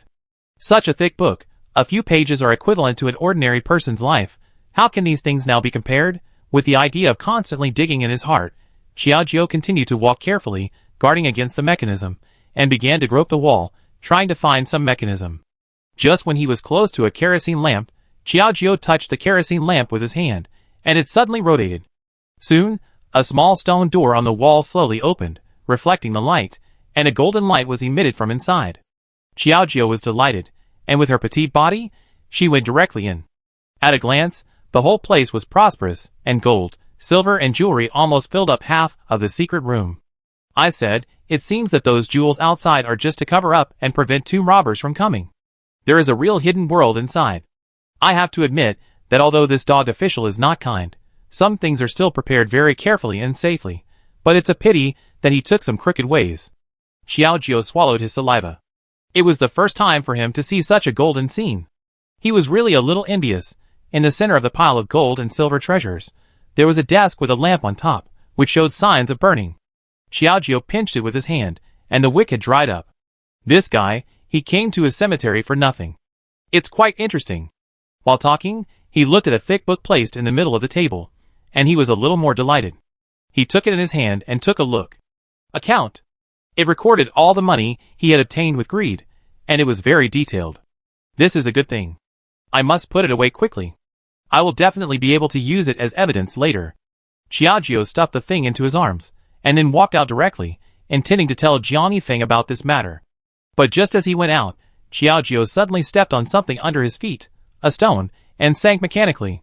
Seeing this, Xiaojiao couldn't help but gasp, "Oh no, is this some kind of trap?" Just as she was wondering, water suddenly gushed out from the dragon heads around her, constantly rushing towards the tomb. The water wet Xiaojiao's forehead, and she was so scared that she quickly stood on tiptoe to dodge, but the water was getting deeper and deeper. Damn, I was really careless. It's normal for a place like this to have traps. Just now, I was fascinated by the beautiful scenes outside and thought that where I was the end, but I didn't expect that this was the real destination. As the water flowed more and more, it had already flooded Xiaojiao's waist, and was still spreading upwards. Help, I can't swim. Xiaojiao was so anxious at this moment that he was almost crying. In the water, his body was out of control, and even his walking was shaky. Suddenly, he stumbled and fell directly into the water, drinking a lot of cold water. Although it didn't cover my head, it was difficult for me to stand up. The more I struggled, the deeper I sank. Help, help, is there anyone? I'm still so young, I don't want to die. A series of calls became more and more unclear as water continued to flow into his throat. Xiaojiao's consciousness began to blur gradually, and his body slowly sank down. But just when he thought he was going to die, his eyes were dazed, and he saw a figure swimming towards him quickly in the distance. Is it you? It is said that before a person dies, he will see the most important person in his life. How come the person swimming towards him looks so much like Jiang Yifeng? The water was still engulfing Xiaojiao's consciousness, but Xiaojiao suddenly felt a tightness around his waist. Something was sucked into it. As the other party exerted force, his body kept moving upwards, and he swam towards the coffin little by little. He landed on the top of the coffin, and the surrounding water had not spread to this speed. Jiang Yifeng slapped Xiaojiao's face frantically. Are you okay? Ahem. Stop hitting me. If you hit me again, I'd be beaten to death by you. Don't blame me for malicious revenge later. Feeling the pain on his face, and the water flowing out of his mouth, Xiaojiao felt uncomfortable. Until he opened his eyes, and saw the face in front of him. It was indeed Jiang Yifeng. and he felt inexplicably happy. It turned out that the person he loved was the man who could always protect him in times of danger. After being helped up, Xiaojiu still seemed a little frightened, and couldn't help but glance at the water next to him, mostly in panic. What should we do now? Will we be trapped here to death? When the water is full, they will have no way to escape and become lambs to be slaughtered. Hearing this, Jiang Yifeng's face was solemn, but he did not agree with Xiaojiu's words. Instead, he said confidently, "Don't worry, I saved your life. You have to repay me for your whole life. How can I let you die here easily?" Obviously, it seemed to be overbearing and rude, but at this moment, Xiaojiu's heart was beating, with a sense of imagination. What did he mean by that just now? Is he confessing to me? There was a moment of smug joy in my heart. If that was the case, even if I died here with him and became a pair of desperate mandarin ducks, it seemed to be worth it. However, Jiang Yifeng didn't think about these things. Looking at the water spraying from all directions, he suddenly realized something. This should be the water formation in Chimenduanjiao. Although he talked for a long time, Xiaojiu didn't understand much. However, after Jiang Yifeng left her, he kept jumping around with light skills, and pressed down the heads of those spraying water one by one. Sometimes it goes left, sometimes it goes right, and it doesn't come in any order, which makes people dizzy. It was not until Jiang Yifeng stopped his passionate shaking that Xiaojiu could not help but frown and asked curiously, "What were you doing jumping around just now?" Hearing this, Jiang Yifeng raised his thin lips slightly, looked straight ahead, and said suddenly, "Look." Following the man's direction, you can see that those faucets that kept spraying water suddenly stopped, which is really incredible. This is too incredible. How did you do it?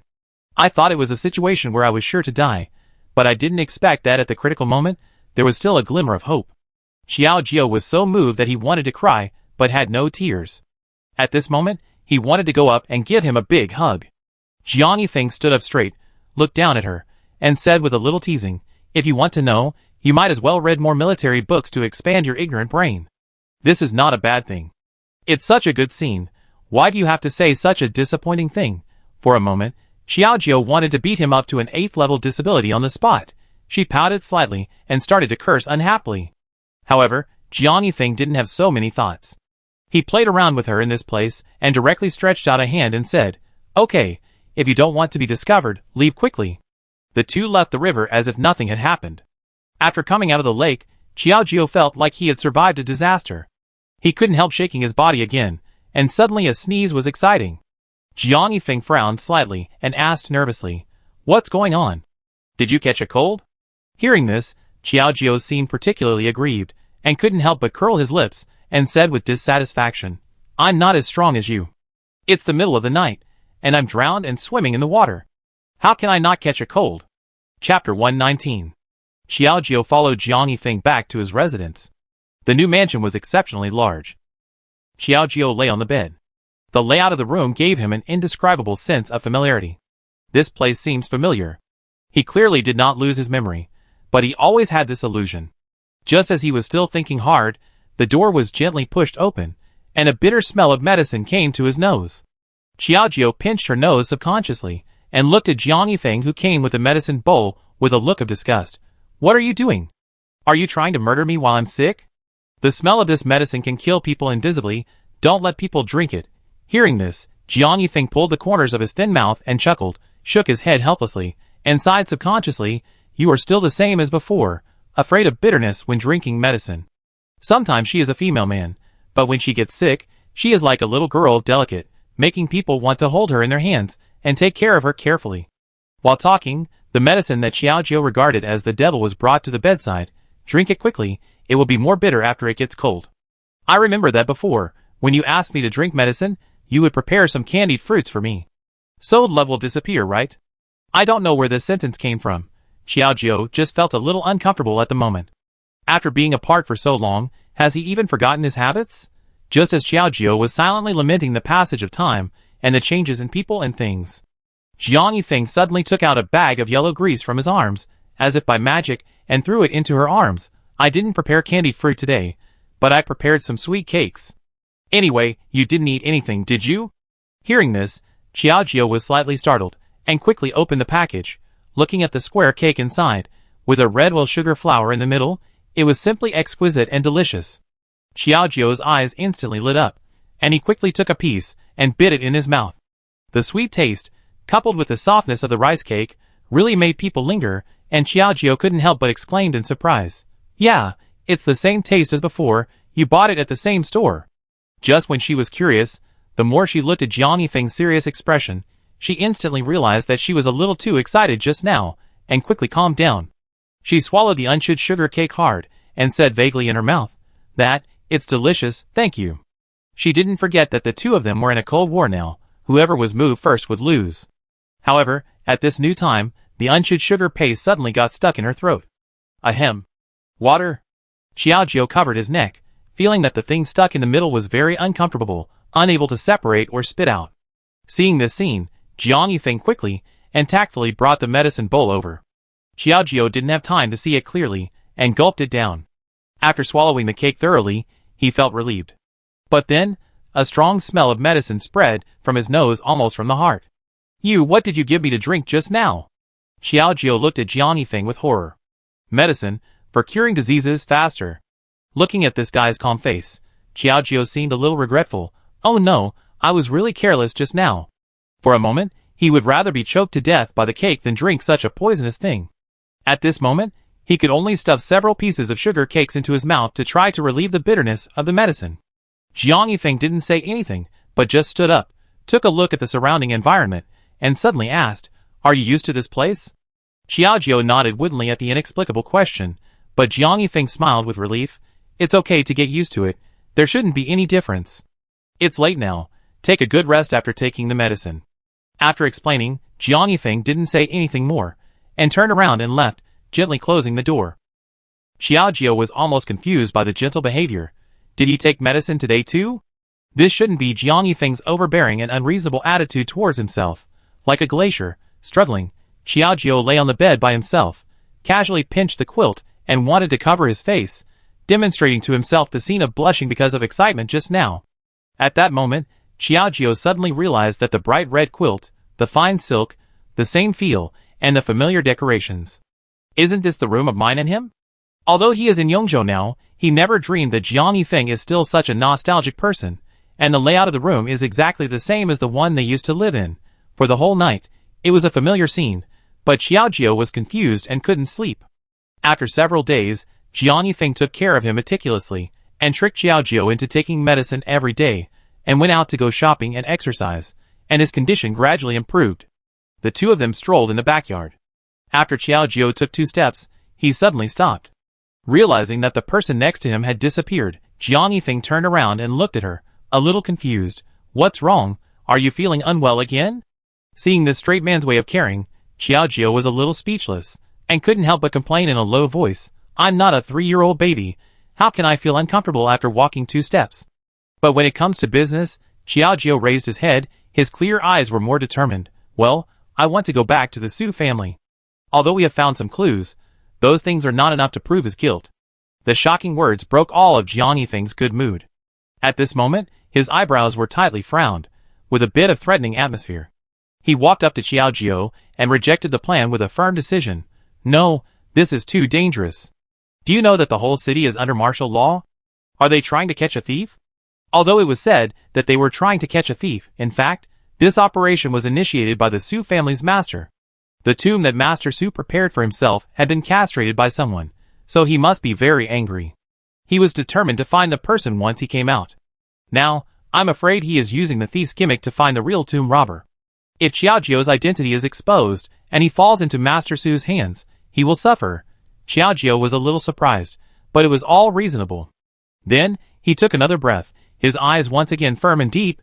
Things have come to this point, I can't just give up. And now they shouldn't suspect me.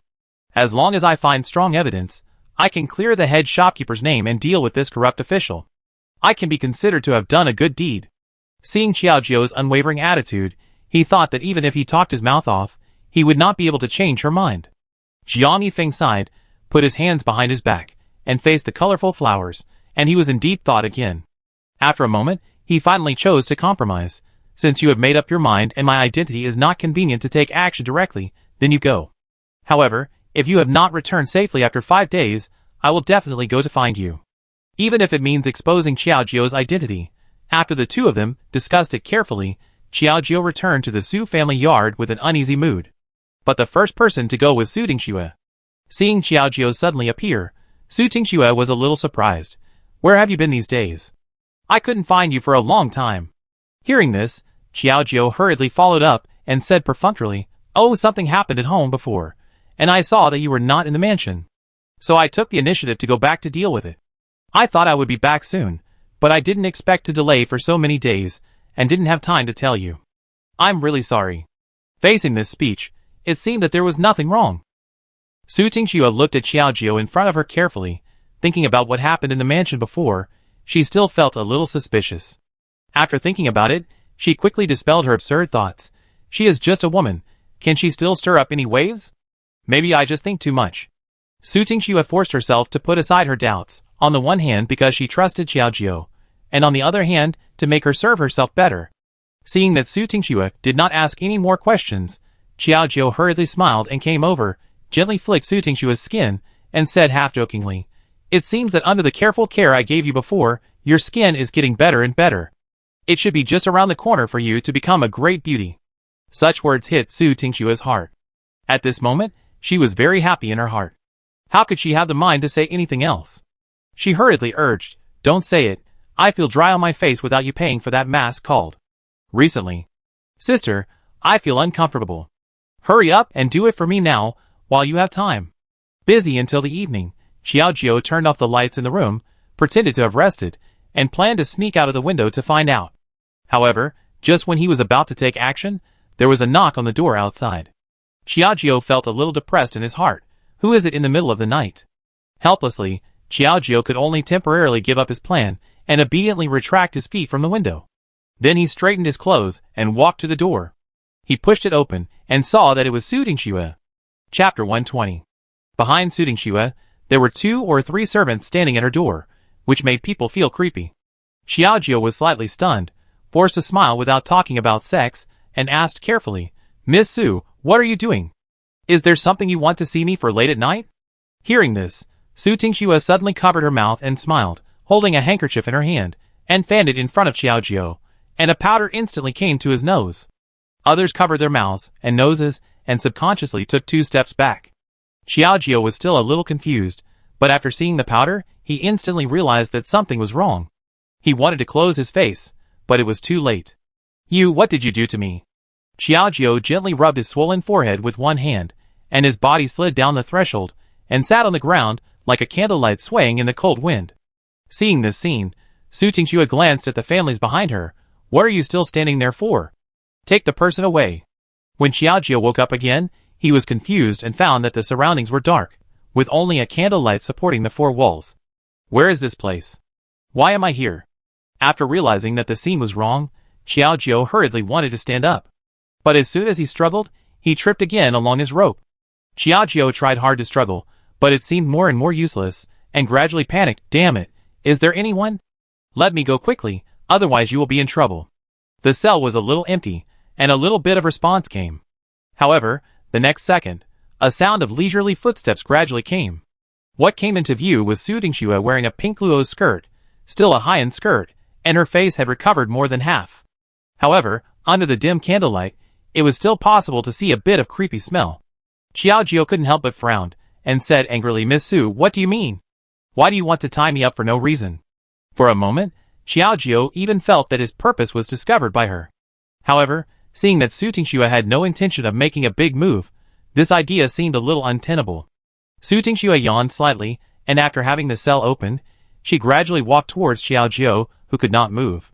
A hand reached out to Xiaojiu's face, and the long nails kept wandering on her face, which made people feel even more creepy.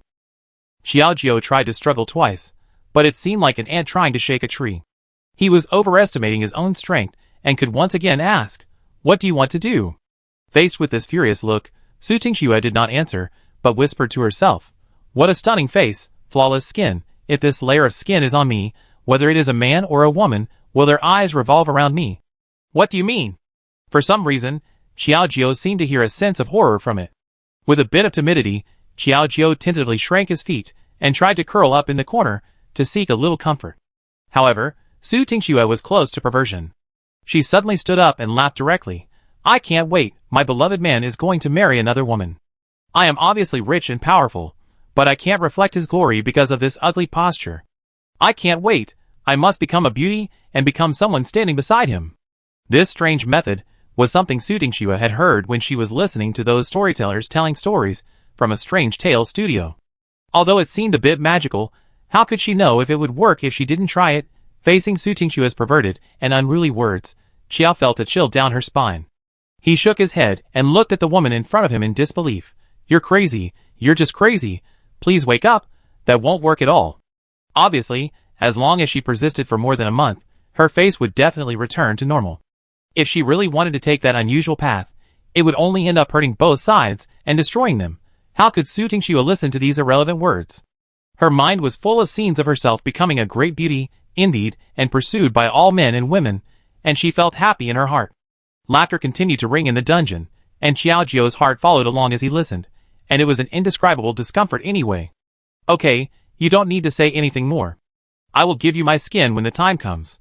Don't you know the art of beauty? If you make me beautiful, won't you make yourself beautiful? Su Tingxue's idea was quite thoughtful, but it was just a foolish dream. Xiaojiu didn't know what method to use to persuade her. He just felt a little chilly, and his body began to shiver subconsciously. No, you can't let this crazy woman manipulate you, otherwise you will really die in her hands. Xiaojiu didn't dare to imagine the pain of skinning, how bloody and cruel it was outside. With such a panic and unwavering breath, Xiaojiu suddenly stood up and slammed into Su Tingxue. I slowly said, since you want to take the crooked path, don't hold me, I'm leaving. After saying this, he was about to jump away, but suddenly felt his body soften, and fell to the ground uncontrollably. What's going on? Why do I have no strength at all? What did you do to me? Realizing that something was wrong with his body, Xiaojiu's heart once again rose to his throat, and he looked at Su Tingxue, who had gone crazy, in front of him with a blank look. Hearing this, Su Tingxue smiled lightly. Why are you so excited? It's just a little cartilage powder. I won't poison you to death, otherwise, your skin will deteriorate. After saying this, he didn't hesitate anymore, and directly called the people behind him. Okay, next is your performance time.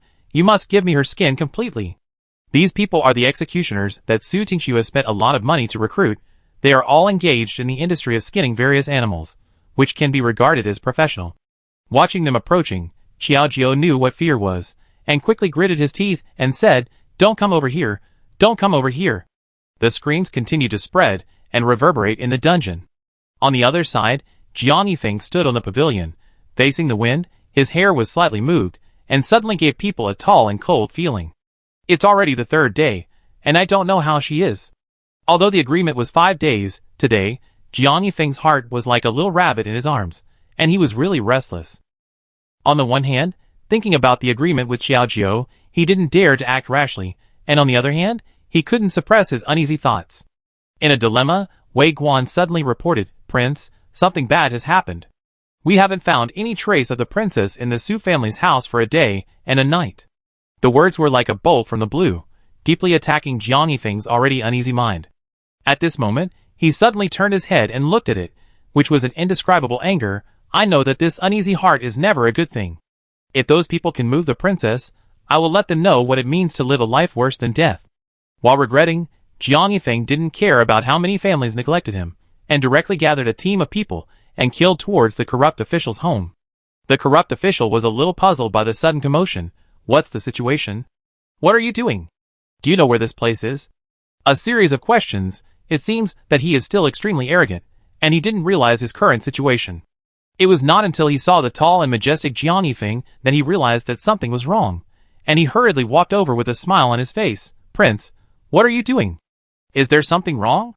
With a tentative tone, Master Su did not dare to rashly say anything else, for fear of exposing himself. Hearing this, Jiang Yifeng glared at him coldly, without much politeness, and directly gave an order. Come on, arrest this dog official for me. No one inside can run away, and seal off the yard. No matter what the dog official next to him said, Jiang Yifeng turned a deaf ear to it, just hoping that those people could find news about Xiaojiu. Meanwhile, the people in the dungeon were also skinning people for the first time, and they were still a little confused. They were holding tools in their hands, and were slowly studying. You bunch of rubbish, can't you be faster? Su Tingxue couldn't swallow the anger in her heart for a long time, and she urged and cursed. Hearing this, the others were a little embarrassed. Miss Su, Don't be so excited. Isn't this our first time? What if we accidentally damage this beauty's face? Then won't you be the one who is wronged? It is no exaggeration to say that Xiaojio is one of the most beautiful women in Yongcheng. Whether in terms of appearance or temperament, almost no one can compare to him.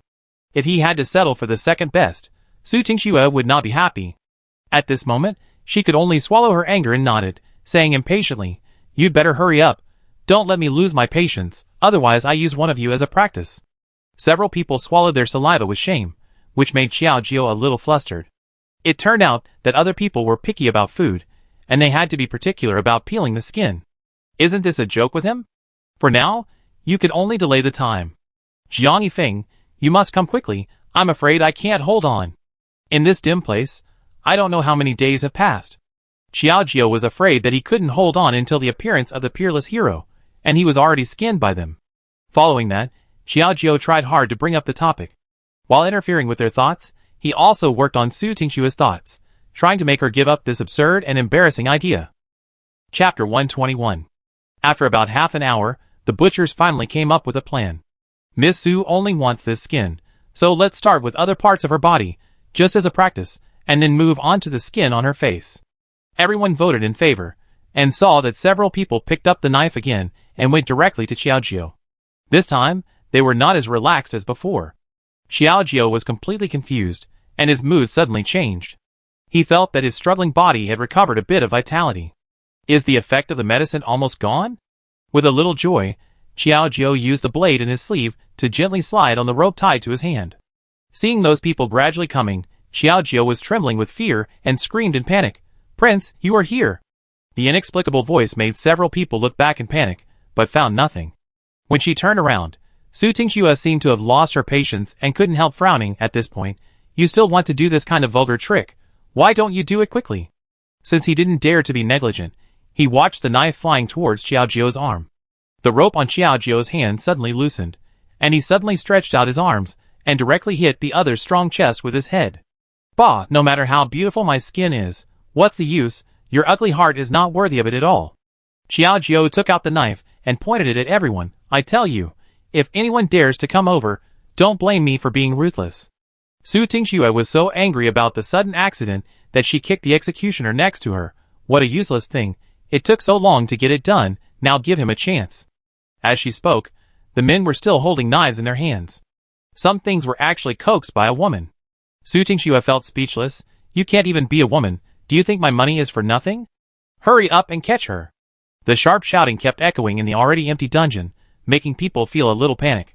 Seeing the enemy approaching, Xiaojio also realized that he was weak and frightened. "Now I am alone. I am afraid I am not their opponent. Am I really going to die here?" After taking a deep breath, Xiaojio's eyes suddenly became firm again, gritting his teeth and said, "Even if I die, I will never die so humiliatingly. If you have the ability, let's fight." As he said, the target was aimed at the leader in the middle of Su Tingxue and the others. As long as she was controlled, she should have a chance to protect herself. After realizing Xiaojio's intention, Su Tingxue hurriedly pulled away and planned to escape from this place of trouble. While running, he kept yelling, "Catch her quickly. If something happens to me, you won't get a penny, and my father will let you be buried with me." Under the influence of money and fear, those people suddenly swarmed in and rushed to Xiaojio as if they were injected with chicken blood. "Stinky woman, if you don't know what's good for you, don't blame me for wasting your face." Obviously, he wanted to intimidate Xiaojio with his momentum, but when Su Tingxue heard this, she was angry again. "If you dare to scratch her face, I will kill you." In Su Tingxue's heart, Xiaojio's face now belongs to him. What the butcher said just now, isn't it equivalent to wanting to scratch Su Tingxue's face? Hearing this, Xiaojio was reminded of something inadvertently. Seeing that the situation was not good, he turned and pointed the knife directly at his face. "Okay, you care so much about this face. If you dare to attack me, I will destroy my own appearance, and neither of us will have it." The atmosphere instantly fell into a deadlock, and the two sides confronted each other, and no one gave in. Using self-threat, Xiaojio forced them to retreat little by little, and successfully left the cell. Seeing them pressing forward step by step, like a tiger staring at its food, with the urge to pounce at any time, she gritted her teeth and warned, "Don't come over here, otherwise you will bear the consequences. Don't be impulsive. Don't touch that face." Su Tingxue was so nervous that she couldn't speak clearly at this moment. She was afraid that it was more important than her own life, so she let Xiaojiu retreat little by little. Seeing their clothes were particularly horrified, she couldn't help but smug a little. I really didn't expect that my face was not only liked by men, but also by women. I thought I could leave safely with this method, but just when Xiaojiu relaxed his vigilance and planned to continue to threaten and retreat, a hand suddenly stretched out from behind, directly wrapped around her neck, and pulled the knife over. "Give it to me, bitch. You still want to use this method? Do you really think we can't do anything to you?" With a clang, 2 buns were thrown far away. Seeing this scene, Su Tingxue breathed a sigh of relief and glared at the clever butcher with a happy face. "I give you more money later. Now hurry up and take the skin for me. I want it immediately." What is the meaning of the longer the night, the more dreams there are? Su Tingxue is still very insightful. For example, the situation just now was a short move. 2 big men took turns to hold Xiaojiu's arms, making her unable to move. Another 2 approached a little bit and were about to attack his face. Realizing that the situation was not good, Xiaojiu nervously closed his eyes. As his heart suddenly rose and fell, a tall and handsome figure unconsciously emerged in his mind.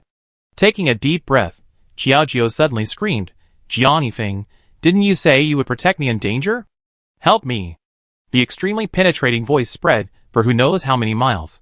But just when the knife was about to penetrate the skin, an arrow suddenly flew over and whizzed past Xiaojiu's ear. Feeling the threatening breath just now, Xiaojiu felt his body stiffen, but found that the movement in front suddenly disappeared. What's going on? Could it be that my idea just now worked? Xiaojiu tentatively opened his eyes, and found that the man who was holding a knife and intending to kill him was now hit by a long sword in the chest, piercing his whole body. "Kill, kill!" Seeing the blood slowly flowing from his body, Xiaojiu swallowed his saliva, and the fear was self-evident. Immediately afterwards, there was a thud, and the man fell to the ground without any warning. His pupils widened, and he looked like he was dying. Seeing this scene, the others were also confused. Su Tingxue turned her head, and was also shocked. "Third Prince, why are you here?" The familiar title also attracted everyone's attention, and they all turned their heads to look. The dark light of the dungeon shone on the man's tall body, making him look like a god descending to the earth. Prince. Xiaojiu was stunned for a moment, and even thought that this was an illusion before his death. However, Jiang Yifeng walked up quickly, suddenly grabbed Xiaojiu's arm, and asked with concern, "How is it they didn't hurt you?" There was a little tension and murderous intent in his words, and he couldn't help but glare at those butchers who didn't know how to live or die, and Su Tingxue, who was in panic. If the touch was not so close, Xiaojiu really thought that the driver had a dream before he died. Without saying anything else, he suddenly hugged Jiang Yifeng tightly, as if he wanted to seek comfort from him. "Why did you come now? Do you know that they almost skinned me just now? They are simply perverts." Xiaojiu became more and more scared, and couldn't help but glance at Su Tingxue. Seeing her crazy state at the moment, she was already at the point where there was no medicine or stone, and she was really angry when she felt sorry. Seeing Xiaojiu's delicate look, she felt so distressed that she quickly followed and whispered, "I'm really sorry. It's all my fault that I came late, and I will never have such a situation again in the future." Gentle words, without any ambiguity, like sunshine after rain, give people a little warmth. Jiang Yifeng said, stretched out a hand, subconsciously hugged Xiaojiu gently, as if he wanted to give all his sense of security to him. Then, another order was given, "Come here, arrest all those who are ignorant of life and death and intend to hurt the princess." Another shocking statement. The others had no time to react and were now completely subdued. Su Tingxue, who was close to madness, saw this scene, but she was unwilling in her heart, and kept shouting, "I just want to be beautiful, I'm not wrong. Why let me go? I must marry your face." The chattering voice was really disturbing, but it also completely pulled Xiaojiu's thoughts back. After sniffing slightly, Xiaojiu's face suddenly turned red, when he felt the faint scent of ambergris coming from the man. "Oh my god, what am I doing? It seems that we are not suitable for such intimacy in our current situation." Because of the previous conflict, the relationship between the two has been in a lukewarm state. Obviously like each other, but he is so stubborn that he wants to save face and suffer. No one is willing to speak up, nor is he willing to give in first. Ashamed, Xiaojiu quickly stood up and looked at those who were subdued, ignoring them. Tried to suppress his face, which was like being burned by fire, and waved his hand awkwardly. "Then since the matter has been resolved, I will leave first."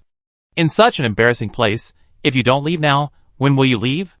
Do you want to stay and suffer humiliation? However, as soon as this step was taken, He was pulled back by the other party, and said nervously, "You were just frightened. Where are you going now?" It was not questioning, nor was it overbearing, but more of a nervousness and concern, which was really incredible.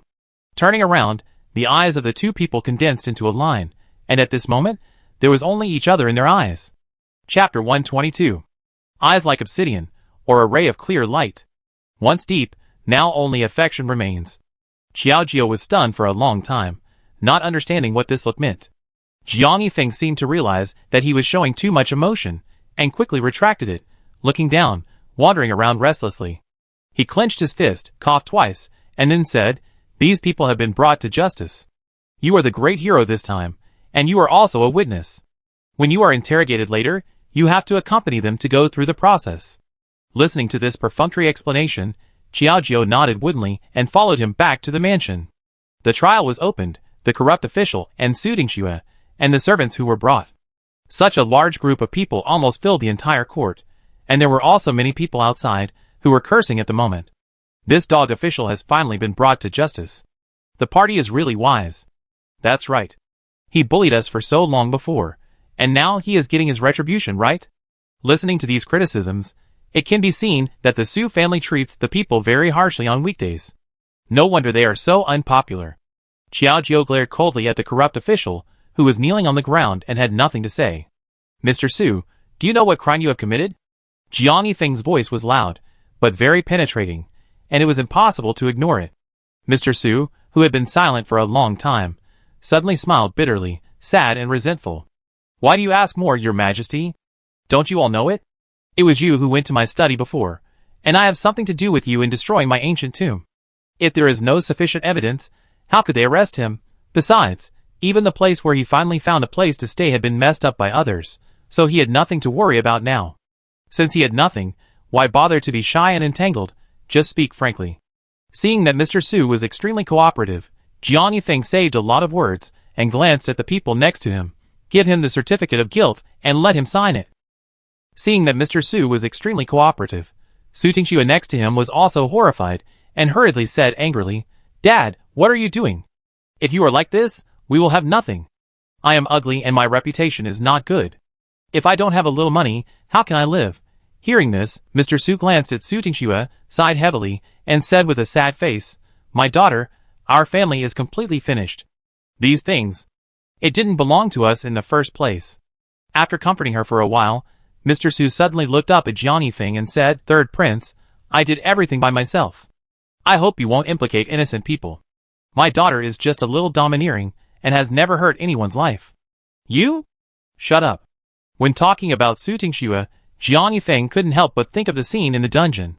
He said that no one had ever been hurt. She was so vicious that she wanted to use the skin of a living person to protect her appearance.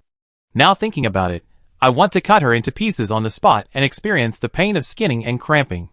The only thing to be thankful for is that Xiaojie is fine.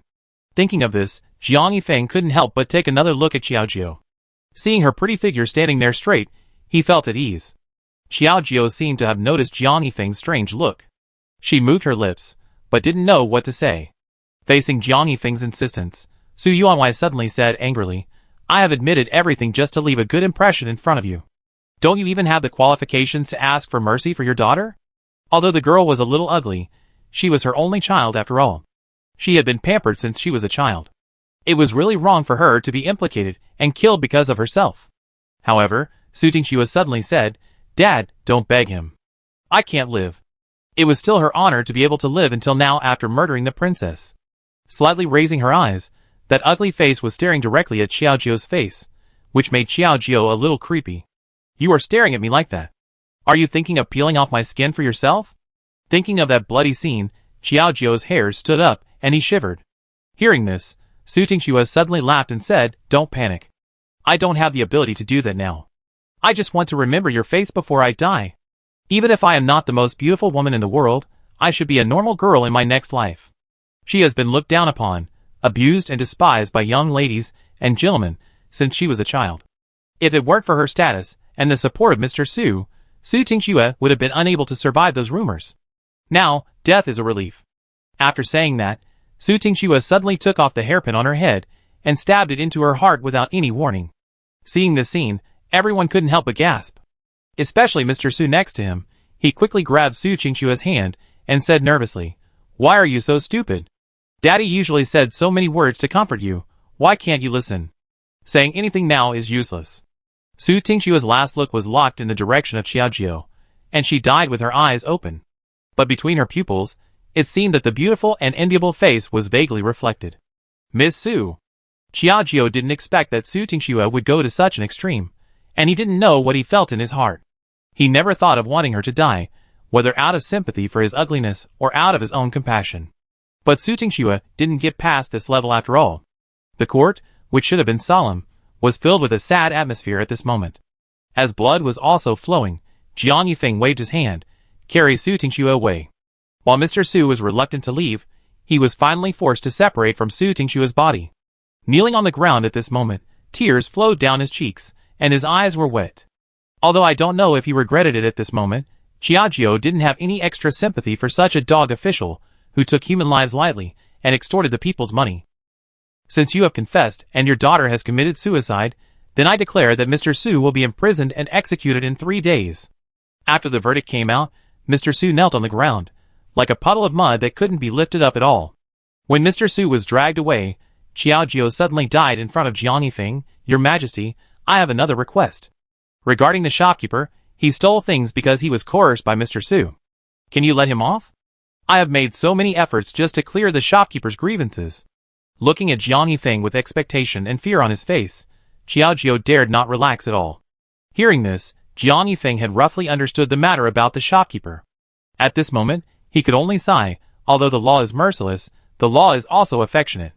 Regarding the shopkeeper's matter, I will make a new decision. You should get up first. The ground is a little cold.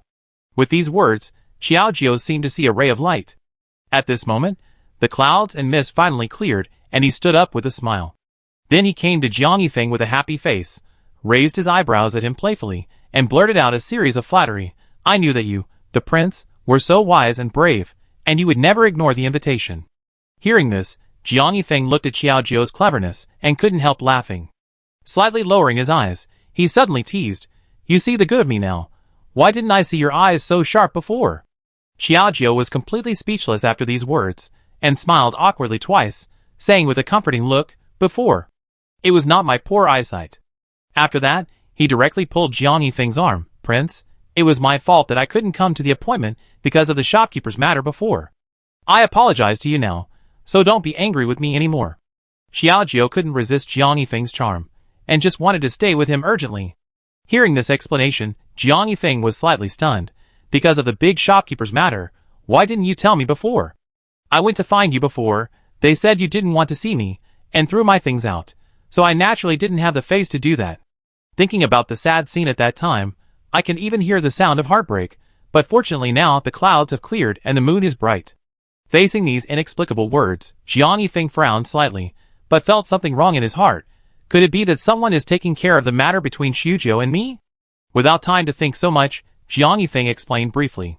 Fortunately, the two people were immersed in sweetness at the moment, and were unwilling to dwell on the details. After the trial, Xiaojiu yawned slightly, looked up at Jiang Yifeng with admiration, and asked with his mouth open, "Prince, are we going to stay here forever? I haven't taken care of my business for several days." Now that the case has been tried, Xiaojiu has to worry about other things again. After all, he is a businessman. Now that the matter has been resolved, it is natural to go back first. "Do you still want to stay here?" Jiang Yifeng teased casually. Xiaojiu thought about the series of thrilling things that happened here, and shook his head in panic. "Forget it. I think this place is too dangerous." The two people sat in a sedan chair, escorting the prisoners, and headed all the way to Kyoto. On the way, Xiaojiu gradually fell asleep, and was taken back to the palace by Jiang Yifeng to settle down. He took the prisoners to the palace to report. I don't know how long it took. When Xiaojiu woke up, the sky was gradually turning yellow, and it was sunset. Seeing the strange places around him, he said in confusion, "What is this place? It looks so familiar." Chapter 123. Rubbing his head, Xiaojiu sat up straight. Hearing the noise coming from the room, a maid came over with a basin and a rag. Seeing Xiaojiu awake, she was so happy. "Princess, you are finally awake. I have prepared the water for you to wash your face. Hurry up and wash it." Hearing these words and the familiar title, Xiaojiu looked up. Isn't the person who came into her sight Buyer, the maid who served her before? Buyer, why are you here? Is this place? In a flash, Xiaojiu suddenly realized and couldn't help but take a breath of cold air. I quickly covered my mouth and looked around with horror. The layout of the room I lived in before was exactly the same.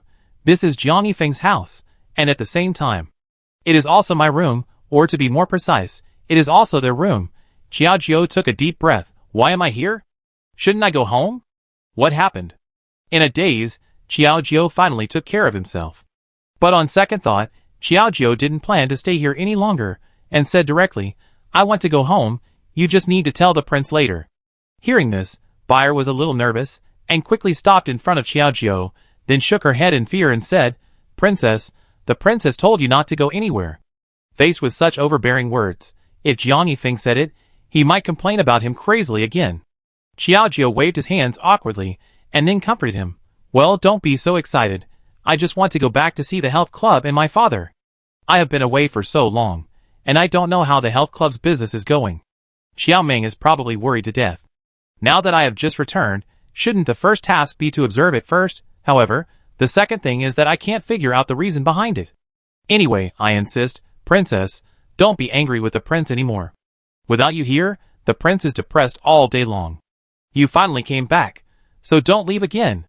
Looking at Buyer's unbelievable look, Xiaojiu didn't intend to explain to her more. Because he sighed, walked towards the door, and began to perfunctorily deal with her again. Princess, I beg you, don't be so stubborn anymore. The prince is still very good to you and misses you every day. Why are you doing this?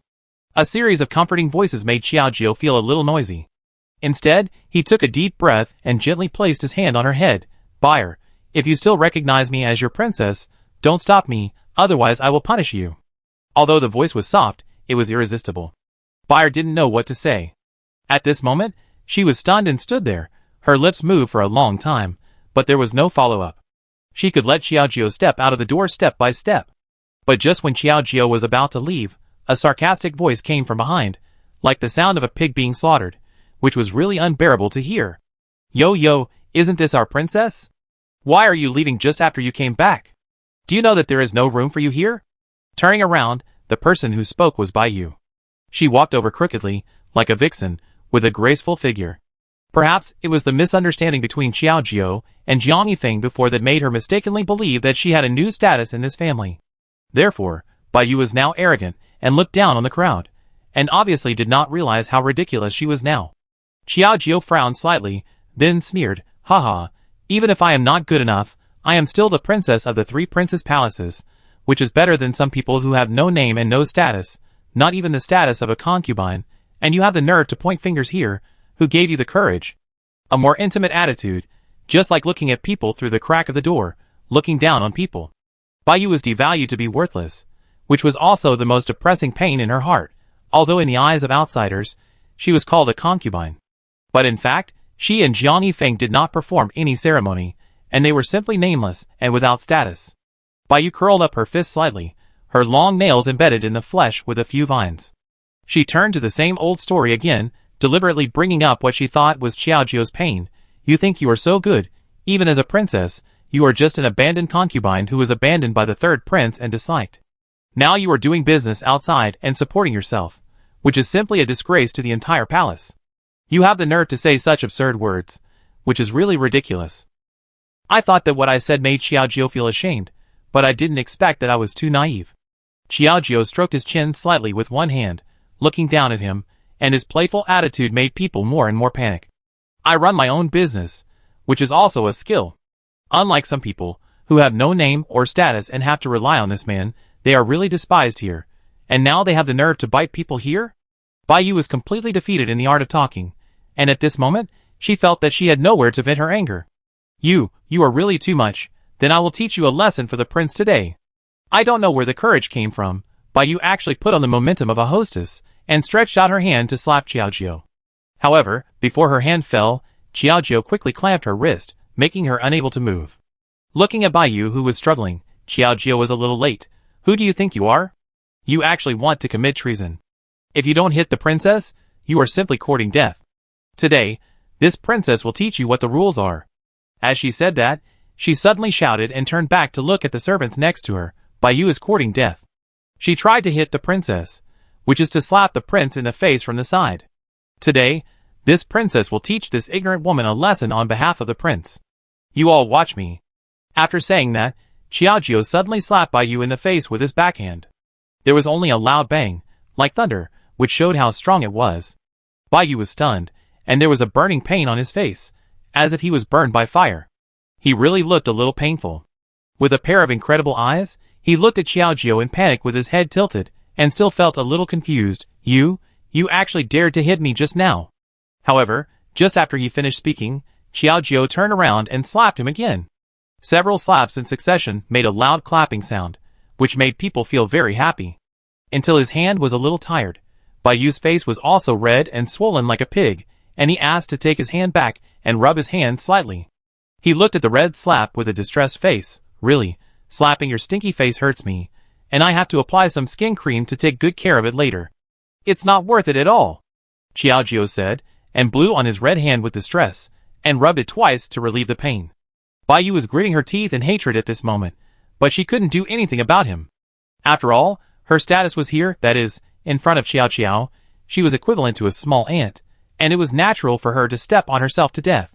Bai gritted her teeth. Her heart was already filled with anger. Xiaojio, you bitch, you wait. Sooner or later, I will definitely settle all these accounts with you.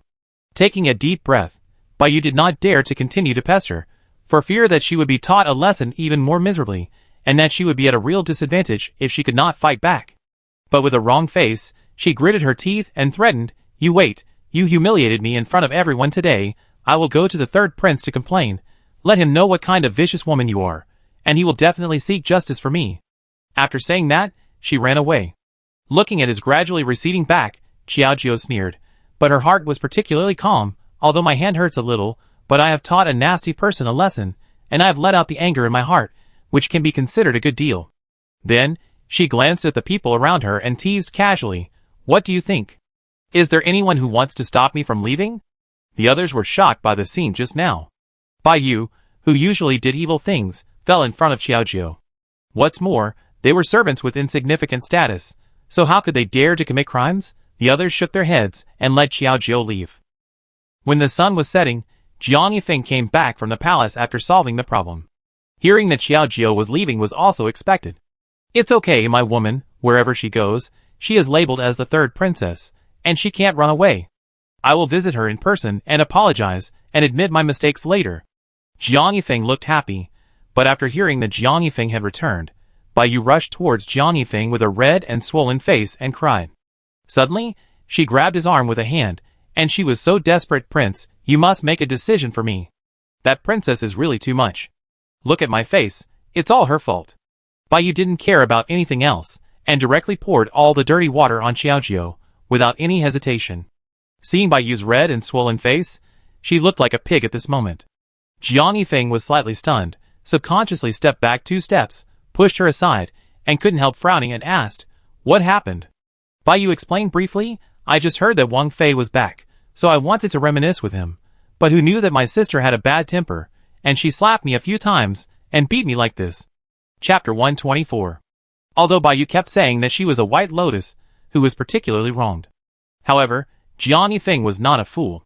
He nodded thoughtfully, and then smiled and said, she is the princess. If she thinks you have done something wrong, then it is reasonable to punish you, right? After saying that, Jiang Yifeng yawned slightly, looking at the sky outside. He did not intend to say more. Instead, he walked directly into the study. He was nakedly partial to Bai, and the whole person was directly covered. He looked at the closed door of the study blankly and rushed over. He kept knocking on the door with both hands. Prince, what do you mean by this? The princess is so reckless, you can't indulge her. This is also the face of our palace. No matter what he said, there was no movement inside, as if it was a dog barking outside. Bai was so angry at the moment, her chest was heaving, and she gnashed her teeth in hatred. No, I absolutely can't just let it go.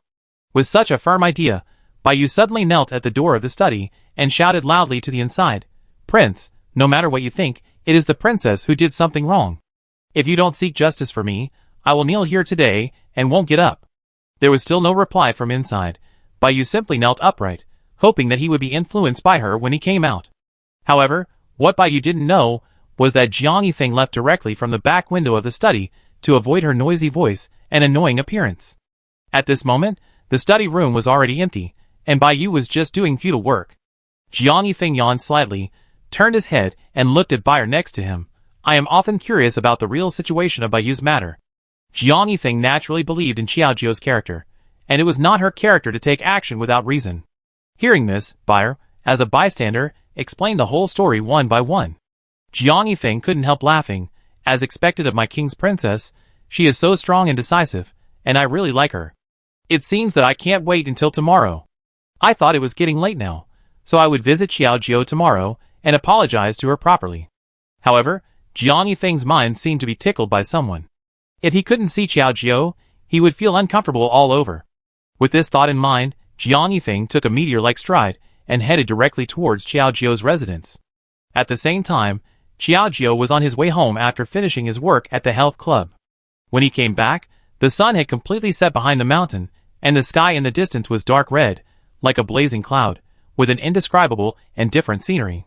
Xiao Jiu was admiring the sunset, and with the good mood of teaching Bai Yu a lesson today, he felt that the sky was gorgeous. When the carriage stopped, a gentle call came from outside. "Miss Xiao, we have arrived at the mansion." The subtle movement disturbed Xiao Jiu's sweet dream. At this moment, he lifted the curtain of the carriage and took her down. He had just slept in the carriage, and his mind was still a little unclear. Suddenly, I felt my legs go soft, and I was about to fall down.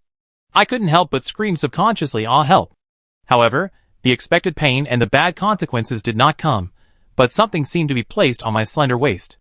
With the force on my waist, Xiao Jiu was slowly held to the ground. After his feet landed steadily, he heard a gentle voice from the other party. "You just came back, and you let yourself work so hard. You really don't take your body seriously. Do you know that I feel bad for you?" A familiar voice, and a kind of appropriate taste. Xiao Jiu's delicate body trembled suddenly, and she stood up quickly, keeping a certain distance from Jiang Yifeng in front of her. Looking at the other party's smiling face, Xiao Jiu still felt a little uncomfortable in his heart, but asked in confusion, "What are you doing here? Don't you want to listen to your Bai Yu and ask for justice?" There was a little jealousy in the arrogant words. As she spoke, Xiao Jiu turned her head to the side, trying not to let him see her strange expression. Hearing this, Jiang Yifeng came over and held Xiao Jiu tightly in his arms, not giving her any chance to escape. After feeling the force coming from the outside, Xiao Jiu felt a little difficult to breathe, and couldn't help asking, "What are you doing? Do you want to tire me to death? Let go!" As she spoke, Xiao Jiu struggled slightly, but the other party held her tighter, as if he was afraid that she would run away from his arms if he wasn't careful. "I'm not here to seek justice for her, I just want to apologize to you. Don't leave me again, I don't want to let go of your hand this time. Just forgive me." Jiang Yifeng gently leaned his head on Xiao Jiu's shoulder, greedily sucking all the breath about Xiao Jiu, wishing to integrate into his body. Those words of dependence were accompanied by a little nervousness and fear, as if he was afraid of being rejected. Xiao Jiu was slightly stunned, and the struggle stopped, but his mind was filled with his affectionate words. Even if he didn't see the face clearly, he could feel the emotions that shouldn't be there. "Why? Why do you want to apologize to me? You didn't do anything wrong." Xiao Jiu moved his lips. In fact, since the two confessed their misunderstanding before, the gap between them has been resolved. So, Jiang Yifeng's current behavior is unnecessary. Hearing this, Jiang Yifeng came back to his senses, but still said reluctantly, "If you are not angry with me, why do you want to leave the palace? I have to go back to report my safety to my father, and I have to go to the health club to see the situation." Xiao Jiu was speechless for a moment. As a businessman, why can't Jiang Yifeng learn to be considerate of his wife? Faced with this explanation, Jiang Yifeng suddenly realized that this is indeed in line with her personality, and instantly felt a little embarrassed. Then, he laughed like a fool again, and his heart gradually calmed down. "So that's the case. I was so worried that I came to find you so anxiously." As he said this, he was like a child who had lost his sense of security, and wanted to seek comfort.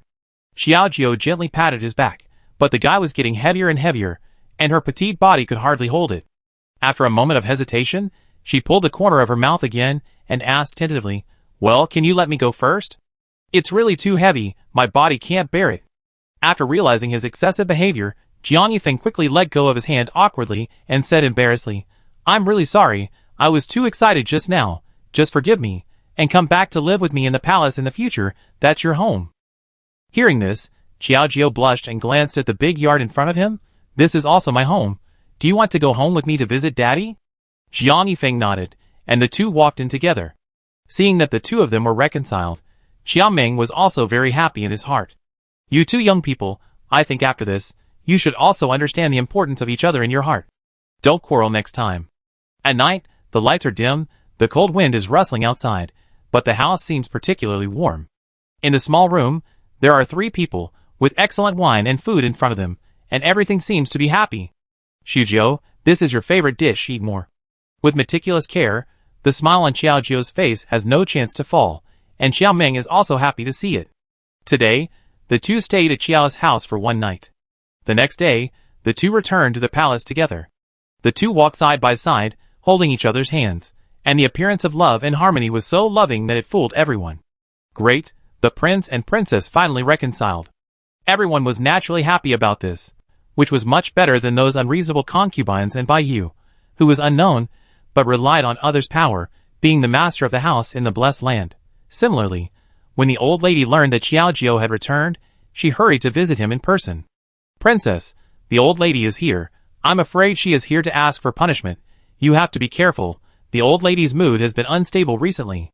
Baya heard the situation outside and hurried in to greet her. Because of the conflict between the two before, the old lady was not only angry with Jiang Yifeng, but also dissatisfied with Xiaojiu's willful behavior, so she moved back to her own house directly. "Now coming again, I'm afraid it won't be so simple." Xiaojiu nodded, realizing his impulsiveness at the time, and no longer felt a little annoyed. At this moment, he went out to greet him in person, looking at the old lady's serious face, which was exactly the same as Jiang Yifeng's. "Old lady, I was just thinking about you, but I didn't expect you to come. Let's see if we are in sync." With a sweet mouth, Xiaojiu came over with a smile and held the old lady's arm intimately. Seeing this, the old lady shook her arm slightly and said unhappily, "You still have me, the old lady, in your eyes? Shouldn't I feel relieved?" Hearing this, Xiaojiu was speechless for a moment. Just one sentence made her unable to resist. After helping the old lady to sit in the courtyard, Xiaojiu said with a far-fetched voice, "Old lady, I was ignorant at the beginning, but maybe because of pregnancy, my emotions are a little out of control. Please forgive me, old lady." Chapter 125. When the child was mentioned, the old lady's anger instantly subsided by more than half, but she still looked at her unhappily and couldn't hold back her dissatisfaction. She said, "You still know that you are pregnant, and you run around like this. Aren't you afraid that something will happen to the child, and the bloodline of the prince's mansion will be lost? Can you bear it then?" Facing the old lady's chattering, like a monk chanting, Xiaojiu felt uncomfortable all over. Why does this old lady have so many words when she talks and lectures people? Where is her usual dignity? If there was no child, I'm afraid the old lady would be very stingy with words, and would not even want to pay attention to me. After thinking about it, Xiaojiu suddenly covered her stomach and pretended to be in distress, which frightened the old lady. She quickly supported her arm with one hand and asked nervously, "What's wrong with you? Did you have a miscarriage?" Frightened and at a loss, she could not wait for the other party's answer, and directly glanced at the maidservant behind her. "Why are you still standing there? If you don't find a doctor quickly, what will happen if the child is in trouble?" For this child, the old lady is very worried, and now she is probably more nervous than the person involved. The maid heard the order and was about to find someone, but was suddenly stopped by Xiaojiu in panic. "Hey, wait, don't go. Maybe I'm just tired recently, so I can't bear it today." The doctor is looking around and tossing around. I'm afraid that his body is getting tired, which is not good for the child. I think I just need to rest for a while. Xiaojiu tried to put on a forced smile and looked at the old woman expectantly. Seeing that the other party had already said this, the old lady held her lips. Although she had something to say in her stomach and wanted to speak it out, she couldn't ignore Xiaojiu's feelings now, right? After a moment, she took a look at her stomach and said reluctantly, "Since you are tired, then sit here and have a good rest and drink more water. I am too lazy to say anything to you. Just don't be so willful in the future." Xiaojiu nodded his head quickly, just like a chicken pecking at rice, but secretly said in his heart, "Fortunately, I am smart and finally escaped a disaster, otherwise I would really be like Sun Wukong wearing a headband." What Xiaojiu can't stand the most is such a long-winded tossing. The two of them were in the yard, drinking tea and enjoying the surrounding scenery leisurely. For a while, it was quite harmonious. But But just as the atmosphere gradually returned to calm, and even developed a positive trend, a melodious voice floated over from a distance. With a hint of provocation, "Hey, the old lady is drinking tea with the princess here. Why don't you bring me along?" As the voice floated over, the person also came slowly with a coquettish pace. After paying a courtesy to the old lady, she sat next to her. At the same time, the concubine also came with her. It happened to be a large square table, and now it was full of people. The atmosphere seemed a little awkward.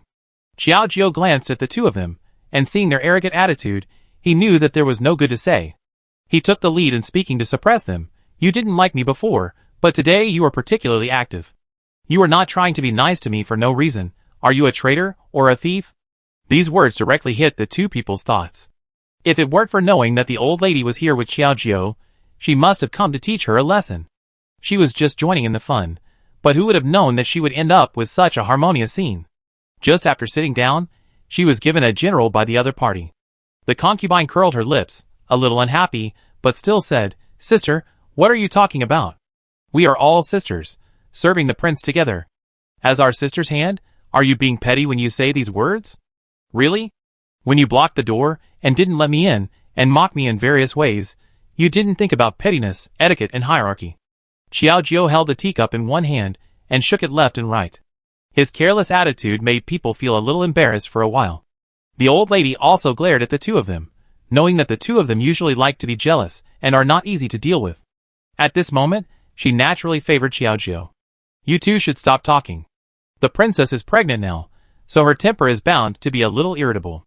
And don't think I don't know what you two do normally." Although the words were frank, and there was no blame, they were powerful, and did not allow anyone to refute them. Bai Yu was a little unwilling. She glanced at Xiao Jiao, and saw his calm look. She felt more uncomfortable and deliberately provoked and said, "The princess is pregnant, but she still runs around and opposes the prince. It's a pity that she is taking advantage of her pregnancy to commit crimes. I'm afraid it will break the rules of the palace. Old lady, you should take care of it, otherwise how can you deter others?" Upon hearing this, Xiao Jiao glared at her instantly, feeling somewhat dissatisfied in his heart. This woman is clearly deliberately provoking conflicts, which is putting me in an unjust position. For a moment, Xiao Jiao really regretted his previous kindness to him, which was actually exchanged for such an ungrateful and ruthless scene. At this moment, the anger in his heart was pent up in his chest, and he couldn't let it out. The old lady's expression paused slightly, and she seemed to be infected by this. She wanted to say something, but Xiao Jiao's clever eyebrows frowned again. "Oh, it seems that I am pregnant, and the child in my belly is also restless. Once he hears something unpleasant, the child likes to torment me." While speaking, he deliberately moved his eyeballs, pretending to be pitiful, and looked at the old lady aggrieved. Seeing this situation, the old lady was a little panicked. "Oh, wasn't it fine just now? Why is it making a fuss again? You two should stop talking to me. You are not good at passing on the family line, but you are really good at causing trouble." The naked scolding made the two completely speechless, but they gritted their teeth and felt really angry. The old lady obviously ignored what they were thinking, and only focused on Xiao Jiao, more anxious than caring about her own daughter. This child is indeed restless. He made a fuss twice in just half an hour. Could it be that he has other problems? Let the doctor take a look at you, so as to avoid trouble. After saying that, she turned her head and glanced at the maid who was serving her. The maid understood and turned around to leave. Xiao Jiao couldn't help but panic for a while. "It's bad. If I really find a doctor, and he finds out that I'm faking pregnancy, won't the old lady skin me alive? Think about how much love there is now, and how much hatred there will be in the future. It is conceivable that the pregnancy has been exposed, and there will be no good days." With a panic heart, Xiao Jiao gritted his teeth and dared not stop rashly, lest he appear guilty. He took a deep breath, subconsciously hid his fist tightly in his sleeve, secretly took out a small medicine, and fiddled with it in his hand. At this point, this is the only way to use it. With that desperate mood, Xiao Jiao rubbed the powder from his waist bag and rubbed it on his arm without hesitation. Soon, the body had a special reaction. Xiao Jiao scratched his ears and cheeks. "What's going on? Why am I so itchy?"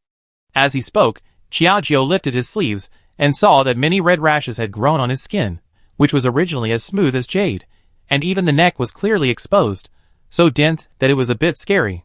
Seeing this sudden symptom, the old lady's pupils trembled, and she hurriedly said tremblingly, "What's wrong with you? How come you become like this? Could it be that you have contracted some infectious disease? As she spoke, the old lady subconsciously stood up, and with the support of Baiyu, she retreated 2 steps. Others did not dare to approach, for fear of being accidentally poisoned by such a trick. Hearing this, Xiaojiu cried out in grievance, and hurriedly shook his head and said, "Old lady, don't worry first, I'm afraid it's just an allergic symptom. Maybe I ate something I shouldn't have eaten, and it has happened before." As she spoke, she kept moving closer to the old lady. It was obvious that the old woman was deliberately intimidated. She was really a little daunted, and hurriedly said with a look of disgust, Okay, you stand there, and don't come over. When the doctor comes, I take a look and you know. Is that so? Old lady, why don't you accompany me now? I'm really itchy and uncomfortable by myself. I shouldn't be infected. The word should alone, the 2 words of unconfidence, are already daunting. The old lady took a deep breath and subconsciously glanced at the concubine and Baiyu. Don't you claim to be like sisters? How about you go? The 2 were speechless for a moment. Such sisters wish each other would die sooner, so why would they easily sacrifice their lives now? The concubine was smart and said quickly, Old lady, for safety reasons, let's leave here first, and report the news to us after the doctor has confirmed it. This seemed to give the old lady a way out, and she nodded quickly and said, That makes sense, then you rest well here by yourself and wait for the doctor to come. Several people did not dare to neglect it, and stepped on their feet and ran away in a flash. Seeing their situation, he breathed a sigh of relief, and then quickly scratched his arm, unable to help but complain, Really, wouldn't it be better to leave earlier? You insisted on making me die together. Feeling itchy all over his body, Xiaojiu really felt a little uneasy. Wait until the doctor came and saw Xiaojiu's condition. He was also a little surprised and didn't dare to approach easily, fearing that it was an infectious disease. Princess, what's wrong with you? Why are there so many rashes on your hands? Chapter 126. Hearing this, seeing the other party's timid look, Xiaojiu raised his arm directly in front of him and deliberately threatened. It's nothing, just an allergic symptom. I don't know if it's contagious or not. Xiaojiu pouted, with the corners of his mouth slightly raised, but he didn't show any joy, but a bit more cold and wretched aura, which really made people feel a little panic and fear. The doctor was slightly embarrassed, and quickly took out something to print on his face, and then he said nervously, Please take out your hand, princess, and I will show it to you.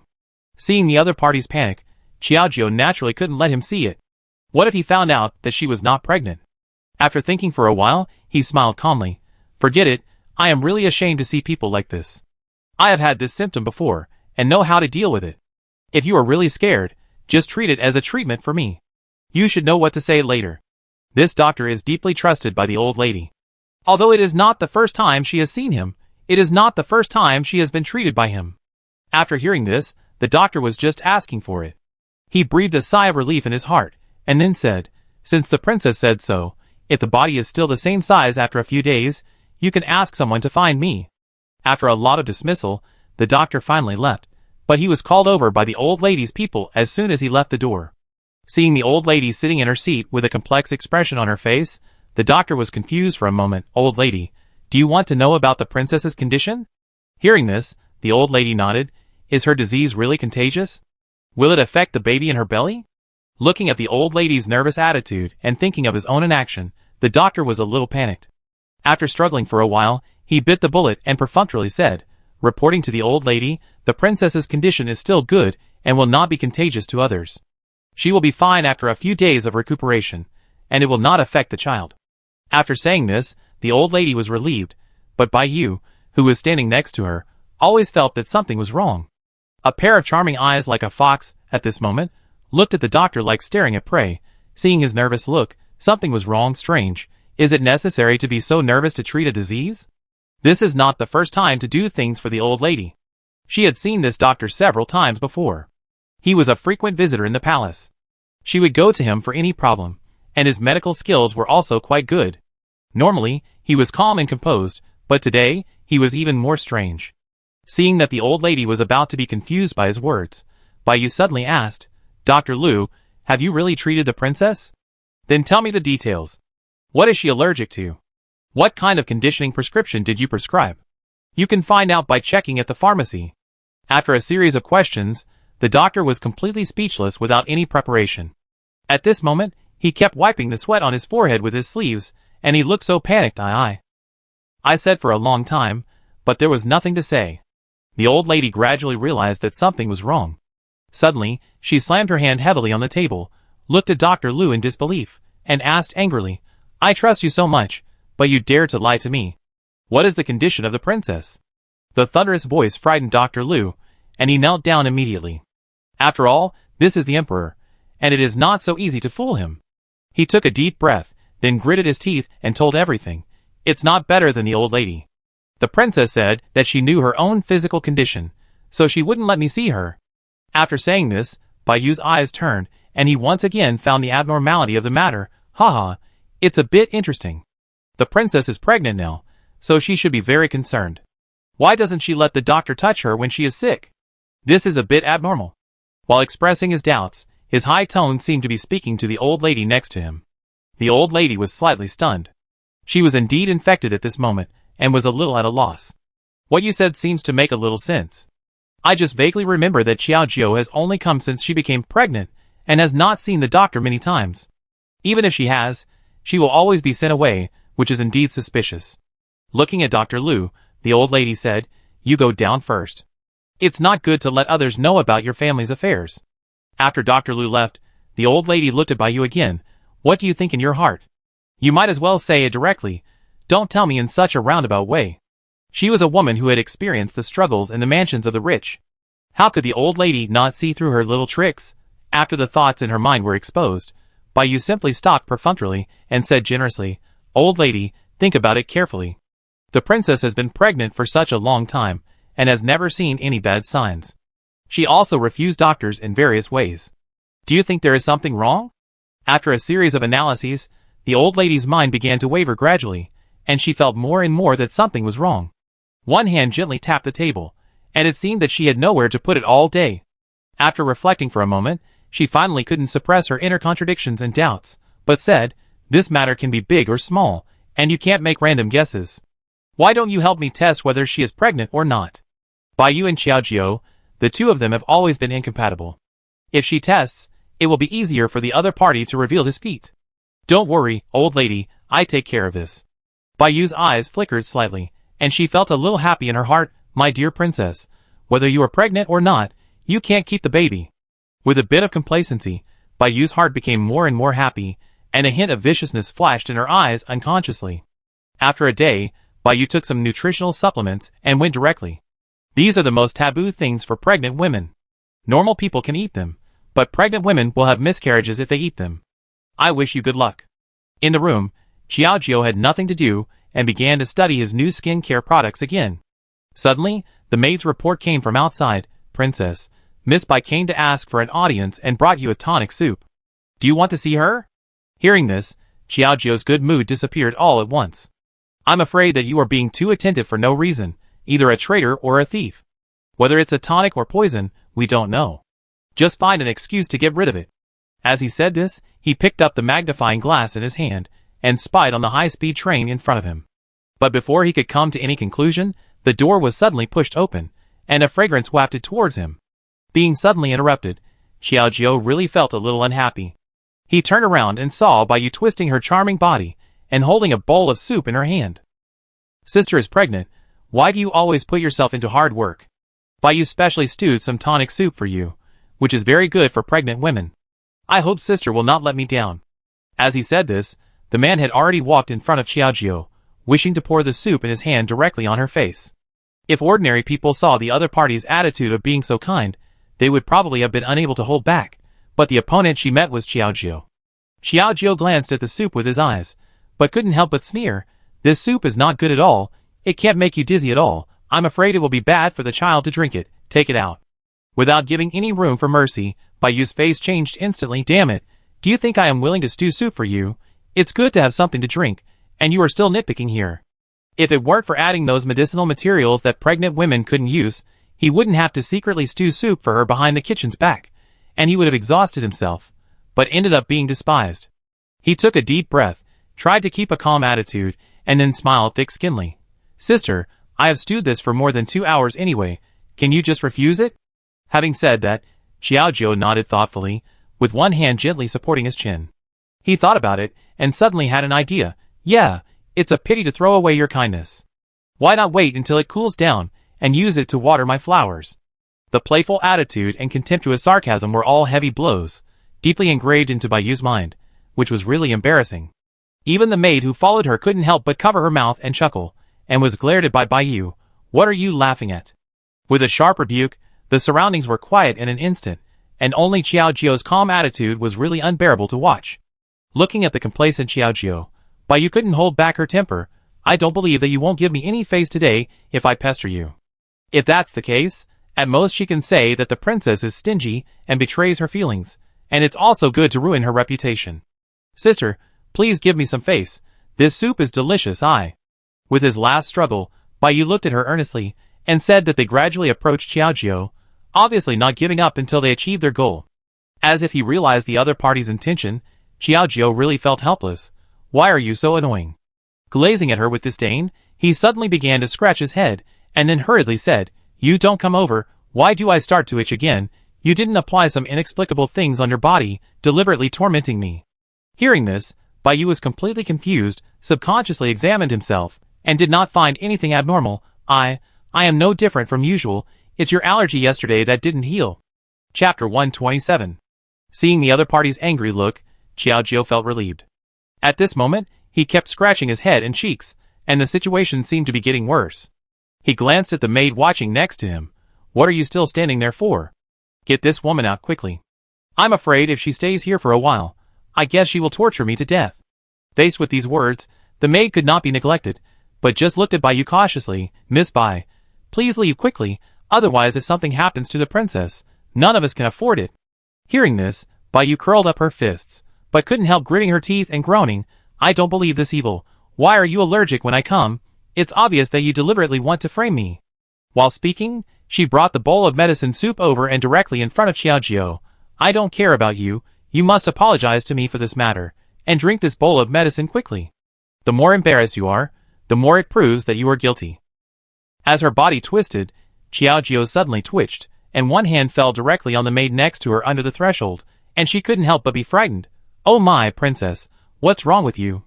Please don't scare me. As she spoke, she helped Xiaojio to sit down, and then glared at Bayu. You should leave quickly. Look at what you have done to the princess. If you tell the prince and the old lady later, I see how you will explain it. Listening to the girl's rude words, Bayu felt a little embarrassed and couldn't get off the stage for a while. She lifted her sleeves with one hand and was about to walk towards the girl, which was like she was going to take action. Hey! You are just a lowly servant, but you dare to teach me a lesson today. How can I deal with you? The hand was raised high, and the eye was about to fall. Xiaojio was slightly stunned. Before he could do anything to stop it, a deep voice suddenly came from behind. Stop! Who told you to be so presumptuous here? Turning his head, Jiang Yifeng came quickly with his slender steps and lifted his skirt, and pushed Bayu, who was blocking the side aside. One hand supported the curled-up Xiaojio, and quickly hugged her in his arms. Looking at the woman's distorted face, he couldn't help but become a little more nervous, and asked with concern, How are you? Are you okay? Do you want to find a doctor to see you? A series of questions. Xiaojio raised his head slightly in surprise, and saw the panic in the other's pupils, and shook his head quickly, just glared at Bayu, pretending to be weak and sticking to Jiang Yifeng's body. He said with a wrong look, Nothing else matters. As long as she leaves quickly, I feel more at ease. You? You obviously did it on purpose. Your Majesty, please don't believe her. She clearly wants to frame me. Bayu stamped her feet in anger, trying to prove her innocence. Facing this noisy voice and the angry attitude, Jiang Yifeng really couldn't bear to look directly at it. While hugging Xiaojio nervously, his handsome face was covered with haze, as if it was the precursor of a thunderstorm. The moment he raised his eyes, a sharp cold light burst out to Bayu's body, with a taste that could not be questioned. From now on, you are not allowed to come here again. If you are disrespectful to the princess again, then the palace will not tolerate you. Get out of here. The powerful words seemed to be able to echo thousands of miles away, constantly floating in Bayu's mind, leaving him at a loss as to what to do. At this moment, he moved his lips, swallowing the words he wanted to defend himself, but he couldn't blurt them out, which was really difficult. Prince, please listen to my explanation, it's really her. The tightly curled fist, with the last bit of stubbornness, was interrupted by the other party, and a burst of roar came out directly. Get out! Almost going straight into people's hearts. Bayu's heart trembled suddenly, How dare he stay here any longer? Although he was very unwilling, he had to cross his hands, and after a baptism, he quickly retreated. After the people left, Xiaojiu breathed a sigh of relief, and then sighed, fortunately, if you don't leave, you will really disgust me to death. As he said that, he gently broke away from Jiang Yifeng's arms, and sat quietly in the seat next to him. After that performance, he was exhausted. Seeing Xiao, he was like a normal person in an instant. Jiang Yifeng was a little puzzled, and approached him with doubts, still showing great concern. Are you feeling better now? What did she do just now to make you like that? As he spoke, he kept fiddling with her limbs, trying to check her physical condition. However, facing the man's movements, Xiaojiu couldn't help but smile and shook his hand. Dewey said soothingly, Okay, don't fiddle with me like a puppet. I'm fine. I just feel disgusted and unhappy when I see that woman. If I hadn't been able to be more patient, I would have been rude to Baiyu. But now, Jiang Yifeng has given a death order, and I shouldn't be harassed by her for a few days. Thinking about it, Xiaojiu was quite happy in his heart. At this moment, he took another cup of tea and drank it by himself. Today, this bitter tea has become sweet, thanks to the credit of the prince. Seeing Xiaojiu's playful face, Jiang Yifeng smiled and shook his head, saying helplessly, How can you joke with your body? If you don't like her, just tell me, why do you have to toss so much? Don't I just want to trouble you? And anyway, I've already tossed it all over. I haven't been afraid of anyone for a long time. Xiaojiu looked disgusted and patted his chest, just like a general on the battlefield. His majestic posture made people feel a little cute. Jiang Yifeng couldn't help pinching her cheeks. Look at you, you don't look like a princess at all, you're even more naughty than that kid, how much worry will I have in the future? Having said that, Xiaojiu laughed uncomfortably, but suddenly thought of something important, and couldn't help looking at the bowl of soup, which was now left aside, but the purpose of it could not be ignored. By the way, it seems that the old lady suspected my fake pregnancy. If she knew the truth, would she be angry with us? Baiyu's unsolicited courtesy was either a traitor or a thief, and he had previously refused to see a doctor, so he was afraid that he had already attracted attention, and now he was afraid that he was testing her with medicine. After saying this, Jiang Yifeng nodded slightly nervously, but he gently held Xiaojiu's waist with one hand. Xiaojiu felt his body tighten, as if he had an uneasy premonition coming towards him, and he always felt a creepy feeling. Don't look at the other party's slightly raised lips, with a meaningful smile, and a hint of charm in his soft voice. With her head down, she leaned over Xiaojiu's ear. Since the fake pregnancy is suspected, why don't we try to get pregnant for real, so that we can have an explanation when the time comes? Xiaojiu rolled her eyes at him unhappily. I see you tease me every day. Don't you see I'm worried about this? I don't want to make the old lady angry again. She was not well received to begin with, and it was hard to use the child to stabilize the old lady's mind, and her life became a little more comfortable. If the matter is exposed, wouldn't she be back to hell on earth? Seeing Xiaojiu's worried look, Jiang Yifeng stopped teasing her, but shook her body gently, and said comfortingly, Okay, leave this matter to me. I won't let the old lady find out before I think of a solution, and I won't make it difficult for you. After saying this, Xiaojiu nodded slightly relieved, and the two chatted about some other things, and the room was quite harmonious. As for the news that Baiyu had come forward to cause trouble, under Jiang Yifeng's order, Baiyu had been forbidden to approach Xiaojiu. The same thing also spread in the palace, and instantly reached the ears of the old lady. How could Baiyu be so ignorant? She was asked to find out whether the pregnancy was true or not, and she almost harmed the princess. How could she be so foolish? Before the fake pregnancy was confirmed, Xiaojiu was still the favorite of the old lady, and she would naturally blame Baiyu for all the crimes. As soon as the words Cao Cao came, Baiyu had a sad face at the moment. As soon as she stepped into the door, her voice came, with a bit of sharpness and sorrow, like the style of a pig being slaughtered. Old lady, you must redress my grievances. The princess was too much. She insulted me openly, and made me lose face at all. A series of crying sounds. If you don't know, you would think that she had suffered a great injustice. The old lady glared at her coldly, but couldn't help sneering, and said unhappily, Don't pretend to be here with me. What did you do to the princess? You made her allergic and almost hurt my precious grandson. Why didn't you mention it at all? As she said that, she slapped the table heavily, and this thunderous sound seemed to symbolize the old lady's unhappy mood at the moment. Baiyu was slightly stunned, and hurriedly shook her head in panic.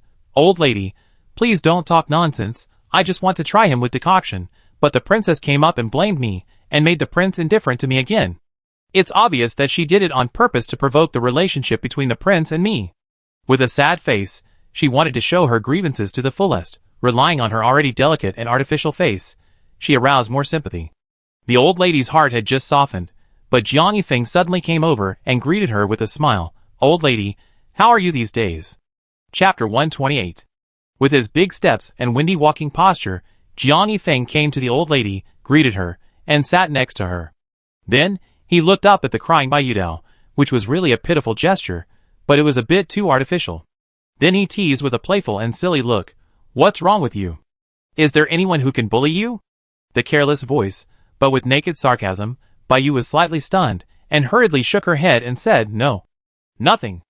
Originally, Jiang Yifeng's partiality for Qiao Jiao was seen in her eyes. Now, if she complained about her in front of the old lady, wouldn't it lower her impression in front of Jiang Yifeng? This Bai Yu is not so stupid. With a bit of trembling, the old lady glared at her depressedly and didn't say anything more. But the next second, Jiang Yifeng suddenly said to the old lady, Jiao is pregnant recently, so some things may not be done as you wish. You don't have to make it difficult." There was a hint of blame in these words, but it was not deliberate, and it was obviously to give the old lady a way out. After hearing this, the old lady didn't know what to say, but at this moment, she said proudly, "This is my precious grandson. How can I make things difficult for her?" "I don't like what you said." After saying this, Bai Yu also saw the situation, and hurriedly stepped forward, knowing the danger and continuing to sow discord. "Old lady, with the support of the princess is used to being willful. You don't have to take it to heart. After all, isn't she pregnant now?"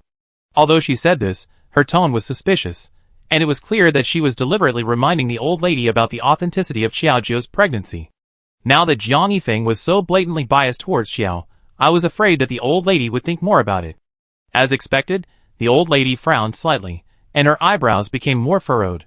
She couldn't help but glance at Jiang Yifeng, and said angrily, "As the saying goes, a man forgets his mother after marrying a wife. You really don't take me, an elder, seriously, and I've wasted my eyes." Seeing this angry tone, Jiang Yifeng couldn't help but glare at Bai Yu, but suddenly said, "Don't misunderstand, old lady, what my son said is not groundless. Some warnings should be given to prevent some people from being ignorant." If Bai Yu didn't torment Jiao just now, she almost fainted on the spot. What if it had any adverse effects on the child? What should I do? The spearhead suddenly turned to Bai Yu, which was unexpected. Bai Yu was slightly stunned and didn't have time to say anything. Instead, the old lady came over with a worried look. "What did you say just now? How is the princess now? Could it be that she has really developed some kind of illness?" If Bai Yu indirectly harmed the child because of her suspicion, she would naturally feel guilty. Hearing this, Jiang Yifeng quickly pressed the old lady's hand with one hand, patted her twice, and said soothingly, "Old lady, don't get excited first. I have already asked the imperial physician to see her, and now the mother and child are safe.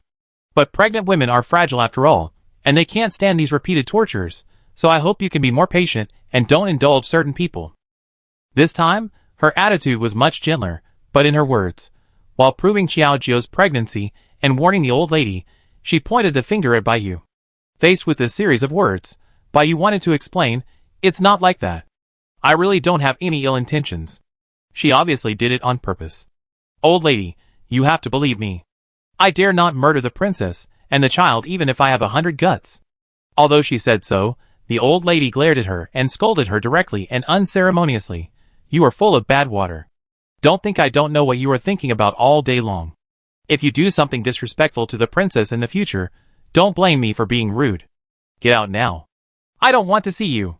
From the previous easing attitude to the current rage, the earth-shaking difference made by Yu's previous efforts to please disappear in an instant. At this moment, she was really angry. But the harder she tried to explain and maintain her image, the more powerless she seemed. Jiang Yifeng was holding the teacup calmly, drinking water by himself with the lid on. He looked so relaxed, as if everything in front of him had nothing to do with him. No one was helping him to speak. Bai Yu was obviously isolated and helpless. What could he do at this moment? He had to leave unconvinced. In the past 2 days, Qiao Jiao didn't go out to see people in order to avoid the limelight. She just wanted to hide in the room to prevent the old lady from testing her again. However, these 2 days really made people feel a little tortured. It's not a good idea to hide like this every day. I'm afraid I'm going to be bored. I can't go on like this. I can't even eat as I want. Thinking carefully, Qiao Jiao suddenly stood up and ordered directly, Come here, prepare some dumplings for me. I want to go back to my mother's house and check on my father's situation. Since I can't do whatever I want in the palace, I can always have my own free space when I return home." With such a happy thought, Jiang Yifeng went to the palace to attend court, and there was no time to tell him. With a little doubt, what if I don't tell him, and he misunderstands me later? But then I thought, forget it, I won't be away for long anyway. I explain it to him when I come back in the evening. All the way back to the Qiao family mansion, Xiao Ming was free today, holding a pipe in his hand, lying on the recliner by himself, gently rocking the chair. In front of him was the already soaked tea, and with the falling leaves in the yard, it was a scene with a different artistic conception. Xiaojio tiptoed, holding up her skirt, and approached gently. Seeing her father so relaxed, she was really envious. Her eyes turned slightly, and a pair of hands suddenly flew to Xiaoming's eyes. "Guess who I am?" Xiaoming's pipe almost fell off his hand, and his body trembled suddenly. But after recovering, he laughed at the familiar voice. "You little girl, you still want to fool your father? I take my hands off. It's really boring. How did you recognize me so quickly?" Xiaojio pouted, sat down in a sullen manner, and fiddled with the tea in front of her. "I was thinking of giving him a surprise, but I didn't expect the other party to be calm and composed, and I was disappointed." Hearing this, Xiaoming rolled his eyes at him unhappily, holding the pipe in his hand, pretending to hit him, and then pretended to be intimidated and said, "You are my own child. I have raised you so big, even if I smell you, I can recognize you." Xiaojio felt a little embarrassed after saying this. "I didn't expect that Dad knew me so well, and I am really happy as a daughter." "Stop talking nonsense here. You didn't stay in the palace. Why did you suddenly come back today? Are you greedy?" I have to admit that Xiaoming's words are extremely accurate. Xiaojio looked at him with admiration, and couldn't help but sigh. "You are worthy of being my father. You really understand me. I wonder if you can stay for a meal today?" As he spoke, he took out the gift he brought with him. "I brought you a piece of cloth. Take it to make clothes, and you will definitely look energetic when you wear it, and you can't even tell that you are a father." Xiaojio's sweet mouth directly coaxed Xiaojio into a daze, and he laughed so hard that he couldn't close his mouth. Okay, your mouth is like honey. If you continue talking, I'm afraid I will get carried away, and I will really not recognize you as my daughter." The two teased each other, and Xiaoming ordered people to cook and make some things that Xiaojio liked to eat, especially on weekdays. As time passed, when Jiang Yifeng came back, it was just approaching dusk. Holding a stack of osmanthus cakes in his hand, he walked straight towards Xiaojio's yard, but after searching around, he found it empty. He couldn't help but frown. "Xiaoyu, where is the princess? Why can't I see her?" Hearing this question, Celia hurriedly explained, "To answer the princess has returned to her parents' home." When Jiang Yifeng heard the 3 words "return to her parents' home," he was particularly alert. I remember that the last time Xiaojio got angry and ran away from home, she also returned to her parents' home. It was hard to coax her back, but why is she back now? After thinking for a moment, Jiang Yifeng suddenly thought of something.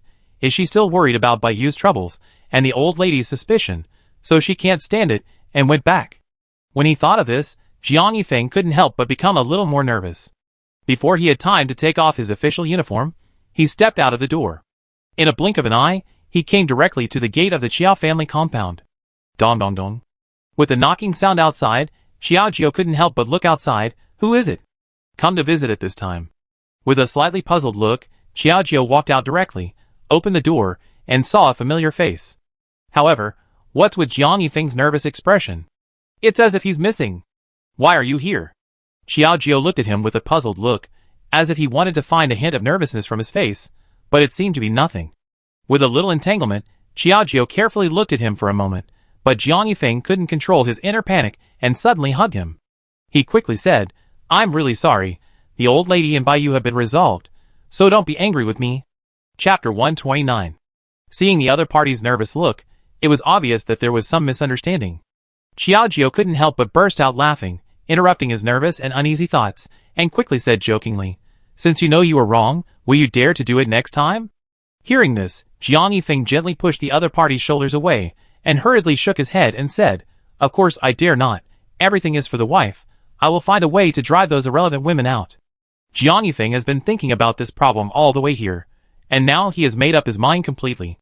Seeing his resolute attitude, Xiaojio couldn't help but chuckle, and couldn't help but touch her face with his fingers, just like he used to bully her. Then she said jokingly, Okay, I won't make trouble with you anymore. I'm not angry with you at all. I just want to come back to see my father, and hide from the old lady to avoid embarrassment when she sees him. After all, if the unknown child in her belly is really discovered, she will really have no way to explain it. Facing her words, Jiang Yifeng breathed a sigh of relief and rolled his eyes at her unhappily, saying a little unconvinced, "You stinky girl, you dared to tease me, making me worry for so long. You really don't know how to feel sorry." After saying that, he looked at the sky again, and then said, "Okay, my dear lady, it's getting late now. Just come back with me quickly. I promise that I will never let others embarrass you again. You are so worried about me." Although it was sincere to say that he got it, Xiaojiu thought about it carefully. Before he could think it through, the aroma of the food prepared by Xiaoming inside began to waft out. Then, he pulled a corner of his mouth awkwardly and said helplessly, "Look, you can smell it too. Daddy made so many delicious foods for me. It would be a pity if I didn't eat them. Otherwise, you can stay for a meal. It's a good opportunity to cultivate your relationship with Daddy." In this way, Jiang Yifeng couldn't refuse his kindness, so he obediently went in with Xiaojiu. Seeing Jiang Yifeng's sudden arrival, Xiaoming was indeed a little surprised. He quickly came over and grabbed Jiang Yifeng's arm with a happy face.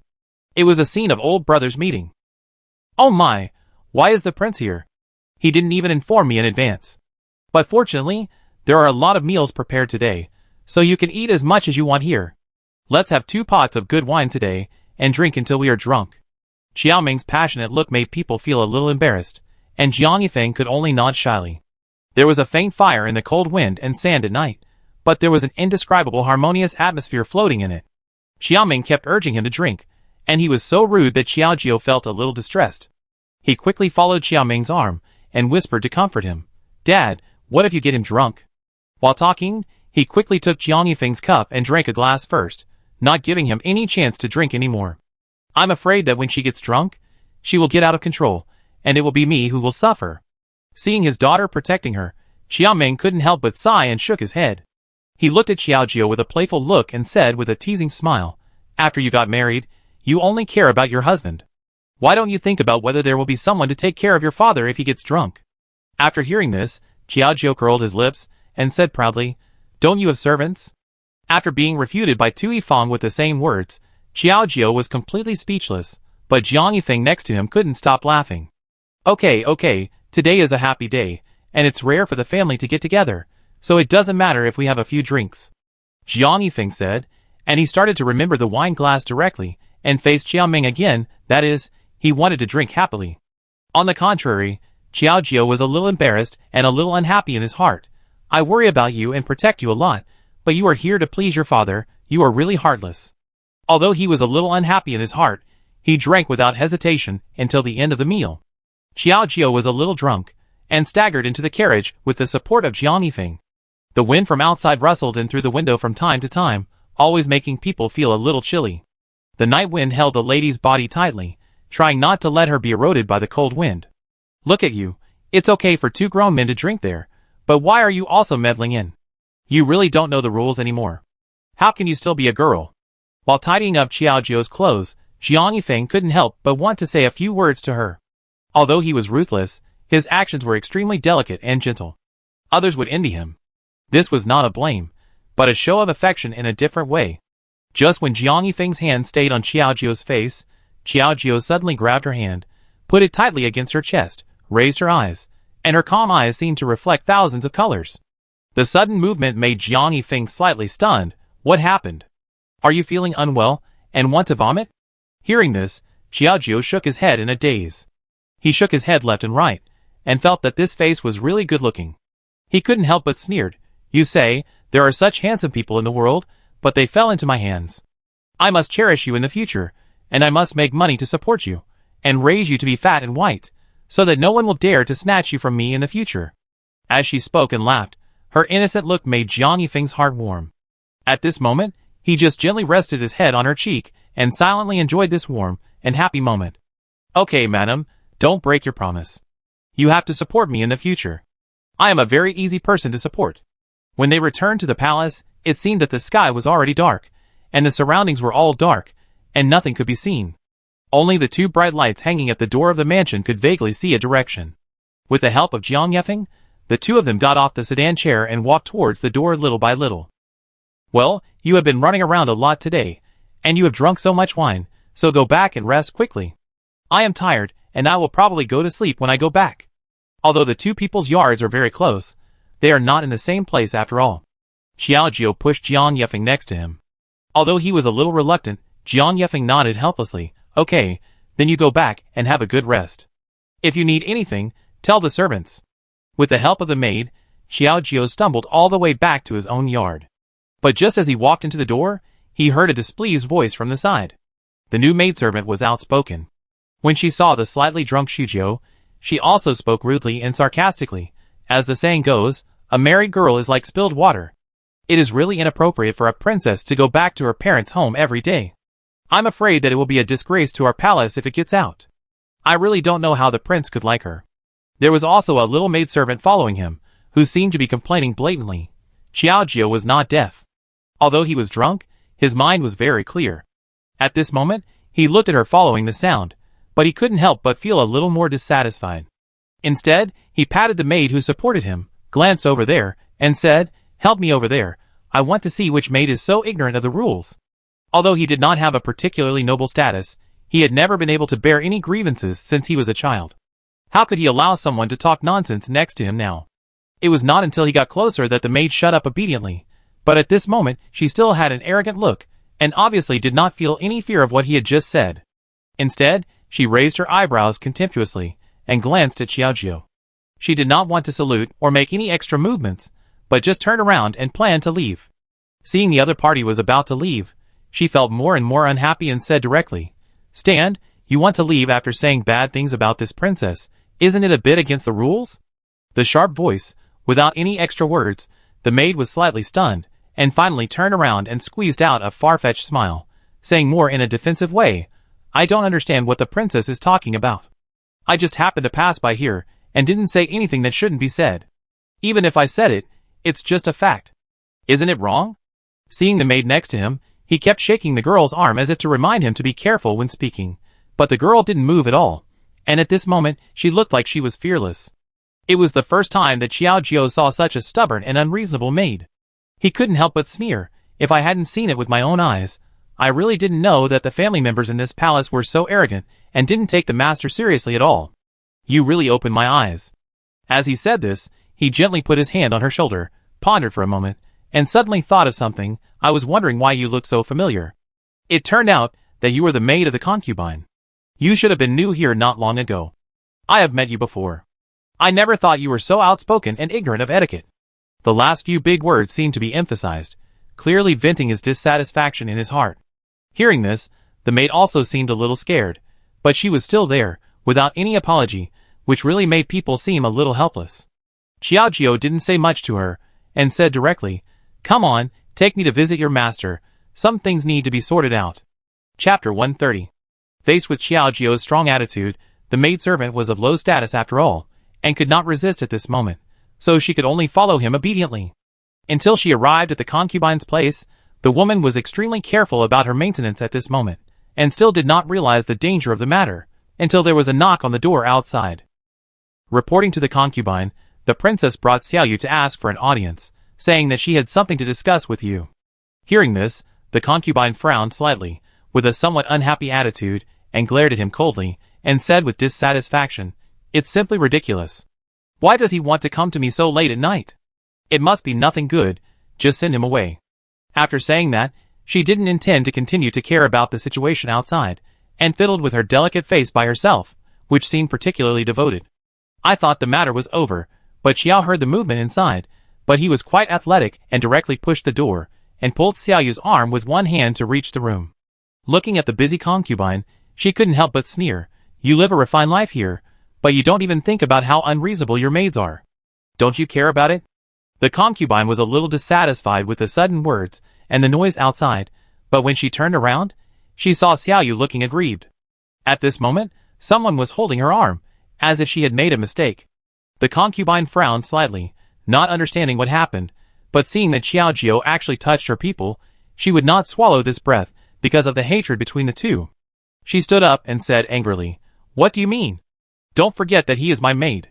Why are you so rude to him? Do you think he is as easy to bully as me? It was really unreasonable to say that." Xiao pulled him in front of her and said to the person next to her, "You were quite arrogant just now. Now tell your master clearly how ignorant you are." After the words fell, Xiao Yu looked at her with grievance. The concubine said shyly at this moment, "Concubine, it was me who didn't understand the situation and accidentally contradicted the princess. Please save me. It was all my fault." Now she knew she was scared, but it seemed too late. She frowned slightly, and seemed unwilling to get involved in such things. But she was unwilling to admit it. At this moment, she gritted her teeth and made a fuss. "I think you are deliberately looking for trouble. I am a maid who has just entered the palace. How can I offend people? I am afraid that you are bullying her because she is new. Don't think that you usually suppress me, but you can use this matter to bully me today. I will report it to the prince later. Do you believe it?" Looking at the other party's stubborn attitude, it really makes people feel a little bored. So she sighed and rubbed her eyebrows slightly. After a while, she said again, "So many people have seen it. Do you want me to find those people in the middle of the night to testify?" The sonorous words made it impossible to refute. The words have been said to this point. If the concubine is still stubborn, I am afraid that both sides will be embarrassed. At this moment, he curled up his fists slightly, looking unwilling, and glared at the maid again. She dragged Xiao Yu over and slapped her hard, saying angrily, "You are such a useless thing. You only know how to cause trouble for me every day. What's the use of you? Get out of here." If it weren't for her own face, she wouldn't be so angry. She had always been suppressed, and was unwilling to accept it. Now she was caught, and came to ask for punishment. Isn't this obviously slapping herself in the face? After being slapped like this, it was particularly loud, and a faint echo could be heard in the room. Xiao Yu was so wrong that she looked at the concubine with a crying look, and tried to seek some comfort. "Concubine, I already know I was wrong. Please give me a chance. I will never dare to do it again." No matter how much she said, it seemed useless at this moment. The concubine looked at Xiao Jiu, who was waiting for the result, and simply said directly, "Come on, I can't keep you here. There are some people I can't afford to offend. If you cause trouble in the future, it will be my fault. You can pack up and leave." After that, she took a hairpin from her body, and threw it on the ground. "Don't say I have no feelings. This thing will be your reward. Go quickly, out of sight, out of mind." After being harassed in the middle of the night, everyone probably felt a little unhappy, and after that, they didn't say anything more to him. Xiao Yu was slightly stunned. Even if she was unwilling, she looked at the hairpin on the ground and finally picked it up shyly, and could only leave obediently. After the matter was settled, Xiao Jiu didn't intend to leave. Instead, he looked at the concubine who just hastily solved the matter, and felt that it was a bit perfunctory. "Is this matter so easy to solve in your eyes? Don't you find the fundamental mistake?" She was in a bad mood to begin with, and now she was even more unhappy after being taught a lesson. She couldn't help but glare at him, and said angrily, "Who are you trying to say again? I have already taught him a lesson. Don't push your luck. Don't think I will let you bully me.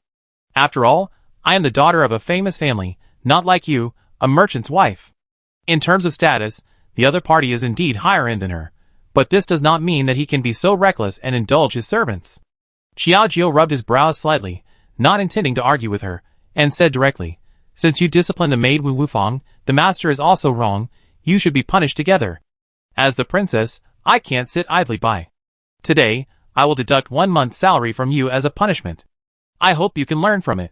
After saying that, he left directly. I remember that the concubine behind him was itching to bite her teeth, and she didn't forget to continue to curse. "Who are you? You just displease the prince. Since ancient times, men have been so mean. Love, how long do you think you can be arrogant?" No matter what she said, the other party did not give a reply, and she was like a shrew scolding in the street, which was really ridiculous. Turning back to her seat, the concubine was so angry that she could not calm down for a day. "Tell me, this woman is too much. She really takes herself seriously." No matter what she said, the grievances she had just suffered could not be easily recovered, and she could only hold back her anger, and continue to insult Xiao Yu, who had been driven away. Even if today's events were over like this, Xiao Jiu's sleep was very shallow that night. When the sun rose, Xiao Jiu got up quickly, but he gathered all the maids in the yard together, and they were whispering to each other for no reason. Seeing Xiao Jiu's solemn look, it was estimated that this matter was not simple. "Do you know what happened?" The princess's expression seems to be a little wrong. Usually, Xiao Jiu appeared in front of everyone with an approachable image, but now his sudden seriousness made everyone feel a little uncomfortable. Looking at the noisy discussions, Xiao Jiu waved his hand, and coughed twice to suppress the noise. After everyone calmed down, he spoke. I know you have many doubts in your heart. This time, I came here just to rectify the rules of the palace. Since I left for a while, when I came back here, I found that some maids have become more and more lawless.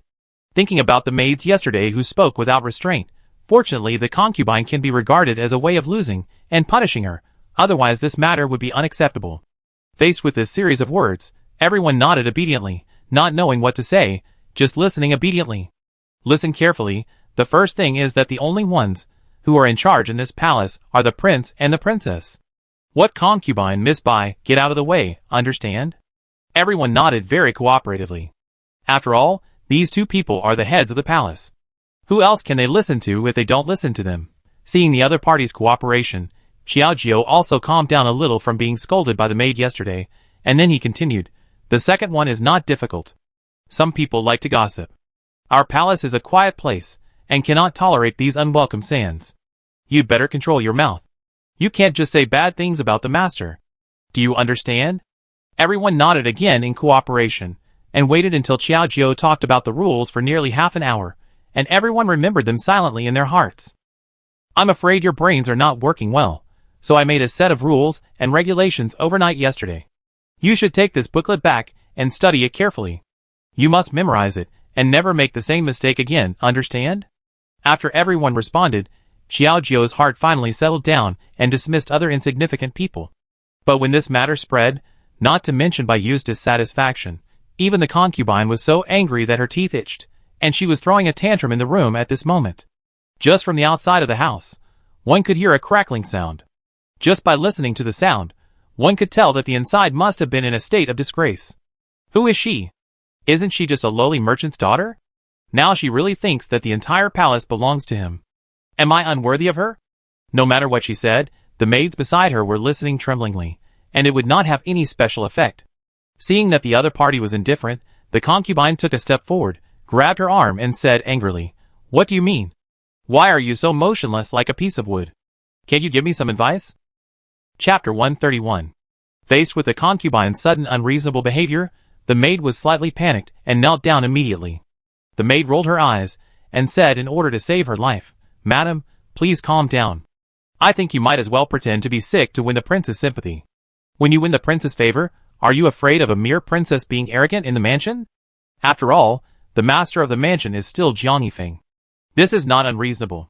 The concubine stroked Huarun's chin and suddenly heard a sneer and raised her eyebrows and glared at her. Then why are you still standing there? I go and arrange it quickly. With this urging, the maid did not dare to be negligent and quickly arranged it. However, Jiang Yifeng seemed indifferent to the news that the concubine was sick, and he did not slack off on the book in his hand. He just said coldly, If you have a problem, wouldn't you go see a doctor? Why are you making so much noise here? Can't you see that I'm busy?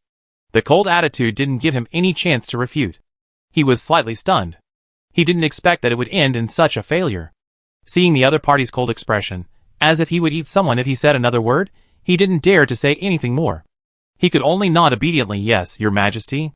After bringing the news back, the concubine was furious. The bowl of medicine soup in her hand, which she had just held, was originally intended to be used for pretending, but now it was completely useless, so she threw it heavily to the ground. In a moment, the fragments flew everywhere and almost slipped onto the maid, frightening him so much that he took 2 steps back.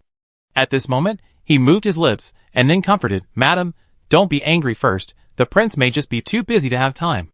If you don't believe this, how can you fool others now? The concubine glared at him coldly, but couldn't help but groan, Humph, don't think I don't know that the prince only has that princess in his heart now, and he doesn't take us seriously at all. In this case, don't blame me for being ruthless. After saying that, he went directly to the desk, quickly picked up the pen, wrote a letter, and handed it to the maid. Send this letter to the Prime Minister's mansion for me. I am the Prime Minister's daughter after all. Even if I am a concubine, I should not suffer such grievances. Since the prince is unwilling to deal with that arrogant woman, then I have to ask my parents to come forward. The sky gradually became colder, cloudy for a while, sunny for a while, and the sun was shrouded uncertainly. After the letter was sent to the Prime Minister's mansion, the people in the Prime Minister's mansion were not so quiet. This third prince really doesn't give me any face at all. Although she is a concubine's daughter, she can represent the face of our Prime Minister's mansion, and is also his concubine. Now she is suppressed by a merchant's daughter. Isn't this too much for us? It is said that the Prime Minister cares about his face. Now, his daughter has been wronged to the point of asking for help from her parents' family. Can she swallow this easily? Seeing the Prime Minister like this, the Prime Minister's wife also hurried over. Master, this matter can't be let go like this. I'm afraid that if he continues to be so arrogant, he will really ignore us in the future. The Prime Minister nodded thoughtfully, but when he went to court, he opposed Jiang Yifeng everywhere. Your Majesty, I have a small matter that I hope you can decide, Chen Xiang said without hesitation. Although he stared at the emperor, his sharp eyes were aimed at Jiang Yifeng. It was obvious that the war between the two had already spread faintly, and it was obvious that it was not a good thing. The emperor was slightly stunned. Although it was a small matter, since the Prime Minister had already spoken in person, I was afraid that this matter was not small. I had to wave my hand and said, just say it directly if you have anything to say. Reporting to the emperor, it has not been long since my daughter married into the third prince's mansion. Several letters of humiliation have been sent one after another. I am afraid that the backyard of the third prince does not seem to be harmonious. Is the princess too domineering, or does the prince not know what it means to treat everyone equally? The sharp words, every word, exposed Jiang Yifeng nakedly. Faced with this, some people in the court could not help but cover their mouths and laugh. After all, bringing family affairs to the court is like a small witch meeting a big witch, which is obviously a joke to others. But the Prime Minister just wants to do this, in order to make someone realize that he is not so easy to provoke. Jiang Yifeng frowned, and was unhappy in his heart. Before he spoke, he heard the emperor say, Third brother, this is your fault. Since you married someone, you should be responsible. What's more, this is a question of identity. Are you still undecided? Originally, Jiang Yifeng was the daughter of a merchant in Chongqing, and the emperor was very happy. After all, this could restrain his strength. But if he made the Prime Minister unhappy, it would be a loss. Anyway, for the emperor, Qiaojiu's position as the princess was already saved. Even if Jiang Yifeng favored the Prime Minister's people, he would not get any benefits. He could also maintain the peace between the Prime Minister and the royal family, which was a great thing to kill two birds with one stone. Facing the discussions in the court, the Prime Minister's aggressive attitude, and the emperor's gloating look, Jiang Yifeng curled his fist slightly, and at this moment, he had to grit his teeth and silently endure this thing that shouldn't have happened. Your Majesty, this matter is a loss of sense for this humble minister. I will reflect on myself after returning, and will not let such a thing happen again. Jiang Yifeng clasped his hands, and glared at the smug Prime Minister again. Looking at his nose that was about to rise to the sky, and his arrogant look at this moment, he felt a little restless all over. Marrying a concubine was not what he wanted, but now he is being forced step by step, which really makes people feel uneasy. After taking a deep breath, Jiang Yifeng followed up with a sentence, Your Majesty, I feel unwell today. May I leave first? Since the words have been said to this point, the emperor naturally has no reason to stop him, so Jiang Yifeng goes back first. In the palace, since Qiaojiu carried out a reform of the maid system, it is not as casual and chaotic as before. As long as Baiyu and the concubine do not make trouble, it can be regarded as a harmonious place. Prince, why are you back so early today? So I still have to make soup for you. Seeing Jiang Yifeng walking in quickly, he was a little surprised and hurried to greet him. I thought that according to the previous habit, Jiang Yifeng should go to Qiaojiu as soon as he entered the door, but today he went in the wrong direction and ran straight to the concubine's yard. What's going on? Why is the prince so abnormal today? Could it be that the concubine did something bad again and upset the prince?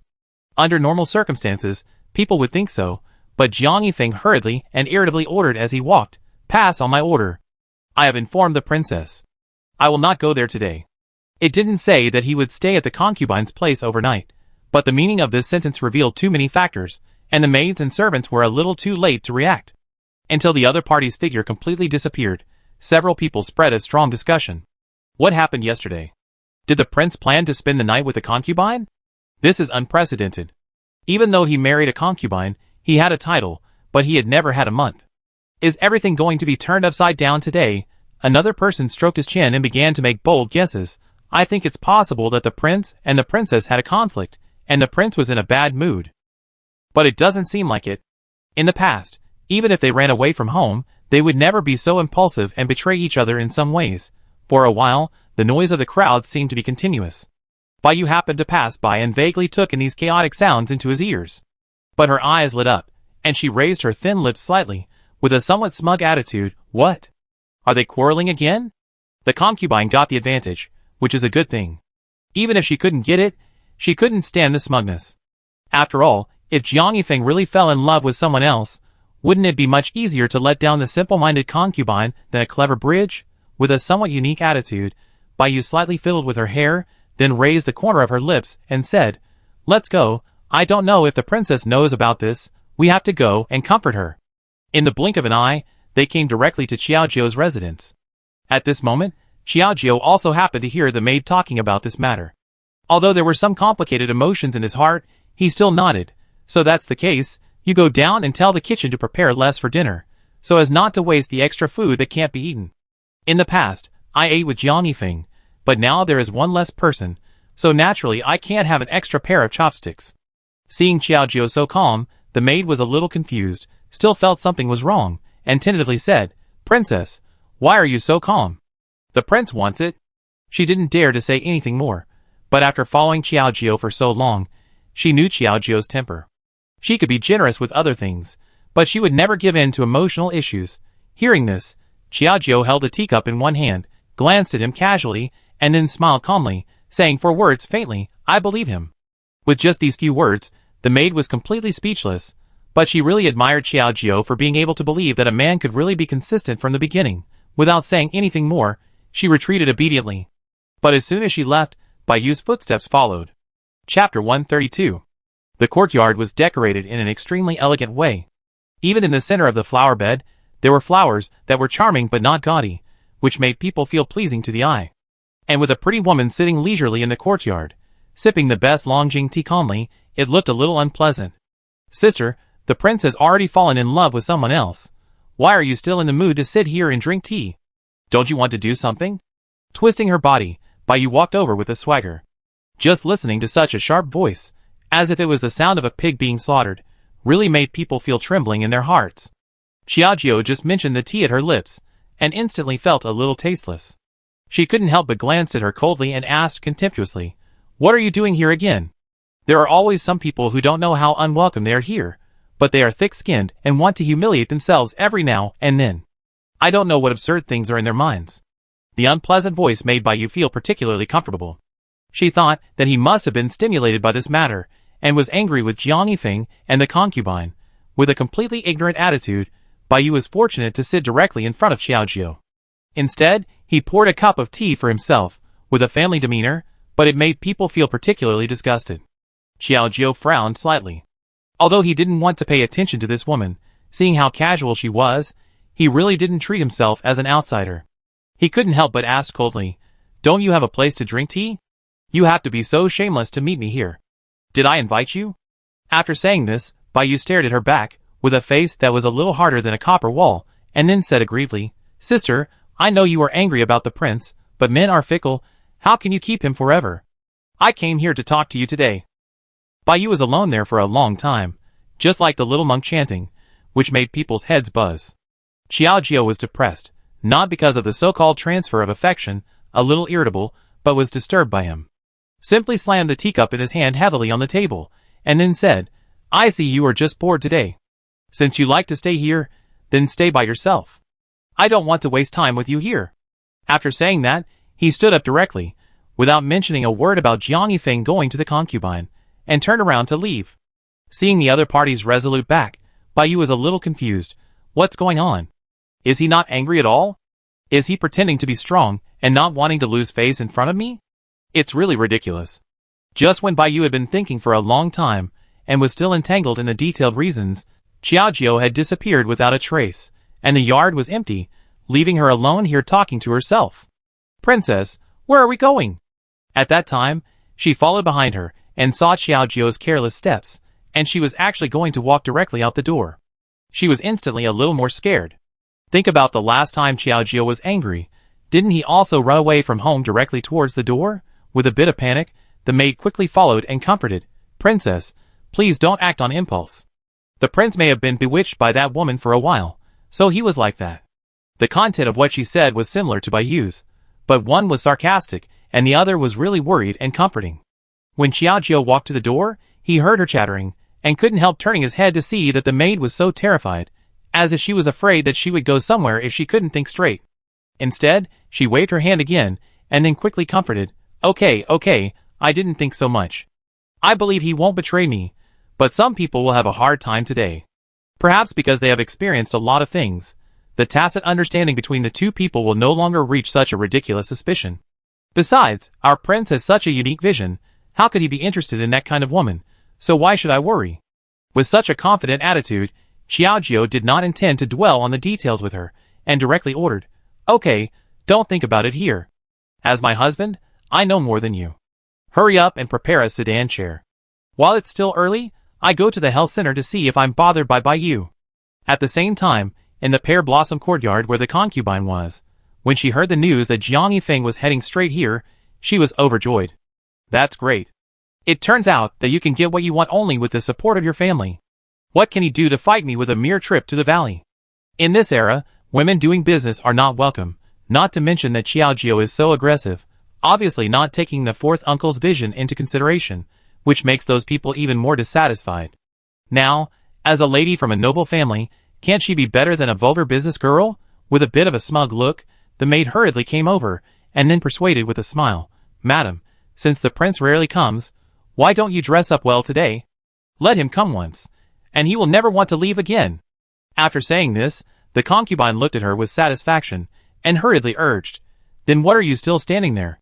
Why don't you prepare for me quickly, and take out the flowery dress I customized the day before yesterday?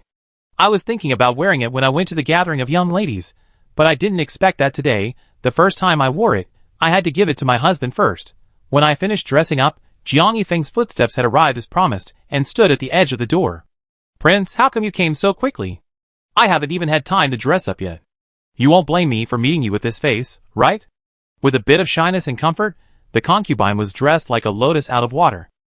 Just now, she wanted to put all the makeup on her face, and said that she was as beautiful as a lotus out of water without makeup, which was simply the extreme use of the word shameless. However, Jiang Yifeng didn't say anything, but just glared at the maid next to him. You go down first. I often want to talk to you alone. The maid understood, and with a smile on her face, she hurriedly went out triumphantly and closed the door. In the room, there was only one man and one woman left. One was shy and helpless, and the other had a cold face. The atmosphere was a little awkward. After a short while, the concubine took the initiative to move over, gently holding the other's arm with one hand, and then said shyly, My lord, do you have anything you want to eat? I asked someone to prepare some for you. Hearing this, Jiang Yifeng shook his arm, glared at her coldly, and warned her directly, Listen to me. This king has no interest in you at all.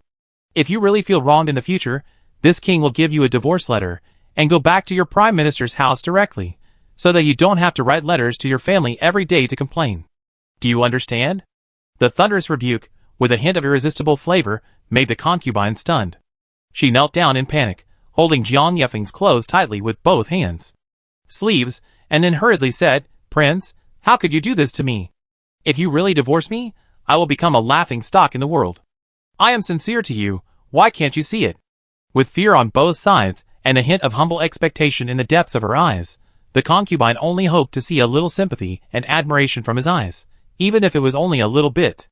However, Jiang Yifeng's cold voice, without any hesitation, followed by sarcasm, Don't forget, it was your prime minister's family who forced you to come to me.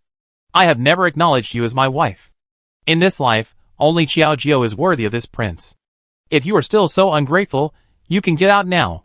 Looking at the other party's ruthless face, it seemed that there was no room for negotiation, but it deeply chilled the concubine's mind. This aggrieved heart sniffed and cried like a pear blossom with rain, and even the makeup on her face had been smudged, which was really a bit horrible.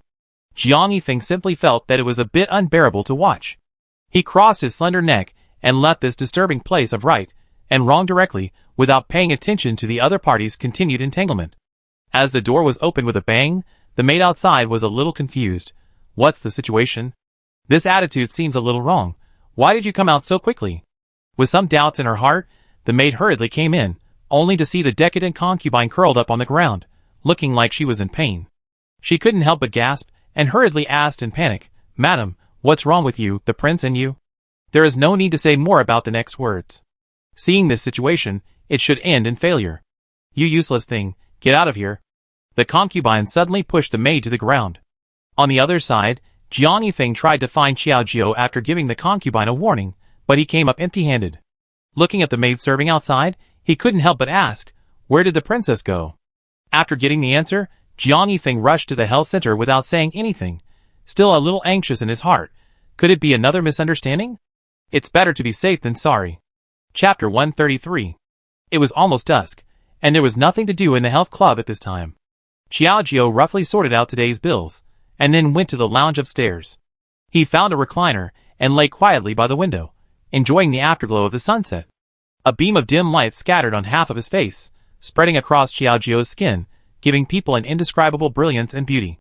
It's still a leisurely life, and I'm busy and happy. He sighed for no reason, gently waving the small fan in his hand, and occasionally gazing at the sunset outside, which was also a different scene. At this time, there was a sudden movement outside, which disturbed Xiao Jiao's leisure time. After sitting up, he looked outside vigilantly. What? But he didn't find anything, which made him a little confused. He sat back on the chair, but before his buttocks sat down, a hand suddenly stretched out on his shoulder.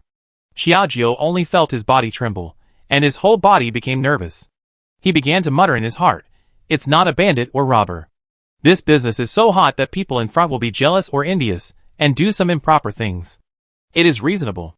In addition to being nervous, Xiao Jiao clenched his fists tightly, and said with trembling lips, "If you want money, I will give it to you. Don't be impulsive. Everyone here is my people. If you get impulsive, it will not benefit anyone."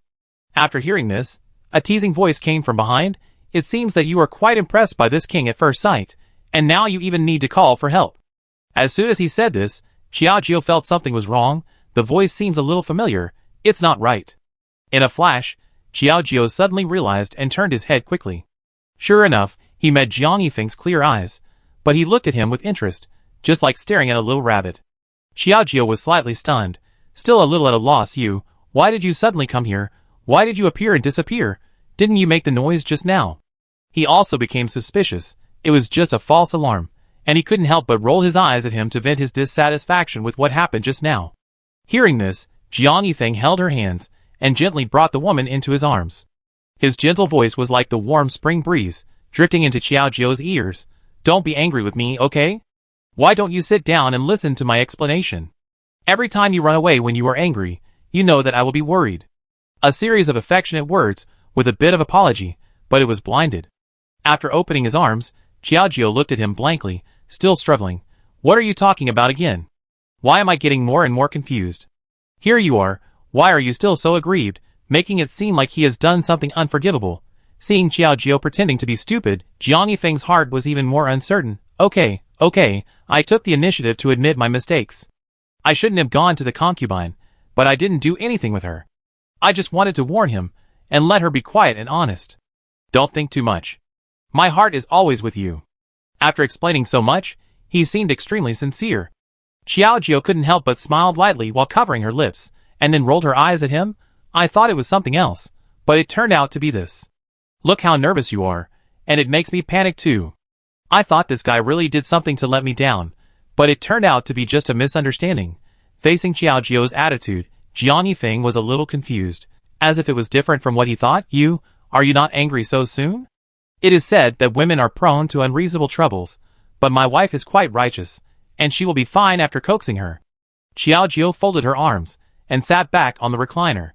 Jiang Yifeng stood behind the chair very tactfully, and gently massaged her shoulders. The clothes were properly taken care of, and those who didn't know would think she was someone in the health club. Okay, don't be so attentive. I trust you, so I won't think of going anywhere else. How can you be so petty? Seeing your attentive look, I thought you had done something bad, but it turns out to be this," she said with a smile. "If she was really so petty, then you would have succeeded before, which would be a real loss." For a while, the room was filled with the laughter of the two people, and the atmosphere was particularly harmonious. Outside the corridor, Miss Gao was walking fast, but she seemed a little restless at the moment. Behind her, two maids from the health club kept persuading her. "Our boss is resting now. Miss Gao, why don't you come back tomorrow?" "Humph, I have become a member here, and I have 3 opportunities for your boss to serve me personally. Why should I accommodate her? Today, she must come out and give me an explanation." Fortunately, the house has good sound insulation, otherwise the noise would have been transmitted inside. The two maids couldn't persuade them, and they could not persuade them. After all, they were right. Instead, they kept muttering, which made Miss Gao a little impatient. She turned around and glared at them. I tell you, if you keep pestering me like this, I will spread this matter everywhere and ruin the reputation of your health club. I will say that you are not trustworthy. If you lose it, get out of here quickly. I will go to her in person to avoid making a fool of myself by letting too many people see it. In fact, it was just that she didn't want too many people to see her irrational appearance, which would not sound good if it spread out. The two were slightly stunned, and it was not good to say anything here, but they could only retreat obediently, leaving Miss Gao to go to Xiaojiu alone. You said, are we really going to let her go in like this? One of the maids was still a little worried, and couldn't help muttering. Hearing this, the maid next to her laughed and said, don't worry. Who is our boss? Can we let him be so arrogant? The main thing is that they can't solve this kind of thing. After all, the member is in front of them. It's not okay to say that they don't want to. With a somewhat imposing attitude of the president, Miss Gao and Baiyu have always had some friendship. To put it bluntly, she is actually looking for trouble on purpose. But just when she reached the door of the room, she could still hear a burst of laughter coming from inside. Haha, you only know how to tease me. If someone sees us, our reputations will be ruined. You know, this guy even climbed in from the second floor window to give me a surprise, as if he was afraid that others would not know that there was a man hiding in his room. Jiang Yifeng, however, held the little man in his arms tightly with an indifferent attitude. I felt very relaxed and teased him. Don't worry, if someone really catches you cheating and ruins your reputation, I will marry you openly again in the future, and will never let you suffer the worldly eyes. The two people teased each other, but Miss Gao outside was confused and covered her mouth in fear. What's going on? A princess actually had an affair with a wild man, and it's ridiculous to talk about marriage. After remembering this, Miss Gao didn't dare to go in and disturb him. At this moment, she was full of crooked ideas and left in a hurry. She was too hasty when she went out and bumped into the fortune tree at the door.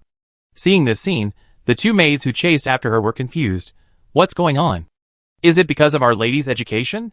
She has changed her ways, and now she is leaving in such a hurry that people who don't know her would think she saw a ghost. The two of them were joking with each other and busy with the things in their hands, but they were in a happier mood.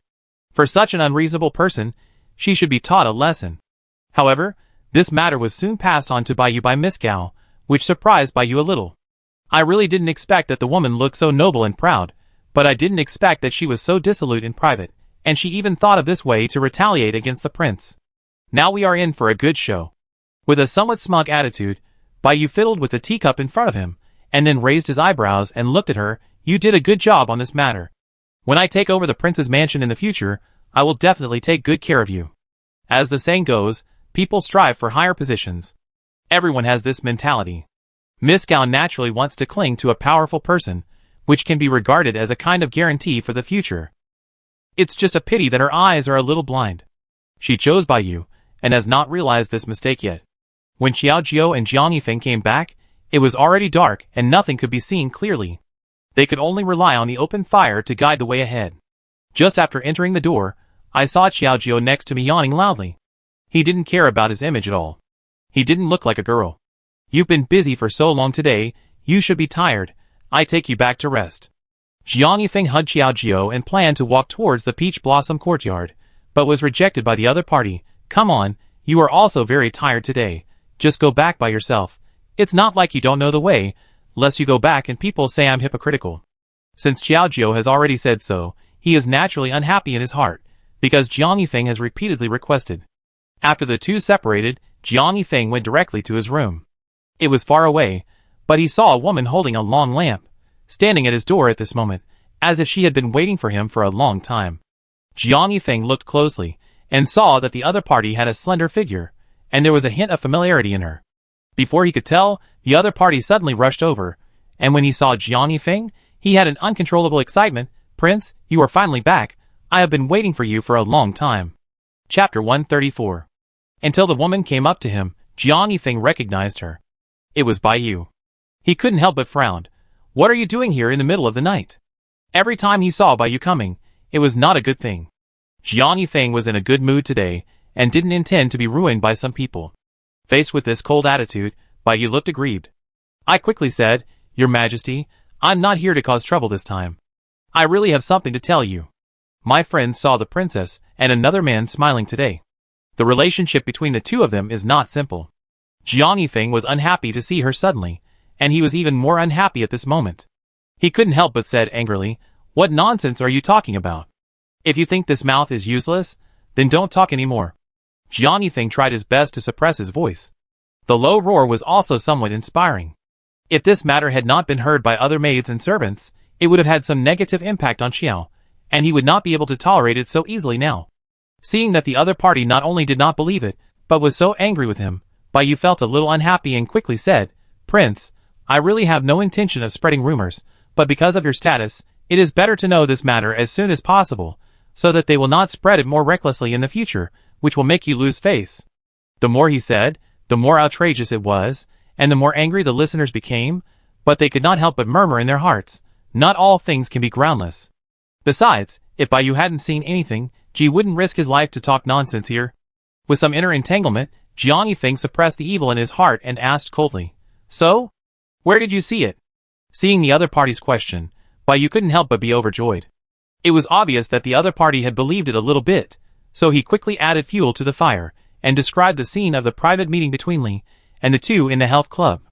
After saying it, he didn't forget to add, "These are all heard from my sister. I didn't see it, but since she can say such things, it is definitely not casual. Please judge by your highness." So, Jiang Yifeng nodded thoughtfully. Health club? For a moment, he couldn't tell the right and wrong reasons, just looking at Bai Yu's expectant look, and didn't know what bad thing she was thinking in her heart. With a bit of impatience, he waved his hand and said, "Okay, I know about this matter. You should go down quickly. It's late today, and I need to rest." After that, he pushed Bai Yu away, and pretended to walk into the room. Looking at the other person's appearance, Bai Yu was so happy in his heart. "It seems that the prince believes what I said. Xiaojiu, you just wait and see how you can stay here this time. According to the rules, if a woman like you cheats on her husband, she will be thrown into a pig cage, not to mention that she is a princess. At that time, I am afraid that she will not be able to save her face, and even her life will be lost." When Bai Yu thought of this, he felt relaxed, just like he had a course of treatment in a health club. He did not hesitate anymore and left in a hop. When he confirmed that there was no one outside, Jiang Yifeng sneaked out again, with an indescribable complex emotion in his heart. Wild man, health club. He did not know what he was thinking, but if he did not understand some things, he would always have the urge to think about them. With the entanglement in his heart, Jiang Yifeng went to Taoyuan uncontrollably, and found that there was still a little fire outside. Fortunately, Xiao Zhou had not fallen asleep yet. Tong tong tong. With a nervous mind, Jiang Yifeng knocked on the door gently, but he did not see anyone opening the door for a while, so he planned to turn the corner and leave. Don't let her think that you misunderstood her because you don't trust her. On the one hand, he wanted to know the truth, and on the other hand, he didn't want to be misunderstood. With mixed emotions, Jiang Yifeng finally decided to give up the idea. But just as he turned around, the door was suddenly opened. Xiaojiu was still wearing thin clothes, and was about to fall asleep. Unexpectedly, Jiang Yifeng ran over. Seeing the familiar back of the other party, Xiaojiu asked without hesitation, "What do you want to see me for?" Under normal circumstances, Jiang Yifeng would not easily disturb his rest without knowing the measure, unless he encountered something particularly tense. Upon hearing this, Jiang Yifeng turned his head in panic, but he moved his lips, and didn't know what to say, and then he quickly sighed, "No, nothing, I just suddenly missed you." He looked at her pajamas again and added, "Since you are going to rest, I will leave first and have a good sleep." Such a guilty attitude, as if he wanted to write the word "something is on your mind" on his face, and he was still pretending here. Xiaojiu pouted speechlessly and said quickly, "Okay, you can't hide anything. What are you hiding from me? Come in quickly, it's windy outside." Pulled the other party into the house, and warmed a pot of tea for him. Seeing Jiang Yifeng's face full of worries, he asked helplessly, "Just tell me what's going on. You and I are not strangers. Why do you have to beat around the bush?" Seeing the other party's tough words, Jiang Yifeng felt that he was now like a woman, and it was really embarrassing. After calming down, he took a deep breath and asked carefully, "Besides me, has there been any other man in the health club today?" This is a strange question, and Xiaojiu was confused when he asked it. "What are you talking about? There are so many men, women, and children coming to this health club every day. Why do you suddenly ask this question? No, I mean, has there been any man who entered your lounge alone and was seen and misunderstood?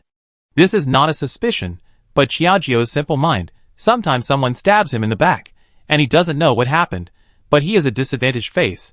Another strange question, but Xiaojiu understood something in an instant. Could it be that someone is discrediting my innocence? Jiang Yifeng nodded, and told Bai Yu what he had said. He was still a little annoyed, but he quickly explained, I just want to find out the truth of the matter, so as not to damage your reputation and make me feel uneasy. Having said that, Xiaojiu understood everything thoroughly, and couldn't help but chuckle while covering his lips. Tell me, should you be happy or unhappy when you look like this? You say you are jealous of me, but you also show that you don't believe me. It's really confusing, isn't it? The playful look on his face made Jiang Yifeng's already guilty mind even more fluctuating. In this flustered state, he didn't know what nonsense he was talking about. Listen to my explanation. I really don't have this idea. I just think it's more important to clarify the facts. After talking for a long time, he was almost incoherent. Xiaojiu laughed more and more happily, and shook his head and said, Okay, look at you, you act like I bullied you. You are the only one who came to my place yesterday. If you want to know the truth, you can go to the health club today to check it out. With so many people recently, you can also tell who is spreading it there. Rumors.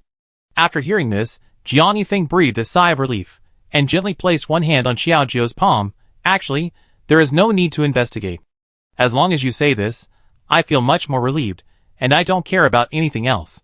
As he spoke, Jiang Yifeng looked at the sky outside again, and then sighed helplessly. It's already so dark, and the road outside is not clear. If I go back like this, it would be bad if I get hurt by stones. Why don't you stay here for the night? This hooligan said it so confidently. I guess no one in the world can do it so comfortably. Xiaojiu sighed helplessly, and glanced at him shyly. You just know how to take advantage of me here, and you look so serious every day. Although he said so, he did not reject the other party's intention to stay. Until today passed, Xiaojiu went to the health club, and the first thing he did was to investigate who spread the rumors and slander yesterday. It was not until he found out about the two little maids, and learned about the existence of Miss Gao, that he began to murmur in his heart. Whether it is from the time and place, or other aspects, it seems to confirm the starting point of the rumor. It seems that my husband is jealous of himself. It is certain that the wild man who was rumored to be in Xiaojiu's room yesterday was actually Jiang Yifeng, who secretly jumped in from the window. But I didn't expect that he would be misunderstood like this by others, which is also a bit interesting. Xiaojiu then told him the truth, and couldn't help but teasing him. You are indeed my husband. In his previous life, he was probably a jealous person. He even didn't let himself go when he was jealous. It's really amazing. Jiang Yifeng was so ashamed by the smiling voice that he had no place to hide. I quickly said, I can't help it. It's because I care about you too much. Chapter 135. After the misunderstanding was resolved, the two reconciled, and were still the most envied couple in the whole palace. Bai Yu was jealous and gnashed her teeth. I really didn't expect that this vixen actually had another trick. Even in this state, the prince was still devoted to him. It seems that I have to use some ruthless tricks. In order to completely break up their relationship, Bai Yu directly invited Miss Wang and tricked this silly woman to continue to stir up trouble. Taking the benefits of Bai Yu, and in order to please Bai Yu and wait for the opportunity to rise to prominence in the future, Miss Wang was naturally willing to spread rumors about Xiaojiu and those wild men. For a time, not only those neighbors, including those tea houses, but also various large places began to wear these things. After all, Xiaojiu, as a princess, had a great influence. Now, she has become the scorned object of others' fairy queens, fairy altars, and those women. After hearing about this incident, Xiaojiu seemed particularly indifferent. At this moment, he was not moved at all in the health club. The so-called innocent are innocent. Even if they spread this matter to the sky, I am innocent. I really don't understand why people nowadays follow the trend so easily. They are happy to hear about it even though they have never seen it with their own eyes. They just want to have fun. When time passes, things will fade and it won't matter. However, seeing Xiaojiu's calm attitude, the maid nodded thoughtfully, and subconsciously added, It is because of your reputation that our health club is also despised. Now everyone says that the owner of our health club is dissolute and fickle, and they don't want to come in. She said it timidly, but the voice was clear. Xiaojiu almost spit out the tea, and patted his chest to comfort her. Then he looked at her blankly and coughed twice. He felt helpless at the moment. No, can't you be more tactful next time you say these things? I am your boss after all. If he said this in front of his boss, he would have been fired long ago, right? Xiaojiu took a deep breath and tried to calm his complicated emotions. After thinking for a while, he flipped through the account. Although the customer base is indeed less than before, it is still many times better than the business of ordinary people. After all, the craftsmanship and the effect are there, and it can still resist those rumors, but it's a pity that it can't resist people's hearts. Hey, if this delays my business, it won't be a good thing. Just when Xiaojiu was still struggling with this matter, Jiang Yifeng's tall figure walked in directly and stood at the gate at this moment, attracting the attention of many people, and even heard a subtle discussion. Isn't this the third prince? This is his princess and those wild men messing around. I made a big fuss. I'm afraid I'm embarrassed now. Are you here to give me a divorce letter? Another person quickly followed up and teased. I think he should be here to catch an adulterer. After all, this health club is so big and has so many rooms, it's easy to do something sneaky. It has to be said that what these people said was really unpleasant. Even Sister Chiao, as the person involved, who originally thought it didn't matter, was really a little impatient at this moment. As the saying goes, a gentleman can be killed but not humiliated. They are a little too much and unreasonable, right? Are you done yet? When have I ever offended you? Why are you so aggressive? Xiaojiu angrily slapped the chair and stood up directly.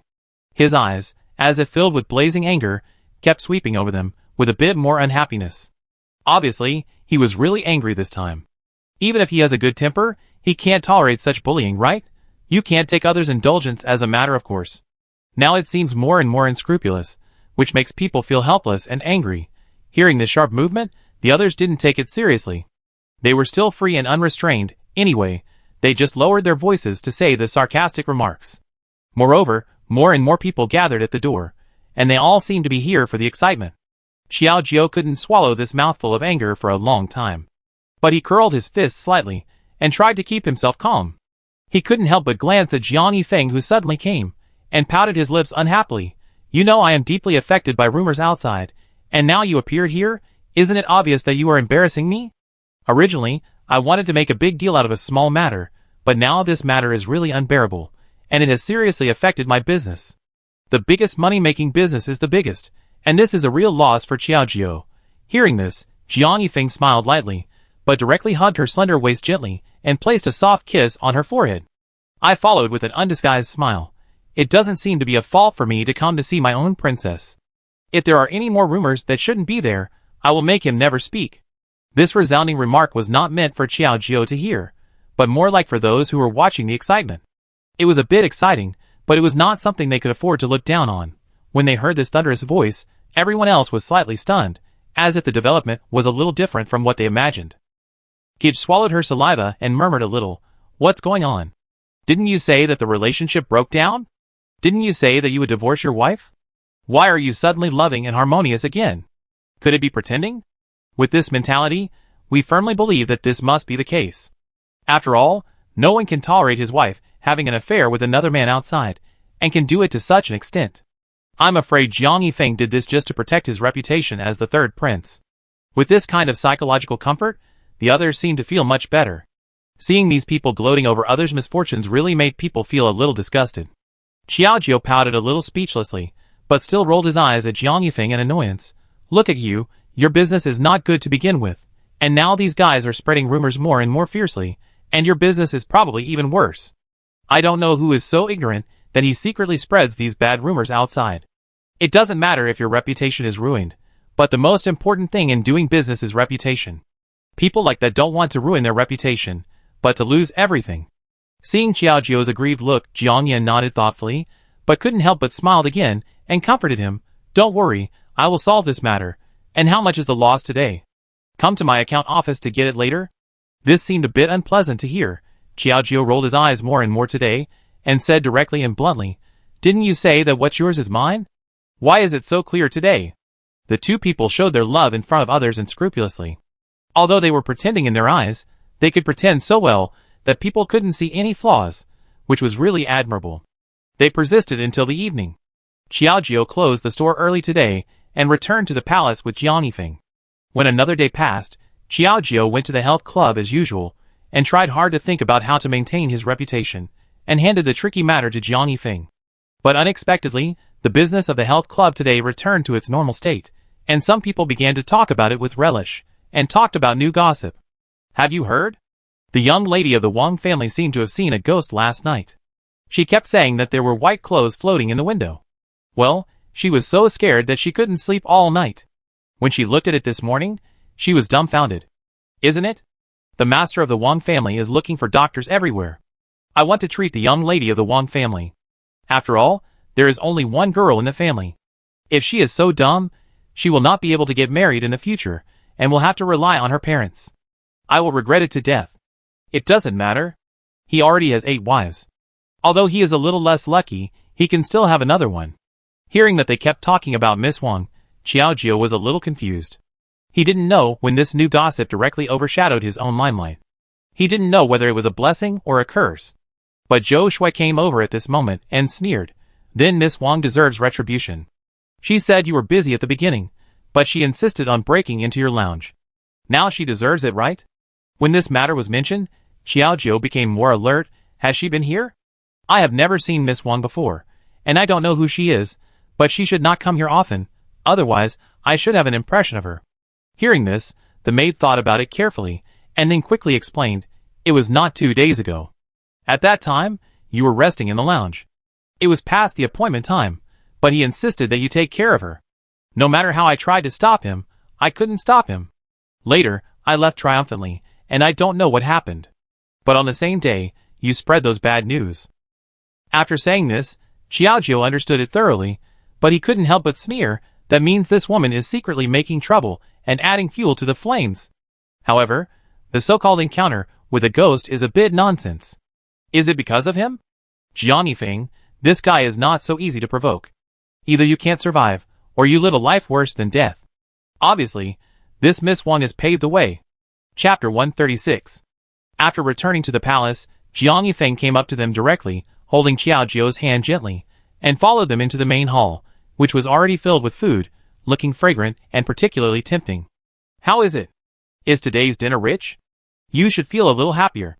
Looking at Jiang Yifeng's smiling and attentive attitude, Xiaojio couldn't help but roll his eyes at him, sat down obediently under her service, and asked again, did you do what happened to Miss Wang? Although it was an inquiring tone, he was very sure in his heart that this matter was definitely related to him. What kind of ghost is it? Most people really can't think of such a wicked thing. Jiang Yifeng did not deny it, but nodded helplessly. No way, that woman is restless. First she said you were having an affair, now she is spreading rumors. If we don't teach her a lesson, she really doesn't know how high the sky is and how deep the earth is. This was said aggressively, but Xiaojio looked at him with contempt, and said with a bit of ridicule, I didn't expect that our dignified third prince, who was once a general who fought for a country, is now playing tricks on a woman. I heard that she was scared silly. You don't know how to be gentle with women. While saying this, he added a pea to his mouth, chewing it slightly with his tender lips, like a phoenix with a jade bead, which really makes people unable to take their eyes away. Jiang Yifeng was a little dazed, but suddenly came up, directly and quickly blocked Xiaojio's crime, took out the bean that she had just shouted out of her mouth, and ate it with relish. After swallowing it, he said with satisfaction, Princess, you are wrong. You are the only one in my heart. How can there be others? I have to admit that although this guy is an outstanding martial artist, and was once a god of war, he is also a veteran when it comes to talking about girls. Xiaojio couldn't help blushing. Thinking about his opportunistic behavior just now, coupled with this unspeakable situation, he felt his face burning. He couldn't help but lower his head and said shyly, Look at you, you have to tease me when eating. Do I fall for your sweet words, or do I think the food is delicious?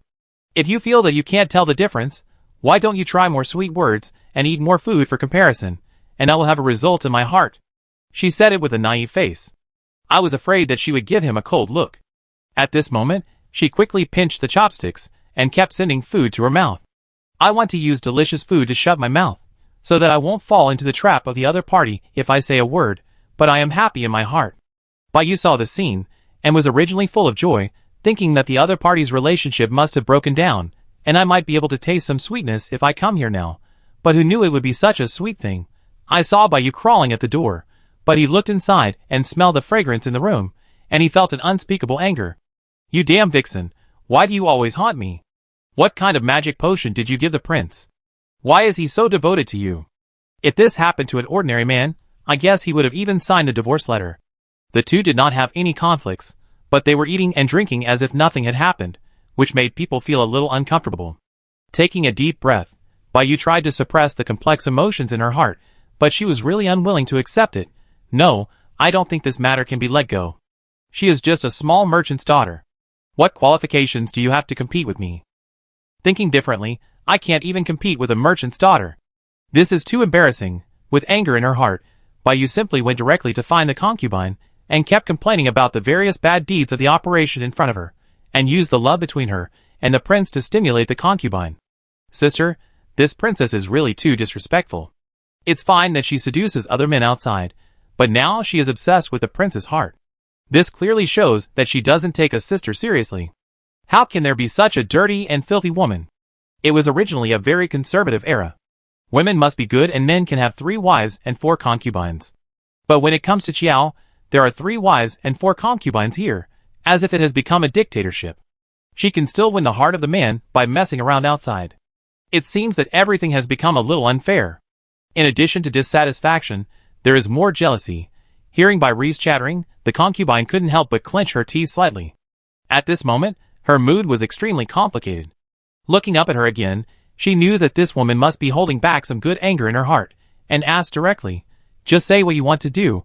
Why beat around the bush here?" She is not the kind of person who likes to dilly-dally. She just does things directly. So Bai simply said straight to the point, "I don't have any ability, but sister, you are the daughter of the prime minister after all. As long as you make this matter to the court, I believe the emperor will put pressure on it to maintain the face of the royal family. We 2 sisters can live a better life. What do you think?" This is not unreasonable, but the concubine fell into a period of contemplation. At this moment, she couldn't help shaking her head and said directly, "No, I can't do this. You should think of other ways. At the beginning, I was warned because of my willfulness. If it happens again, I am afraid I really can't stay in this place." She had Jiang Yefeng in her heart. Moreover, if she was really divorced, she would become a laughing stock in the future. She was originally a concubine in the prime minister's mansion. She finally married into the 3rd prince's mansion, and became a concubine. How could she be willing to live in loneliness here now, with this resolute attitude, even if she was angry with Xiao Jiao and wanted to kill her? But relying on the last trace of bottom line, and the scene of Yifeng warning herself at that time, which seemed to be vivid in her mind, the concubine still gave up this terrible idea. Bai's plan had failed, and she still felt a little unconvinced. She was angry several times in her words. "You are the concubine of the palace. Can you bear to watch her riding on your head and do nothing?" This attitude changed so quickly that the concubine couldn't help but frown slightly, and glared at her fiercely. "You still know that I am the concubine here, and you are just a nameless maid. What qualifications do you have to talk to me here? Don't think I don't know what you want to do. You just want to use my hand to destroy their relationship and reap the benefits. In the end, I am the one who suffers." This directly revealed Bai's thoughts. Bai pouted, not knowing what to say at this moment. Damn, I didn't expect this woman to have a little brain. It seems that what she got before was not a favor, but a special blow.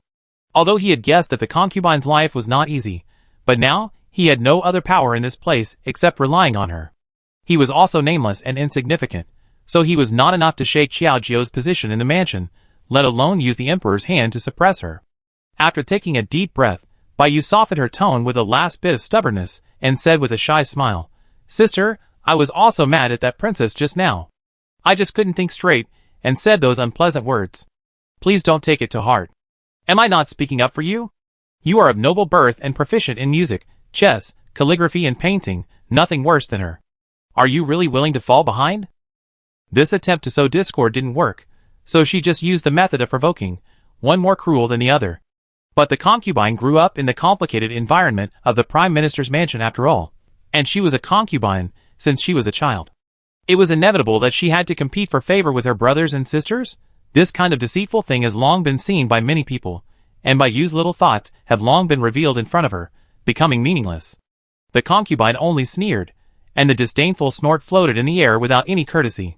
She looked at Bai with a pair of eyes, and said sarcastically, "I know what you are thinking, but I also remind you that this crow can't fly to the branch and become a phoenix. I advise you to be honest. That woman is not easy to provoke, and their feelings are not so easy to destroy. Even if I use the power of my family to suppress it, it will be in vain in the end. How dare I continue to fight with my life now? Isn't it obvious that I will destroy myself?" After a struggle, the concubine was simply discouraged. At this moment, She just wanted to quietly gain a reputation here, and she was unwilling to do anything else. After all, who wouldn't enjoy this good life? You don't have to work so hard to please a man. It's just a little more lonely, but it's much better than being divorced and humiliated for the rest of your life, right? Hearing the other party's unceremonious sarcasm, Bayu seemed to be deeply shocked. At this moment, she gritted her teeth and couldn't hold back. She glared at him coldly and became bolder. What are you talking about, concubine? Do you think you are better than me? Although you have a backer to support you, you are just the Prime Minister's concubine. I have never served the prince. What's the use of you having a false name? Just like the concubines in the emperor's harem, you will be forgotten after a long time. Who in this palace will look up to you? I'm afraid you will be worse than a servant by then. Chapter 137.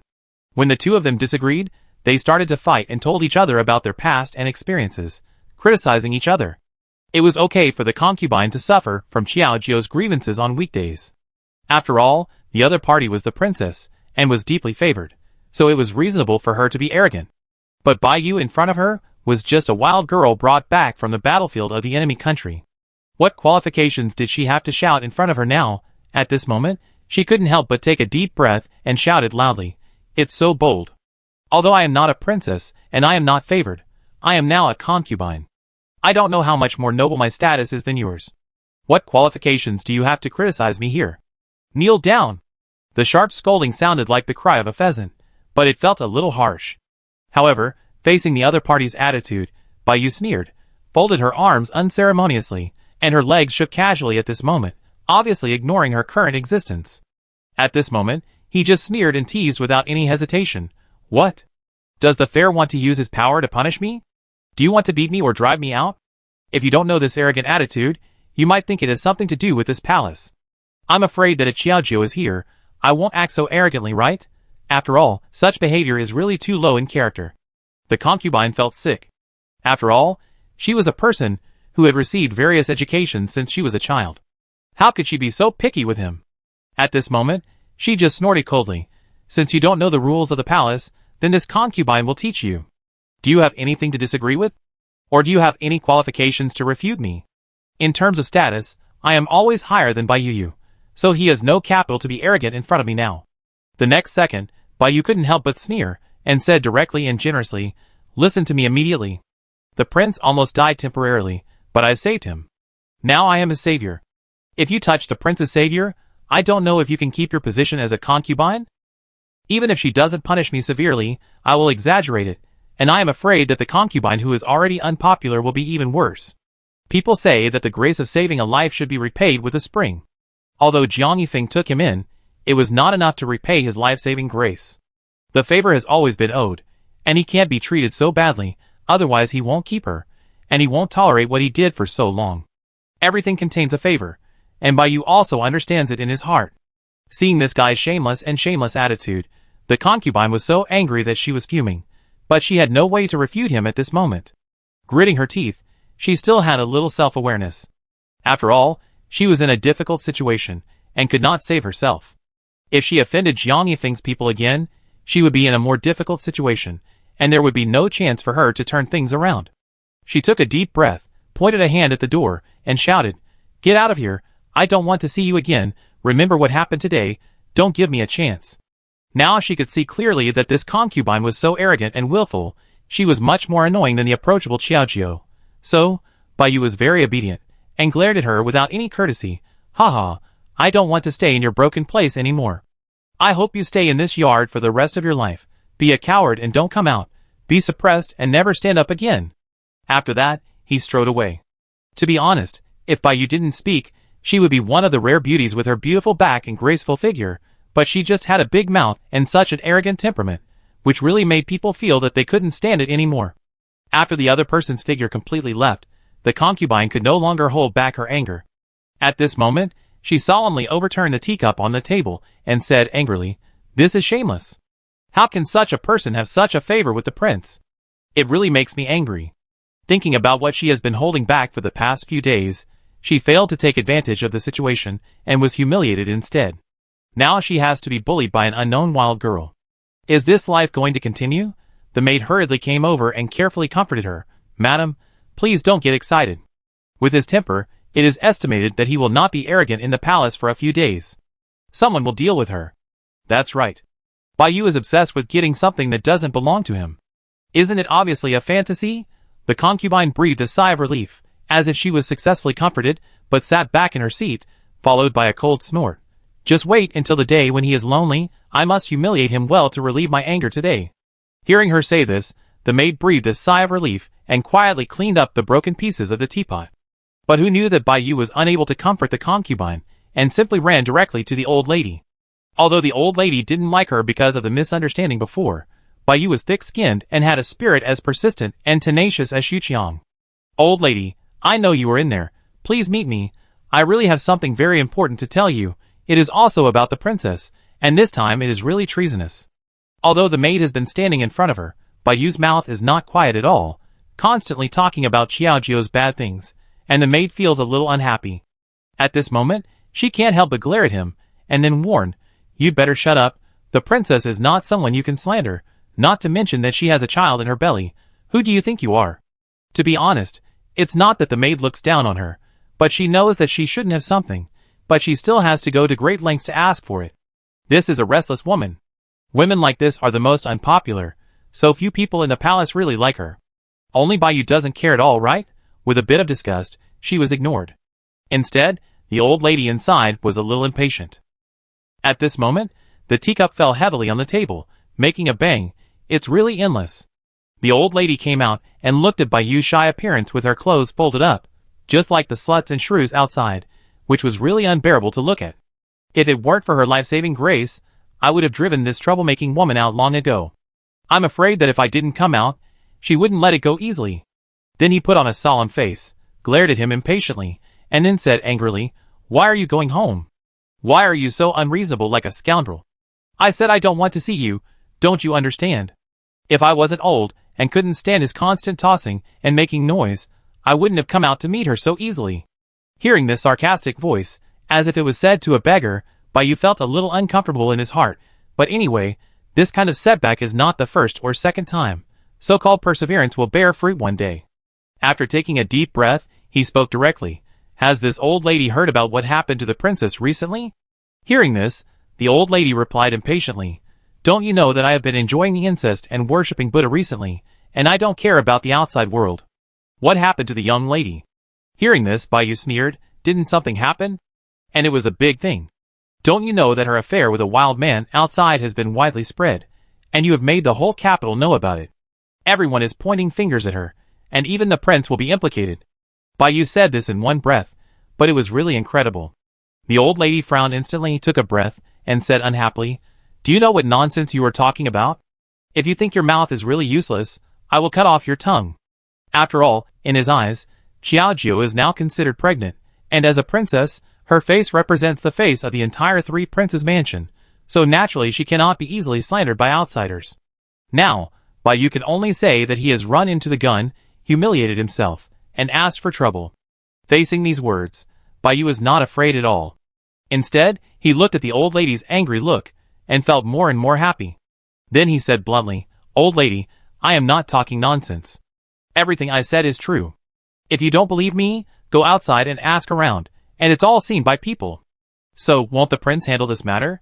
With a few breaths, Bai Yu would never joke about this matter. "I have been kept in the dark for so long, which is a bit unreasonable." Hearing this, Bai Yu shook her head helplessly, and then said, "The prince has been bewitched by her now. Although Wang Fei has an affair with someone outside, this kind of person does have a set of methods. The prince is thinking about her child, and with her sweet words, he is now fooled around. Not only does he turn a deaf ear to this matter, he also forbids others to mention it. It is also for the sake of the face of the palace that he came to inform your old lady." Chapter 138. He gradually became aggrieved as he spoke, and those who didn't know would think that he was humiliated. He sighed as he spoke, and people had to believe him. The old lady frowned even more. She was already old, and the wrinkles on her face gradually appeared at this moment. She was still really angry. She curled up her fist and shouted angrily in a low voice, "It's simply unreasonable. How could such a thing happen? I go and see if it's what you said. You'd better be responsible for your words and deeds." The old lady was not polite at all, and she picked up her feet and went to Huayuan. Seeing the scene, she naturally would not miss the opportunity to watch the fun, and hurriedly followed on tiptoe. All the way to the pear blossom garden, Qiaojiu was still drinking tea in the yard calmly and leisurely, but the maid suddenly ran over Princess. It's bad, the old lady came here angrily. Who knows what trouble she is going to cause you again? Do you want to find an excuse to refuse and go back? Hearing this, Qiaojiu was frightened and quickly put the tea in her hand on the table. At this moment, she almost choked and said, "What are you refusing? The lady didn't like me in the first place, and now she is angry. If I refuse her so obviously, there will definitely be some misunderstandings later. Put away the tea quickly and change it for me a glass of water."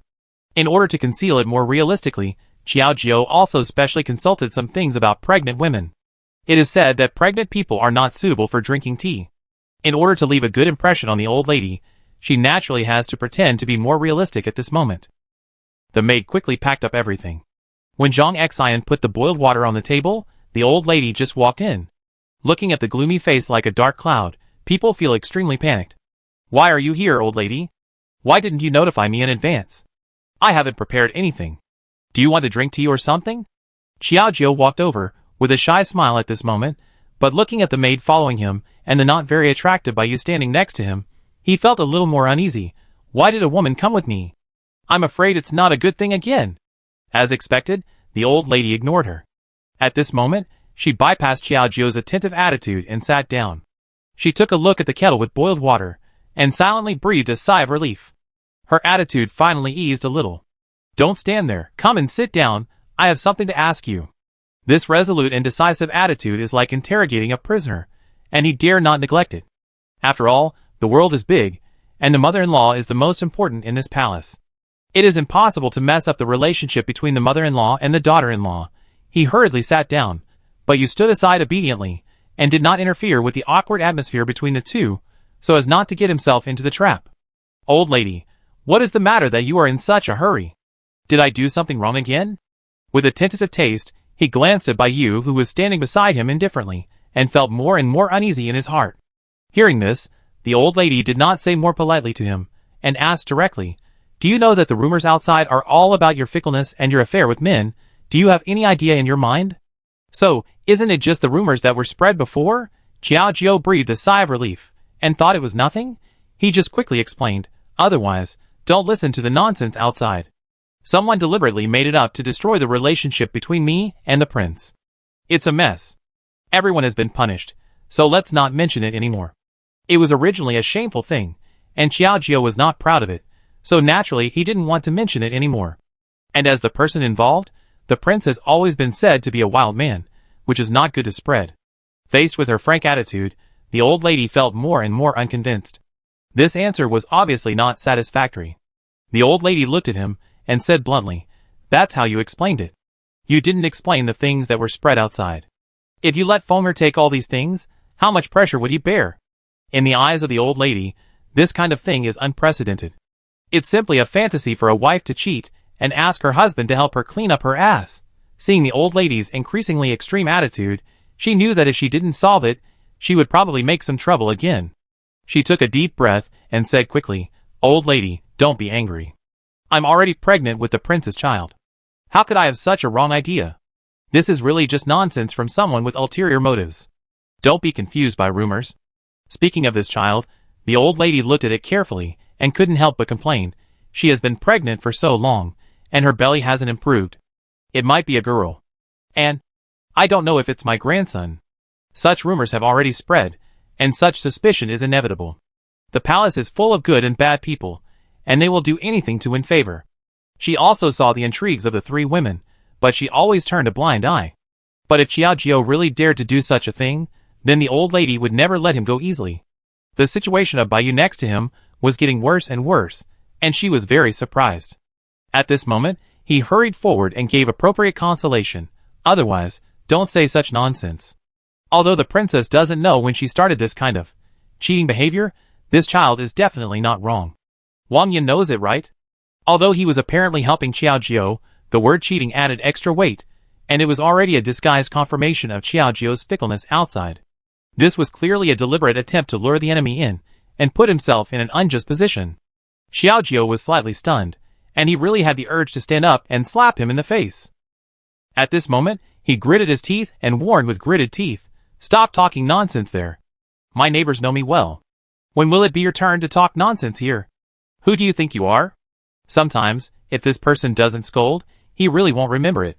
If he wants to blame someone, he should blame himself for being soft-hearted and giving this woman a chance that could have been achieved. Facing this rude scolding, Bai didn't take it to heart. Instead, he turned his back to the old lady. She raised her eyebrows with contempt and glanced at Xiaojiu. This naked provocation seemed to show that she didn't take her seriously at all. She was still very proud in her heart. "If you have the guts, just do it to me. I want to see what you can do to me." Then, she hurriedly approached the old lady with a wrong look on her face. At this moment, she cried like a pear blossom in the rain, which really made people feel pity. She kept shouting, "Old lady, I also have good intentions. I don't know why my sister treats me like this." As she spoke, she sniffed her nose and tried to release her grievances to the extreme.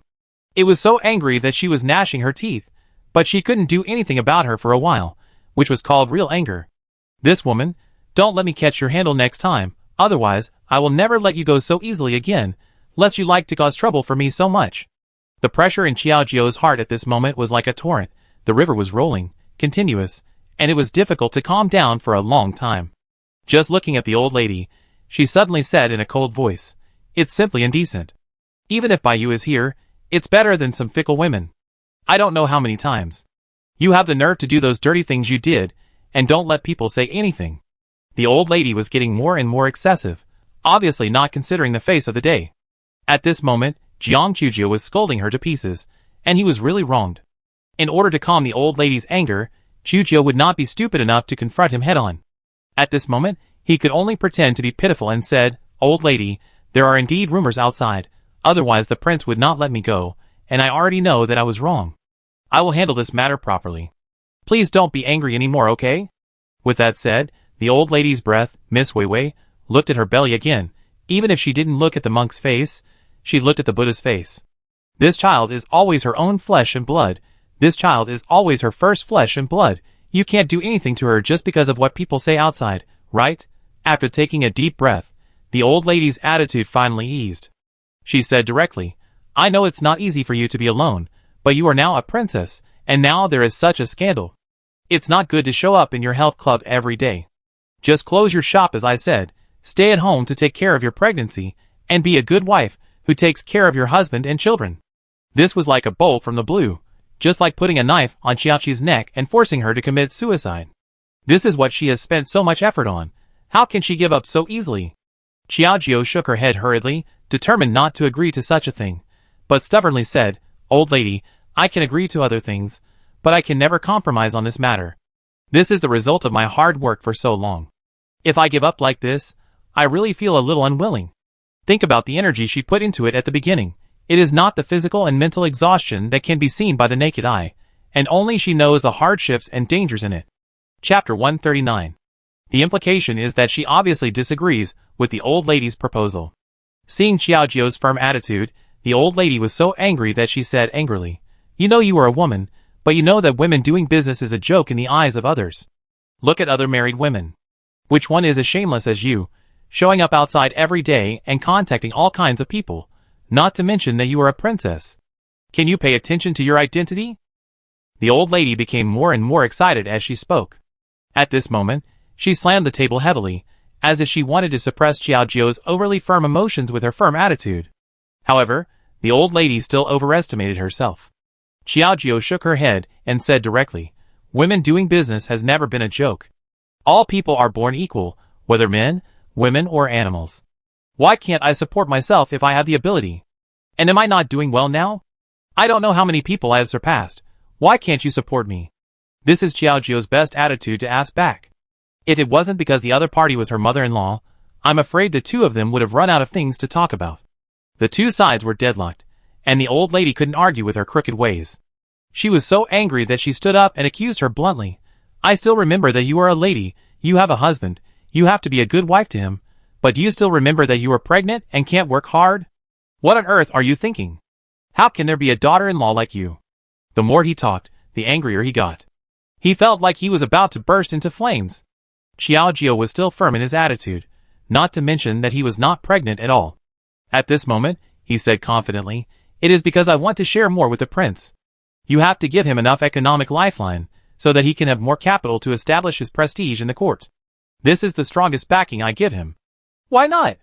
When she said this, the old lady suddenly gasped and said you, without finishing a word. For a moment, she felt her body swaying. This situation was not good. Jiang Yifeng received the message from the maid and happened to run over. As soon as he reached the threshold, he saw the scene where the old lady was almost fainted by Xiaojiu. He quickly followed and took the old lady in his arms, and asked nervously, Madam, what's wrong with you? Hearing this, the old lady twitched all over. She was a little vague after talking to you for a long time. She felt that she was trembling all over, as if she was in an ice cellar. Xiaojiu had not expected such a situation to happen. He looked a little panicked at the moment, and then asked nervously, what happened to the madam? Hearing this, Jiang Yifeng seemed a little overly nervous because of the old lady's matter. He glared at her, but he didn't realize that there was a little more anger in his words. I was going to ask you about this matter. What did you do to the old lady? How could she become like this out of nowhere? The thunderous scolding seemed to symbolize Jiang Yifeng's angry attitude, and this matter would not end so well.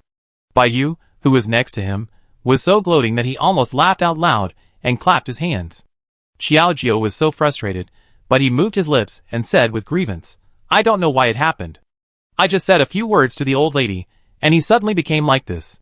If Xiaojiu had known that the old lady could not stand the stimulation, he would have spoken more tactfully, but who knew that the old lady was obviously old, but she was more stubborn than her.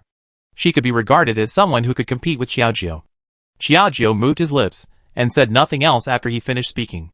He just felt a little guilty and didn't know what to say.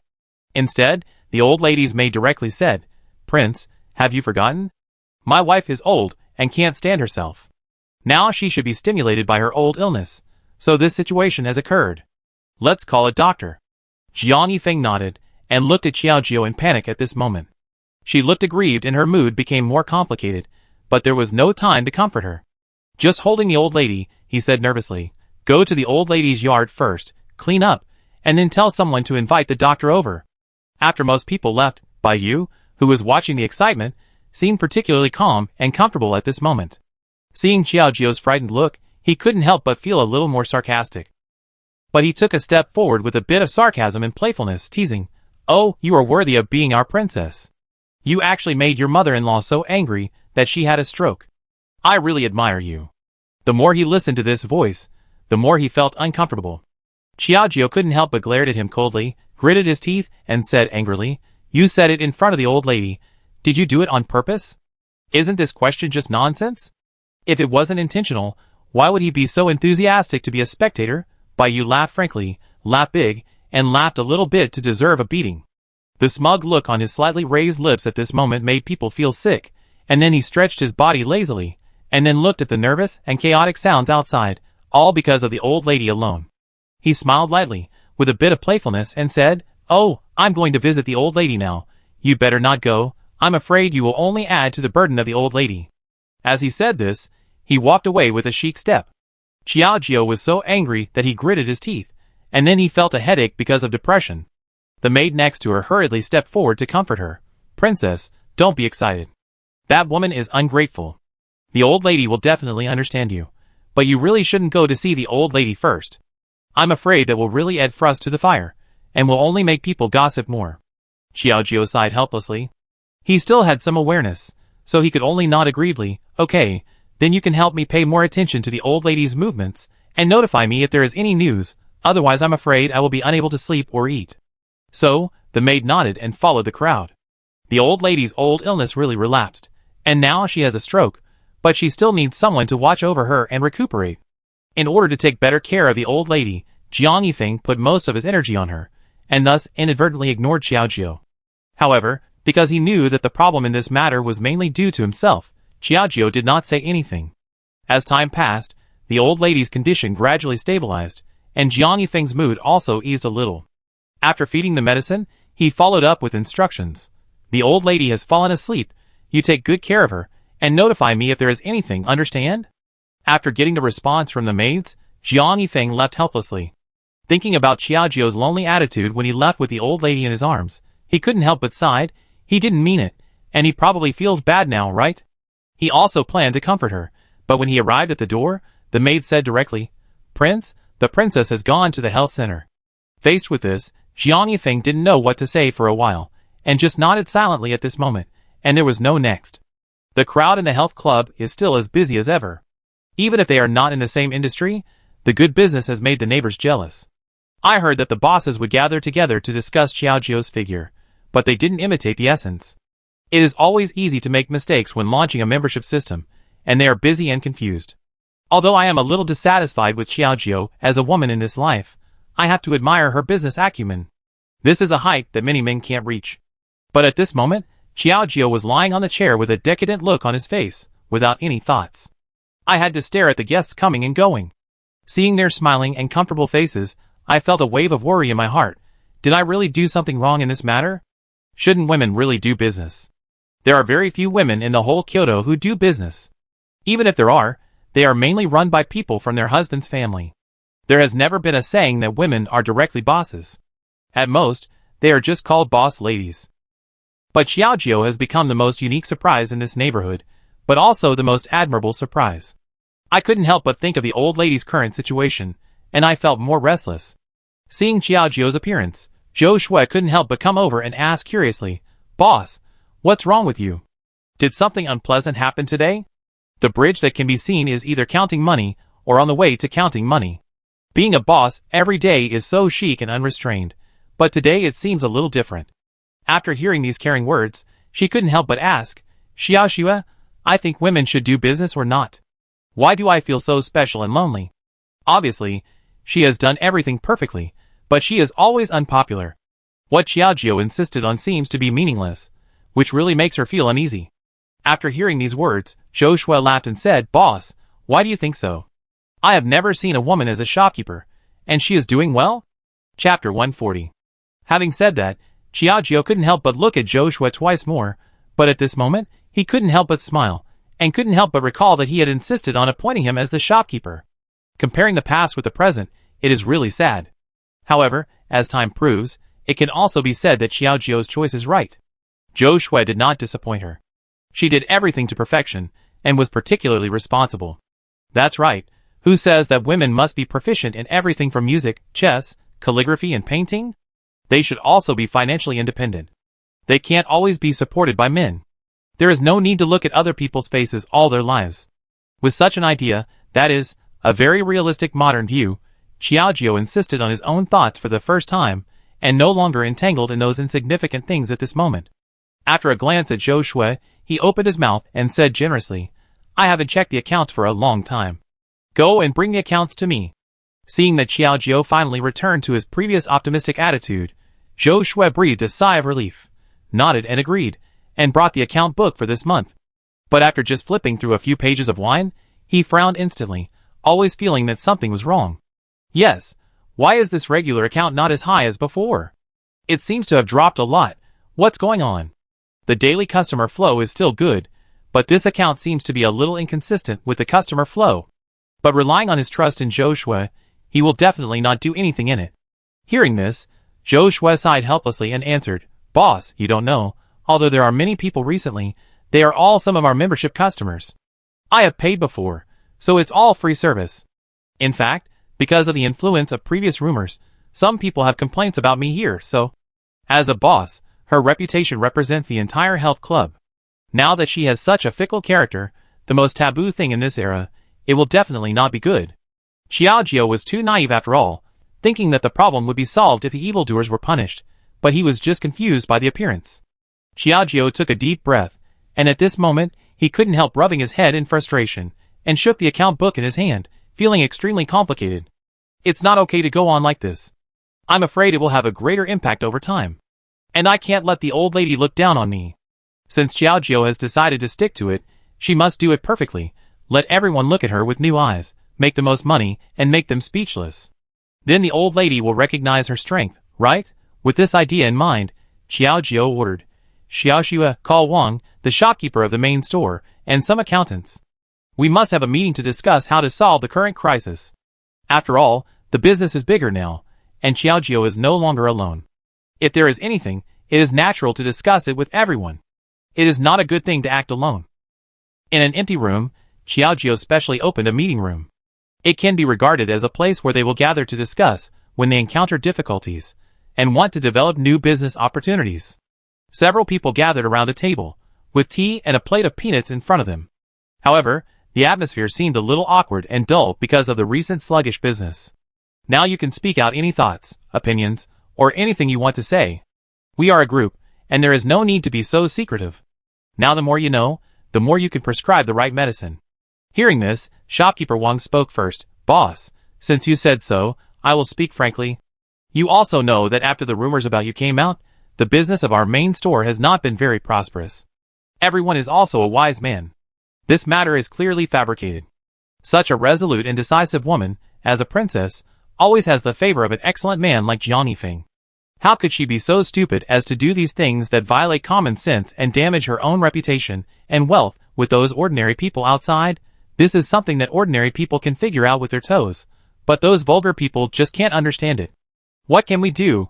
When it comes to this matter, it must be the common problem in everyone's mind, which is also the most serious problem at present. Almost everyone began to sigh one after another, which really made people feel a little frustrated. Xiaojio also felt a little embarrassed, coughed twice, and then quickly explained, "Don't mention this matter anymore. Although rumors are our main problem now, the impact it brings is the problem of customer source and income, so we have to treat the symptoms, mainly in terms of customer source. Not to mention that rumors will be diluted by time. Even if this problem is temporarily solved, it will still leave a bad impression in the hearts of others. For most people, they are still unwilling to accept a person with a stain. So, after some discussion, they made clear their current goal, which is to try to find more customers to maintain their current fame and fortune, and then use their numbers to bully the minority. Let others realize that even in such a dangerous situation, the store's business can still be so hot, which means that they must have something to recommend them. We are honest merchants. We have strength and ability, and we are not afraid that others will not come. As long as we let them see our advantages, we will be able to win back the hearts of customers. So this is our primary task. Do you have confidence?" Xiaojio began to call on the strength of the crowd, and everyone nodded very strongly. It must be. After the voice fell, the accountant suddenly said, "I have an idea. Haven't we opened various systems? What about membership system, flow limit system, and it also attracted a lot of old customers. If you are willing to personally come forward with your own identity to let those customers return, you will definitely be able to gain new things. This is not unreasonable."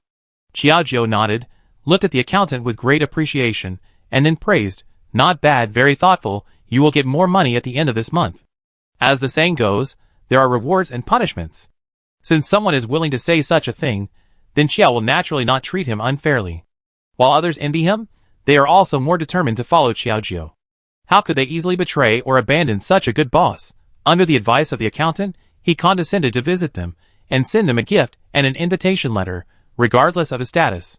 He called all the old customers together in the tea house to drink tea, and then began to promote his new products. Most of the old customers were women. Everyone loves beauty.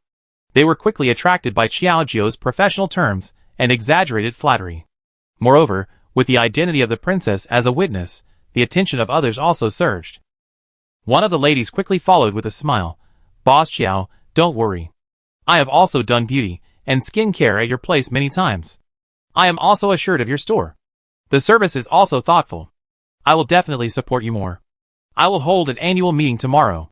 Yes, I know Boss Xiao very well. The rumors are simply nonsense. I will bring my sisters to support you tomorrow. On the one hand, I want to experience good things, and on the other hand, I want to be favored by my Xiaojio. If I encounter trouble in the future, it is also good to have a princess to support me." Seeing that the other party gave so much face, Xiaojio was moved and thanked him repeatedly. After the party dispersed, Xiaojio was in a good mood, but it was somewhat unexpected that the invitation he sent to Lu Piapiao received a perfunctory response. In order to find out the truth, Xiaojio went to visit her in person. Lu Piapiao was still very warm and welcoming, but there was a hint of sadness between her eyebrows, which made people a little confused. "So, Piapiao, what's wrong with you? Did something happen recently? I haven't seen you go to the health club for a long time?"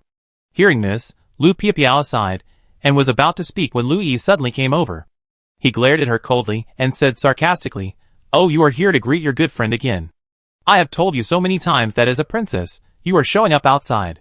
You are not a good person. You will only disgrace our Lu family by making friends with him.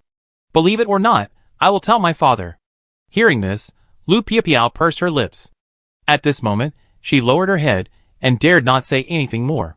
She just shook her head and looked at Lu Yi with a wronged face and begged for mercy. Sister, don't tell my father. I won't go to the health club again. After that, she could only helplessly cast a very apologetic look at Xiaojiu. As a lady of the Shangshu mansion, Xiaojiu had such a thing happen to her. In the past, she made friends with him, which was a certain risk and was opposed by her family. Now there are too many unpleasant rumors about Xiaojiu, and she has to take care of her comfortable face, otherwise she will not give her father face. Therefore, Xiaojiu could only apologize to end the friendship between the two. Lu Yi pulled her arm and felt angry when she saw her reluctant look and whispered, "Why are you asking this? People who don't know would think you are looking at your lover. Hurry up and follow me. Don't embarrass yourself here." While saying this, she turned her head and glared at Xiaojiu, and said bluntly, "You better leave here quickly. We don't welcome you here, princess." The princess seemed to deliberately emphasize her tone, as if to remind her of her noble status, but unfortunately in Lu Yi's eyes, what Xiaojiu did not match his status.